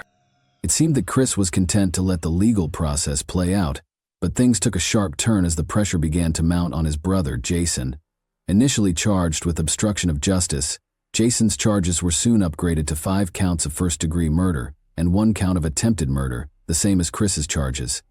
Jason, now facing the possibility of life in prison, had a choice to make: stay silent and support his brother, or tell the truth and save himself. The survival instinct kicked in, and Jason began to talk. The story he told was chilling. According to Jason, the night had started with drugs and alcohol. He and Chris had been out partying hard, drinking and snorting cocaine. Eventually, they decided they needed a woman's company to keep the night going. They first tried to reach out to some ex-girlfriends, but both women turned them down. That should have been the end of the night, but under the influence of drugs and Chris's heightened libido, the brothers continued their search for female company, which tragically led them to the G family's home. Jason recounted that they had first tried to visit Lori Cole, the armed security guard who lived nearby. He waited in the truck while Chris approached Lori's door, but she turned him away. What happened next is where Jason's story became inconsistent. He gave 13 different versions of the events, but the one thing that remained constant was his claim that Chris killed the G family. Jason alleged that it was Chris's idea to go to the G residence with the intent of having sex with Justina G, the 16-year-old daughter of the family and Chris's sister-in-law. Chris had convinced himself that Justina had been flirting with him. Whether they planned for it to be consensual or not remains unclear, but Jason said Chris believed Justina was interested in him. He then said that he stayed in the truck while Chris approached the house. In some versions of the story, Chris was already armed with a tire iron. In others, he went to the door without it. In one account, Rick G., the father, answered the door, and after a brief conversation, things escalated, leading Chris to retrieve the tire iron from the truck. Jason said he then heard screams and thumping sounds coming from inside the house, the horrifying beginning of what would turn into a gruesome massacre. Jason said he stayed in the pickup truck the whole time, just listening to the chaos inside the house. He heard loud thumps and screams and saw Dylan jump out of a bedroom window. After that, Dylan ran to the front door and went back inside. Next thing Jason knew, Dylan burst out of the house, bleeding a lot, with Christopher Harris right behind him. Jason saw Chris hit Dylan 5 or 6 times with a tire iron before heading back inside. Miraculously, Dylan got back on his feet and went into the house again. A few minutes later, Chris came out and hopped into the pickup. As they drove down the dirt road, he tossed his shoes and the tire iron out the window like it was no big deal. It's important to note that there had been a complaint of attempted sexual assault against Christopher Harris involving Justina, but this complaint was dropped just a week before the incident. Jason suggested that Christopher had intended to go to the G house for sexual motives, which ultimately did not happen. Investigators retraced the path that Jason Harris had described during his testimony. They found the K-Swiss shoes and the tire iron thrown into a ditch beside the road. Forensic tests confirmed that the DNA found on these items matched both Christopher Harris and the G family. On May 31, 2013, a jury found Christopher Harris guilty of murdering the G family. His sentencing happened on July 19, 2013, where he received 5 consecutive life sentences. In addition, he was sentenced to 30 years for the attempted murder of Tabitha, 30 years for home invasion, and 20 years for robbery. Christopher Harris's defense team tried to argue that he had walked in on Dylan during the murders and acted in self-defense when he killed Dylan. However, this argument was quickly dismissed. In 2013, just before his sentencing, Christopher and his legal team sought a retrial, but their request was denied. Later, in 2019, they filed an appeal with the Appellate Court of Illinois 4th District, but that too was denied. If you think the story ends here, well, not quite. A former cellmate of Chris stepped forward, claiming that Chris had confided in him about the terrible events of that night. This cellmate revealed a story even darker than what Jason had shared. According to him, when Chris arrived at the G home, Rick answered the door. An argument broke out, escalating quickly. When Chris hit Rick with the tire iron, Ruth heard the commotion and rushed in to see what was going on. Sadly, as she entered the room, Chris turned his violent rage on her. In the midst of the chaos, Dylan grabbed a kitchen knife trying to protect his mother, but Chris was too strong, and it was during this intense moment that Jason saw Dylan crash through the window for the first time. In a chilling twist, the cellmate reported that Chris felt no remorse for his actions. In fact, he claimed his only regret was not burning down the house that night, suggesting that if he had, no one would ever know he was responsible for the violence. And let's not forget Nicole. With all the evidence piling up against Chris, she went from defending him to cursing him. Additionally, during the sentencing hearing, Tabitha also delivered an emotional statement that tugged at everyone's heartstrings. She said, "I am 7, and it still breaks my heart.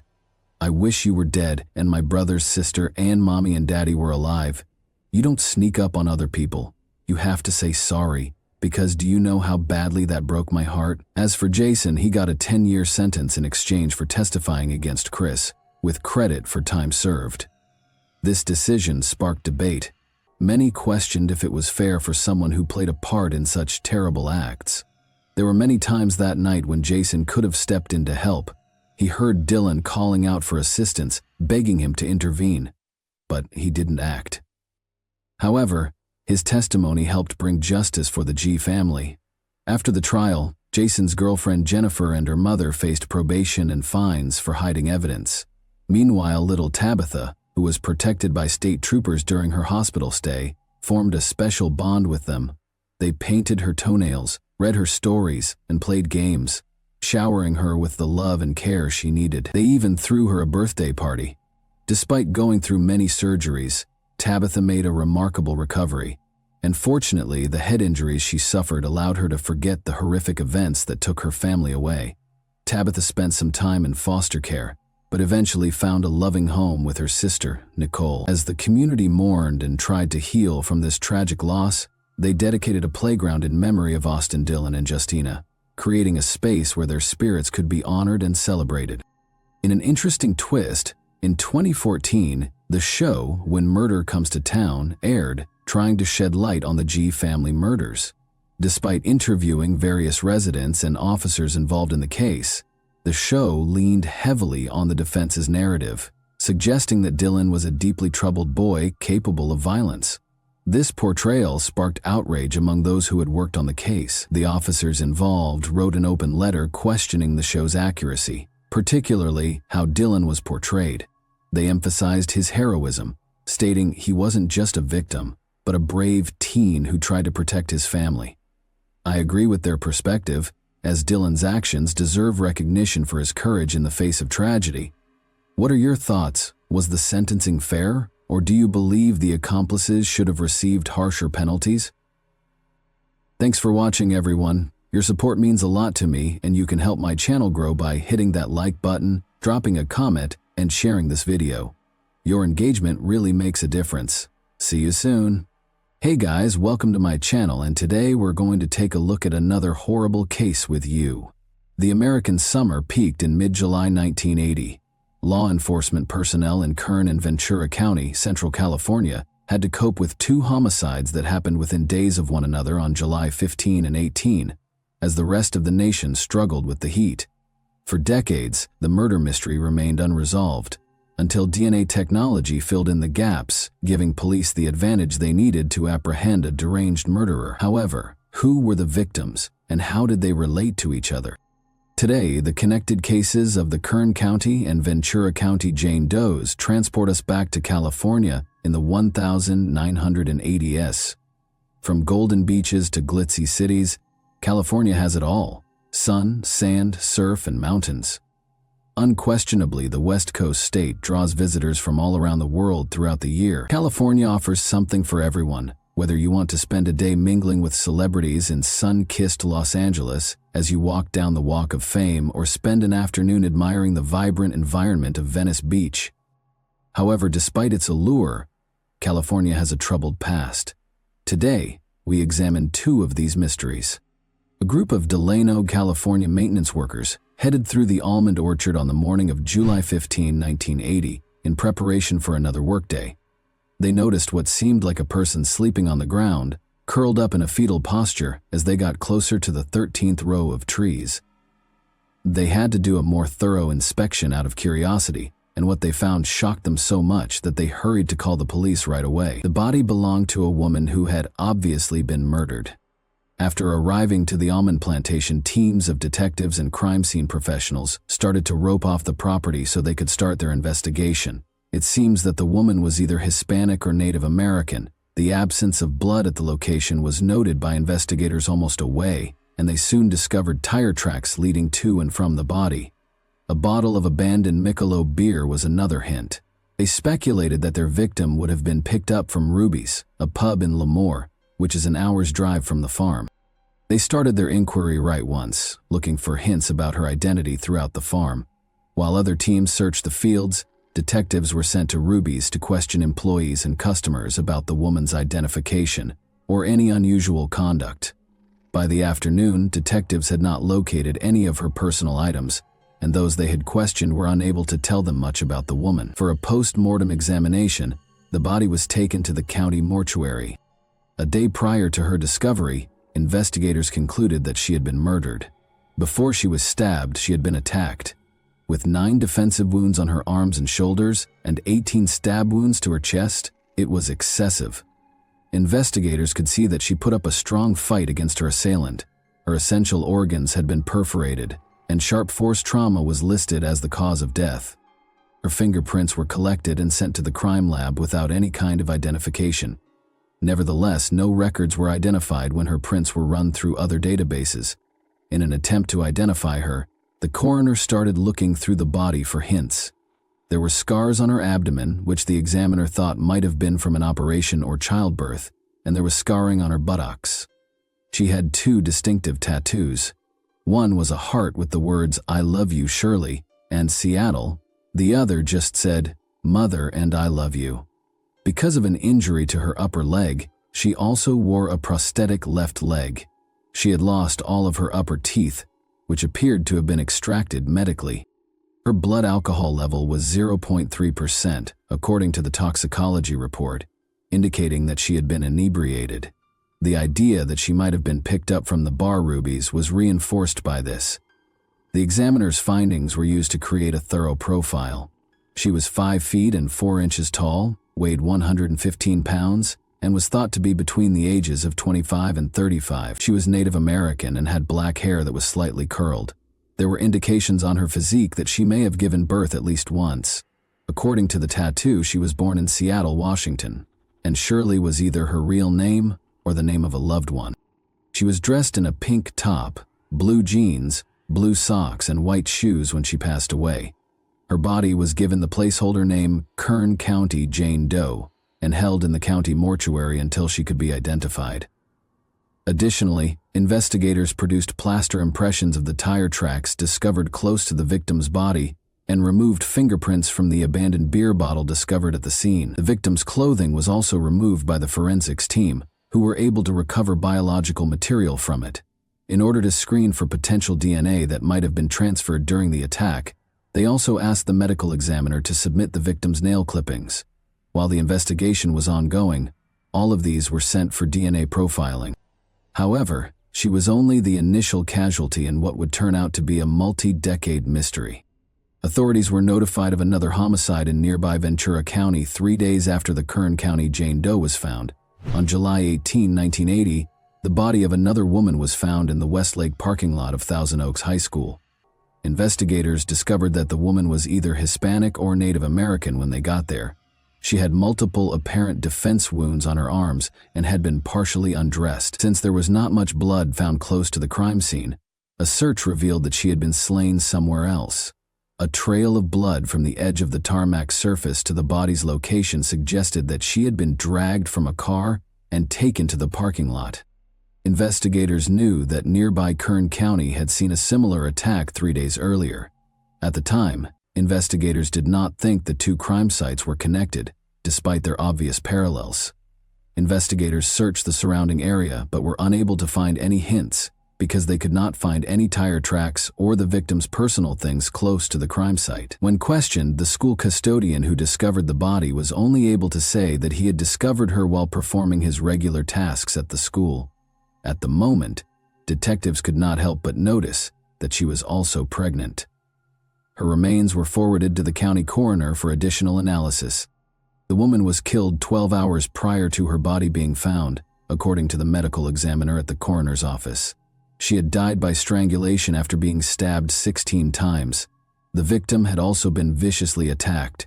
She had battled her attacker to the very last, as evidenced by the wounds on her arm.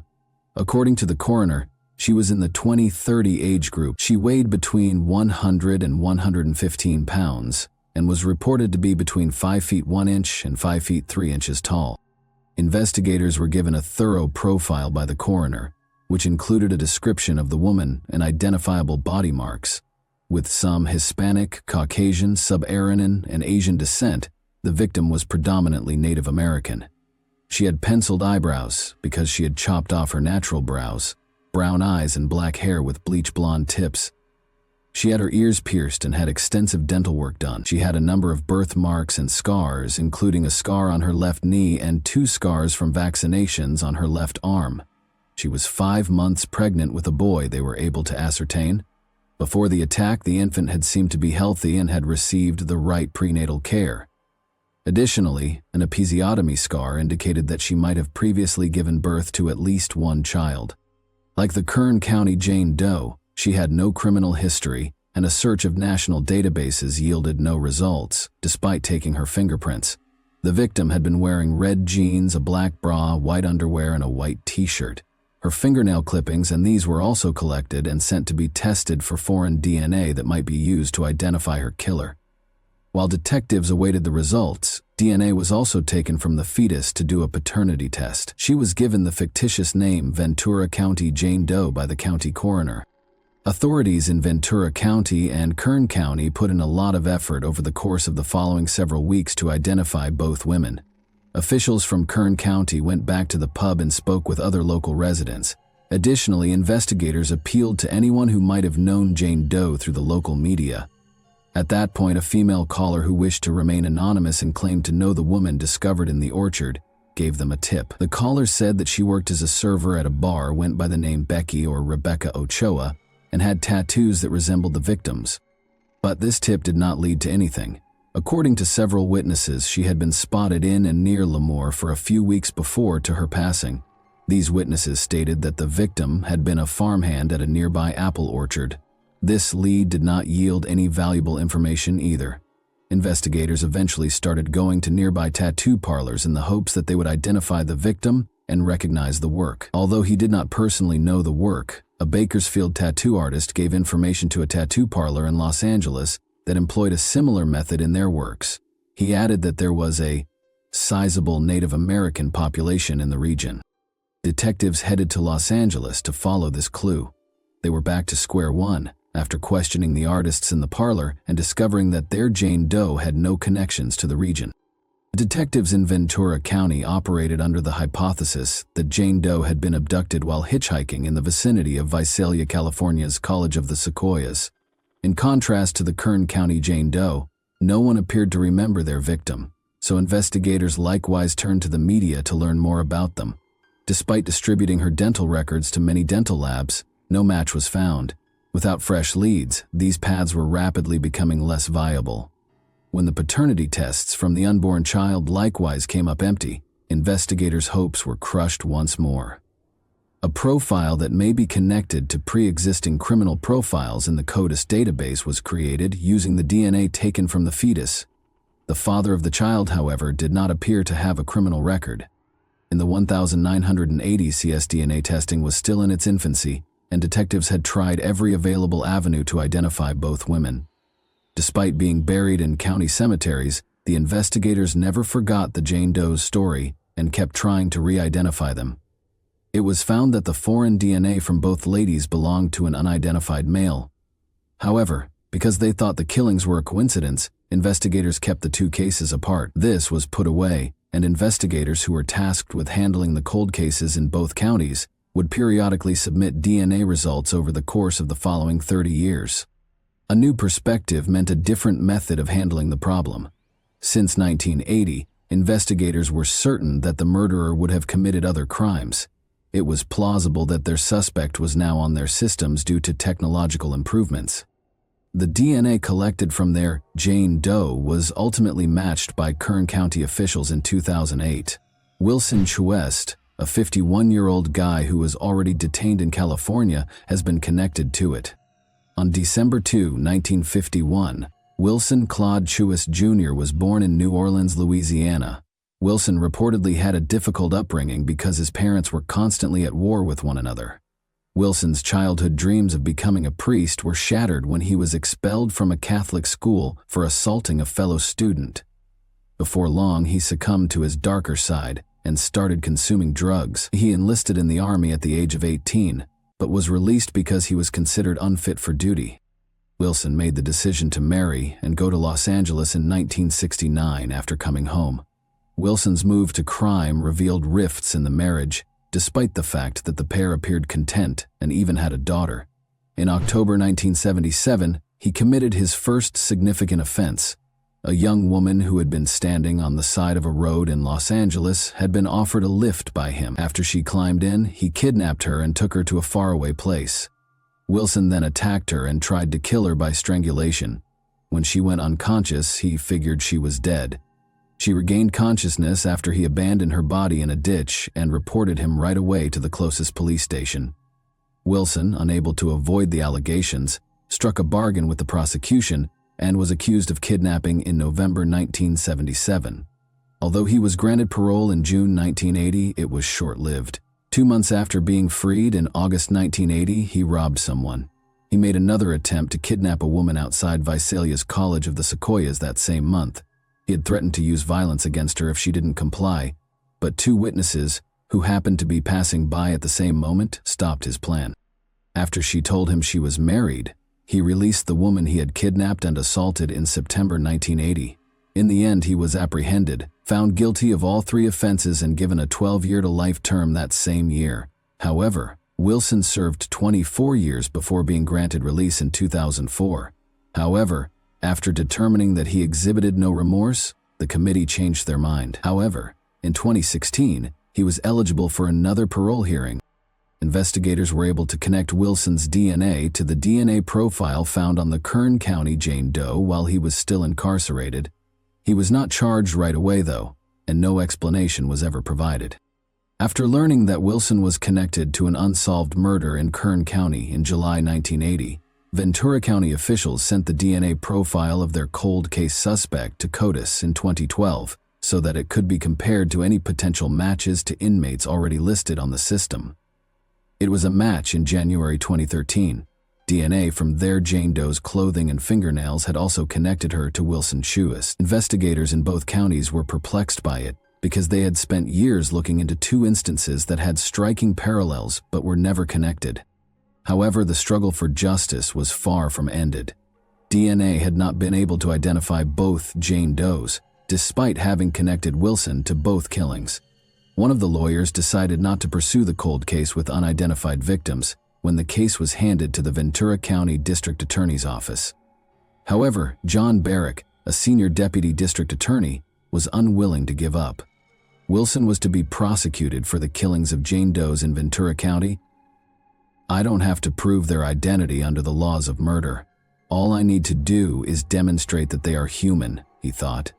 "I felt it was worth the effort because if we don't, these women, even if we don't know their names, will never receive the justice they deserve, and there's a good chance Wilson will escape, and that is not a person who deserves to be out among law-abiding citizens," Barrick stated.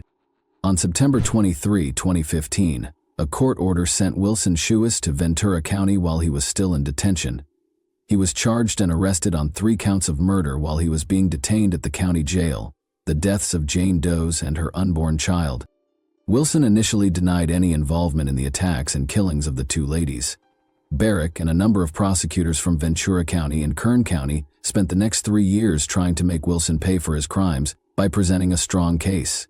He was put on trial on May 14, 2018.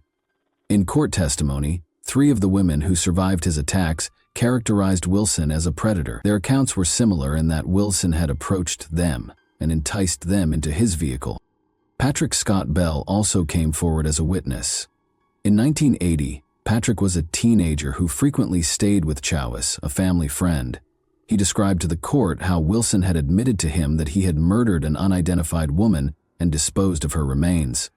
He added that one evening, he and his brothers had assisted Wilson in cleaning his car, and that when their mother questioned them, Carolyn Bell had made up the story that Wilson had struck a deer. Carolyn Bell confirmed this confession in court, as well as in a prior 2013 interview.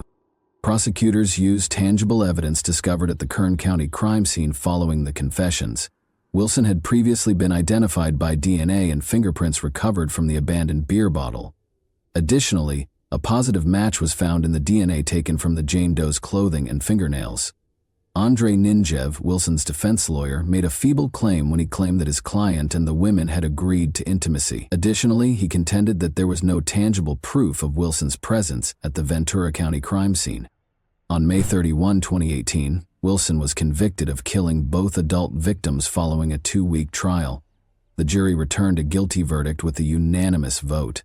They were unable to convict him of the unborn child's murder, though, because the legislation the prosecution cited to support their case had not been amended since 1994. Wilson's age and the dearth of witnesses who could testify on his favor prevented the death sentence from being sought. Wilson was given 2 consecutive life sentences without the chance of release on July 12, 2018.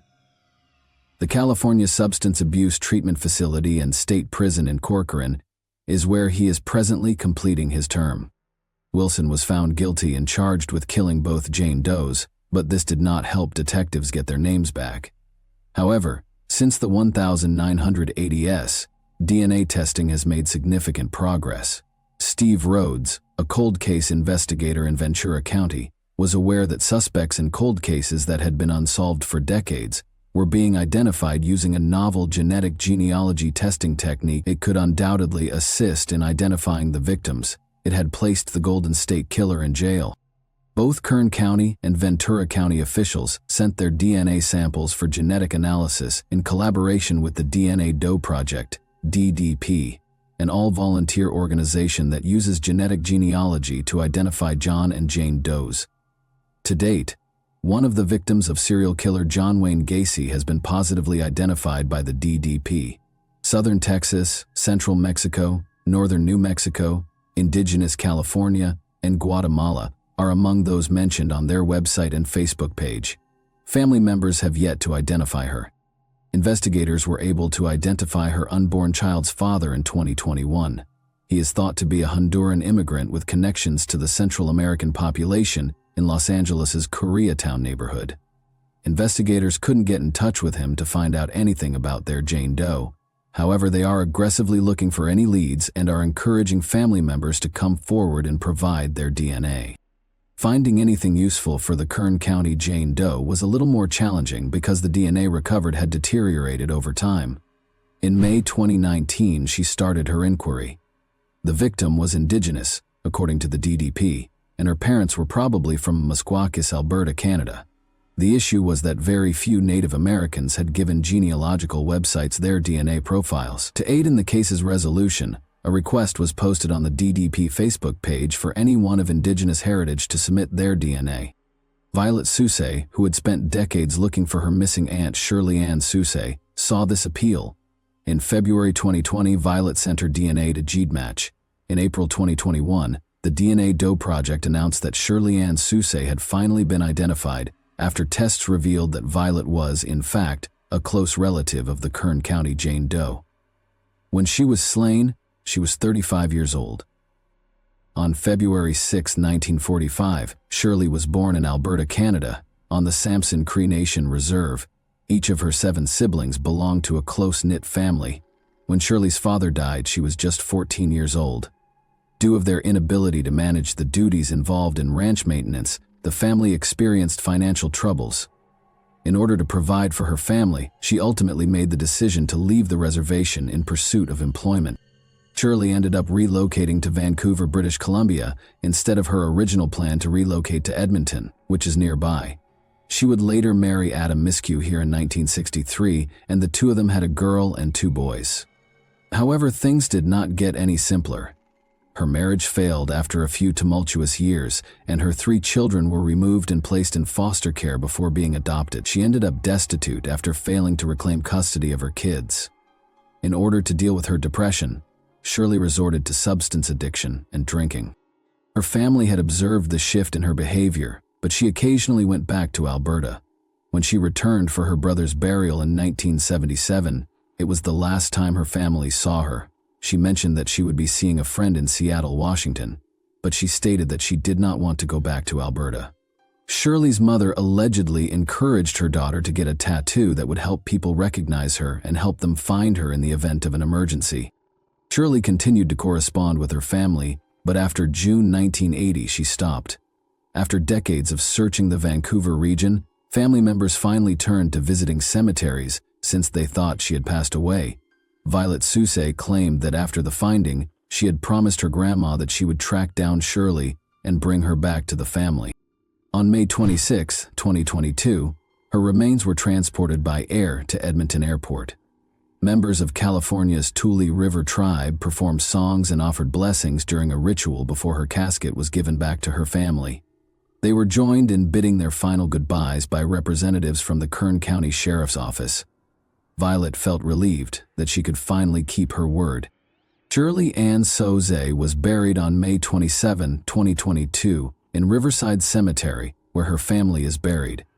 In order to enable Indigenous people to perform their own forensic investigations, Violet now advocates for them to receive training in DNA research. She is still collaborating with investigators to use a genetic genealogy database to assist other Indigenous families in locating their missing loved ones. "I want to give people in similar situations to that hope," she said. Even though the task looked unachievable in 1980, investigators' relentless pursuit of justice, along with developments in DNA testing and technology, has finally brought a killer to justice and offered peace to a family that had been looking for their loved one for far too long. Over half of the war has already been won. However, there is still hope for finding the Ventura County Jane Doe as technology advances. The instance of today has demonstrated that unwavering perseverance can produce incredible outcomes. How do you feel about the advancements in technology that have helped locate and provide closure to families who have been looking for answers regarding the location of their missing loved ones for years?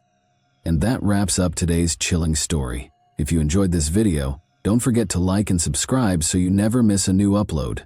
Also, let me know in the comments what part of this story shocked you the most. Thank you for watching, and I'll see you in the next video. Hey guys, welcome to my channel, and today we're going to take a look at another horrible case with you. It became a nightmare on New Year's Eve. Statistics show that a crime's nature is significantly influenced by the time of day it is committed, such as during the day. Domestic violence occurrences are more widespread in the evening, as are economic crimes such as robberies, thefts, scams, etc. However, crime and the most heinous acts of evil occur at night, when the streets are dark and almost empty, making it difficult to identify a criminal. It is common knowledge that it is dangerous for women in particular to stroll alone on city streets at night. However, there are situations when it is unavoidable. The narrative of Rachel Moran, a young British woman, started this way. She had to go back home on New Year's Eve after spending time at her parents' house. Rachel never made it home this time, vanishing 150 feet from her destination, even though the distance was just roughly 1 mile along a path she walked every day. After a month of searching in the hopes that the young girl might still be alive, the shocking revelation stunned Ireland as a whole. Rachel Moran was who? On January 17, 1981, Rachel Moran was born in English Call, Ireland. In the family of Wanda and Ray Moran, she was the youngest of 4 children. She was raised with a brother and 2 older sisters with whom she had a deep bond from an early age. Rachel's passion was dance. Seeing her interest, her parents signed her up for a ballet class, which she continued to attend for many years. She even intended to pursue a career in this industry, either as a choreographer or a ballerina. But as she got older, her opinions and tastes started to shift. After graduating from high school, Rachel enrolled in a prominent university to study management information systems because she was an exceptional student who had a preference for the exact sciences. About 2 years into her studies, Rachel came to the conclusion that her career choice had been a mistake. She chose to return to choreography and continue her study as her artistic side took control. She met Mark, a young man who was just a year older than her while working part-time during this time. They became close very fast, and their friendship soon developed into a romantic partnership. After deciding to live together approximately 6 months after meeting, the couple rented a modest apartment in a brand new, comfortable apartment building that was only a mile from Rachel's parents' home. So she went to see them nearly every day. Rachel began working at a nearby bakery in the fall of 2002, specializing in confectionery decoration. She became enamored with this profession and gave pursuing a second degree in culinary arts some serious thought. It should be noted that one of Rachel's interests was cooking, and she was always good at it. Additionally, Mark and Rachel loved and cared for 2 cats they got from a nearby animal shelter in 2002, treating them nearly like children. The young couple fed the pets on time, took care of them in every manner they could, and made an effort to avoid leaving them alone at home for extended periods of time. A dispute on New Year's Eve as the 2003 New Year's celebration drew near. Everyone in the area was occupied with getting ready for the celebrations, selecting recipes for the holiday table, and purchasing presents for their loved ones. Rachel was trying her hardest to stay up to date for the holidays while juggling a lot of orders at work. Since one of their cats was ill and required special attention, she and Mark wanted to see both of their parents without leaving them alone at home all night. The location and manner of the couple's New Year's celebration had already been decided. Mark had planned to see his parents after spending some time with them at home, but he was expected to return to the apartment he shared with Rachel after midnight. Rachel planned to visit her parents' house before midnight and remain there till dawn, but she had made plans to meet her brother at a bar. The evening proceeded as planned for the most part. Following a romantic supper and glass of champagne at home, Rachel's brother picked her up as Mark went to see his folks. After hanging out with her brother until about 11 p.m., Rachel and her brother headed to her parents' house, where her mother, father, and sister were waiting for them at the celebratory table. Rachel contacted her lover on their home phone at 1 in the morning, but he didn't pick up. She tried calling his cell phone a couple more times without luck. She asked Mark where he was after he responded. Mark acknowledged that he couldn't say no to a close friend's invitation to a party, even if he had gone home as they had planned. They had decided not to leave the animals alone until morning, and that someone should be at home at night to care for them, including one that wasn't feeling well, which infuriated Rachel. Rachel, following a brief argument.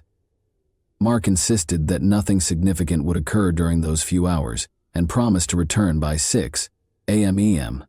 Rachel, however, was furious, and insisted that someone must remain with the animals. The discussion ended in a furious dispute, though, as her lover refused to back down. Even though it was already past midnight and it seemed dangerous to go alone on the street, Rachel was upset and furious and started getting ready to head home. Her mother attempted to dissuade her daughter from leaving after overhearing her arguing with her boyfriend on the phone. Wanda assured her daughter that nothing awful would happen to the animals in such a short time, so she encouraged her to wait until dawn.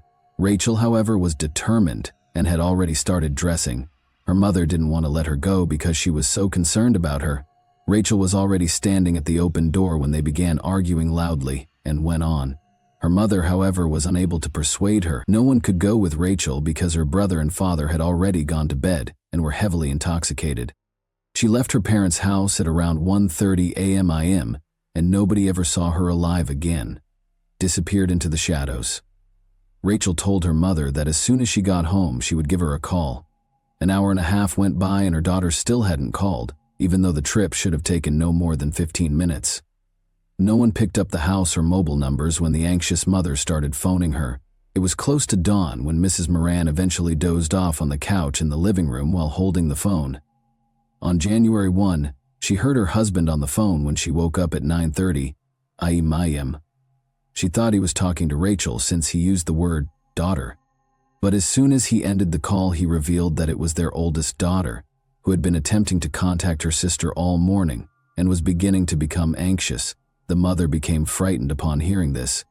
When she dialed the home phone, a drowsy Mark answered, not knowing what was going on, and she attempted to reach Rachel again, but her cell was off. It turned out that Mark thought his girlfriend had stayed with her parents and just went to bed when he got home at 7 a.m. from the party and didn't see her there.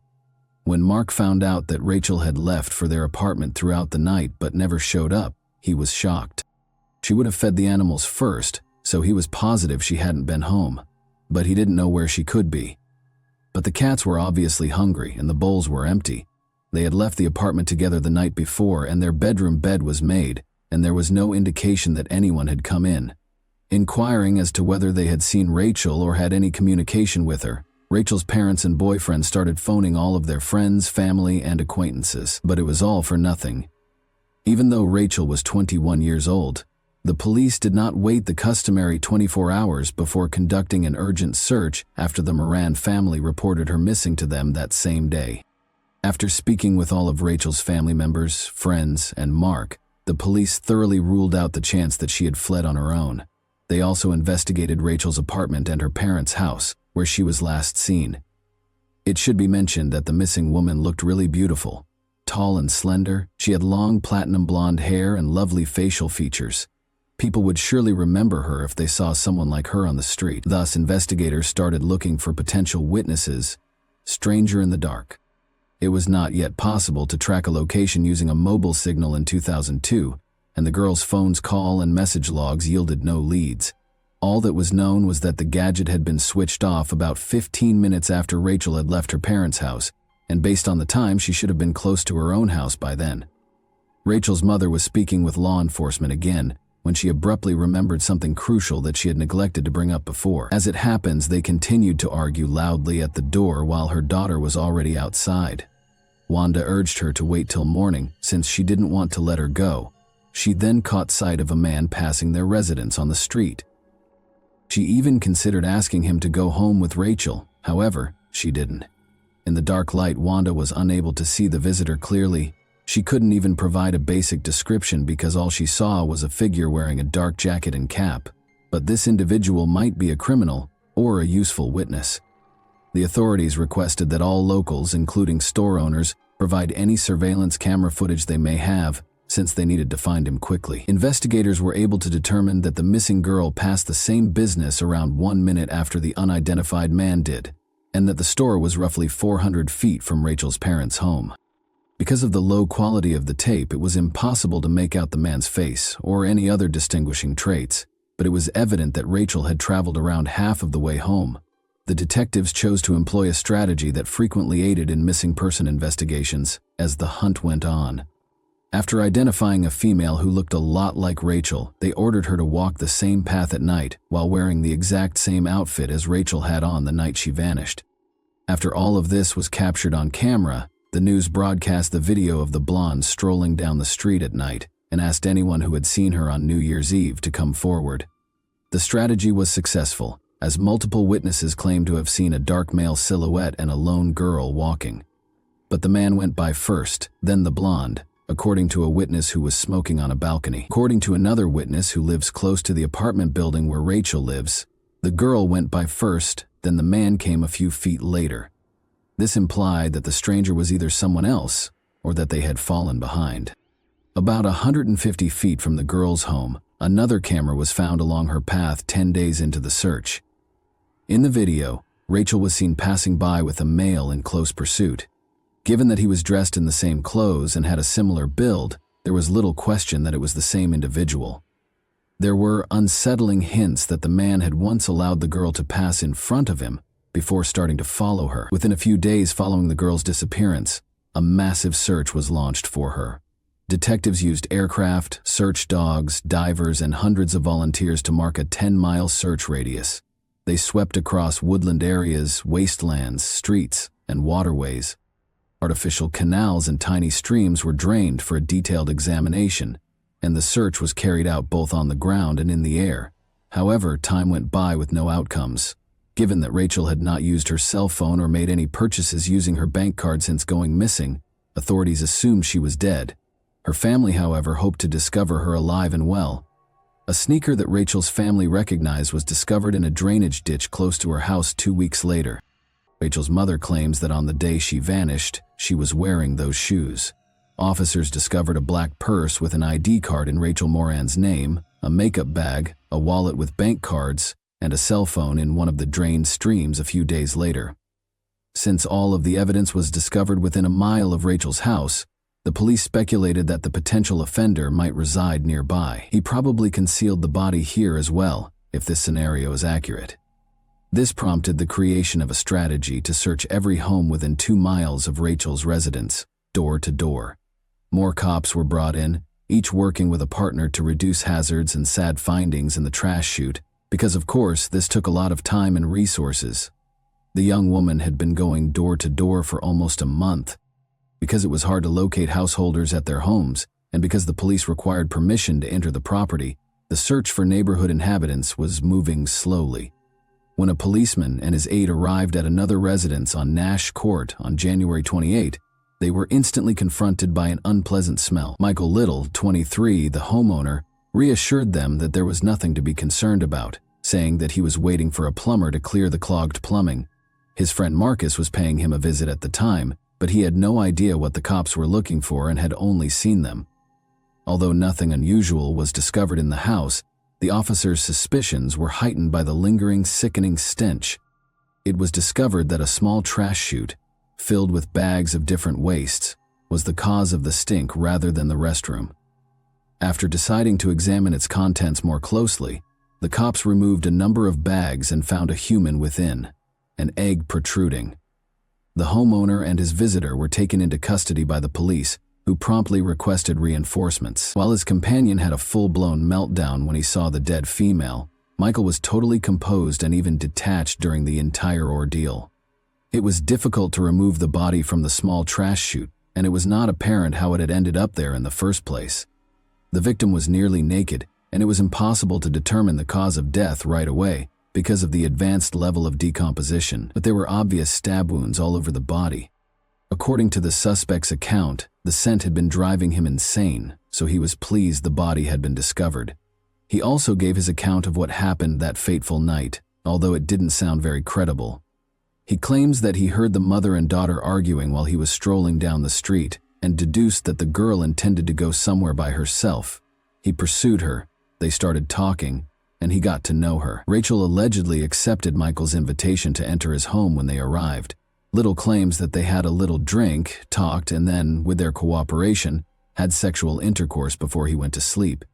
According to the suspect, the girl in the kitchen was acting strangely when he got up at 5 in the morning.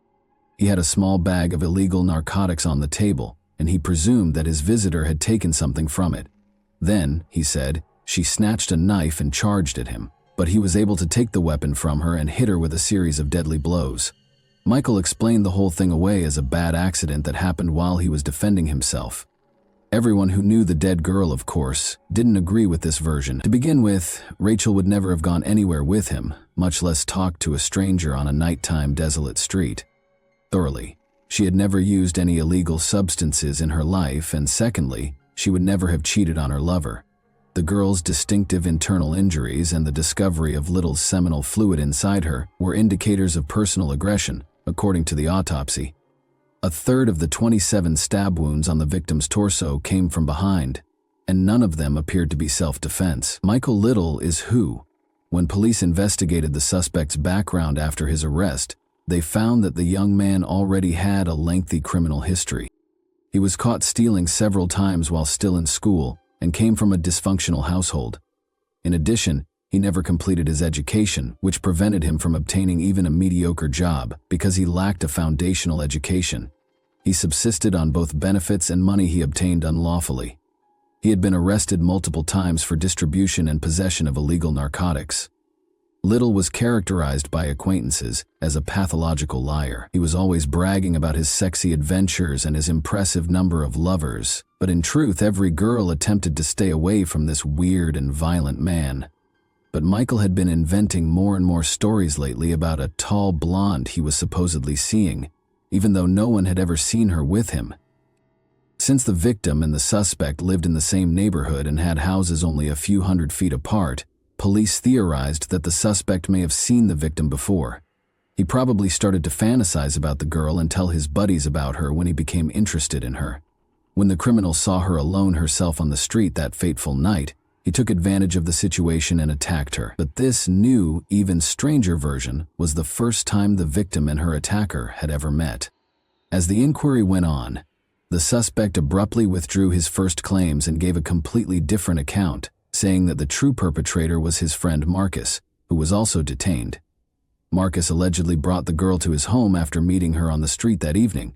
After sharing a drink, the visitors started displaying interest in the homeowner, so they withdrew to his bedroom. The accused claims that following the private meeting, a furious Marcus stormed into the room, upset that Rachel had opted for someone else. After killing the girl with a knife, he threatened Michael with harm and demanded that he assist in concealing the body and keep quiet about what had transpired. The accused and his attorney swore that this was precisely how events had transpired, but of course no one believed this narrative. But there was no proof that Marcus was involved. He had a New Year's Eve alibi for the crime, and his response upon the body's discovery suggested that he was unaware of the nightmare that had taken place at his friend's house. Trial and sentencing. The precise events of that fatal night could only be partially reconstructed, because Michael never acknowledged his guilt. Little was found to have gone to a party on December 31, 2002, and was getting ready to celebrate the new year with pals there. He was cruelly rebuffed when he tried to flirt with one girl, and the same thing happened with another, leaving him drunk and furious. After leaving the gathering and making his way home, Michael ran into Rachel and let go all of his bottled-up anger. He chose to pursue the girl after hearing her and her mother quarrel. After waiting for his victim to pass by in a dark alley off the road, the thief followed her as they passed Michael's house. He assaulted Rachel and repeatedly stabbed her in the back. He probably took advantage of the poor girl after dragging her inside his house, then killed her with the same knife and hid her body in the garbage chute. Little was found guilty in October 2003 of assaulting and killing Rachel Morin. He was given a life sentence with the prospect of release only after 35 years. And that wraps up today's chilling story. If you enjoyed this video, don't forget to like and subscribe so you never miss a new upload. Also, let me know in the comments, what part of this story shocked you the most? Thank you for watching, and I'll see you in the next video. Hey guys, welcome to my channel, and today we're going to take a look at another horrible case with you. This apparently calm woman was 23-year-old Omaima Array Nelson, who had recently learned of the death of her 56-year-old husband, William Edwin Nelson, also called Bill. She didn't seem to be able to take it all in. But everyone was in for something much darker than they had anticipated. She chose to go far beyond what a human could imagine on Thanksgiving Day, November 28, 1991, when the day, if only she had stopped at killing her husband, investigators would soon discover a much darker truth than anyone had dared to think. In the back of everyone's mind at the time was the fact that it was one of the most horrific crime scenes they had ever seen. Did they think they would find another Jeffrey Dahmer? An unsettling investigation into a murder that would forever haunt Orange County began on December 1, 1991, when a desperate call to U.S. Emergency Services was placed. According to Omaima Nelson's friend Jose Escovel, his friend killed her husband after he allegedly mistreated her, and he was now offering him $75,000 to assist with the body's disposal. The police sprang into action, eager to learn the truth about this heinous accusation. Officers discovered suspicious trash bags in Omaima's red 1975 Corvette when they found her driving her husband Bill's car. After Thanksgiving weekend, Bill Nelson, as he was known, had not shown up for work and had been reported missing. As Omaima silently watched, they pulled over and went through the things she had in her car. They discovered something disturbing in the car, which they later discovered to be human flesh. Omaima was taken into custody right away for questioning after this startling discovery, and she appeared to be completely cooperative. She denied right away all of the information that Mr. Esquivel had given to the police. She admitted to officers that she hadn't lived with him for very long and that she didn't know how to contact him. Although she appeared helpful, her responses to questions were a little odd. Following that, the investigation took police to their Costa Mesa, California apartment, where they discovered a scene that would go down in true crime history as infamous. Bill was there when they walked into the apartment, but not in the way they had expected. They appeared to be entering a slaughterhouse. Beneath stacks of cardboard boxes were suitcases containing Bill's remains. On the floor, the police found a broken table lamp, a heavy clothing iron covered in blood and human hair, and human flesh and organs wrapped in bags. Officers discovered Bill's bedroom in complete chaos as they carried out their somber search. The mattress was covered in blood, and the bedpost was splintered and torn off. The freezer held the most startling discovery: Bill's head, wrapped in tinfoil, with stab wounds visible and evidence of deep frying. 2 of the bedposts were also found to be blood-soaked and broken, suggesting that Bill had been brutally murdered and bound. It is by far the most gory crime scene I have ever seen. The horror increased in the bathroom. Skinned and carved, Bill's torso and chest hung over the bathtub, allowing the blood to seep into it like it was in a butcher shop. They had castrated his body. Police entered the kitchen and discovered pans and pots with what looked to be stew left on the stove. Bill Nelson's hands, soaked in the mixture and covered in bruises, were among the turkey meat and vegetables. He had apparently been bound tightly prior to his murder. Bits of his hips, a grim take on Thanksgiving leftovers, were mingled with cranberry sauce in the trash can. Unfathomable horror was depicted in this horrific scene as investigators sought to understand how such a tragedy could occur within what was supposed to be a loving marriage. The case's terrifying details would later be compared to fictional horror stories. The condition of Bill's dismembered body prevented the police from determining the cause of death right away. Although the officers were positive it was Bill, they dug deep into Omaima's past to be absolutely certain and to solve the mystery of this heartbreaking murder. They were about to make one of the most unsettling discoveries of their professional lives. In 1968, Omaima Ari Nelson was born in a small, destitute farming village in southern Egypt, close to the Sudanese border. She was one of 16 children born into a traditional Arabic family, and her early years were difficult and traumatic. From an early age, she experienced physical and sexual abuse at the hands of her violent and irascible father. At the age of 7, she was subjected to the horrifying custom of female circumcision, which further exacerbated the wounds from her early years. She was in excruciating pain all the time after this procedure, which turned intimacy into a terrifying experience. As she grew older, her mother made the painful choice to leave her father and relocate to Cairo, the city of the dead, an Egyptian city notorious for its houses erected around cemeteries. Omaima had to deal with more difficulties in this depressing setting. In addition to impairing her capacity to build close relationships, the suffering she went through left her feeling extremely vulnerable and afraid. Notwithstanding all of the difficulties, Omaima developed into a young woman of remarkable beauty and vitality. By 1986, when Omaima turned 18, her life had taken yet another unexpected turn. Roger Stainbrook, an American oil worker on contract in Egypt, was introduced to her. She fell in love with him because she was drawn to him in the prospect of starting over. Despite her initial reluctance, her mother ultimately agreed to the cross-cultural relationship, perhaps out of concern that no Egyptian man would take her in. Omaima accompanied him to Texas, USA, in search of freedom and better prospects. There, however, she would only face yet another difficult chapter. Their marriage ended soon after the fissures in their relationship became apparent. Omaima, still a teenager, was left stranded and alone in a foreign city, with no one to turn to and only a rudimentary understanding of English. Omaima took on odd jobs like waitressing and nannying because she was desperate to make ends meet. But these weren't enough. At one point, she attacked 2 security guards who caught her stealing in a department store, and she even ended up getting briefly arrested for robbing a pharmacy. She also worked as a model part-time before realizing that her beauty could help her survive. She played a dangerous game to survive by luring men in and captivating them with her attractive appearance, only to rob them when they were most exposed. Omaima would place men in precarious situations, restrain them, use force, and take their belongings. She used this strategy to rob several men, but no one reported her because the officers thought it would embarrass them. She lived off of these items until meeting 56-year-old Bill in October 1991, who seemed like a kind and giving man. He was a former pilot and Marine who now worked part-time at Cannon Mortgage in Tustin as a messenger and computer programmer. Despite the fact that Bill was 33 years Omaima's senior, their relationship developed rapidly, and 2 days after they first met, he proposed to her. Even though Bill was still legally married to his first wife, the two clicked and were married in less than a month. They climbed into his red Corvette and drove directly to Phoenix, where they were married and found a justice of the peace. During their brief honeymoon, she and Bill traveled to Texas and Arkansas to see his family. Bill's family had serious concerns about the marriage despite the tense beginning. They found it difficult to accept the relationship because Omaima was younger than some of Bill's own children, and he was twice her age.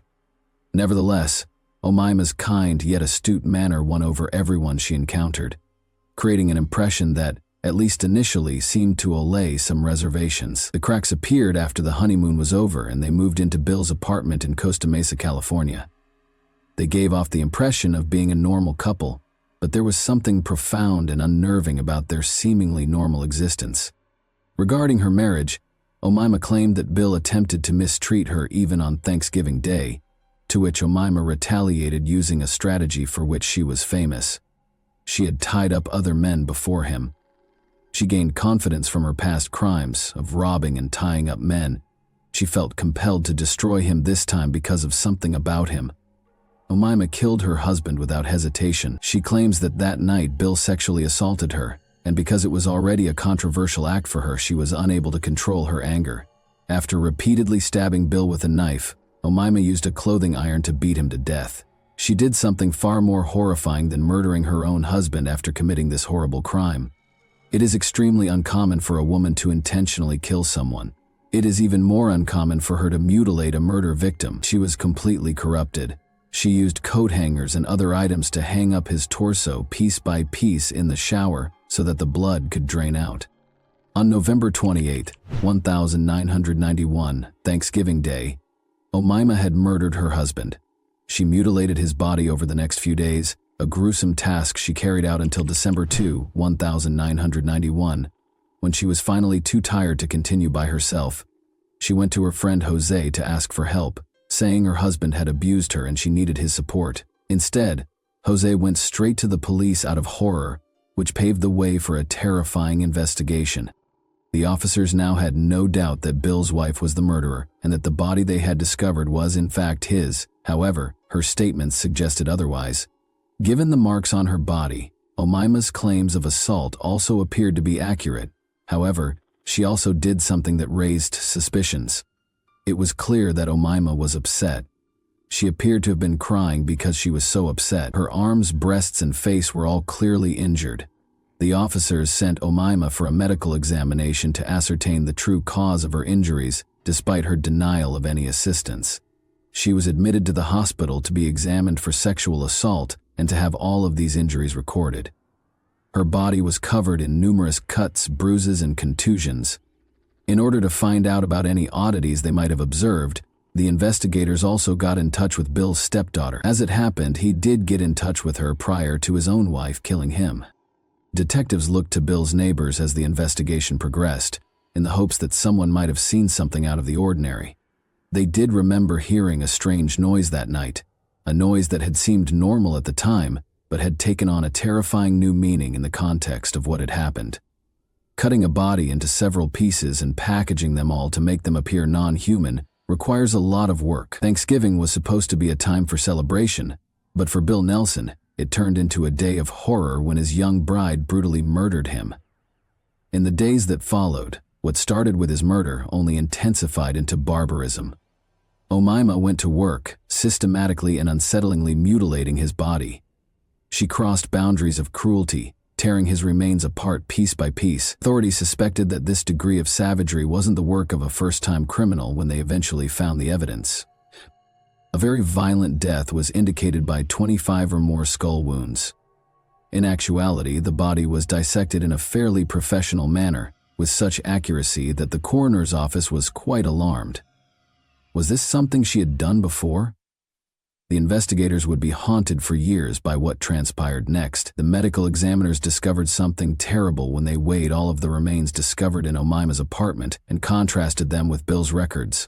Almost 180 pounds of his body were missing. The officers realized what might have happened in light of the sobering findings already made. The weight that was missing indicated that Omima had disposed of a significant amount of his body, and the implications were unimaginable. On the same day that her friend reported her, Omima was taken into custody by the police and questioned.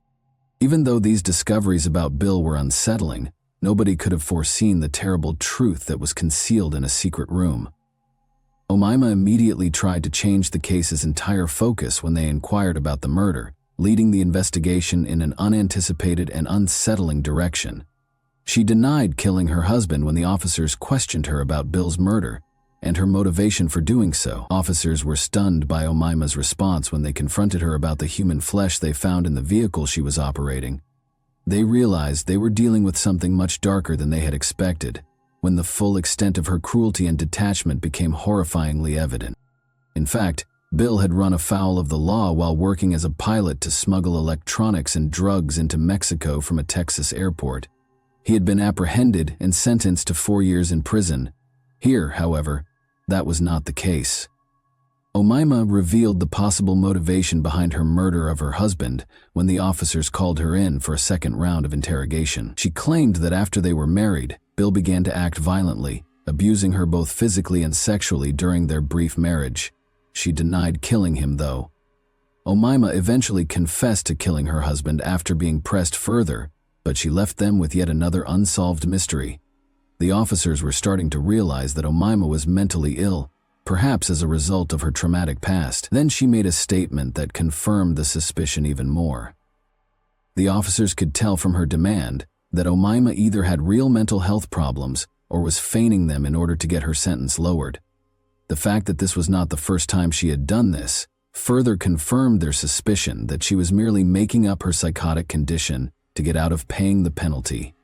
When her medical report was received, these conjectures took on even more tangible form. Between Omima and Bill, it was evident from the report who was the aggressor and who was the victim. Her hands, legs, and feet all had cuts that were typical of someone who had mutilated a human body. Additionally, the report disclosed that Omima was not coerced into having sex. Everyone was horrified by her psychiatrist's startling assertion, which made them all question their loved ones. Omima was accused of killing Bill for money, first-degree murder, cannibalism, and evidence of premeditation. Nothing short of a media circus was the trial that ensued. The public's morbid fascination was captivated by the graphic details of the crime. On December 1st, 1992, nearly a year after Bill Nelson was killed, the trial got underway. She even stated in court that the hallucinations were what caused her to do this and that it was her mind playing tricks on her. She stated that she was unable to remember anything about the murder, including the exact moment it occurred. But a different story about her was told by Robert Hansen, her ex-boyfriend, whom she had also contacted on the day of the murder. In addition, Omima's psychologist provided testimony supporting her mental health. She described how her delusions were getting worse. The defense never claimed that Omima was not the murderer.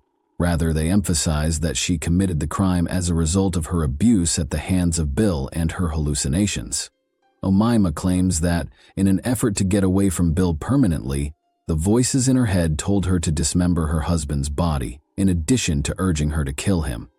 According to the ancient Egyptians, you will not enter the afterlife if your body is dispersed. She then sliced him. She was making sure he wouldn't be there if she made it to the afterlife. She wouldn't, however, say why she cooked him. She boasted to her psychiatrist that nothing was sweeter than her husband's taste, and that the ribs were the best part. Instead of him, she wanted his money. She didn't have to eat him, though. Omima insisted repeatedly that she had no intention of killing Bill. However, the prosecution pressed for murder charges, and on January 12, 1993, the jury found her guilty of second-degree murder.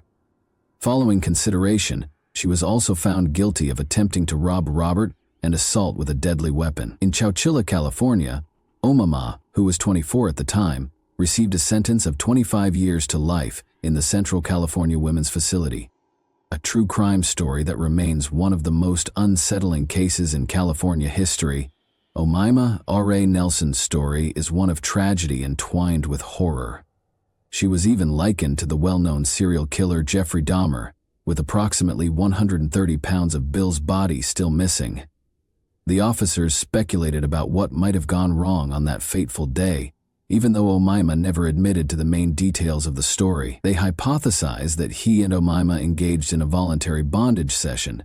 She most likely wanted money or access to his wealth, which is why she tied him to the headboard. Californians were relieved to see Omima R.E. Nelson safely imprisoned, as it meant that one less dangerous person was no longer on the streets. Omima, however, fought to be released from prison. When she applied for parole for the first time in 2006, it was firmly denied. Unfazed, she tried again in 2011, but this time her request was quickly denied, much to the relief of investigators, who thought her release would only increase the risk. She shouldn't be released on parole. She poses a serious threat to society because, since her incarceration, she has been engaging in the same behaviors that she did before. At the time of Mr. Nelson's passing, she married a man she knew. At the time, he was in his 80s. He passed away a few years ago, leaving her a sizable fortune. Omaima is currently unable to access any money she might want to claim outside of her prison, but if she is given parole, her access to money and freedom could completely transform her life. She may be able to rebuild a life outside of prison once her freedom and financial resources are restored, something that has long plagued the victim's family and those who remember her horrific crime. She will be eligible for a parole hearing once more in 2026, and the outcome will ultimately decide her future. This case demonstrated how childhood trauma can result in mental health problems later in life. In light of this, we would like to know your thoughts on this case. Do you believe Omaima killed her husband because she wanted his money, or did she have a mental illness and kill him in a fit of rage? And that wraps up today's chilling story. If you enjoyed this video, don't forget to like and subscribe so you never miss a new upload. Also, let me know in the comments, what part of this story shocked you the most? Thank you for watching, and I'll see you in the next video. Hey guys, today we're diving into another truly horrifying case. If you want to support my channel, make sure to subscribe and stay active. It really helps me out. I'd be super grateful for that. Let's get started. Angie Diaz was more than just a name in the headlines. She was a vibrant young woman, a devoted wife, and a daughter who brought light into every room she entered. But what began as a seemingly happy love story ended in one of the most gruesome crimes imaginable. The voice you just heard on that call, the laughter during a murder investigation, came from the very man who once vowed to love and protect her husband, the same man who would later be accused of taking her life in the most brutal way. Just 3 months before the tragedy, Angie and Jared stood hand in hand, smiling for wedding photos. They looked like any other couple starting a new chapter, filled with hope, laughter, and dreams for the future. But something went horribly wrong in the days that followed. What happened between their "I do" and the unthinkable moment Jared took everything away? The horror came to light on January 11, 2023. Until that day, everything on the surface seemed normal. Friends and coworkers described Angie as gentle, cheerful, and full of life. She was the kind of person who left a mark on everyone she met. But now, her absence left a haunting silence behind. As the community mourned, her loved ones struggled to understand how could someone so full of warmth meet such a violent end? And how could the person she trusted most be the one responsible? This is the story of a beautiful soul lost too soon, and the dark truth that tore her world apart. The nightmare had unfolded in the rural outskirts of Magnolia, Texas, a peaceful community known for magnolia trees and small-town charm, where violent crime was nearly unheard of, until now. The first medic on the scene paused, unsure whether they were walking into a suicide, an accident, or something else entirely. As he stepped inside, a realization hit. They weren't there to save a life anymore. Angie was gone, decapitated, and her head was mercilessly dumped in the bathtub. The living room floor was soaked in blood. Cigarette butts were scattered around the body. Blood-stained clothes were tossed carelessly near. This wasn't just a killing, it was rage. It was personal. It was deliberate. What happened in that house between two people who once vowed forever? And what drove Jared Dicus to commit one of the most brutal acts in recent Texas memory? In fact, if anything, people might have pointed fingers at his older brother Wayne. He had long battled meth addiction and had tangled with the law more than once, starting back in 2018 when he was only 20. Jared, on the other hand, was the responsible one, the quiet one. He played football in high school, held a steady job as an electrician, and had a reputation for looking out for his troubled brother. He'd even called the police on Wayne once for stealing copper wire, though he later expressed regret. Now, Jared had lived in the Houston area all his life. There was nothing about his background that hinted at the horror he would eventually unleash, but perhaps the cracks were there, small fractures, waiting to split wide open. Then came Angie, Their paths crossed in 2022 at Cheap's Meat Market, where Angie worked as a cashier, a chance meeting that turned into a whirlwind romance. To outsiders, it looked like fate. They moved fast, too fast, and by October of that year, they were married. Angie Diaz had her own story. Born in Nicaragua in October 2001, she was raised by a single mother who often left the children in the care of relatives while working in Costa Rica to support them. Angie was smart, driven, and deeply loyal to her family.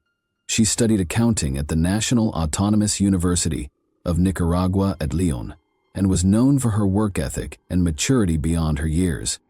But life took a sudden turn when her aunt, the woman who had raised her like a daughter, was diagnosed with cancer. That's when her biological mother, now in the U.S., paid smugglers to bring Angie and her siblings across the Mexican border. They arrived undocumented, seeking hope in a place that promised more than what they'd left behind. Angie quickly found work at the meat market and began promoting herself online as a personal trainer. Her posts brimmed with optimism and resilience. Reminders to celebrate your own victories because no one else truly knows what it took to earn them. But not everyone shared her urgency. Her mother, cautious and protective, told her to have patience, reminding her that things would come with time. Finances were tight, but Angie didn't want to wait. She wasn't going to sit behind a cash register forever. She had dreams, and in those dreams, Jared Dykes was suddenly front and center. He came across as charming, a former football player with small-town charisma and enough edge to feel exciting. Angie was smitten. Their social media feeds became a showcase of their young love, filled with laughter, road trips, and a carefully curated intimacy for their online audience. They got married just before Angie's 21st birthday, but not everyone was convinced this was her fairy tale ending. According to one of her closest friends, Angie had previously been in a serious relationship with a man named Jose. She had been planning to marry him in the U.S., a future that never came to be. But then she grew distant with everyone else in her life. Almost around the same time she met Jared, the boy she thought would save her from the misery of a mundane life.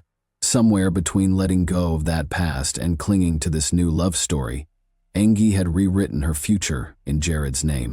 It was more of a fast-forwarded romance, so much so that Jared's family didn't even fully know who Angie really was. And maybe that speed wasn't just about love.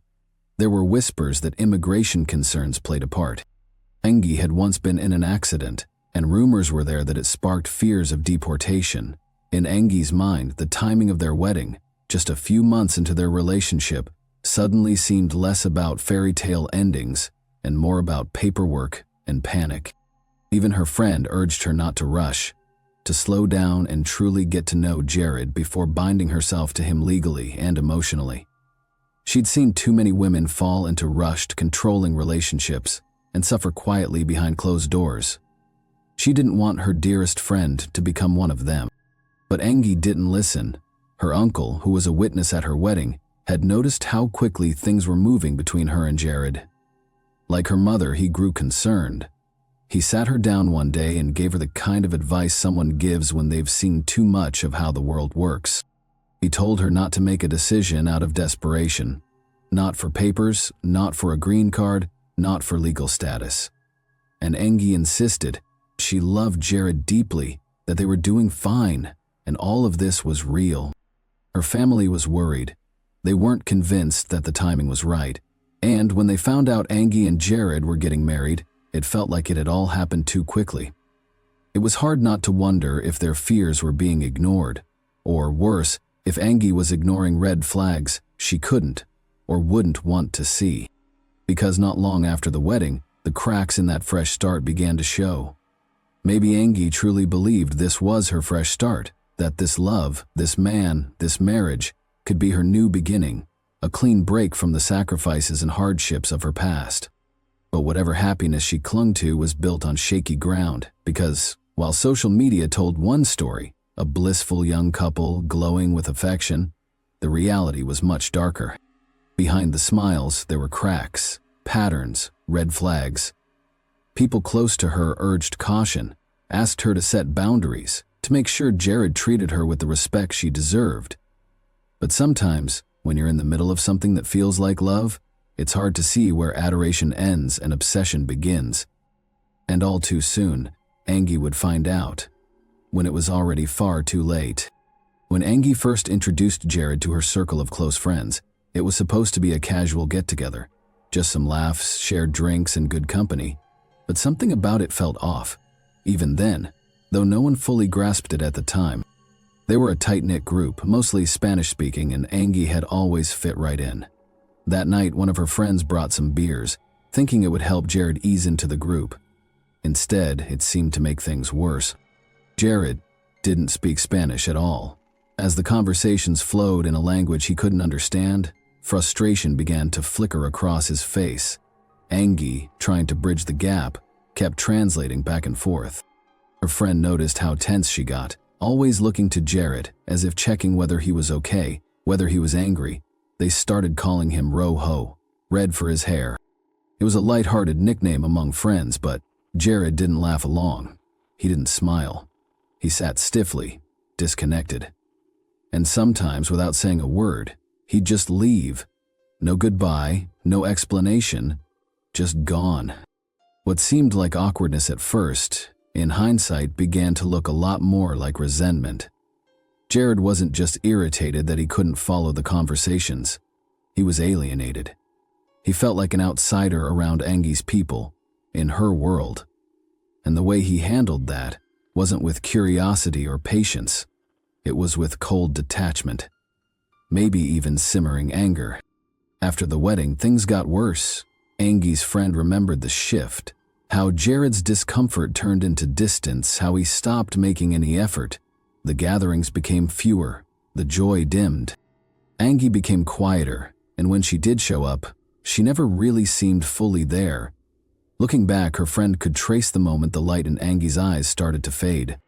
The pressure of trying to make two worlds fit together was falling squarely on Angie's shoulders, and she was doing all she could to keep it from breaking. But sometimes the cracks are too deep to hide.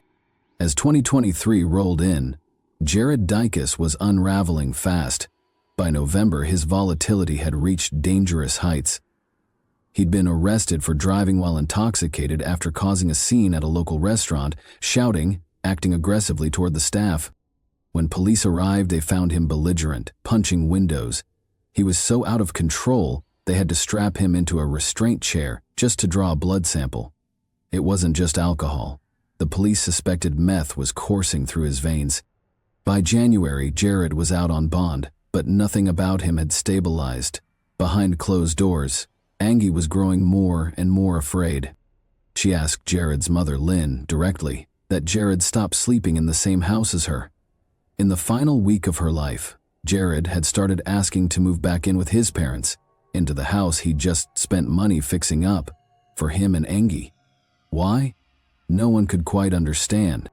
But it was clear he didn't want to be in that house with Angie anymore. And maybe, just maybe, Angie didn't want him there either. You know things are serious when your boss notices it too. Ruth Almendaraz had worked closely with Angie at the meat market.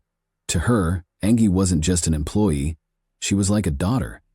The two shared a quiet closeness built over time. Ruth had seen her through cheerful mornings, long shifts, and bursts of laughter behind the counter, and it was at this very counter where Angie had first met Jared. But things changed after the wedding. Slowly. At first, Angie, once so warm and full of light, started retreating into herself. She grew quieter, more nervous. She wasn't as quick to smile, and she was always looking over her shoulder. Jared had started showing up at the market too often, just standing there looking for her, hovering around the counter. It made people uncomfortable. Then came Tuesday, January 10th, the day before Angie's murder. Ruth walked in around early afternoon and immediately sensed something was off. Her staff flagged her down, urging her to talk to Angie. At first, she assumed it was a work issue, maybe a customer complaint or a mistake, but they said, no, it was more serious than that. Angie didn't look well. Her eyes were distant, her energy drained. She looked like someone who hadn't slept, someone carrying too much. Ruth pulled her aside gently, asking what had happened. That's when she noticed it. a bruise on Angi's shoulder. Not the kind you get from bumping into a door. This was something else. Another coworker, Erica, joined them in the back kitchen. Together, they sat with Angi for a few quiet minutes. That's when she opened up. She told them she was planning to leave Jared, not maybe, not one day, she was sure. And then Angi said something else. Things that went beyond just hitting. She told Ruth they had been arguing all night, which Ruth would later tell the cops. That Sunday, Angi had gone to the movies with her aunt. Just a simple outing, something completely normal for her. But Jared hadn't wanted her to go. He didn't want her seeing anyone. Didn't want her to have even a sliver of independence. When she got back home that night, it all exploded. Jared kept her up all night, refusing to let her sleep. Angi looked drained when she showed up at work the next morning, pale, hollow-eyed, like someone who had been pushed far past the edge. And then, as she tried to shower and get ready for the day, the argument escalated. And then Ruth would tell the officer that Jared had assaulted Angi while she was in the shower. It wasn't a matter of if anymore. Angi had been living in fear, and now it was written across her body. As Ruth gently pressed, Angi confessed even more. This wasn't just one fight. This wasn't a bad night. It was a pattern. And she was ready to break it. She told Ruth she had made up her mind. She told Ruth that it was time to leave. Angi didn't tell Jared she was moving out, not exactly, but she did tell him that she wasn't going to keep living that way. She wasn't going to tolerate the control, the fear, the violence. It was the first real declaration of her intent to escape. But what no one knew then was that this small act of resistance, this whisper of freedom, might have been what sealed her fate. And when Angi paused while telling the horrors she had faced, Ruth put a stop to the conversation, saving it for later. They made plans to talk again. Angi had Friday off and told Ruth she wanted to go for coffee somewhere quiet, away from the market, where she could finally say everything without people overhearing. But that coffee never happened. Tuesday was the last time Ruth saw her alive. After the murder, Ruth checked the security footage, desperate to find proof of that final conversation. The cameras had captured them talking at the register, but there was no sound, no microphone, just a silent video of a young woman, bruised and broken, sharing what she could before she ran out of time. And that silence would haunt Ruth forever. Then, on the night of January 8th, just 3 days before Angi's murder, something unsettling happened. At nearly midnight, Jared made a strange call to 91011. He was disoriented, paranoid, barely coherent. In a shaky voice, he claimed he'd taken drugs and needed help. He didn't seem sure of anything. Not where he was, not what he had taken, not why he even called. But he did ask for an ambulance. Paramedics were dispatched immediately, but just a few minutes later, Jared called again.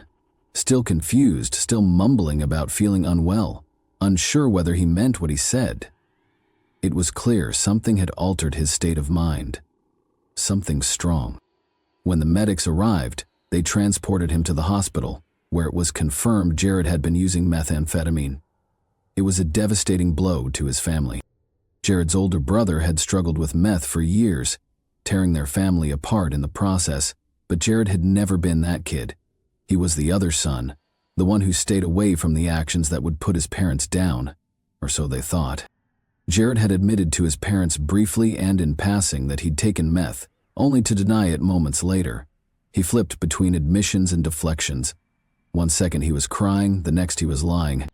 The moments between might be uneventful for those who did not witness what happened between this couple, but it became evident on January 11 how deep trouble ran through in those days. It was a Wednesday morning, quiet, uneventful, and eerily still, but the silence was about to be shattered. Jared had returned to his home around 4 a.m. after what seemed to be a typical shift. His house, nestled in the back of his parents' property, sat dark and isolated. He slipped inside without much notice. No one saw him again for several hours. It wasn't until 12:30 p.m. that his mother, Lynn, caught sight of him again. He came back into their house, but something was off. He seemed nervous, unfocused. And then she heard it. A phone ringing. Not his usual ringtone. Not even his usual phone. It was a device she didn't recognize. Curious and concerned, Lynn questioned him about the unfamiliar phone. Jared casually claimed to have multiple phones, but the story didn't sit right. Something about the device, the look, the feel, it wasn't his. And when he finally pulled it from his pocket, the screen was in Spanish. That's when Lynn's heart dropped. She knew immediately this was Angie's phone. Angie, who never left her phone behind. Angie, who had been growing increasingly distant and afraid. Who just days earlier had been bruised and exhausted from yet another sleepless, violent night. Lynn didn't wait. She bolted out of the house with her husband, Rodney, heading straight toward Jared and Angie's home. Deep down, she already feared the worst. There was only one entrance, the front door. As they pushed it open, a wave of darkness met them. At first, they couldn't see anything. But with a single step inside, Rodney froze. What he saw would haunt him in his sleep forever. He turned to his wife and told her not to come in, but it was too late. Lynn stepped inside and saw the horror for herself. Angie's lifeless body lay inside. Her young face, once vibrant, was now still, brutally silenced. Panic set in. Lynn fumbled with her phone, unable to think, unable to act. Rodney grabbed it from her and made the call, not just to report a death, but to report their own son, the boy they'd raised, the man who had once promised to protect Angie, now suspected of ending her life. Lynn would then brief the officer about her son's issues. The police were called, and when they arrived, there was no question who they would arrest. Jared had been the last person with her. He was in possession of her phone. He had a documented history of violent outbursts and drug use, and Angie had told those closest to her that she didn't feel safe anymore. This, according to investigators, was the final tragic act in a toxic, unraveling relationship. A young woman who wanted out, and a man who couldn't bear to lose control. Jared was taken into custody, but that was only the beginning. The interrogation tapes would reveal even more unsettling truths about what really happened between Jared and Angie. Because when police sat Jared down and started asking questions, a new, disturbing narrative began to take shape. At first, Jared dissociated himself from the situation. Then he cracked under pressure, telling the officers that he had used the same knife against his wife that she took out for her self-defense against him. In the months that followed Angie's death, the case against Jared Dicus moved swiftly. The evidence was overwhelming. His erratic behavior, the bruises Angie had tried to explain away, the phone in his pocket that wasn't his, and most damning of all, the scene inside their home. Prosecutors argued that this was no sudden outburst. It was the tragic culmination of months of escalating violence, fueled by substance abuse, control, and a refusal to let Angie leave. Jared's defense tried to shift the narrative, claiming he'd only used meth once, that he was confused, overwhelmed, not in his right mind. But the jury didn't buy it. On July 31, the trial came to a close. Jared Dicus was sentenced to 40 years in prison, 4 decades behind bars, for the brutal murder of Angie. For Angie's family and friends, the sentencing brought some sense of justice, but no sentence, no number of years could ever bring her back. The young woman who dreamed of freedom, who was trying to find the courage to start over, had her life stolen before she ever got the chance. How many more women have to die after asking for help before someone listens in time? Thanks for watching, everyone. Your support means a lot to me, and you can help my channel grow by hitting that like button, dropping a comment, and sharing this video. Your engagement really makes a difference. See you soon. Hey guys, today we're diving into another truly horrifying case. If you want to support my channel, make sure to subscribe and stay active. It really helps me out. I'd be super grateful for that. Let's get started. When people live together for a long time, it's not uncommon for them to reach a breaking point in their relationship during these periods.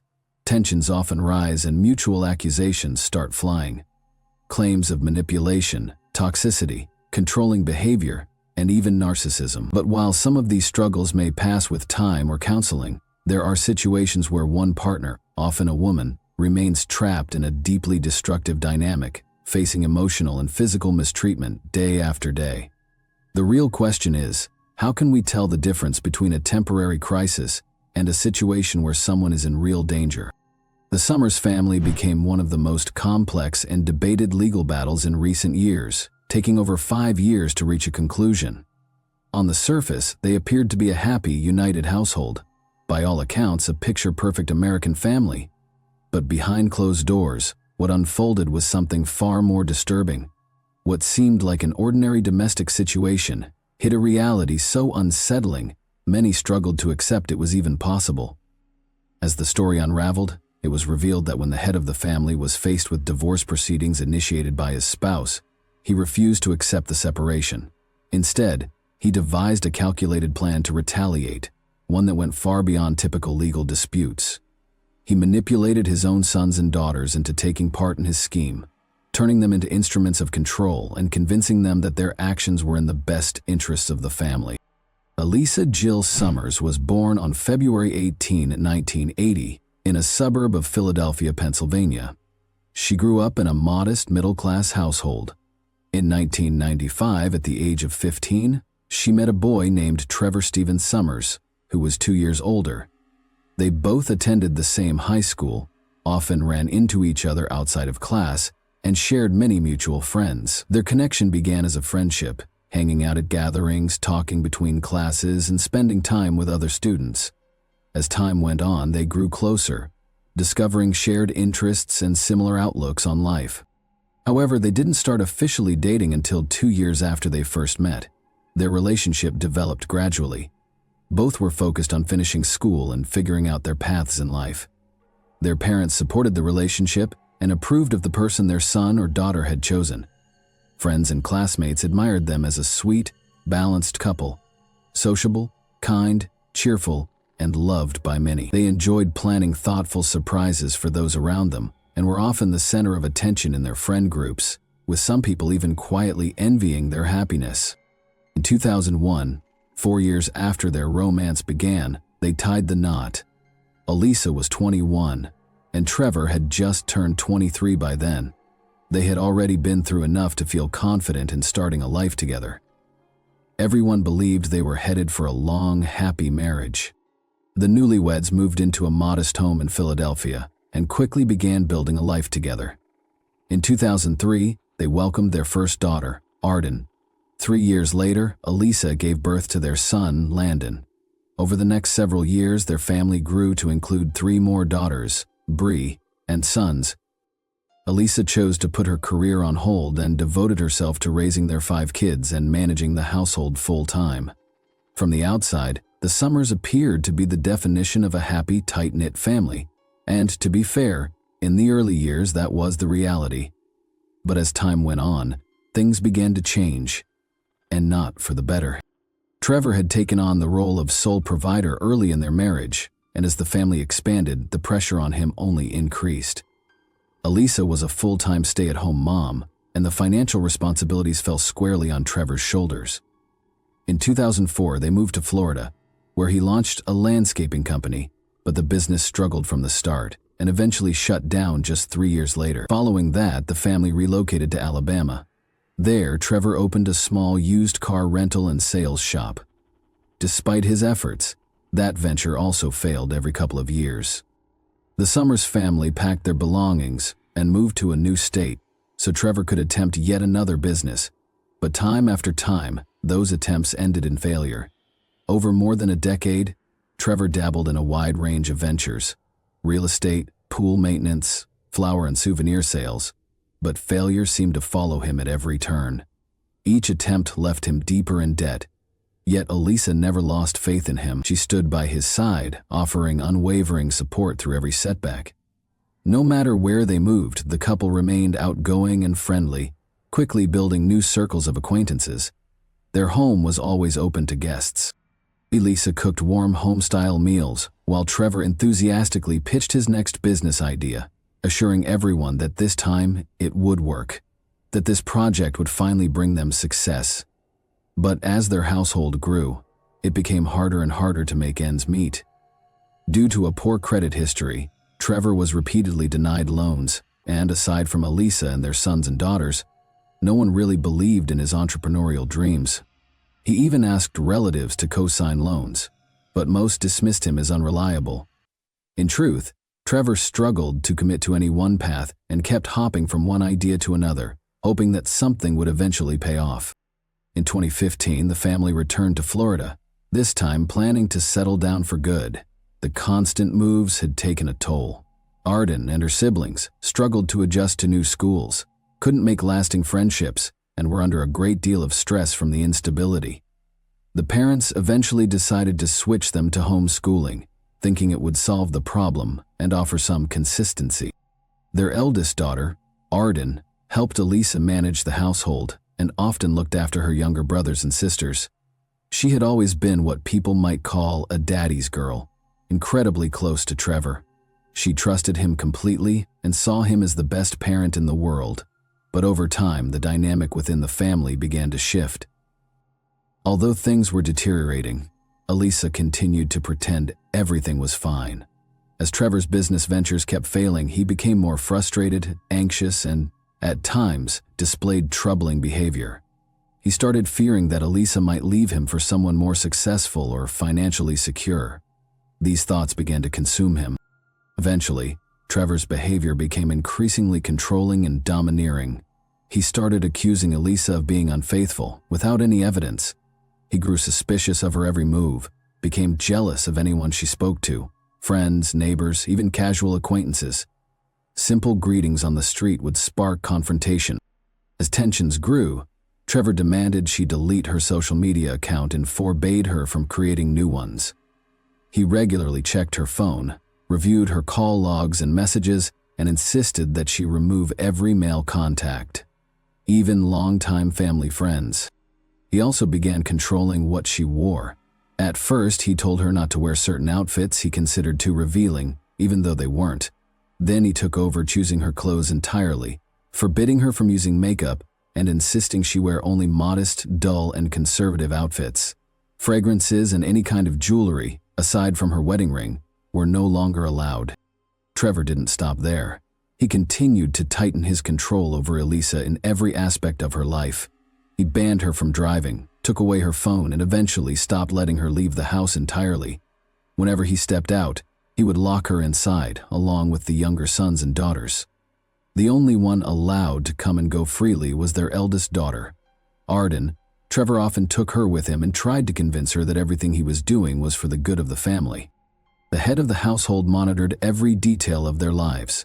He knew where each family member was, what they were doing, who they spoke to, and what they ate. It seemed this control gave him a sense of power and satisfaction. Elisa, more than anyone else, bore the brunt of this environment. She was constantly criticized, emotionally pressured, and blamed for everything that went wrong in Trevor's life. After 15 years of marriage, Elisa finally told Trevor she wanted a divorce. She said she couldn't continue living under such oppressive conditions. His reaction was immediate and cruel. He slapped her across the face, hurled insults, and told her she was worthless, that no one would want her as a single mom. From that moment, the household rules became even more restrictive. Around the same time, Trevor came under police investigation for financial misconduct and was placed under house arrest. Being trapped in the house with him became unbearable for Elisa. It was during this time that she realized she could no longer share a home with this person. In October 2016, Elisa found herself once again confined within the walls of their home for 2 full weeks. Trevor didn't allow her to set foot outside. The situation had become extremely dangerous, and he watched her constantly, with no access to the outside world. She had no way to seek help or even alert anyone to her circumstances. Then came a narrow window of opportunity. One day, Trevor, no longer under investigation, left the house for a few hours. During his absence, Elisa managed to find a phone and called emergency services. She reported ongoing mistreatment and said that her husband had been keeping her locked up.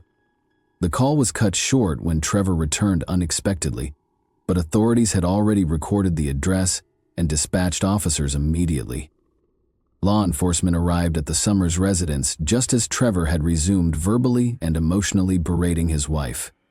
It's important to note that he had learned to avoid leaving visible injuries. His methods were primarily psychological, though he occasionally used physical intimidation. Slaps, pulling her by the hair. His most common form of punishment, however, involved inappropriate personal behavior that was never discussed openly.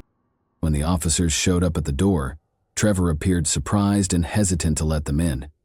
Wanting to avoid arrest, he eventually agreed to let Elisa and the children go. He claimed that no one had ever been held against their will and insisted that Elisa was simply an unreliable person who couldn't be trusted. After escaping her controlling husband, Elisa faced a new and immediate problem. She and her sons and daughters had nowhere to go. They left with no belongings and no money. Following the advice of law enforcement, Elisa reached out to a local support service for individuals affected by domestic conflict. There, she and the kids were provided with temporary shelter, meals, and essential supplies. Elisa wasted no time. She began actively searching for a job, and before long her efforts paid off. She was hired by a local company and soon managed to rent a modest but cozy home. Slowly but surely, she and her children started rebuilding their lives in a new environment. Despite facing a number of challenges, they were moving forward and things began to stabilize. At the same time, Elisa filed for divorce, wanting to avoid further conflict and preserve a sense of peace for the sake of her sons and daughters. She chose not to press formal charges against Trevor for his past actions. She hoped the separation could be finalized without hostility. Initially, Trevor tried to contact her repeatedly, urging her to come back, but after some time he seemed to accept the situation and backed off, at least on the surface. It wasn't until 6 months after the separation that Elisa finally began to feel a sense of freedom. For the first time in years, she started to live without constantly looking over her shoulder. She even began to open up to new people, hoping to rebuild her personal life. During this time, she met a man named Jeffrey Matheson, and by the spring of 2017, their friendship had grown into a romantic relationship. Once the divorce was finalized, the former couple agreed on a shared custody arrangement. The sons and daughters would primarily live with Elisa, while Trevor could visit them twice a week and take them for overnight stays on weekends. The arrangement seemed reasonable to everyone involved. While Elisa was not thrilled to interact with Trevor, she didn't object, preferring to keep things calm and civil. Trevor appeared composed, showed no signs of aggression, and successfully lulled Elisa into believing he had moved on. Then, in March 2017, he called her unexpectedly. He asked her to come over to sign a few papers related to their divorce and property division. His tone was polite, and nothing about the request raised suspicion. Elisa drove over to his house. Trevor greeted her at the door and invited her in. As soon as the door closed behind her, his demeanor changed completely. It quickly became clear there were no documents. This was a setup. The whole request had been a ruse to get her to his house alone, without their sons and daughters present. At first, Trevor tried to convince her to reconcile and live together again, but when Elisa firmly refused, he became threatening. He accused her of betrayal, hurled insults, and refused to let her leave. He demanded she admit to things that never happened, fixating on imaginary wrongs. When Elisa attempted to walk away, Trevor grabbed a large hunting knife, the kind used for field dressing game, and held it to her throat, then lowered it to her chest and said he would take her heart out. Elisa was frozen in fear. Trevor, meanwhile, seemed to take disturbing pleasure in the situation, describing in detail what he wanted to do next. Trevor held his ex-wife captive for nearly 2 hours, hours that felt like an eternity to Elisa. The entire time she pleaded with him to stop and think clearly, reminding him that if he hurt her, he'd end up in prison and their sons and daughters would be left without either parent. She begged him not to make them orphans. Surprisingly, her words seemed to have an effect. Trevor paused, thought it over, and ultimately decided to let her go. But before he did, he made Elisa promise she would never tell anyone what had happened. She gave her word. However, the moment she was far enough from the house, she contacted law enforcement and reported the threats and aggression. Trevor was arrested that same evening. Still, he denied everything, calling Elisa a habitual liar and accusing her of betrayal and manipulation. There were no visible marks on her body. Her clothing remained intact, and without physical evidence, it was hard to prove the assault had taken place. It became a case of her word against his. With no hard evidence, Trevor was released. though both he and Alisa filed for mutual restraining orders. After the incident, Trevor shifted his focus to the children. He began trying to manipulate them emotionally, insisting that Alisa was the only reason the family had fallen apart.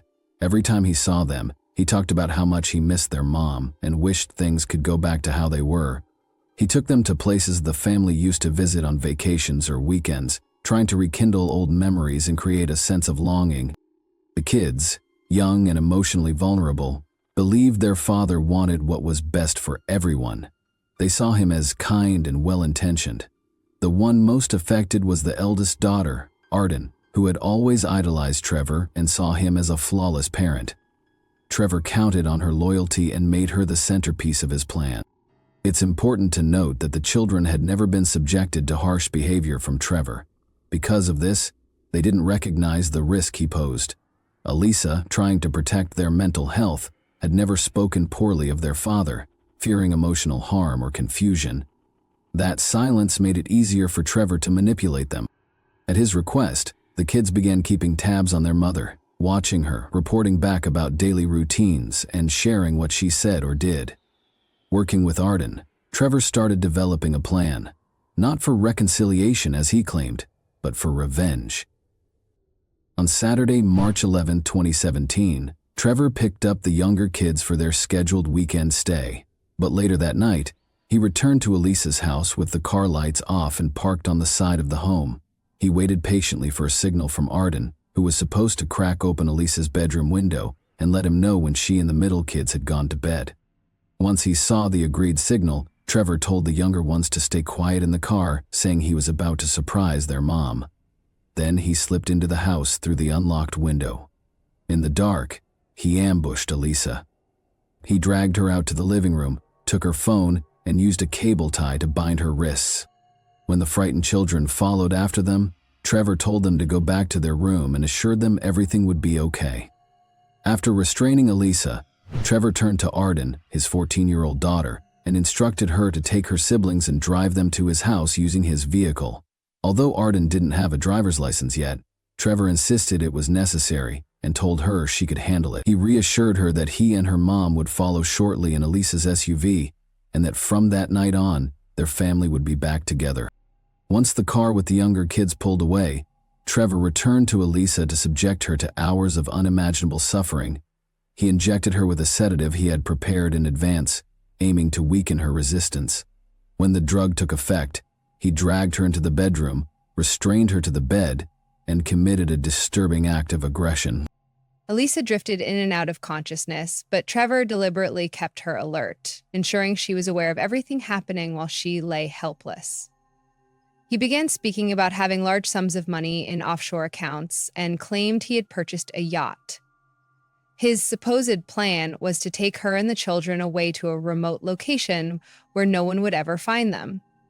He told her the family belonged to him and that he wasn't letting anyone go. Meanwhile, Arden had managed to drive safely to her father's house with her brothers and sisters. Fortunately, it was late at night and the roads were empty, which helped the young teen avoid any accidents. She parked in the driveway and the kids went inside, waiting for their parents, who never showed up. Around 5 p.m., Trevor began suffocating Alisa with a pillow, tightening it around her face, then briefly letting go so she could catch her breath, only to start again. This terrifying pattern continued for about 30 minutes until Alisa, physically and emotionally broken, agreed to comply with whatever he demanded. He then untied her, placed her in the car, and drove off down a quiet road leading out of town. At about 6 a.m., a car pulled into the parking lot of a small 24-hour convenience store on the outskirts of the city. A man exited the vehicle and walked into the store. Just minutes later, a barefoot, partially clothed woman with her hands bound managed to escape from the passenger seat. She ran toward an employee who was standing outside, begging for help. Suddenly, the man came rushing back out of the store, grabbed Alisa mid-run, and forced her back into the car. The vehicle sped off before the stunned witness could react, but he had seen enough to understand that he had just witnessed an abduction. Thankfully, he managed to remember the make, color, and even the license plate number of the vehicle and quickly provided that information to authorities. Law enforcement tracked the car owner using the license plate. What they discovered raised immediate concern. The name was linked to an active restraining order, a volatile divorce, and reports of controlling behavior. The top priority became locating the couple's sons and daughters to ensure their safety. They were found at Trevor's home, but none of them knew where their parents were or what was happening. They were confused and had no understanding of the terrifying events unfolding elsewhere. The young witnesses were interviewed one by one with care, and what they revealed painted a disturbing picture of life inside the Summers household. The sons and daughters hadn't realized the severity of what had been happening around them. They were never on the receiving end of their father's actions, so his controlling behavior and mistreatment of their mother seemed like just a regular part of life. But the details they shared made it clear Elisa was in danger and had to be found as soon as possible.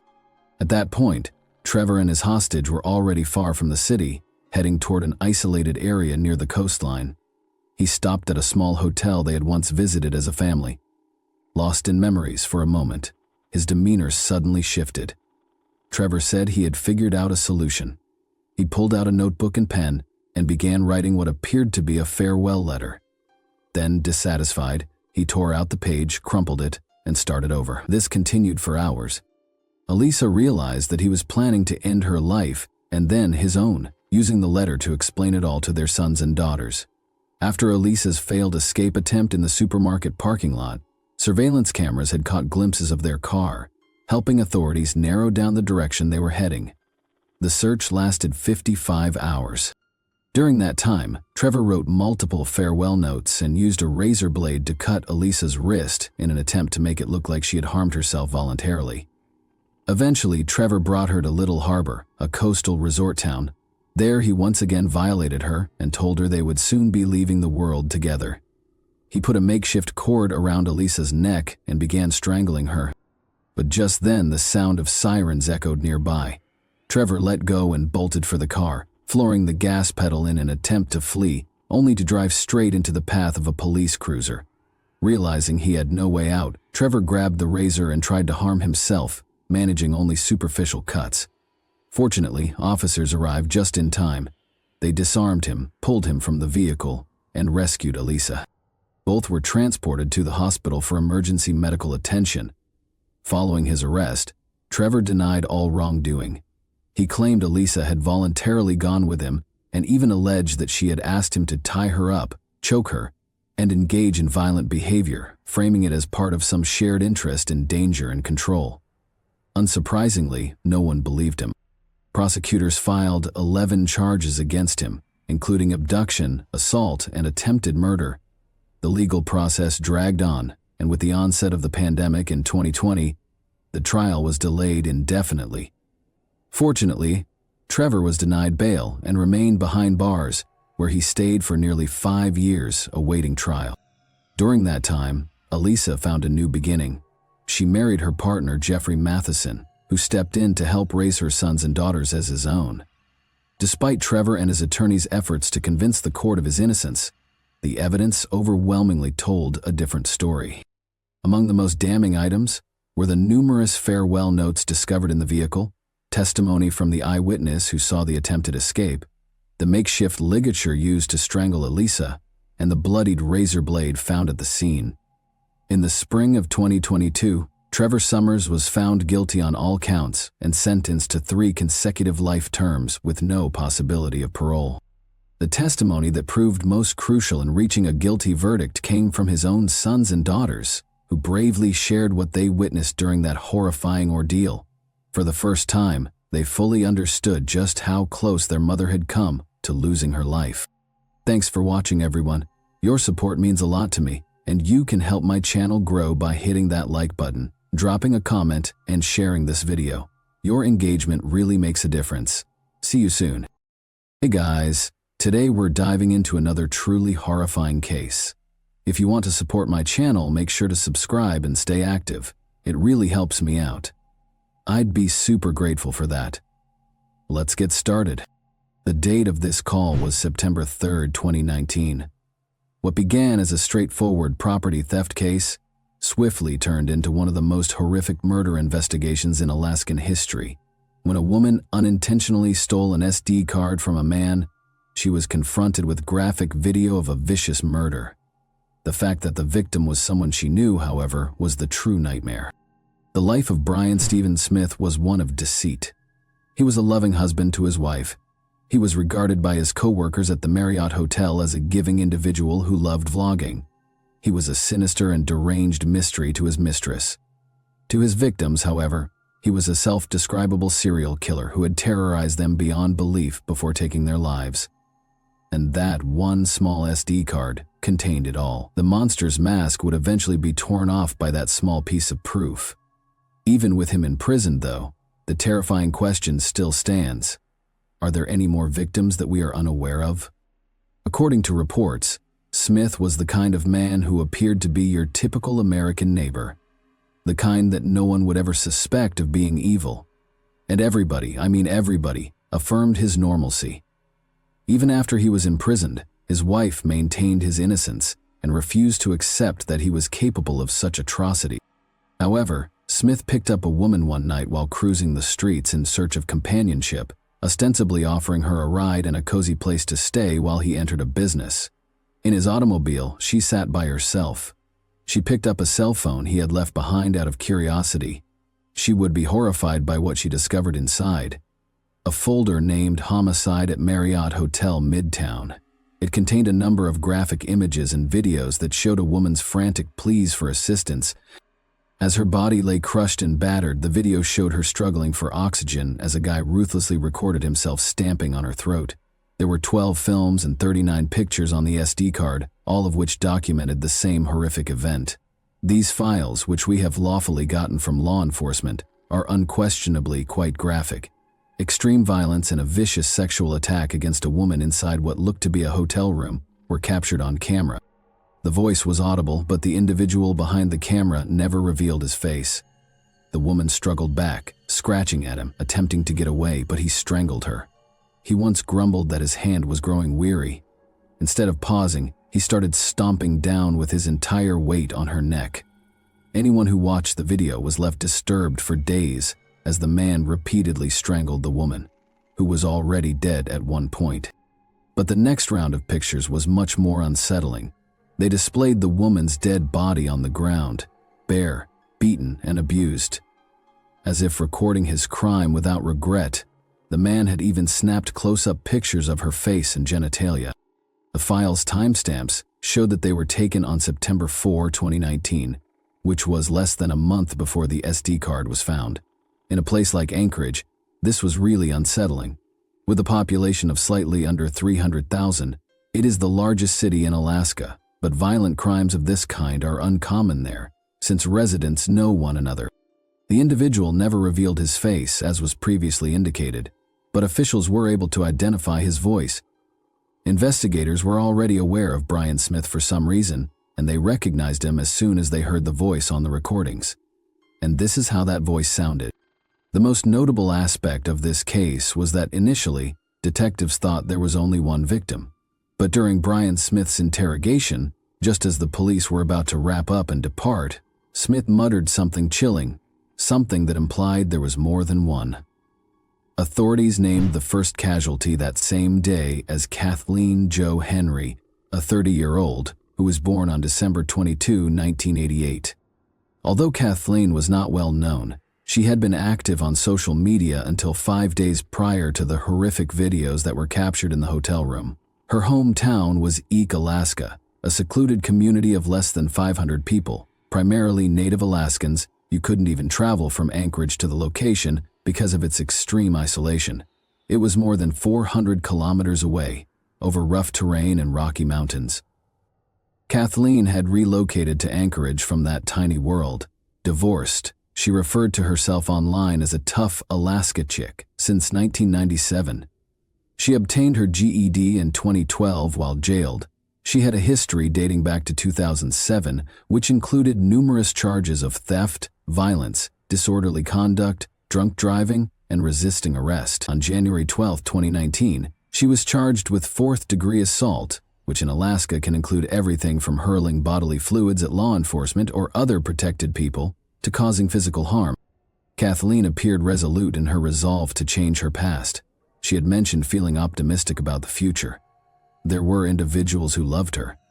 She was well-liked and well-known for her love of poetry writing.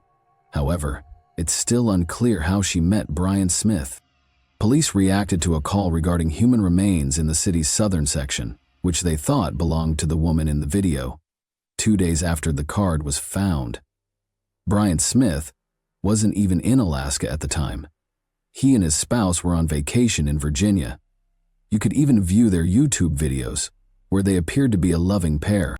Smith had no idea what awaited him at Ted Stevens International Airport when he eventually made it back to Anchorage and disembarked from his aircraft. There were already authorities. Although he was already employed at a Marriott location close to University Lake, he had returned to begin a new position at the Residence Inn, another hotel under the Marriott brand. This new job was meant to represent a new beginning. Rather, authorities intervened as soon as his boots touched the earth, and he was immediately taken into custody and accused of murder. But the real question is, how did his wife never suspect anything, and who was Brian Stephen Smith?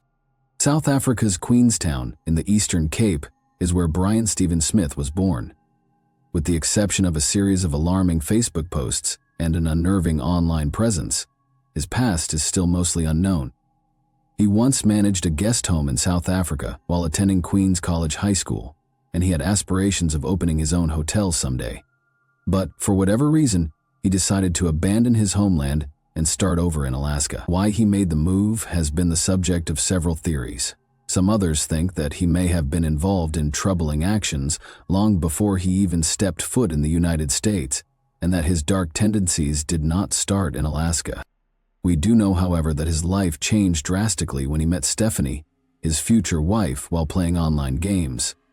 Despite the fact that Stephanie was about 20 years older than Smith, they fell quickly and forcefully.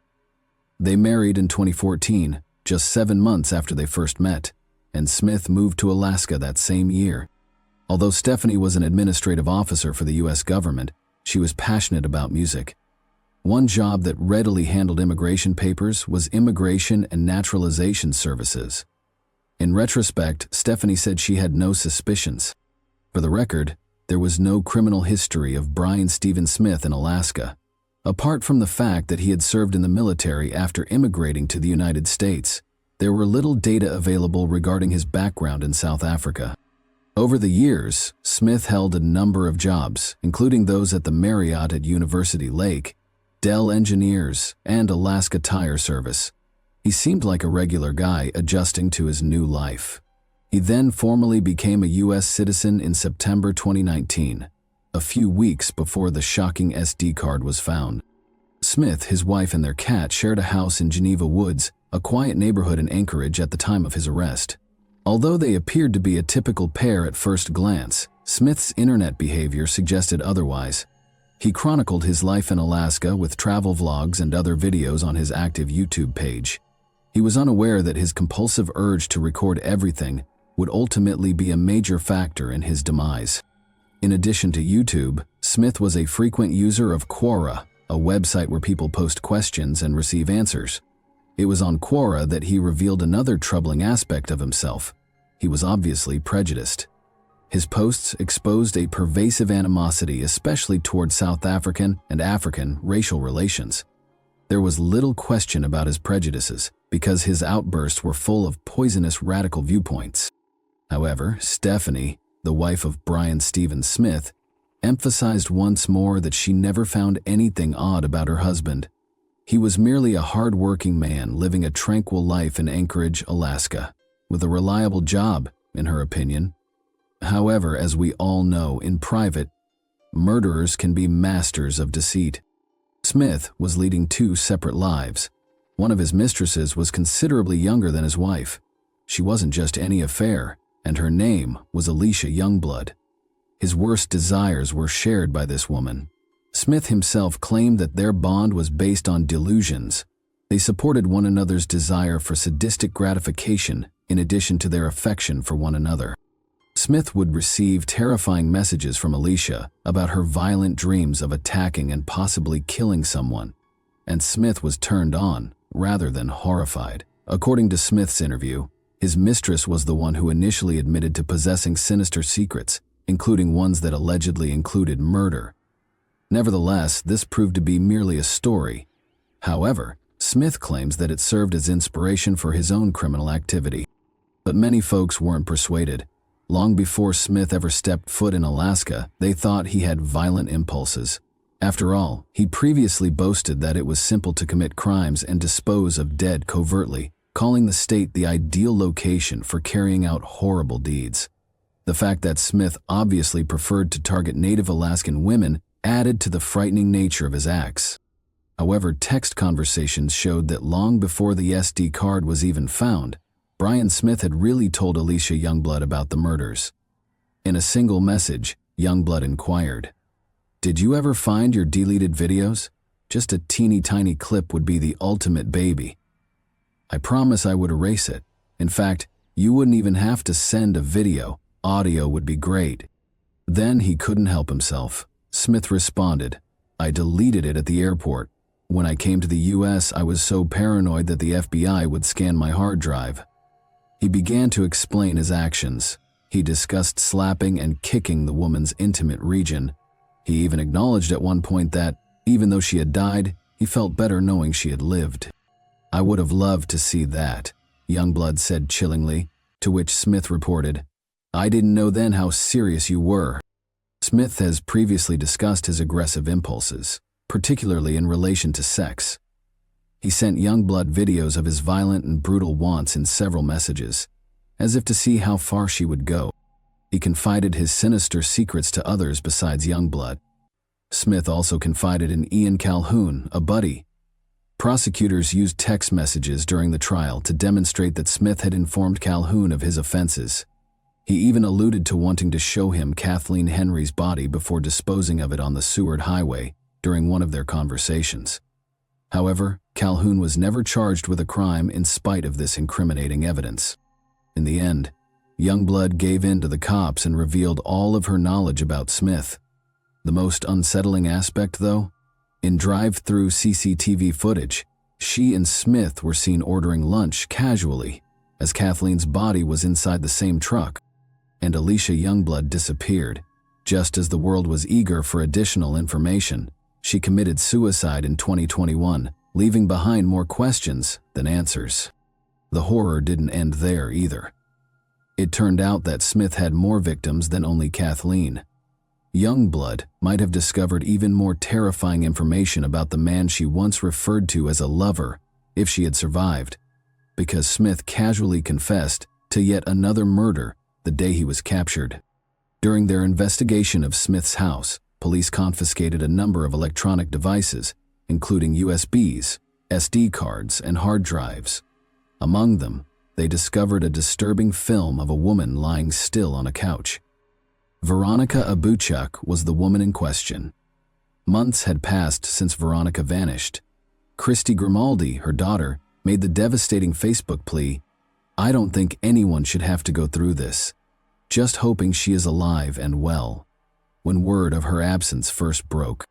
Sadly, Veronica's bones had been found in April 2019, months before Smith was arrested, but nobody knew who she was because there was only a skeleton and a bullet fragment in her skull. Smith's identity and the graphic reality were only revealed after her confession. Smith then acknowledged that, when his wife was out of town, he had taken Veronica from the streets and provided her with a comfortable bed for the night. He said she smelled, so he even let her take a shower. However, his monster nature took over after that. Veronica was brutally murdered, just like Kathleen, but Smith shot her before disposing of her body in the woods. Veronica's story was made even more awful by her tragic past. Veronica never had the opportunity to raise her and her siblings, according to reports made by her daughter Christy Grimaldi. She had lived a difficult life, which Christy thought was caused by trauma experienced as a youngster. She revealed that her mother had suffered a life-altering tragedy when she was assaulted by a Catholic priest in St. Michael. Grimaldi had attempted to get back in touch with Veronica after becoming a mother herself. After learning that they had a basic yet reassuring favorite snack, rice with melted cheese, she even extended an invitation for her to move in with her. However, the streets consistently dragged Veronica back, no matter how many times she attempted to start again. She met Valerie Kassler, the person who would eventually find the solution to this whole situation in this way, because it was Valerie who discovered the SD card, the single piece of evidence that sealed Smith's doom. How did she discover it? Well, Brian Smith had a sinister tendency that would eventually bring him to ruin. He stalked the streets every night looking for women who were at risk, sex workers, fugitives, and people society ignored. Valerie Kassler spent the following 12 hours with Brian Smith after he picked her up off the streets one evening. Valerie said there was nothing strange about him. He didn't threaten her, harm her, or even say anything out of the ordinary. He was merely another customer. However, when Smith went to an ATM to take out cash for their date, everything changed. Valerie's curiosity overcame her as she waited in his automobile. She grabbed up 2 phones he had left behind, wondering if she would recognize any of the photographs or if they had any contacts in common. What she discovered, however, was much worse than she had ever dreamed. She happened onto the horrific footage of Kathleen Henry's vicious murder. Panic struck the once she became aware of what she was witnessing. She snatched up the phone and ran without thinking. She hid in the woods for days because she was afraid Smith would find her. He probably knew she had his phone now that she had witnessed his abilities. But Valerie had the guts to accomplish something no one else had, in spite of her anxiety.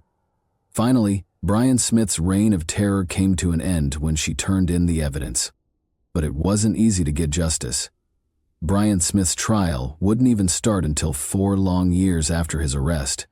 Smith abruptly changed his mind after being questioned for 8 hours straight, alleging that he was coerced into confessing to the murders, even though he had previously confessed. However, there was no denying the evidence against him. Furthermore, the trial was cruel. The horrific tapes that Smith had taken were shown to the jurors. The judge contemplated whether or not to play them in public. Despite Smith's attorney's best efforts, the court refused to have the tapes removed. The entire nation watched as the case was live-streamed, revealing the horrifying details of his crimes. The jury then returned a guilty verdict on all 14 charges in February 2024. Smith was found guilty on 2 counts of first-degree murder for the heinous murders of Veronica Abachuk and Kathleen Jo Henry. That wasn't all, though. In addition, he was convicted of tampering with evidence, second-degree sexual assault, and even mistreating their bodies after they passed away. The jurors made it quite evident that his treatment of Kathleen was extremely cruel. Smith was automatically sentenced to 99 years in prison for torturing her. An additional 30 to 99 years were added after Veronica's murder. His final sentencing was also scheduled for July 2024. The courtroom was full when that day eventually came. Advocates, friends, and victims' families came, many of them dressed in red to pay tribute to murdered or missing Indigenous women. In front of the court, Veronica's daughter expressed her strong desire for Smith to remain incarcerated for the remainder of his life without the possibility of release. The judge concurred. Even her niece expressed hope for a better trial outcome in one interview. Smith received a 226-year prison term with no possibility of parole or future freedom. However, the case did more than merely provide the relatives of the victims with justice. It brought attention to a far larger issue, the horrifying reality that Alaskan Indigenous women must deal with on a daily basis. Because women like Kathleen and Veronica had been going missing for too long and no one was paying notice, activists came out, calling for change and asking authorities to take more action to protect these communities. However, the fate of Cassandra Boskovsky remained a mystery long after Brian Smith was convicted. In the summer of 2019, she was last heard from, and then, one day, she just disappeared.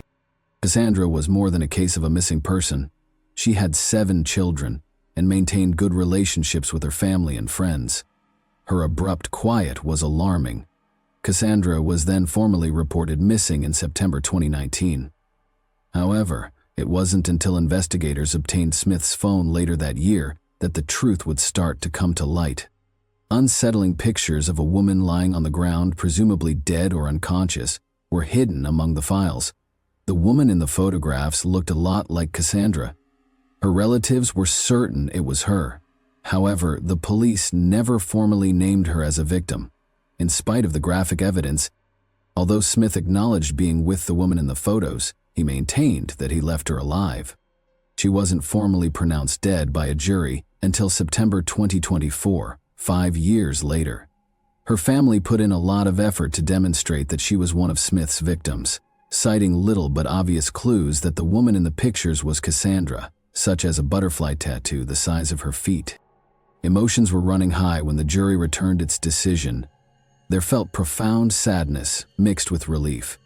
Cassandra's family members desired more than a formal announcement. Justice was what they want.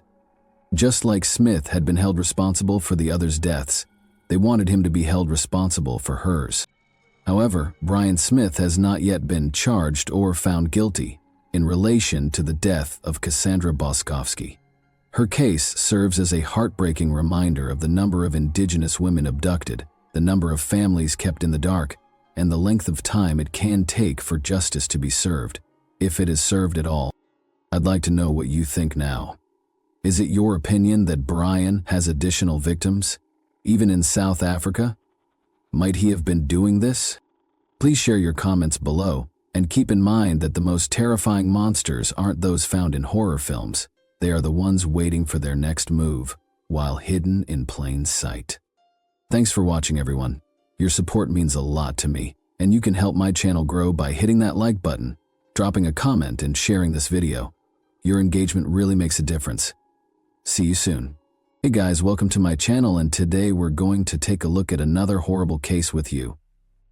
The Jansen family appeared to be just another loving, close-knit family, always willing to lend a helping hand to one another. However, everything changed one day. Even their closest friends found it hard to believe that something so shocking had occurred in their home. A string of incidents that rocked the family and left everyone in their wake in complete shock were concealed behind this mystery. Neighbors, friends, and law enforcement all attempted to piece together what exactly happened behind closed doors and what might have led to the dissolution of this seemingly ideal family. Randy Jansen led an apparently ordinary life in the small, sleepy towns with brick storefronts and quaint coffee shops amidst the thick forests of British Columbia. Randy had grown up in Langley, a small town that many people view as a tranquil haven. However, years of arduous work and aspirations that didn't always result in happiness lay behind this calm exterior. Randy had a strong relationship with his father, who was employed at a nearby lumber mill from a young age. Randy learned all he knew about woodworking from his father, and he followed in his footsteps by working at the same mill after high school. Long shifts and a great deal of physical exertion were necessary for the demanding work, but Randy was used to such difficulties.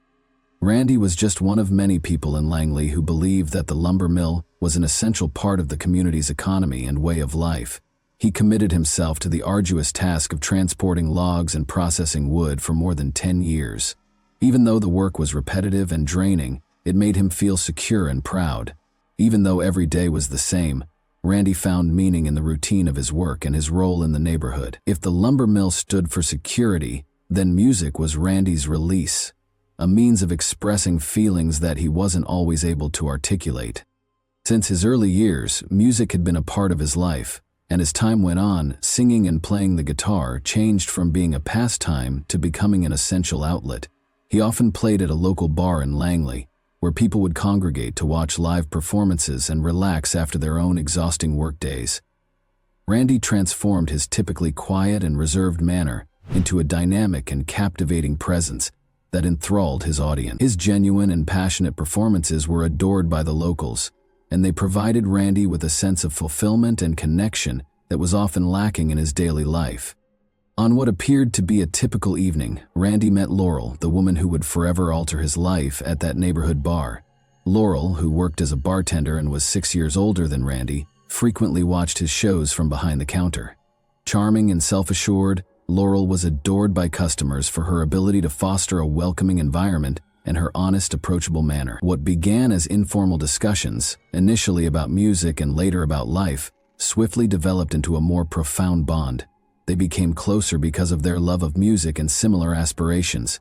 Even though her life took a different turn, Laurel always wanted to pursue a career in music and played the piano.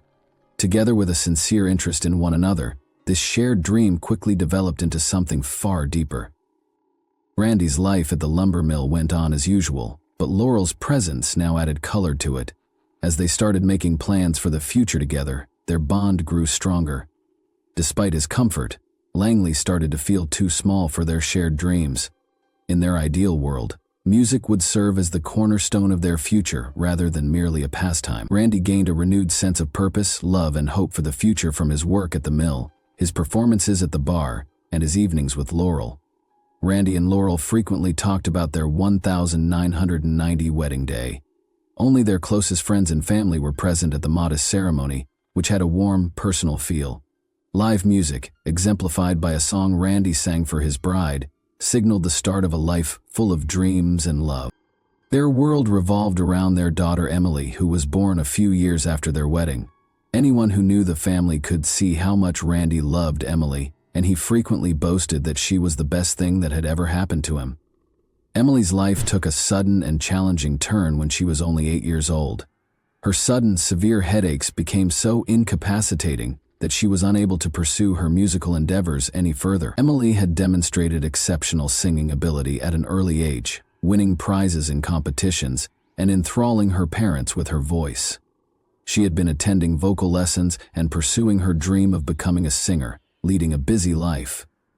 Motivated by her achievements, her parents made every effort to encourage her aspiration. Randy and Laurel initially struggled to comprehend what was happening to their daughter. They were unaware of her condition despite multiple medical tests and doctor visits that yielded no conclusive results. Because the bright lights and cacophonous classroom atmosphere caused more severe headaches, Emily was forced to drop out of school and transition to home-based learning. She spent most of her time in her room, which turned into a dimly lit haven. As she suffered, Randy and Laurel took turns taking care of her, doing everything they could to make her feel better. Doctors finally diagnosed migraines after conducting a number of tests. The whole family suffered a terrible blow. Emily's prescribed medications provided only a limited amount of relief, lowering her pain levels but never completely halting the attacks. Her greatest source of happiness, the music she once loved so much, was now out of her grasp. Once a vibrant and active young child, Emily grew more reclusive and spent most of her time in darkness and silence. In a desperate attempt to support their daughter, Randy and Laurel looked everywhere. They looked into alternative therapies, spoke with a lot of specialists, and tried a lot of treatments, but none of them provided the long-term respite they so desperately sought. The medical forecast was bleak. Many people with migraines must live with the pain for the rest of their lives. According to statistics, 34% of people with migraines had trouble finding work, 30% had trouble finishing their education, and roughly 53% were unable to drive because of their symptoms. Even though these figures made Emily's illness medically common, they didn't lessen the pain her parents were feeling as they saw their daughter's vitality wane. For Randy, these were especially difficult years. Once his haven, music, turned into a painful reminder that Emily was no longer able to experience the passion that had made her life so happy. Without Emily's voice to accompany him, his guitar-playing evenings had become meaningless, and he no longer found joy in playing at the neighborhood bar where he had once flourished. He began to spend more time at home, staying near Emily, and doing his best to help. But Randy and Laurel felt more and more powerless as Emily's pain increased. Their once vibrant and determined daughter now spent her days cooped up in her room, shut off from the outside world and light. Randy kept working, but his mind was constantly on Emily, and he woke up every day hoping to find a way to make her pain go away. Emily's health had gotten worse by the time she turned 18. Her migraine attacks increased in frequency and intensity, occasionally lasting several days. She was unable to learn and keep up friendships because of the constant pain. Emily persisted in pursuing her goals in spite of these obstacles. In order to pursue a career in the fine arts and eventually become an opera singer, she enrolled in the arts program at the University of British Columbia. Emily saw going to university as an opportunity to restore her sense of normalcy and get closer to the life she had always dreamed of, not just an academic pursuit. Emily forced herself to remain engaged in spite of her physical tiredness and ongoing pain flare-ups. She studied literature, art history, and music theory in addition to taking voice lessons. She even took part in concerts and student events whenever she could. Her classmates appreciated her perseverance in staying active in university life, despite the obstacles she encountered. Her actions, however, concealed a difficult battle going on behind the scenes. Emily frequently had to skip class and make up lost time on her own. Emily felt weak, sleepy, and exhausted from the strong drugs she was taking to treat her migraines. To reduce her symptoms, she was prescribed triptans, anticonvulsants, and antidepressants, but these medications had serious side effects, including depression, difficulty focusing, and a general deterioration in her physical health. Emily eventually started avoiding medicine as much as she could in order to lessen its effects on her body. Instead, she looked into alternative ways to treat her illness. Emily avoided triggers like bright lights, strong smells, and loud noises, used cold compresses on her head, and resorted to breathing techniques and meditation. Her room turned into a haven where she could go to escape anything that made her suffering worse. Her parents, Randy and Laurel, alternated in taking care of her and doing everything they could to alleviate her agony, but during the worst episodes, she spent whole days in the dark, protected from light and sound. Nevertheless, Emily did her best to keep things normal. Despite not being able to see her friends as frequently as she used to, she maintained contact with them. Her friends never deserted her, even though she occasionally had to postpone plans due to unexpected migraine attacks. To ensure she didn't feel alone, they would pay her a visit at home, spending time with her and providing support. Emily was unable to give up the things she loved, even though her condition limited her options. No matter how challenging the path became, she remained steadfast in her resolve to pursue her music and live life to the fullest. Randy Jansen shocked everyone who knew him with a Facebook post on May 7, 2015. He admitted to doing unimaginable things over the past 10 days in this post. He started off by writing about his daughter Emily, calling her the most ideal daughter anyone could ask for. She was gifted, smart, and compassionate. Emily made their lives so much more joyful by bringing laughter into their home and always lending a helping hand to others, even when she was having difficulties herself. However, she had to let go of the dreams she had fought so hard to realize because her illness had taken so much from her. Migraines had plagued Emily since elementary school. Deep depression resulted from the ongoing pain, and days when it didn't stop for even a second became her reality. Randy explained that while his daughter spent her days in hospitals or in her quiet, dark room, she would observe her classmates going about their daily lives. Emily tried to hope for a better future in spite of everything, but nothing seemed to work. Randy was employed at a lumber mill, but he spent all of his free time with his daughter. He told his friends that he couldn't imagine his life without Emily and that she was everything to him. He was driven to the brink of despair by seeing her suffer and being powerless to stop it. Randy was obviously having a lot of emotional difficulties, as friends remembered when he confided in them about his suffering. Randy made a choice one day that would change everything. He acknowledged taking a gun and killing Emily in a Facebook post, saying he did so to relieve her of the constant agony. He described how he saw her as an angel, free from her agony, floating above the clouds with her long hair blowing in the wind. He continued after that. Randy disclosed that he had also killed his wife, Laurel, because he couldn't imagine her having to deal with the loss of their daughter. He killed his sister Shelley a few days later, claiming he didn't want her to live with the guilt of what he had done. Randy clarified in the post that Emily had made every effort to get better. He talked about how resilient and strong she was, but in the end, the illness had broken her. He talked about how helpless he felt knowing he could do nothing to stop her daily suffering. In the end, Randy felt that this was the only way to help Emily, and he had repeatedly told friends that he would do anything for her. Randy's friends and acquaintances called the police right away after he published the post. They wanted to make sure Randy's family was safe because they were appalled by what they read. Many people were shocked by the post and found it difficult to comprehend the scope of what had transpired. After receiving several calls, including one from Randy's close friend Brian Jones, law enforcement moved swiftly to the scene. To conduct an investigation, officers were sent to Randy's residence. One of Randy's best friends, Brian Jones, read the Facebook post and was overcome with confusion and fear. When he saw the signature at the end, a nickname Randy had used since they were in school, he realized his friend had written those words. At first, he thought it was an error or some cruel joke. Brian realized right away how serious the situation was and that he needed to take quick action. He tried calling Randy on the phone as he made his way to Shelley's house after leaving work early. His worry only grew with each call that went unanswered. There was a pile of undeliverable newspapers on the porch when Brian got to Shelley's house. He thought this was odd because Shelley was dependable and never skipped a duty. The windows were covered with drawn curtains, and her old van was parked in the driveway. There were no signs of activity, and the yard was eerily quiet. Brian repeatedly knocked on the door, but no one answered. The scene was eerily silent and eerie in every way. Following the death of their parents, Shelley had led a solitary life. She didn't have kids, lived alone, and didn't often talk to her neighbors. She was renowned for being reliable and consistent in her work, and her primary duty was delivering newspapers. Brian became alarmed at the sight of the unopened newspapers right away. He made the decision to call the police because he knew something was amiss. He was told that he wasn't the first person to voice concerns about the family when he got to the dispatcher. They had already sent out a patrol unit to see how things were going.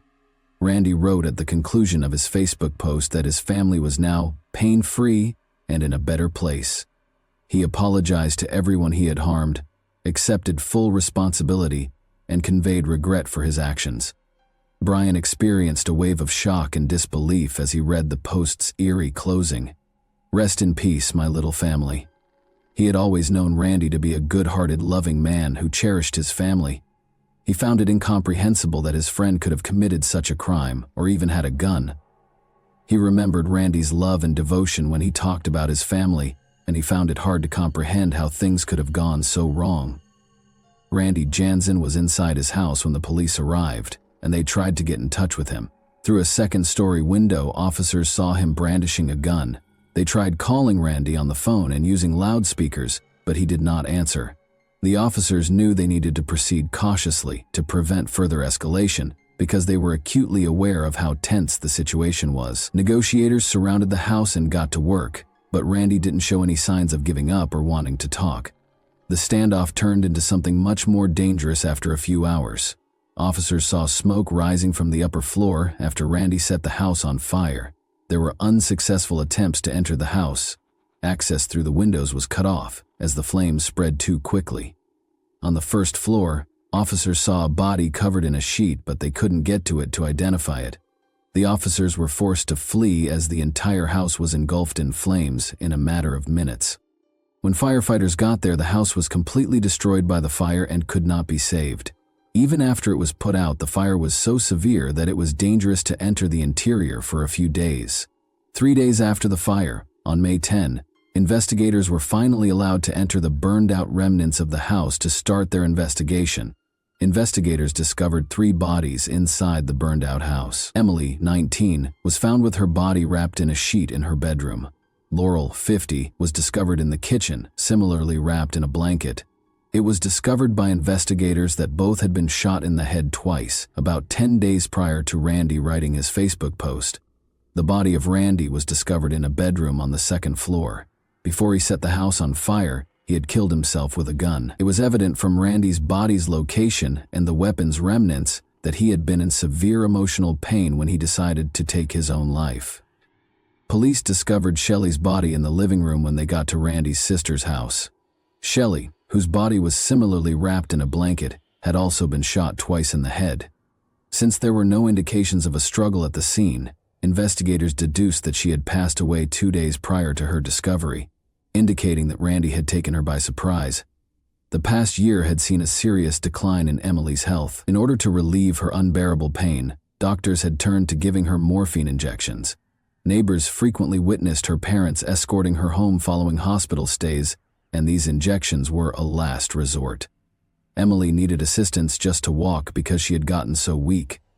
Everyone who knew the family found these times to be devastating. Despite all of the difficulties they encountered, Emily's father, Randy Jansen, always did his best to take care of his family. He sought treatment from the family physician a year prior to the tragic events because he was experiencing severe stress and chronic insomnia.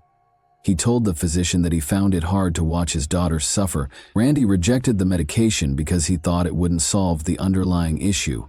even though the doctor advised him to try to get more sleep and suggested sedatives. According to Randy's close friend Brian Jones, Randy had never mentioned having suicidal thoughts or wanting to harm other people. He said Randy was a steady, industrious man who was always willing to help. Randy put his family first, and no one could have predicted that he was capable of such a thing. But Brian pointed out that Randy was at his breaking point. He finally made a terrible choice because he could no longer stand to see his daughter suffer. It was impossible for many neighbors who had known Randy since they were young to reconcile the events with the man they remembered. They said that he had never displayed any signs of cruelty or aggression and was a kind and gentle person. They believed that his acts were motivated by desperation and an inability to handle the suffering and distress that surrounded his family. Randy once told a neighbor that he wouldn't have a reason to live if his daughter ever died. In spite of those statements, Randy spent 10 days living in the house with his wife and daughter's bodies before ending his own life. 4 days before the tragedy, Emily sent out her final tweet, which said, "I complain about the pain, but at least I'm here to feel it. I thank God for the chance to live." It was a reflection of her will to live despite the tremendous suffering she had to endure. She frequently fought to maintain her optimism in her social media posts. She made an effort to remain optimistic despite her illness, even when things appeared dire. Emily was regarded as a good-hearted and sympathetic young lady who made an effort to remain aware of her surroundings. She loved to sing, and when her health permitted it, she did so in the local church. Her performances were remembered with fondness by many Langley residents. Her church attendance decreased as her illness worsened, but she continued to be giving and considerate. On her best days, she would even assist neighborhood children with their homework. She would also bake with her mother and share sweets with neighbors. Emily's mother, Laurel, supported her daughter to the best of her ability. She expressed the anguish and despair she experienced while witnessing her daughter's suffering on Twitter when she wrote, "Emily is back in the hospital, praying to God they can help her. I feel so helpless." Despite being close to emotional exhaustion, Laurel persisted in trying to find ways to improve Emily's condition. Randy's sister Shelley was also unable to predict the tragedy that would occur. None of the family members thought their fates would be determined in such a terrible manner. Randy frequently confided in friends over the past year about the immense stress and strain that Emily's illness had placed on him. Nobody could have foreseen that Randy would eventually become so emotionally unstable that he would choose to murder his family members. As previously stated, Emily kept a Twitter account where she expressed her opinions. She wasn't giving up, as evidenced by her posts. She wrote just prior to the tragedy, "For the first time in 2 years, I've gone 12 hours without pain. I'm so tired of hurting, but I need to keep going." Her words demonstrated her will to fight in spite of the overwhelming obstacles. But Randy was unable to bear the emotional burden any longer. As their daughter's health deteriorated, Laurel was also profoundly impacted. Her distress was reflected in her tweets. The family made an effort to help one another in spite of their desperation, but things kept getting worse, and none of them could predict where it would go. The details have now been revealed, and it is evident how hopelessness, hidden struggles, and despair led to an unexpected tragedy. The Jansen family's story serves as a sobering reminder that, even behind seemingly impenetrable walls, unspeakable suffering can fester beneath the surface and occasionally explode in unexpected ways. And that wraps up today's chilling story. If you enjoyed this video, don't forget to like and subscribe so you never miss a new upload. Also, let me know in the comments, what part of this story shocked you the most? Thank you for watching, and I'll see you in the next video. Hey guys, today we're diving into another truly horrifying case. If you want to support my channel, make sure to subscribe and stay active. It really helps me out. I'd be super grateful for that. Let's get started. The footage you just saw wasn't fiction. It wasn't acted. It was real. These were real people, real victims caught in the grip of a monster hiding in plain sight. That monster was 36-year-old Maury Troy Travis. His crimes were so disturbing, so inhuman, that the local police chief ordered psychological counseling for any officer forced to view the evidence. The basement where he committed his atrocities became known as something closer to a torture chamber than a crime scene. Maury Travis didn't just kill, he orchestrated cruelty. He lured women into his home with cold calculation, brought them down into his basement, and subjected them to torture that defies comprehension. But how did such a seemingly quiet, respectful man carry out acts so horrific? What could drive someone like Travis to such depths of evil? And how did he manage to keep his crimes hidden in a quiet suburb? To understand the darkness behind the mask, we need to go back to the beginning. Maury Troy Travis, born on October 21, 1965, in St. Louis, Missouri, lived a life that on the surface looked painfully average. Known as Toby to those close to him, he grew up in Carr Square, a public housing complex, before his family moved to a modest home in Ferguson in 1976. He lived with his mother, Sandra Travis, and his father, Michael V. Travis. There were no signs of physical abuse, no record of early criminal behavior, just the usual growing pains of a quiet, introverted kid. He was polite, exceptionally polite. Teachers remembered him as well-mannered and soft-spoken.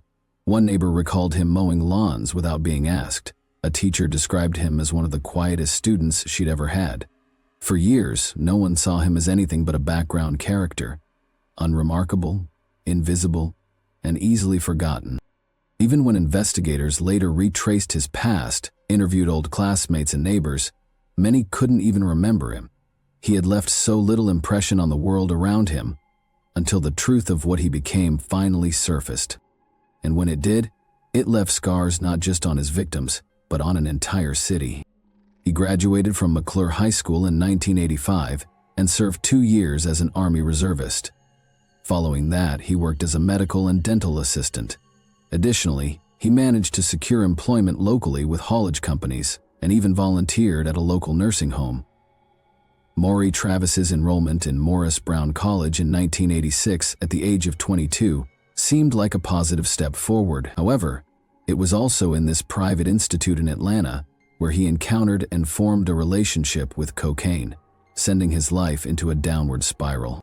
His addiction quickly escalated to a severe level, costing him $300, 0 cents a day. Morris's plunge into criminal activities to support his habit swiftly brought him to the attention of law enforcement the following year. Up until that point, he had a clean record, making his sudden shift into illegal behavior quite unexpected.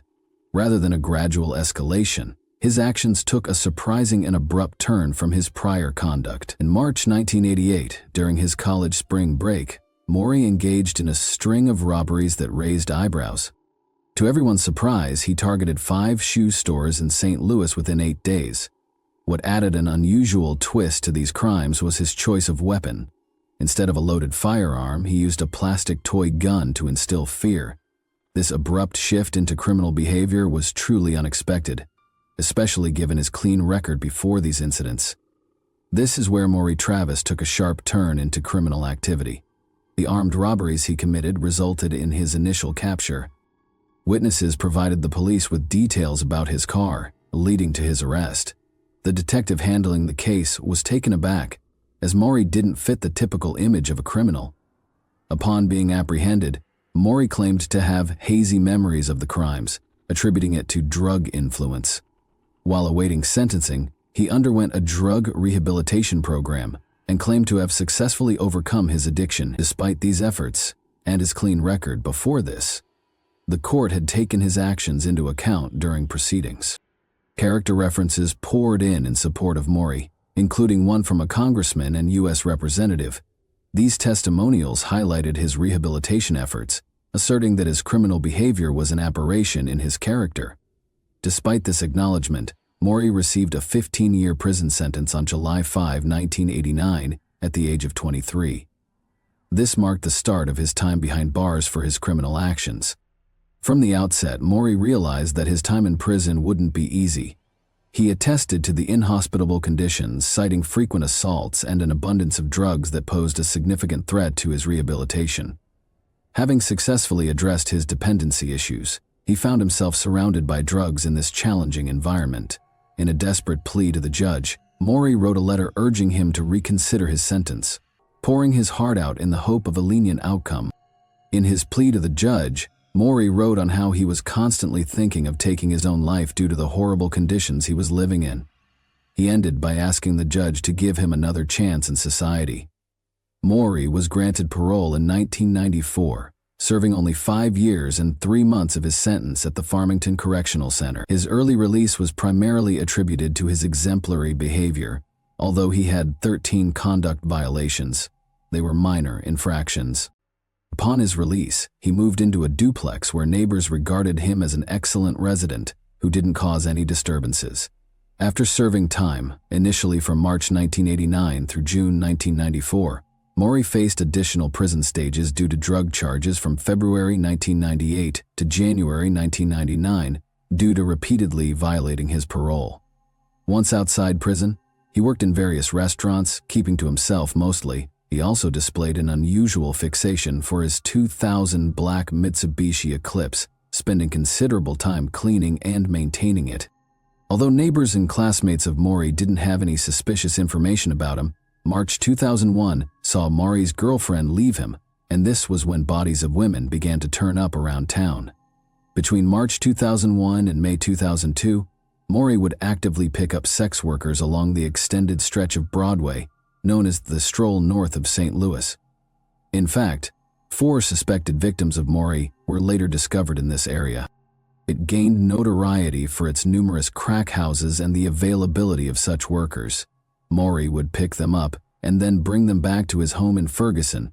Once there, he would keep some of these women for days, subjecting them to his whims. However, it wasn't solely for his personal satisfaction. He recorded the horrifying events taking place in the basement. Videotapes documenting these acts were later discovered concealed within a wall. Some of the video clips showed Maury engaging in consensual but rough roleplay involving bondage with women. There were also instances when he was seen using drugs, yet he would let them go unharmed.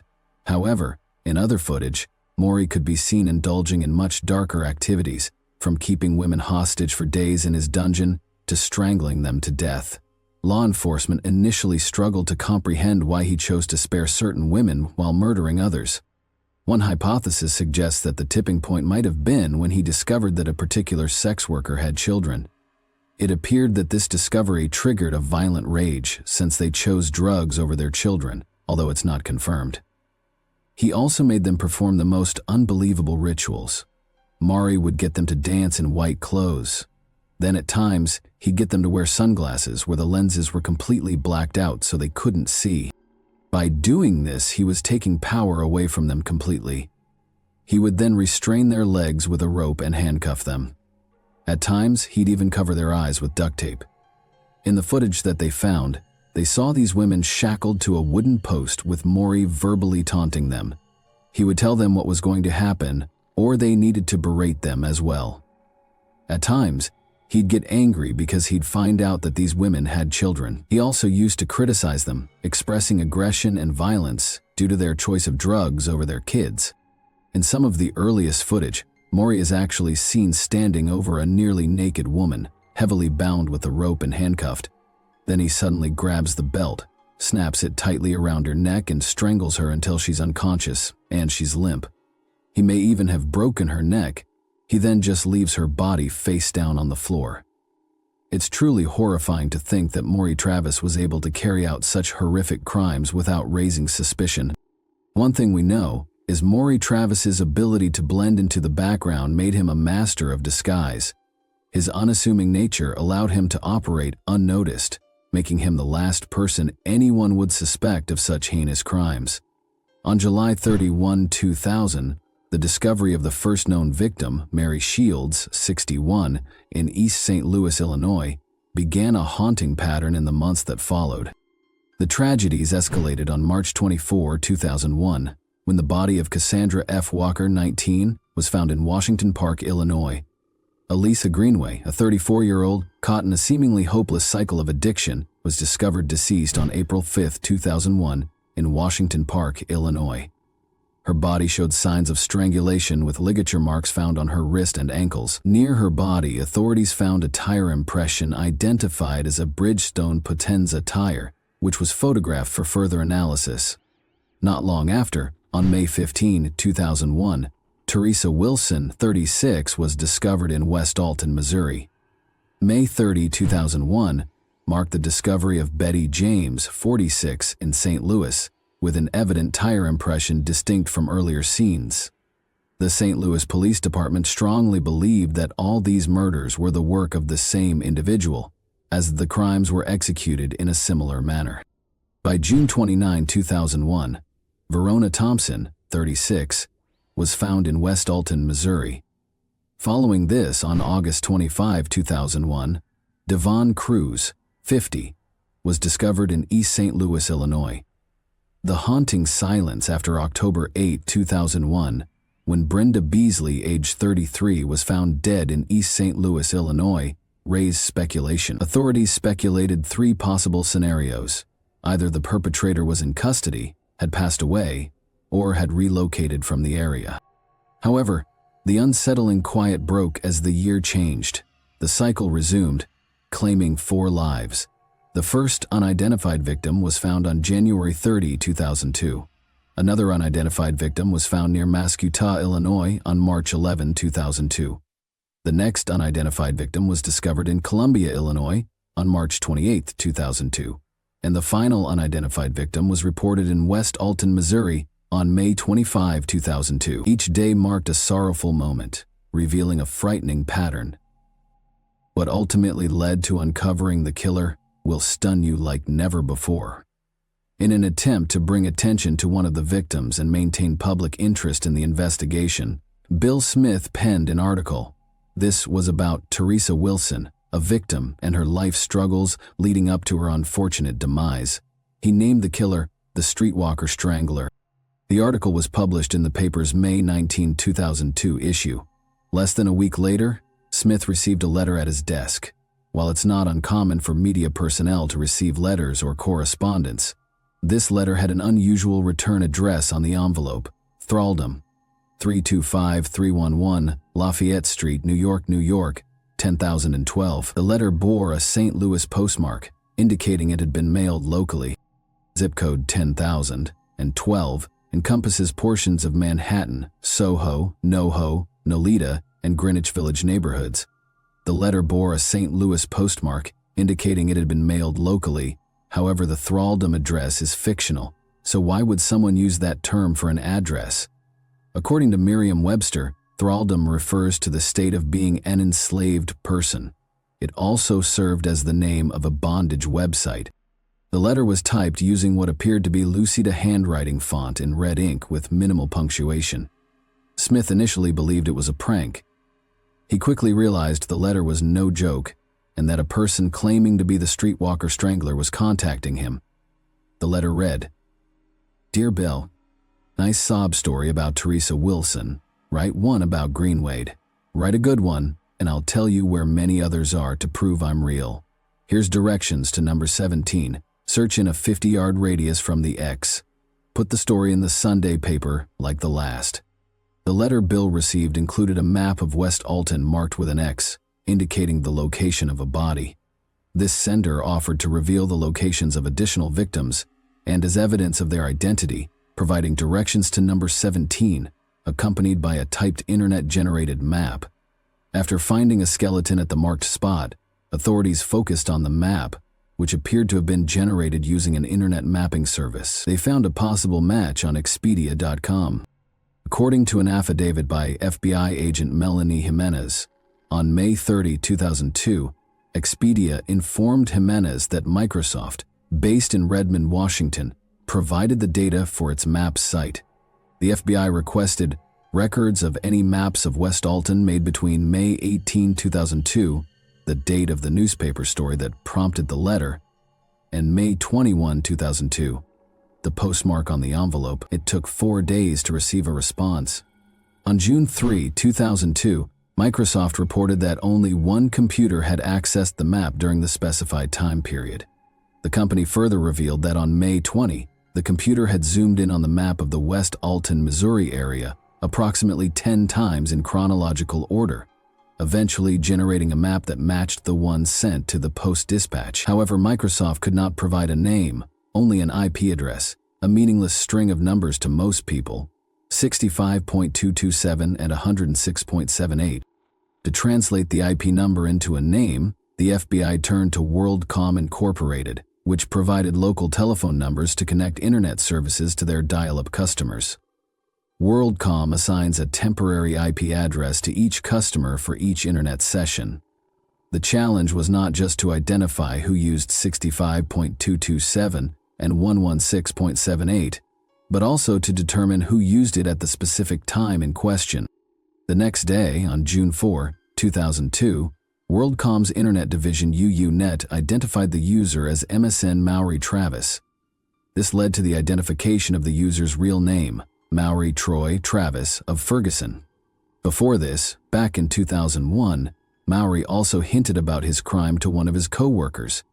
He told him that East St. Louis was a good place to hide objects due to minimal police presence. He also told his co-worker's girlfriend, who worked at a TV station, that prostitutes' bodies were dumped in the same area. Maury didn't state that he was the one who killed them, but he said he knew about it from a friend. The talking letter to the editor and his hints to co-workers suggest that Maury might have been one of those serial killers who craved attention. His actions indicate a desire to be found, a twisted sense of power derived from the fear he instilled in the community. This information provided the basis for surveillance and on June 7, 2002, an arrest and search warrant. The warrant led to the discovery of evidence including DNA, entire trademarks linking Maury, a 36-year-old waiter, to some of the killings. Investigators launched a thorough search of Maurice's residence in Ferguson, Missouri, uncovering a horrifying scene hidden within the depths of his home. They discovered a torture chamber. The ground floor of his home was tidy and well maintained. The woman who lived with him, identified as his girlfriend, told police she had no clue about the basement and had never been there. While police officers examined the house and basement, FBI agents and other investigators conducted a 2-hour interrogation of Maury in his living room. They learned that his mother owned the residence and had allowed him to stay there. Authorities later revealed that Maury evaded giving direct answers and instead inquired about how they had located him. Upon being informed that the computer-printed map had led them to his doorstep, Maury became enraged. Shortly after police escorted Maury outside and placed him in a car, he consented to accompanying the police downtown for further questioning. Computer forensics experts entered the house to inspect Maurice's computer, where they uncovered drafts of the letters sent to journalist Bill Smith. Downstairs, investigators uncovered a house of horrors. They found bloodstains on the walls, ceiling, carpet, and furniture. Within this, they discovered chilling torture instruments, a menacing stun gun, and newspaper clippings documenting his heinous crimes. But the most disturbing discovery was yet to come.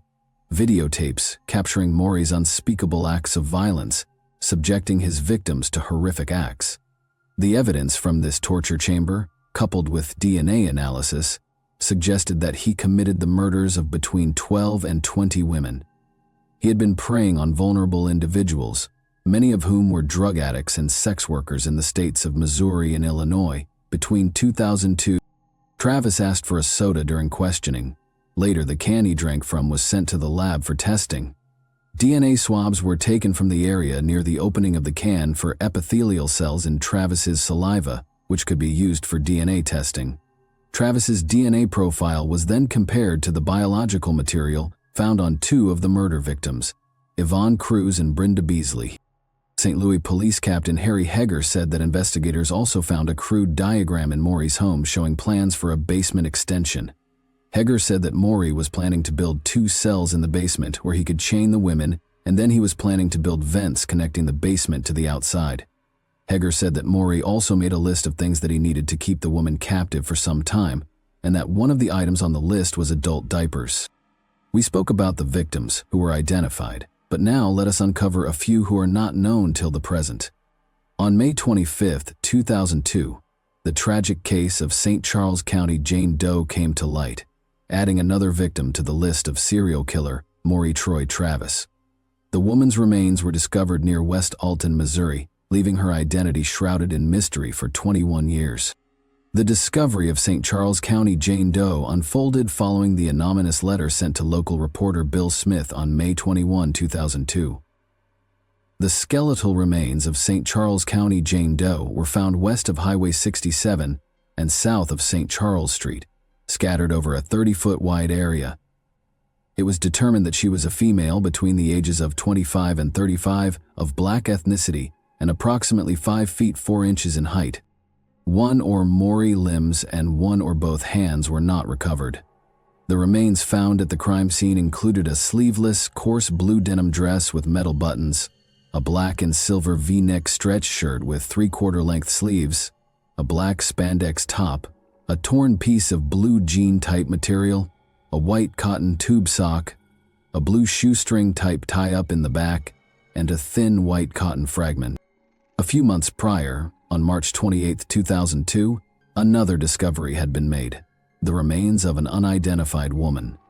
She would come to be known as Monroe County Jane Doe, one of the 3 victims of the notorious St. Louis serial killer Maury Travis.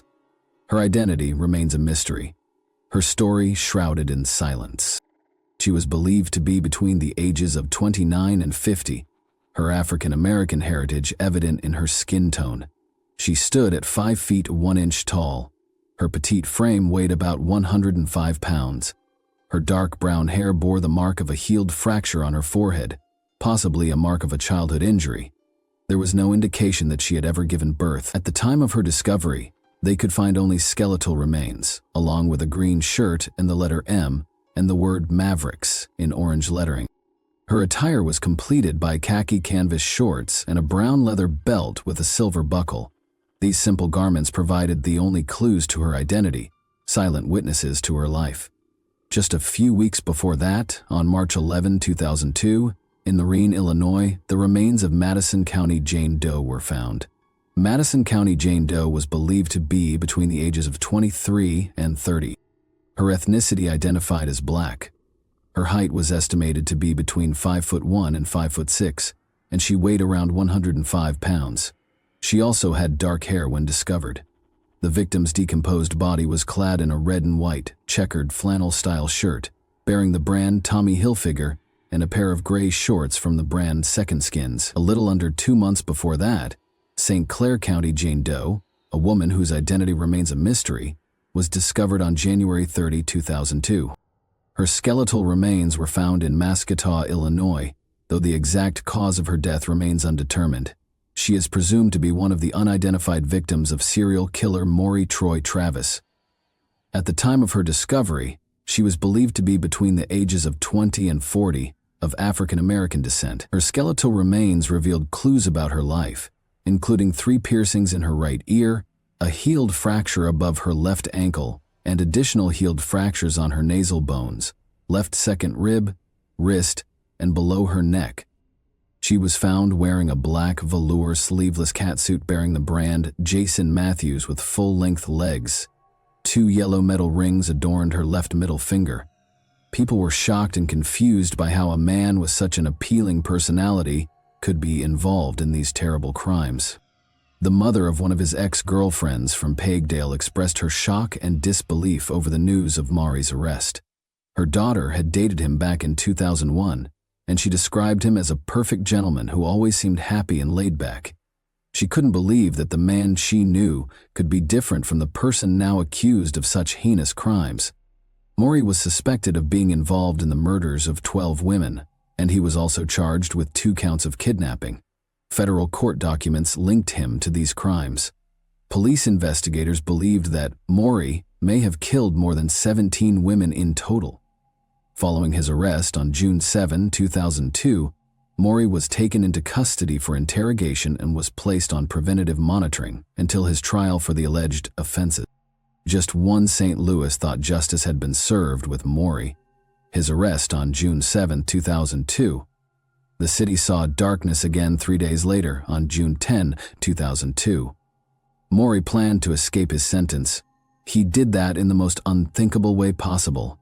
Maury Travis reportedly wrote a brief note on a sheet of paper in his 8th-floor jail cell in Clayton. Outside the cell, another inmate tasked with monitoring Maury attempted to keep watch through a window. Maury had no desire to spend the rest of his life in prison or face execution by injection. He conveyed to those who would read his final words. Instead, he decided to end his life on his own terms. He explained that he left a note to demonstrate, "You guys didn't kill me." His note read, "Dear Mom, I'm sorry for the pain this caused you and the family. My death seems to be the only way out, and a fast end to all the publicity. You were the best mother a man could have. But I've been sick for a long time, sick in the head, since I was about 14. I don't know why. I was just sick. I've never felt normal or happy at any time in my life. I think about the life I lead and what's ahead of me. This seems the best solution for all involved, especially me, because I won't spend the rest of my life locked up, or worse, let them kill me with a needle. Tell Grandma Marina James and everybody, I love them dearly. I love you the most, but you know that forever. Your son, Toby Travis. Jail regulations prohibited the inmate assigned to the anti-self-harm vigil from maintaining a clear view of what was to transpire, and the guards violated jail rules, skipping 15-minute checks, providing Maury with 45 minutes of privacy to carry out his plan. According to Clayton police, Maury meticulously threaded a torn strip of bedsheet through small holes in a jail wall vent 6 feet from the floor and looped the other end around his neck.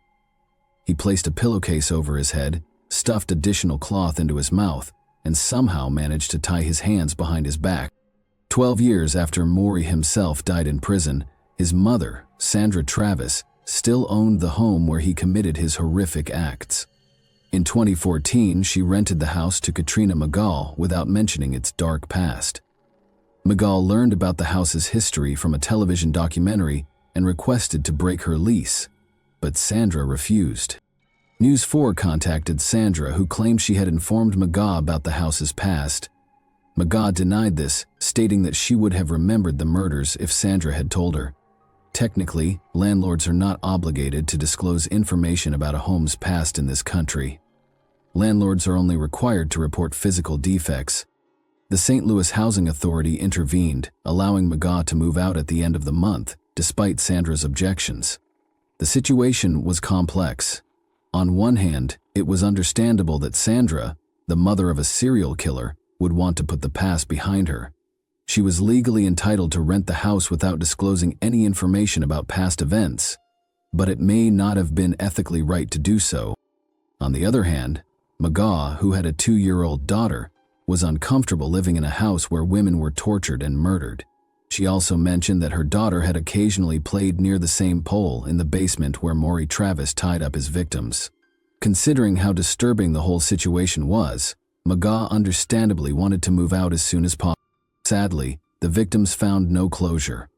Moreover, several victims remained unidentified, adding to the heartbreak of this case. After witnessing these tragic events, one thing becomes evident. You never truly know who lives next door. This monstrous individual was carrying out these heinous acts right beneath everyone's noses, escaping notice even from those close to him. What's truly confounding is the mystery surrounding his actions. How could he commit 17 murders in his basement without anyone suspecting a thing, not even the women he dated? And then, the ultimate enigma. Why did he choose to end his own life in that prison cell? Was the reality of prison more horrific than the agony these women faced? Or was he such a narcissist that he couldn't bear anyone else deciding when his life would end? This case raises more questions than answers.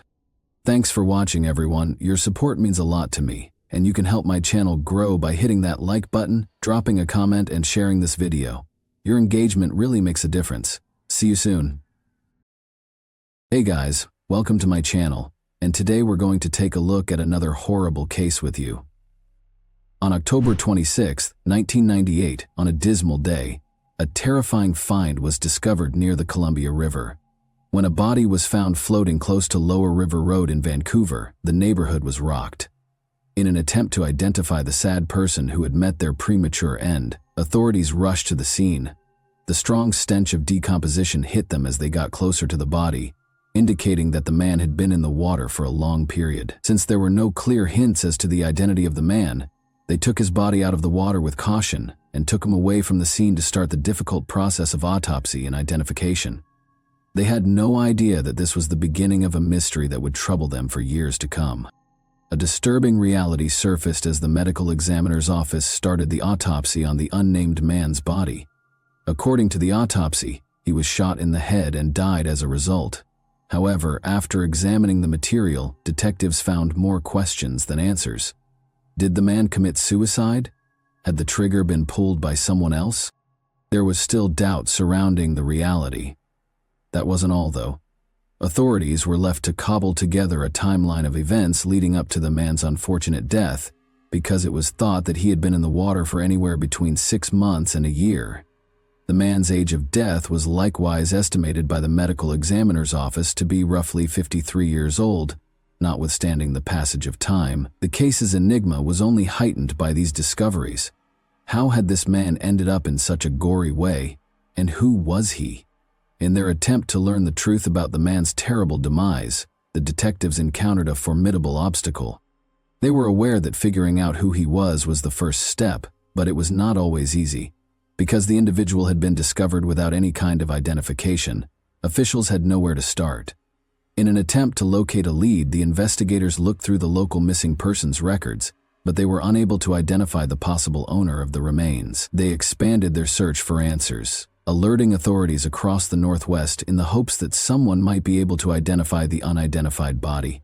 But their quest was unsuccessful despite their ceaseless attempts. Fingerprints were another element that might have assisted investigators in identifying the man. The advanced degree of the body's decomposition, however, put an end to this dream. The investigation felt like it was hitting a brick wall as the days stretched into weeks.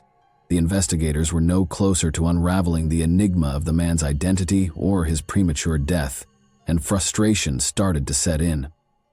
He continued to be an unidentified John Doe, a somber reminder of the case's numerous unsolved mysteries. The case eventually faded into obscurity despite their best efforts, becoming just another mystery in a world full with them. The truth was still tantalizingly out of grasp, despite the detectives' best efforts. When it comes to investigating cold cases, time can occasionally be a double-edged sword. Even though it might seem like there is less chance for a case every year, new technology and developments in forensic science can give a case that was previously deemed to be unsolvable fresh life. Armed with the newest forensic instruments and methods, the case's investigators made the decision to examine the material again in 2008, in the hopes that the advances in DNA profiling would provide them with the answers they so urgently needed. They contacted the University of North Texas Center for Human Identification. Using samples from the autopsy, the University of North Texas Center for Human Identification was able to create a DNA profile of the unnamed male.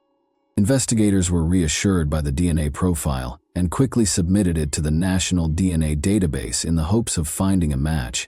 But they looked everywhere, but they couldn't find a match. In addition to providing them with a fresh lead to pursue, the DNA profile served as a reminder of how challenging it may be to solve a case in the absence of clear-cut evidence. Nevertheless, the investigators remained optimistic. They were aware that the likelihood of finally solving the riddle of the man discovered in the river increased with every advancement in the field of forensic research.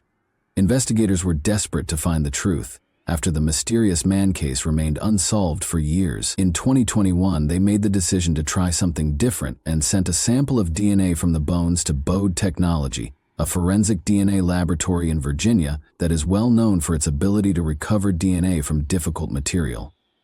The challenge was warmly accepted by the Bode Technology scientists. They were aware that they could discover the identity of this enigmatic John Doe by examining the DNA sample. DNA from the remains was utilized by a forensic genealogist to determine the individual's lineage. The forensic genealogist found an ancestry connection to a California family through careful investigation and comparison. The genealogist identified one individual in particular, the son of Ruth Marie Henson and Chelsea Johnson Jr., as the promising lead. It's interesting to note that since 1998, this person, Michael Johnson, has not engaged in any traceable activity. The detectives were aware that they had hit gold and were now one step closer to figuring out who the enigmatic John Doe was. Thus, Nikki Costa, the medical examiner's office operations manager, achieved a breakthrough in the case of the unnamed man in October 2022 as the fall foliage began to fall.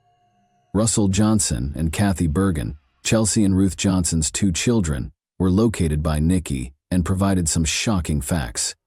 It seems that their brother Michael had severed all ties with the family and vanished almost 20 years ago. Could this be the piece of information that investigators had been looking for years? Nikki was determined to solve the mystery surrounding the unnamed man.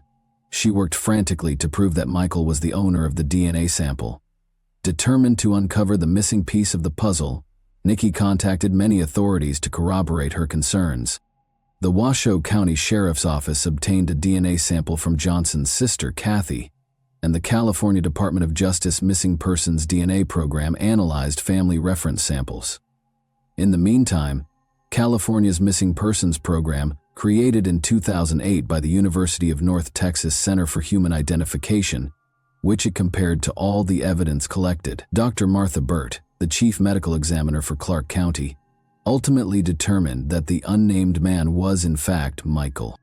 The man now had a name and a chance at justice because, to Nikki's perseverance and the combined efforts of several authorities, investigators have yet to learn anything about Michael's actions before, to the body's discovery. Thus, the enigmatic circumstances surrounding his death continue to baffle them. Nevertheless, learning who he was a significant development in the investigation, providing detectives with a foundation from which to work. Authorities are now requesting assistance from the public in the hopes that someone may come forward with knowledge that could clarify Michael's fate. Authorities want to solve this puzzle case because even a small piece of information could make a big difference. Over June 19, 1970, two young guys chose to take a leisurely walk over Independence Pass in Twin Lakes, Colorado, on a lovely summer day. The day was ideal for hiking because of the clear, brilliant sun and cool air, but when they discovered something horrifying, their journey took an unexpected turn. They saw a man's decomposing body in a ditch on the north side of the road as they were strolling along it. Rocks that had fallen from the hill above partially hid it. It wasn't the worst part, though. The two men approached and saw that the body's left arm and rib cage were completely gone. Their hearts pounded in terror and bewilderment at the gory scene. The scent of rotting was overpowering, and the body was wearing gray pants and a ragged sweatshirt. This dude was who? Where had he gone? As they stood there, astonished by what they had just learned, questions gnawed at their thoughts. The two men did not waste any time in calling the police, who came to the scene with a sense of urgency.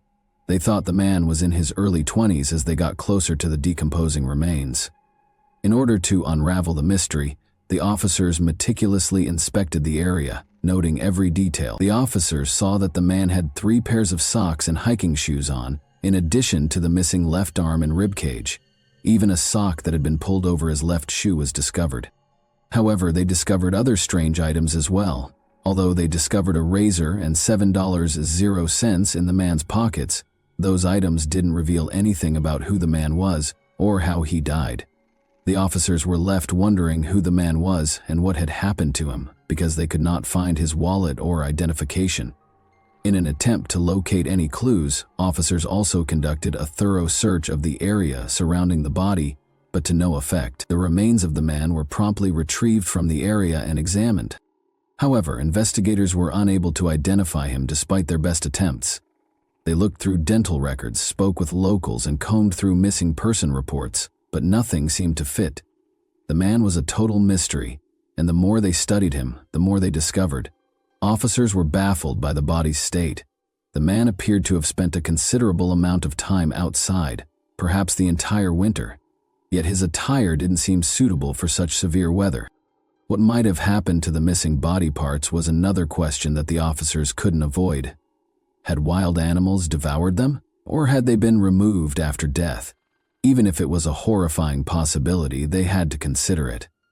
Before a startling finding was made on July 15, 1970, more than 3 weeks after the body was discovered, the officers could only make educated guesses. The missing leg was located beneath the road where the body was uncovered by a state traffic maintenance worker.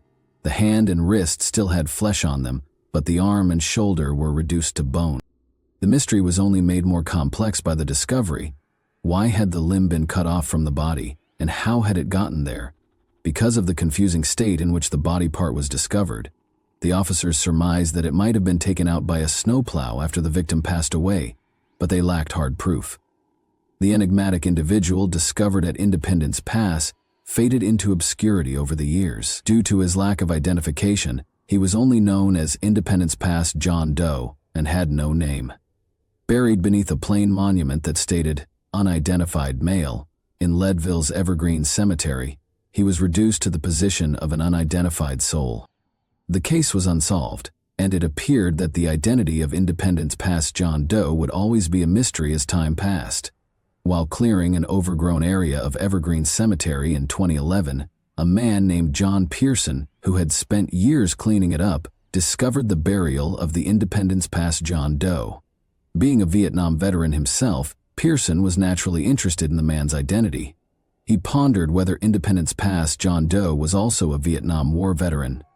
Because he was curious, Pearson contacted the Colorado Bureau of Investigation's Audrey Simpkins, a crime and intelligence analyst, who in turn contacted Sylvia Petham, a specialist in identifying John and Jane Does.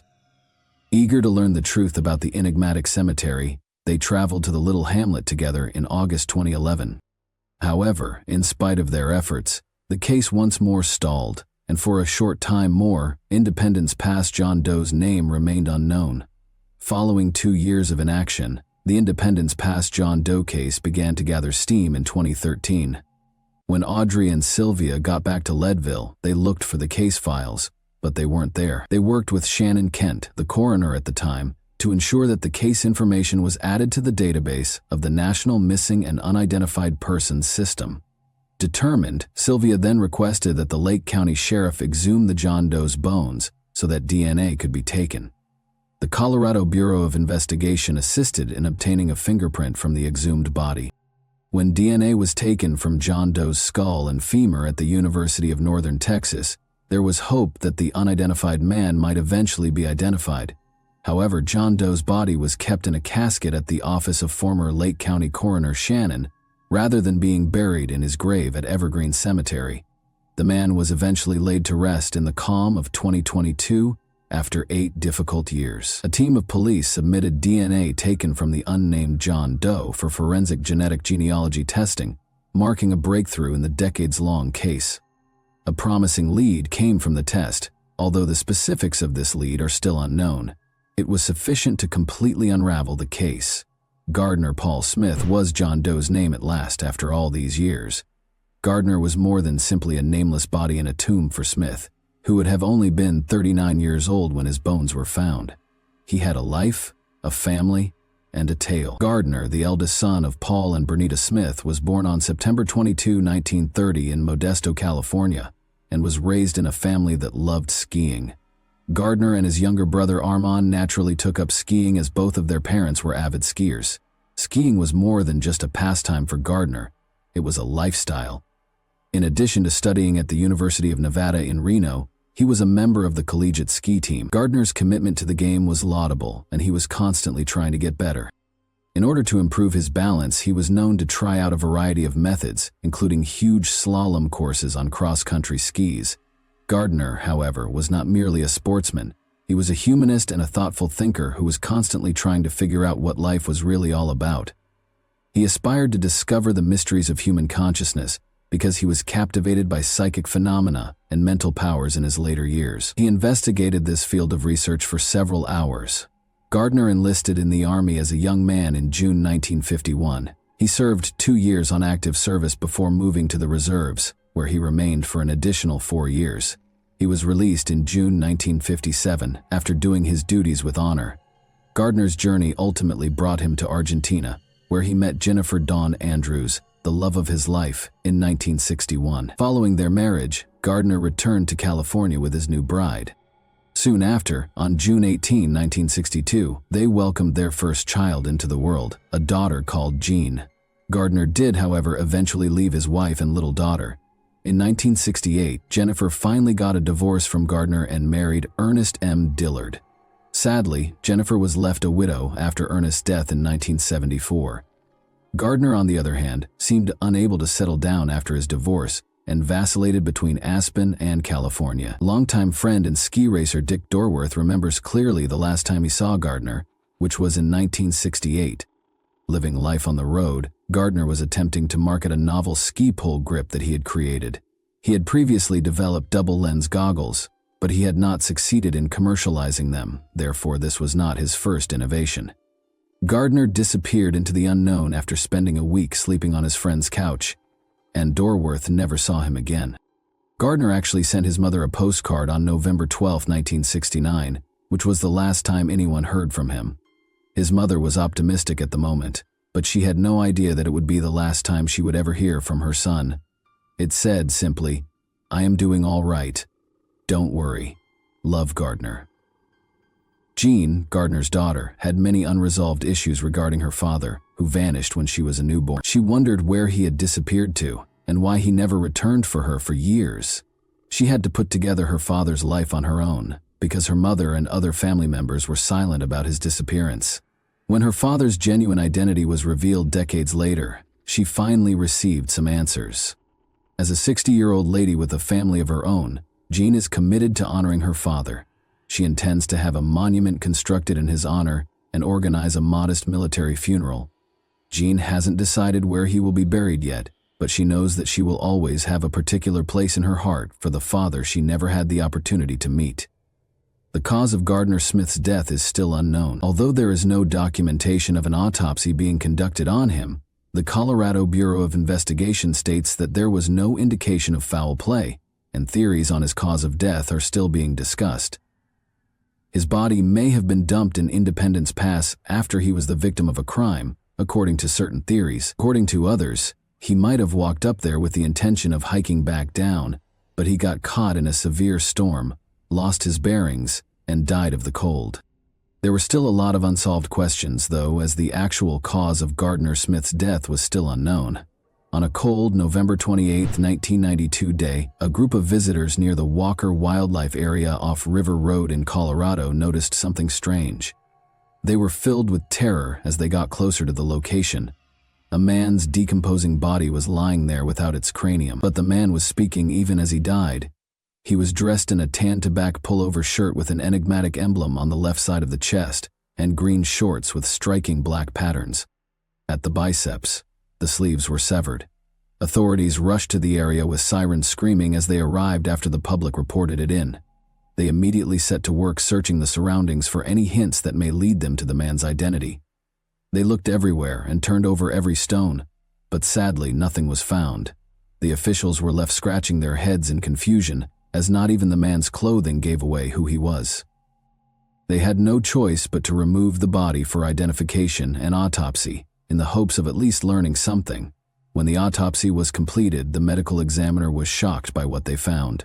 There was no question that it was a homicide because the man had been fatally stabbed. The town was rocked by the discovery, and panic broke out. Why and by whom would someone do this? The investigators were committed to solving the horrific murder, even though they realized they had a difficult task ahead of them. They had no idea that the journey ahead would be convoluted and lead them down a sinister path of intrigue and mystery. Detectives started the investigation with a clear goal in mind, looking for any clue that would help them solve the mystery. However, it became evident that this would not be a typical instance, as the days stretched into weeks and the weeks into months. Every lead they followed ended in a dead end on the chilly trail. They were troubled day and night by the mystery of the man's missing head. Where might it have gone? Was it buried out of sight, or was it taken as a trophy? Time was a powerful enemy that the investigators had to contend with if they were to solve the case. The case grew increasingly chilly as the months stretched into years. It appeared as though justice would never be done, and the memories of the man in the green shorts started to fade. But investigators never lost optimism that they would eventually find the truth. As the years went by, new technologies that claimed to simplify their work surfaced. The National Missing and Unidentified Persons System was used to help with the inquiry when the case was reopened in 2011. However, the investigators were once again at a standstill in spite of their best efforts. They had nothing but more questions when every lead they followed appeared to fade. Everyone concerned struggled with the idea that they would never find out who the man really was, and it was a frustrating period. However, the detectives persisted. Despite the passing of the years, they stayed attentive and never allowed the case entirely go from their thoughts, since they understood that there was always a potential that fresh information would surface. The Mesa County Sheriff's Office was committed to doing everything in their power to deliver justice to the guy in green shorts in 2022. They made the decision to seek assistance from cutting-edge technology, since they were aware that conventional investigative techniques had previously failed them. in the hopes that cutting-edge genetic testing might enable them to eventually determine the man's identity or locate a close relative who could offer crucial information. They contacted Othram, a forensic DNA analysis business. Detectives were prepared to do whatever it took to solve the case, even though it seemed unlikely. To solve intractable crimes, the detectives went to DNA Solves, a platform that combines volunteer data, crowdsourcing, and state-of-the-art genetics. However, advanced DNA testing is not inexpensive, and they realized they would need to find funds to proceed. The public's generosity and the detectives' unwavering efforts helped generate the money so that the testing could start. Detectives had been baffled by the skeletal remains of the guy in green shorts for almost 30 years, but the incredible advances in forensic technology allowed them to finally start piecing together some of the pieces. After being meticulously packed, the remains were delivered to Othram's cutting-edge laboratory in the Woodlands, Texas. Fourth, order to create a thorough genetic profile for the unidentified individual, a group of talented forensic specialists there put forth endless effort to harvest DNA from the bones. They were able to piece together a whole DNA sequence using a state-of-the-art method known as forensic-grade genome sequencing, providing a previously unattainable picture of the man's genetic composition. However, possessing a DNA profile was only the first step. In order to identify the man, the Othram team realized they needed to use this information to develop investigation leads. And they did just that. They used the power of forensic genetic genealogy to track down the man's distant ancestors and compile an extensive family tree with the assistance of their in-house genealogy team. After receiving this information, the Mesa County Sheriff's Office was able to determine that the unidentified man may have had a sibling. The Othram team was able to verify that the unidentified man was Etus Thomas E.T. Romero by using a DNA sample from this sibling. Although Etus's identify was a major accomplishment for the Mesa County Sheriff's Office, detectives understood they needed to look further to find the truth, because the mystery surrounding his murder remained unexplained. Although Etus had made significant progress since his early years, nothing was known about his childhood. Nevertheless, investigators were able to construct a portrait of the man he had developed into. When investigators dug into his past, they found a man who had dedicated his life to sacrifice and service. One instance of the boldness and courage that characterized him was his military service. They learned that Etus's premature death occurred while he was only 26 years old. Together with two other Louisianans, he had traveled to Grand Junction, Colorado. In 1991, he worked as a dishwasher in a nearby restaurant and lived in a now demolished home on 4th Street.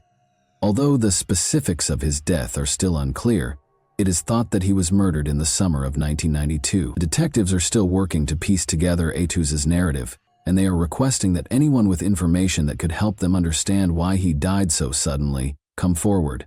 Do not hesitate to get in touch with the authorities. We could get closer to the truth with every bit of knowledge. And that wraps up today's chilling story. If you enjoyed this video, don't forget to like and subscribe so you never miss a new upload. Also, let me know in the comments, what part of this story shocked you the most? Thank you for watching, and I'll see you in the next video. Hey guys, today we're diving into another truly horrifying case. If you want to support my channel, make sure to subscribe and stay active. It really helps me out. I'd be super grateful for that. Let's get started. Pretending to be in love can be done for a variety of reasons, but it usually occurs when someone has a specific objective in mind, such as gaining money, wanting closeness, or trying to influence events to their advantage.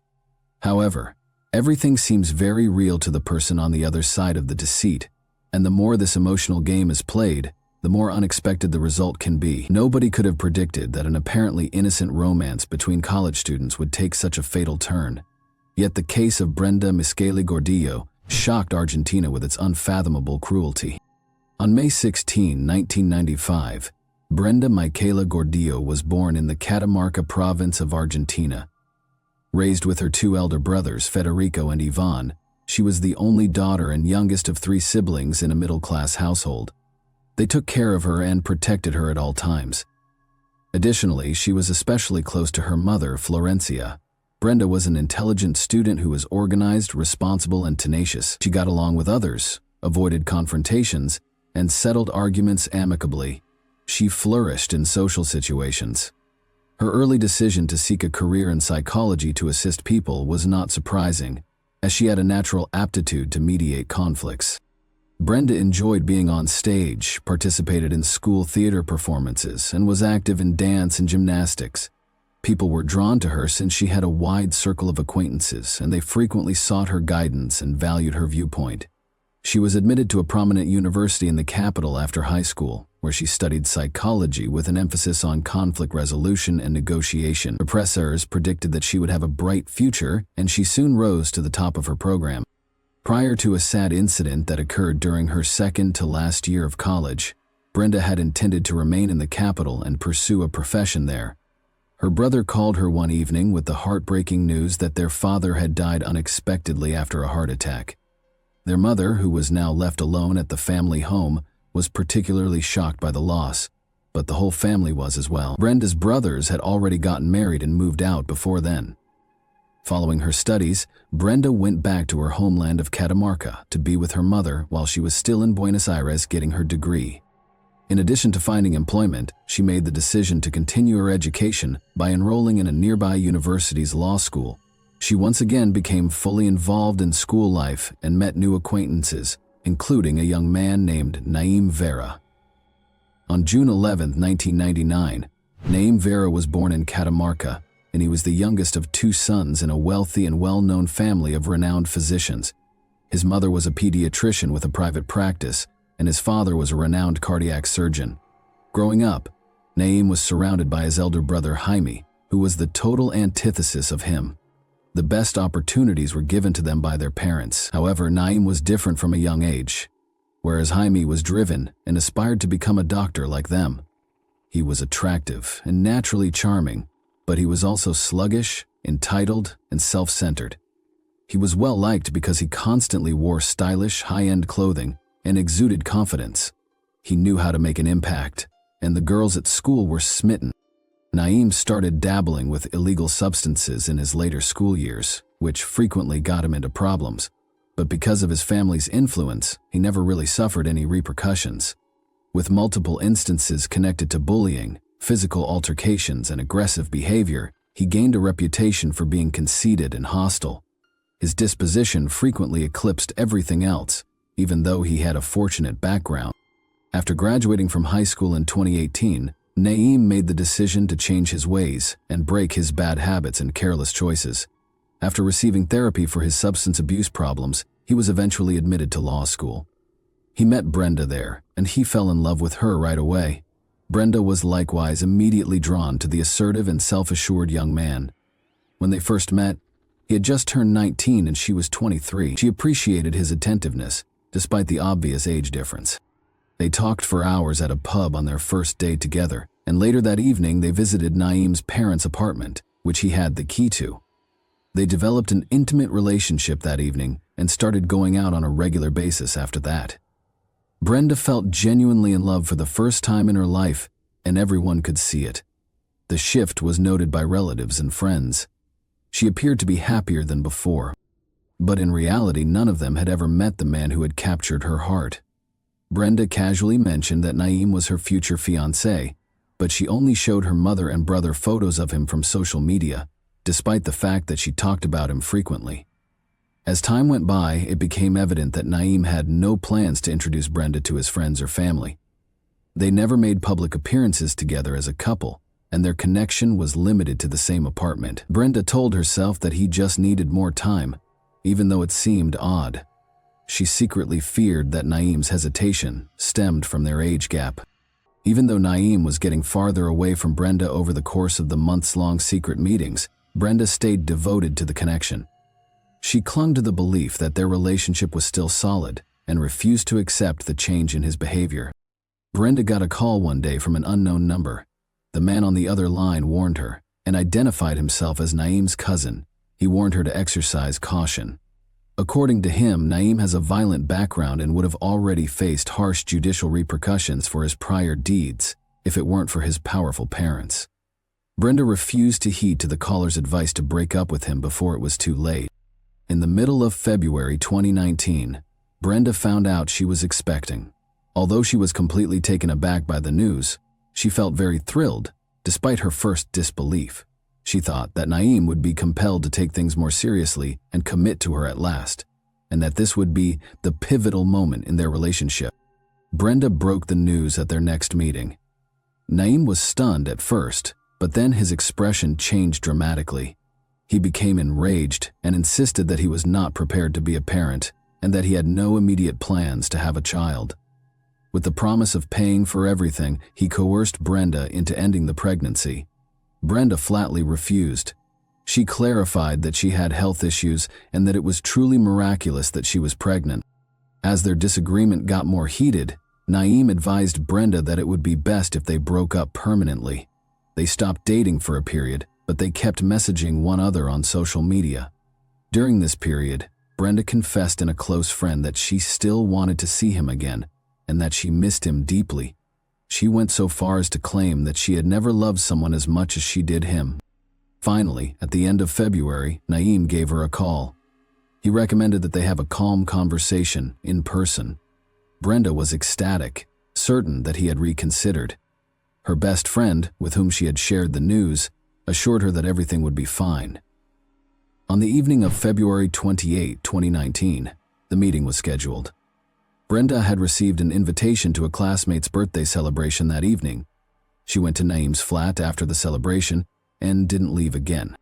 Brenda did not attend her university courses the following day, Friday, March 1, which was very rare for her. No one could get in touch with her, and she had never missed a lecture without a good reason. Nobody was aware of her location. Brenda's daughter had informed her mother that she would not be returning home that evening, and her mother was aware of the birthday celebration. She did not, however, say if she would remain with her partner or a buddy. At first, her mother wasn't concerned because she had intended to go directly to class in the morning. Brenda didn't know something was amiss until the university called later that afternoon to inquire about her location. Family and friends began looking for her right away. She wouldn't simply vanish without telling anyone. Everyone knew. Nevertheless, there was hope now. Maybe she had just been with Naeem and had forgotten the time. However, while her loved ones were desperately phoning for any information, something else happened that completely altered the situation. In a moment, whatever last hope was gone. Brenda had left. Naeem Vera, his father, and 2 lawyers entered the Catamarca police station early on the morning of March 1, 2019. "I wanted to confess and tell the authorities about a tragic event that had happened the night before," the young man said. After being led to an interrogation room, he quietly gave his account of what had happened. Despite his obviously troubled appearance, he spoke confidently and remained composed. Naeem asserted that he had planned to have a sexual encounter with a female acquaintance at his flat that night. He claimed that they had previously spent time together in this manner, devoid of obligations or demands, but this one night they got into a fight, and he asked her to leave right away. A staircase connected the apartment's 2 levels. Naeem claimed that during the intense argument, Brenda retreated a step, stumbled, and fell down the steps. He maintained that it was too late when he attempted to apprehend her. She was not responding when he got to her. There was nothing he could do to help. The fall had caused Brenda to sustain a catastrophic neck injury. Naeem became terrified when he learned he was responsible for the incident. He decided to get rid of the evidence out of desperation and fear. There was nothing else he could do but try to eliminate the remains. He retrieved lighter fluid from a cabinet, poured it over Brenda, and sparked a match using a big outside grill on the terrace. The fire started right away, but the heavy smoke became unbearable as the flames rose too high. He became aware that things were getting out of hand at that very moment. Surprised to see someone grilling meat in the middle of the night, a man from a nearby flat peeked out, but as Naeem caught sight of him, he waved and smiled with a welcoming attitude. This neighbor later testified in court that Naeem seemed quite calm, if not content, and didn't see anything out of the ordinary. He didn't consider calling the police. Naeem quickly came to the conclusion that his scheme was failing and that a grill was not a crematorium. He dragged the remains back inside, knowing he would never be able to get rid of them entirely. He cut off the lower and top parts of the corpse with a big knife. Then, still not knowing how to get rid of them, he put everything in boxes, put it in garbage bags, and put everything in his car. In a moment, he decided to drive without direction. He threw out the bottom half in whatever dumpster he happened to pass. Regarding the top part, he left the city and pulled over close to a little gully a short distance off the road. The corpses were thrown into the ditch and covered with rubbish, branches, and mud. A passing patrol unit almost nabbed him as he was making his way back to his car. To find out why his car was parked on the side of the road, officers pulled over. Naeem thought quickly and made up a narrative. He said he simply got a call from his girlfriend and stopped to chat. He was taken seriously by the officers, who departed without asking any further questions.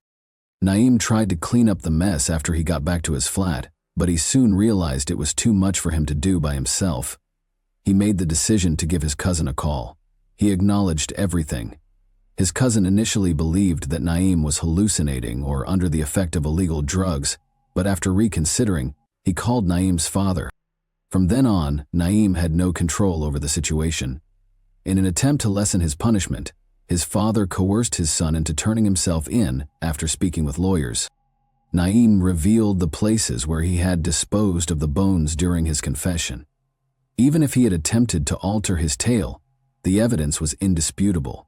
Surveillance film from a nearby building also showed him throwing bags into a garbage, with his car in the background. The second box was soon found in the ravine by investigators, and forensic specialists were dispatched right away to inspect the remains. But the truth they discovered was startling and totally at odds with Naeem's account of what happened. There were no injuries that would have been expected from a fall down the steps, even though the body had been badly charred and later mutilated. The victim's neck was completely intact, and there were no major bruises or broken bones. Rather, a much more unsettling cause of death was discovered during the autopsy. Brenda had suffered a forceful, not accidental, crushing of the cartilage in her throat. Bare hands had been used to apply the pressure. Mechanical asphyxia was listed as the official cause of death. Brenda had fought back frantically, as evidenced by the new scratches that were apparent on Naeem's hands. Fabric threads discovered in Brenda's mouth by forensic specialists were eventually determined to be from her own scarf. This implied that something had been pushed into her lips to silence her before she was strangled. The facts presented a sobering image. This was a purposeful act of cruelty rather than an accident. Brenda's purported pregnancy came to light as soon as her friends and relatives were informed of the tragedy. When detectives questioned Naeem about it, he decided not to bring it up. He acknowledged that Brenda had been manipulating him with the pregnancy for weeks. Naeem claims that their relationship was never romantic and was just ever physical. He asserted that no talk of a future together, much less a family, had ever taken place. He offered to pay for the pregnancy termination as soon as Brenda told him she was expecting, but she declined.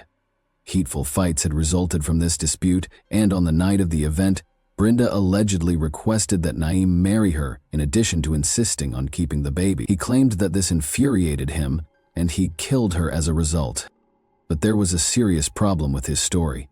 Brenda had not been pregnant, according to an autopsy. It was a meaningless threat if she had been using this as pressure against Naeem. However, after more investigation, researchers discovered an unexpected fact. Brenda was unable to conceive due to a medical problem she had been diagnosed with. Since she was a teenager, she had been aware of this. Why, then, had she told Naeem that? Later, when being questioned, Virginia, one of Brenda's closest friends, offered insight. Brenda had honestly thought she was pregnant, she explained. She had experienced symptoms, missed her period, and was ecstatic that the physicians had misdiagnosed her illness.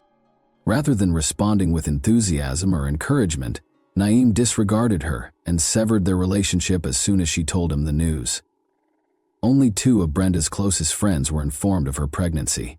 She never told her mother about it and never had the opportunity to consult a doctor to confirm it. Virginia claims that Brenda had no desire to mislead or control Naeem. She had begun to envision a future with him and had genuinely thought she was going to become a mother. The day Naeem turned himself in and provided his version of events, he was taken into custody, but he maintained that the incident was an accident. He said that because he had been in shock, he had not asked for assistance and instead had decided to kill Brenda in such a cruel way. Most significantly, he persisted in claiming that their relationship had never been genuine and had only ever been a casual arrangement devoid of any obligations. Crimes committed in the course of a love or domestic relationship are categorized as aggravated offenses under Argentine law. This is due to the fact that the victim is thought to be in a vulnerable situation. They may have a weakened sense of self-preservation, trust their spouse, and do not see them as a threat. Naeem would face a harsh punishment, possibly life in prison, should the court find that he and Brenda were romantically involved. However, his sentence may be lowered to no more than 15 years if he could persuade the judges that their meetings were entirely informal and devoid of any emotional connections. This was the main defense put forth by Naeem and his father's legal team. They made a concerted effort to demonstrate that he and Brenda were not actually related. They made it clear that the two had never been spotted together in public, had never exchanged pictures, and had never identified themselves to their friends or family. Brenda's loved ones, however, presented a quite different image. She was genuinely in love with Naeem, according to her friends and family, and they firmly believed that their sentiments were reciprocated. She assumed he simply needed more time, so she never pressed for a formal introduction to his parents, so as not to put any pressure on him. Naeem had never taken Brenda seriously, according to a later admission from one of Naeem's classmates. He had been dragging her along, giving her false hope, but he really liked to spend time with her. He reportedly panicked and became anxious to find a way out when she told him about the pregnancy. The classmate claims that Naeem once threatened to commit suicide or to not have the baby. Nobody paid any attention to what he said at the time. However, Naeem allegedly asked his cousin if he knew of someone who would be prepared to solve a problem for money barely a week before to the murder. Assuming Naeem was simply ranting, his cousin brushed it off as bullshit. He didn't grasp how bad the issue was until that fateful night when Naeem called and asked for his assistance in covering up the crime. Following the incident, Brenda's loved ones received public condolences from Naeem's family, who said that the tragedy had also ruined their life. His legal team, however, persisted in fighting for his defense and trying to downplay his accountability. They attempted to portray Brenda as someone who had been coercing and controlling Naeem, saying she had fabricated the pregnancy in order to compel him to get married. They argued that she had hidden agendas and viewed him as a promising and affluent husband. Naeem himself made an effort to argue that he had acted out of acute distress, but this argument was soon disproved. He described in detail how he disposed of Brenda's remains during his initial interrogation, which was unusual for someone who was allegedly in shock. Furthermore, his neighbor's evidence was incriminating. The witness remembered seeing Naeem grilling that evening on the deck and commented on how calm he seemed. He even waved amiably at the neighbor, as though nothing unusual was taking place. The psychological evaluation concluded that the offender was legally liable since he was fully conscious of his acts at the time of the crime, but experts also found that Naeem had bipolar affective illness, borderline personality disorder, and psychopathic tendencies. None of these conclusions lessened his legal responsibility. Naeem might have been able to avoid complete responsibility thanks to the Vera family's wealth and powerful connections. In the hopes that public interest would eventually wane, his legal team purposefully postponed the trial. Brenda's family was concerned that Naeem might be given a light sentence or worse, avoid punishment entirely. Florencia, Brenda's mother, chose to act independently since she could not accept this option. She coordinated a number of marches and demonstrations, calling for the offender to face consequences. In an effort to prevent the case from being ignored, feminist activists also joined the fight. In May 2021, the trial finally got underway, and the media covered it extensively. Determining the nature of Naeem and Brenda's connection was an essential part of the proceedings. Due to his youth, his defense lawyers contended that he had not been prepared for a meaningful commitment and that his relationship with Brenda was only a passing fancy. Naeem might have gotten a light sentence if they had been successful in persuading the judge. Additionally, he could have been eligible for parole within 5 to 7 years if they could prove that the crime was not premeditated. The defendant stayed aloof and unresponsive during the trial. He didn't express regret for what he had done.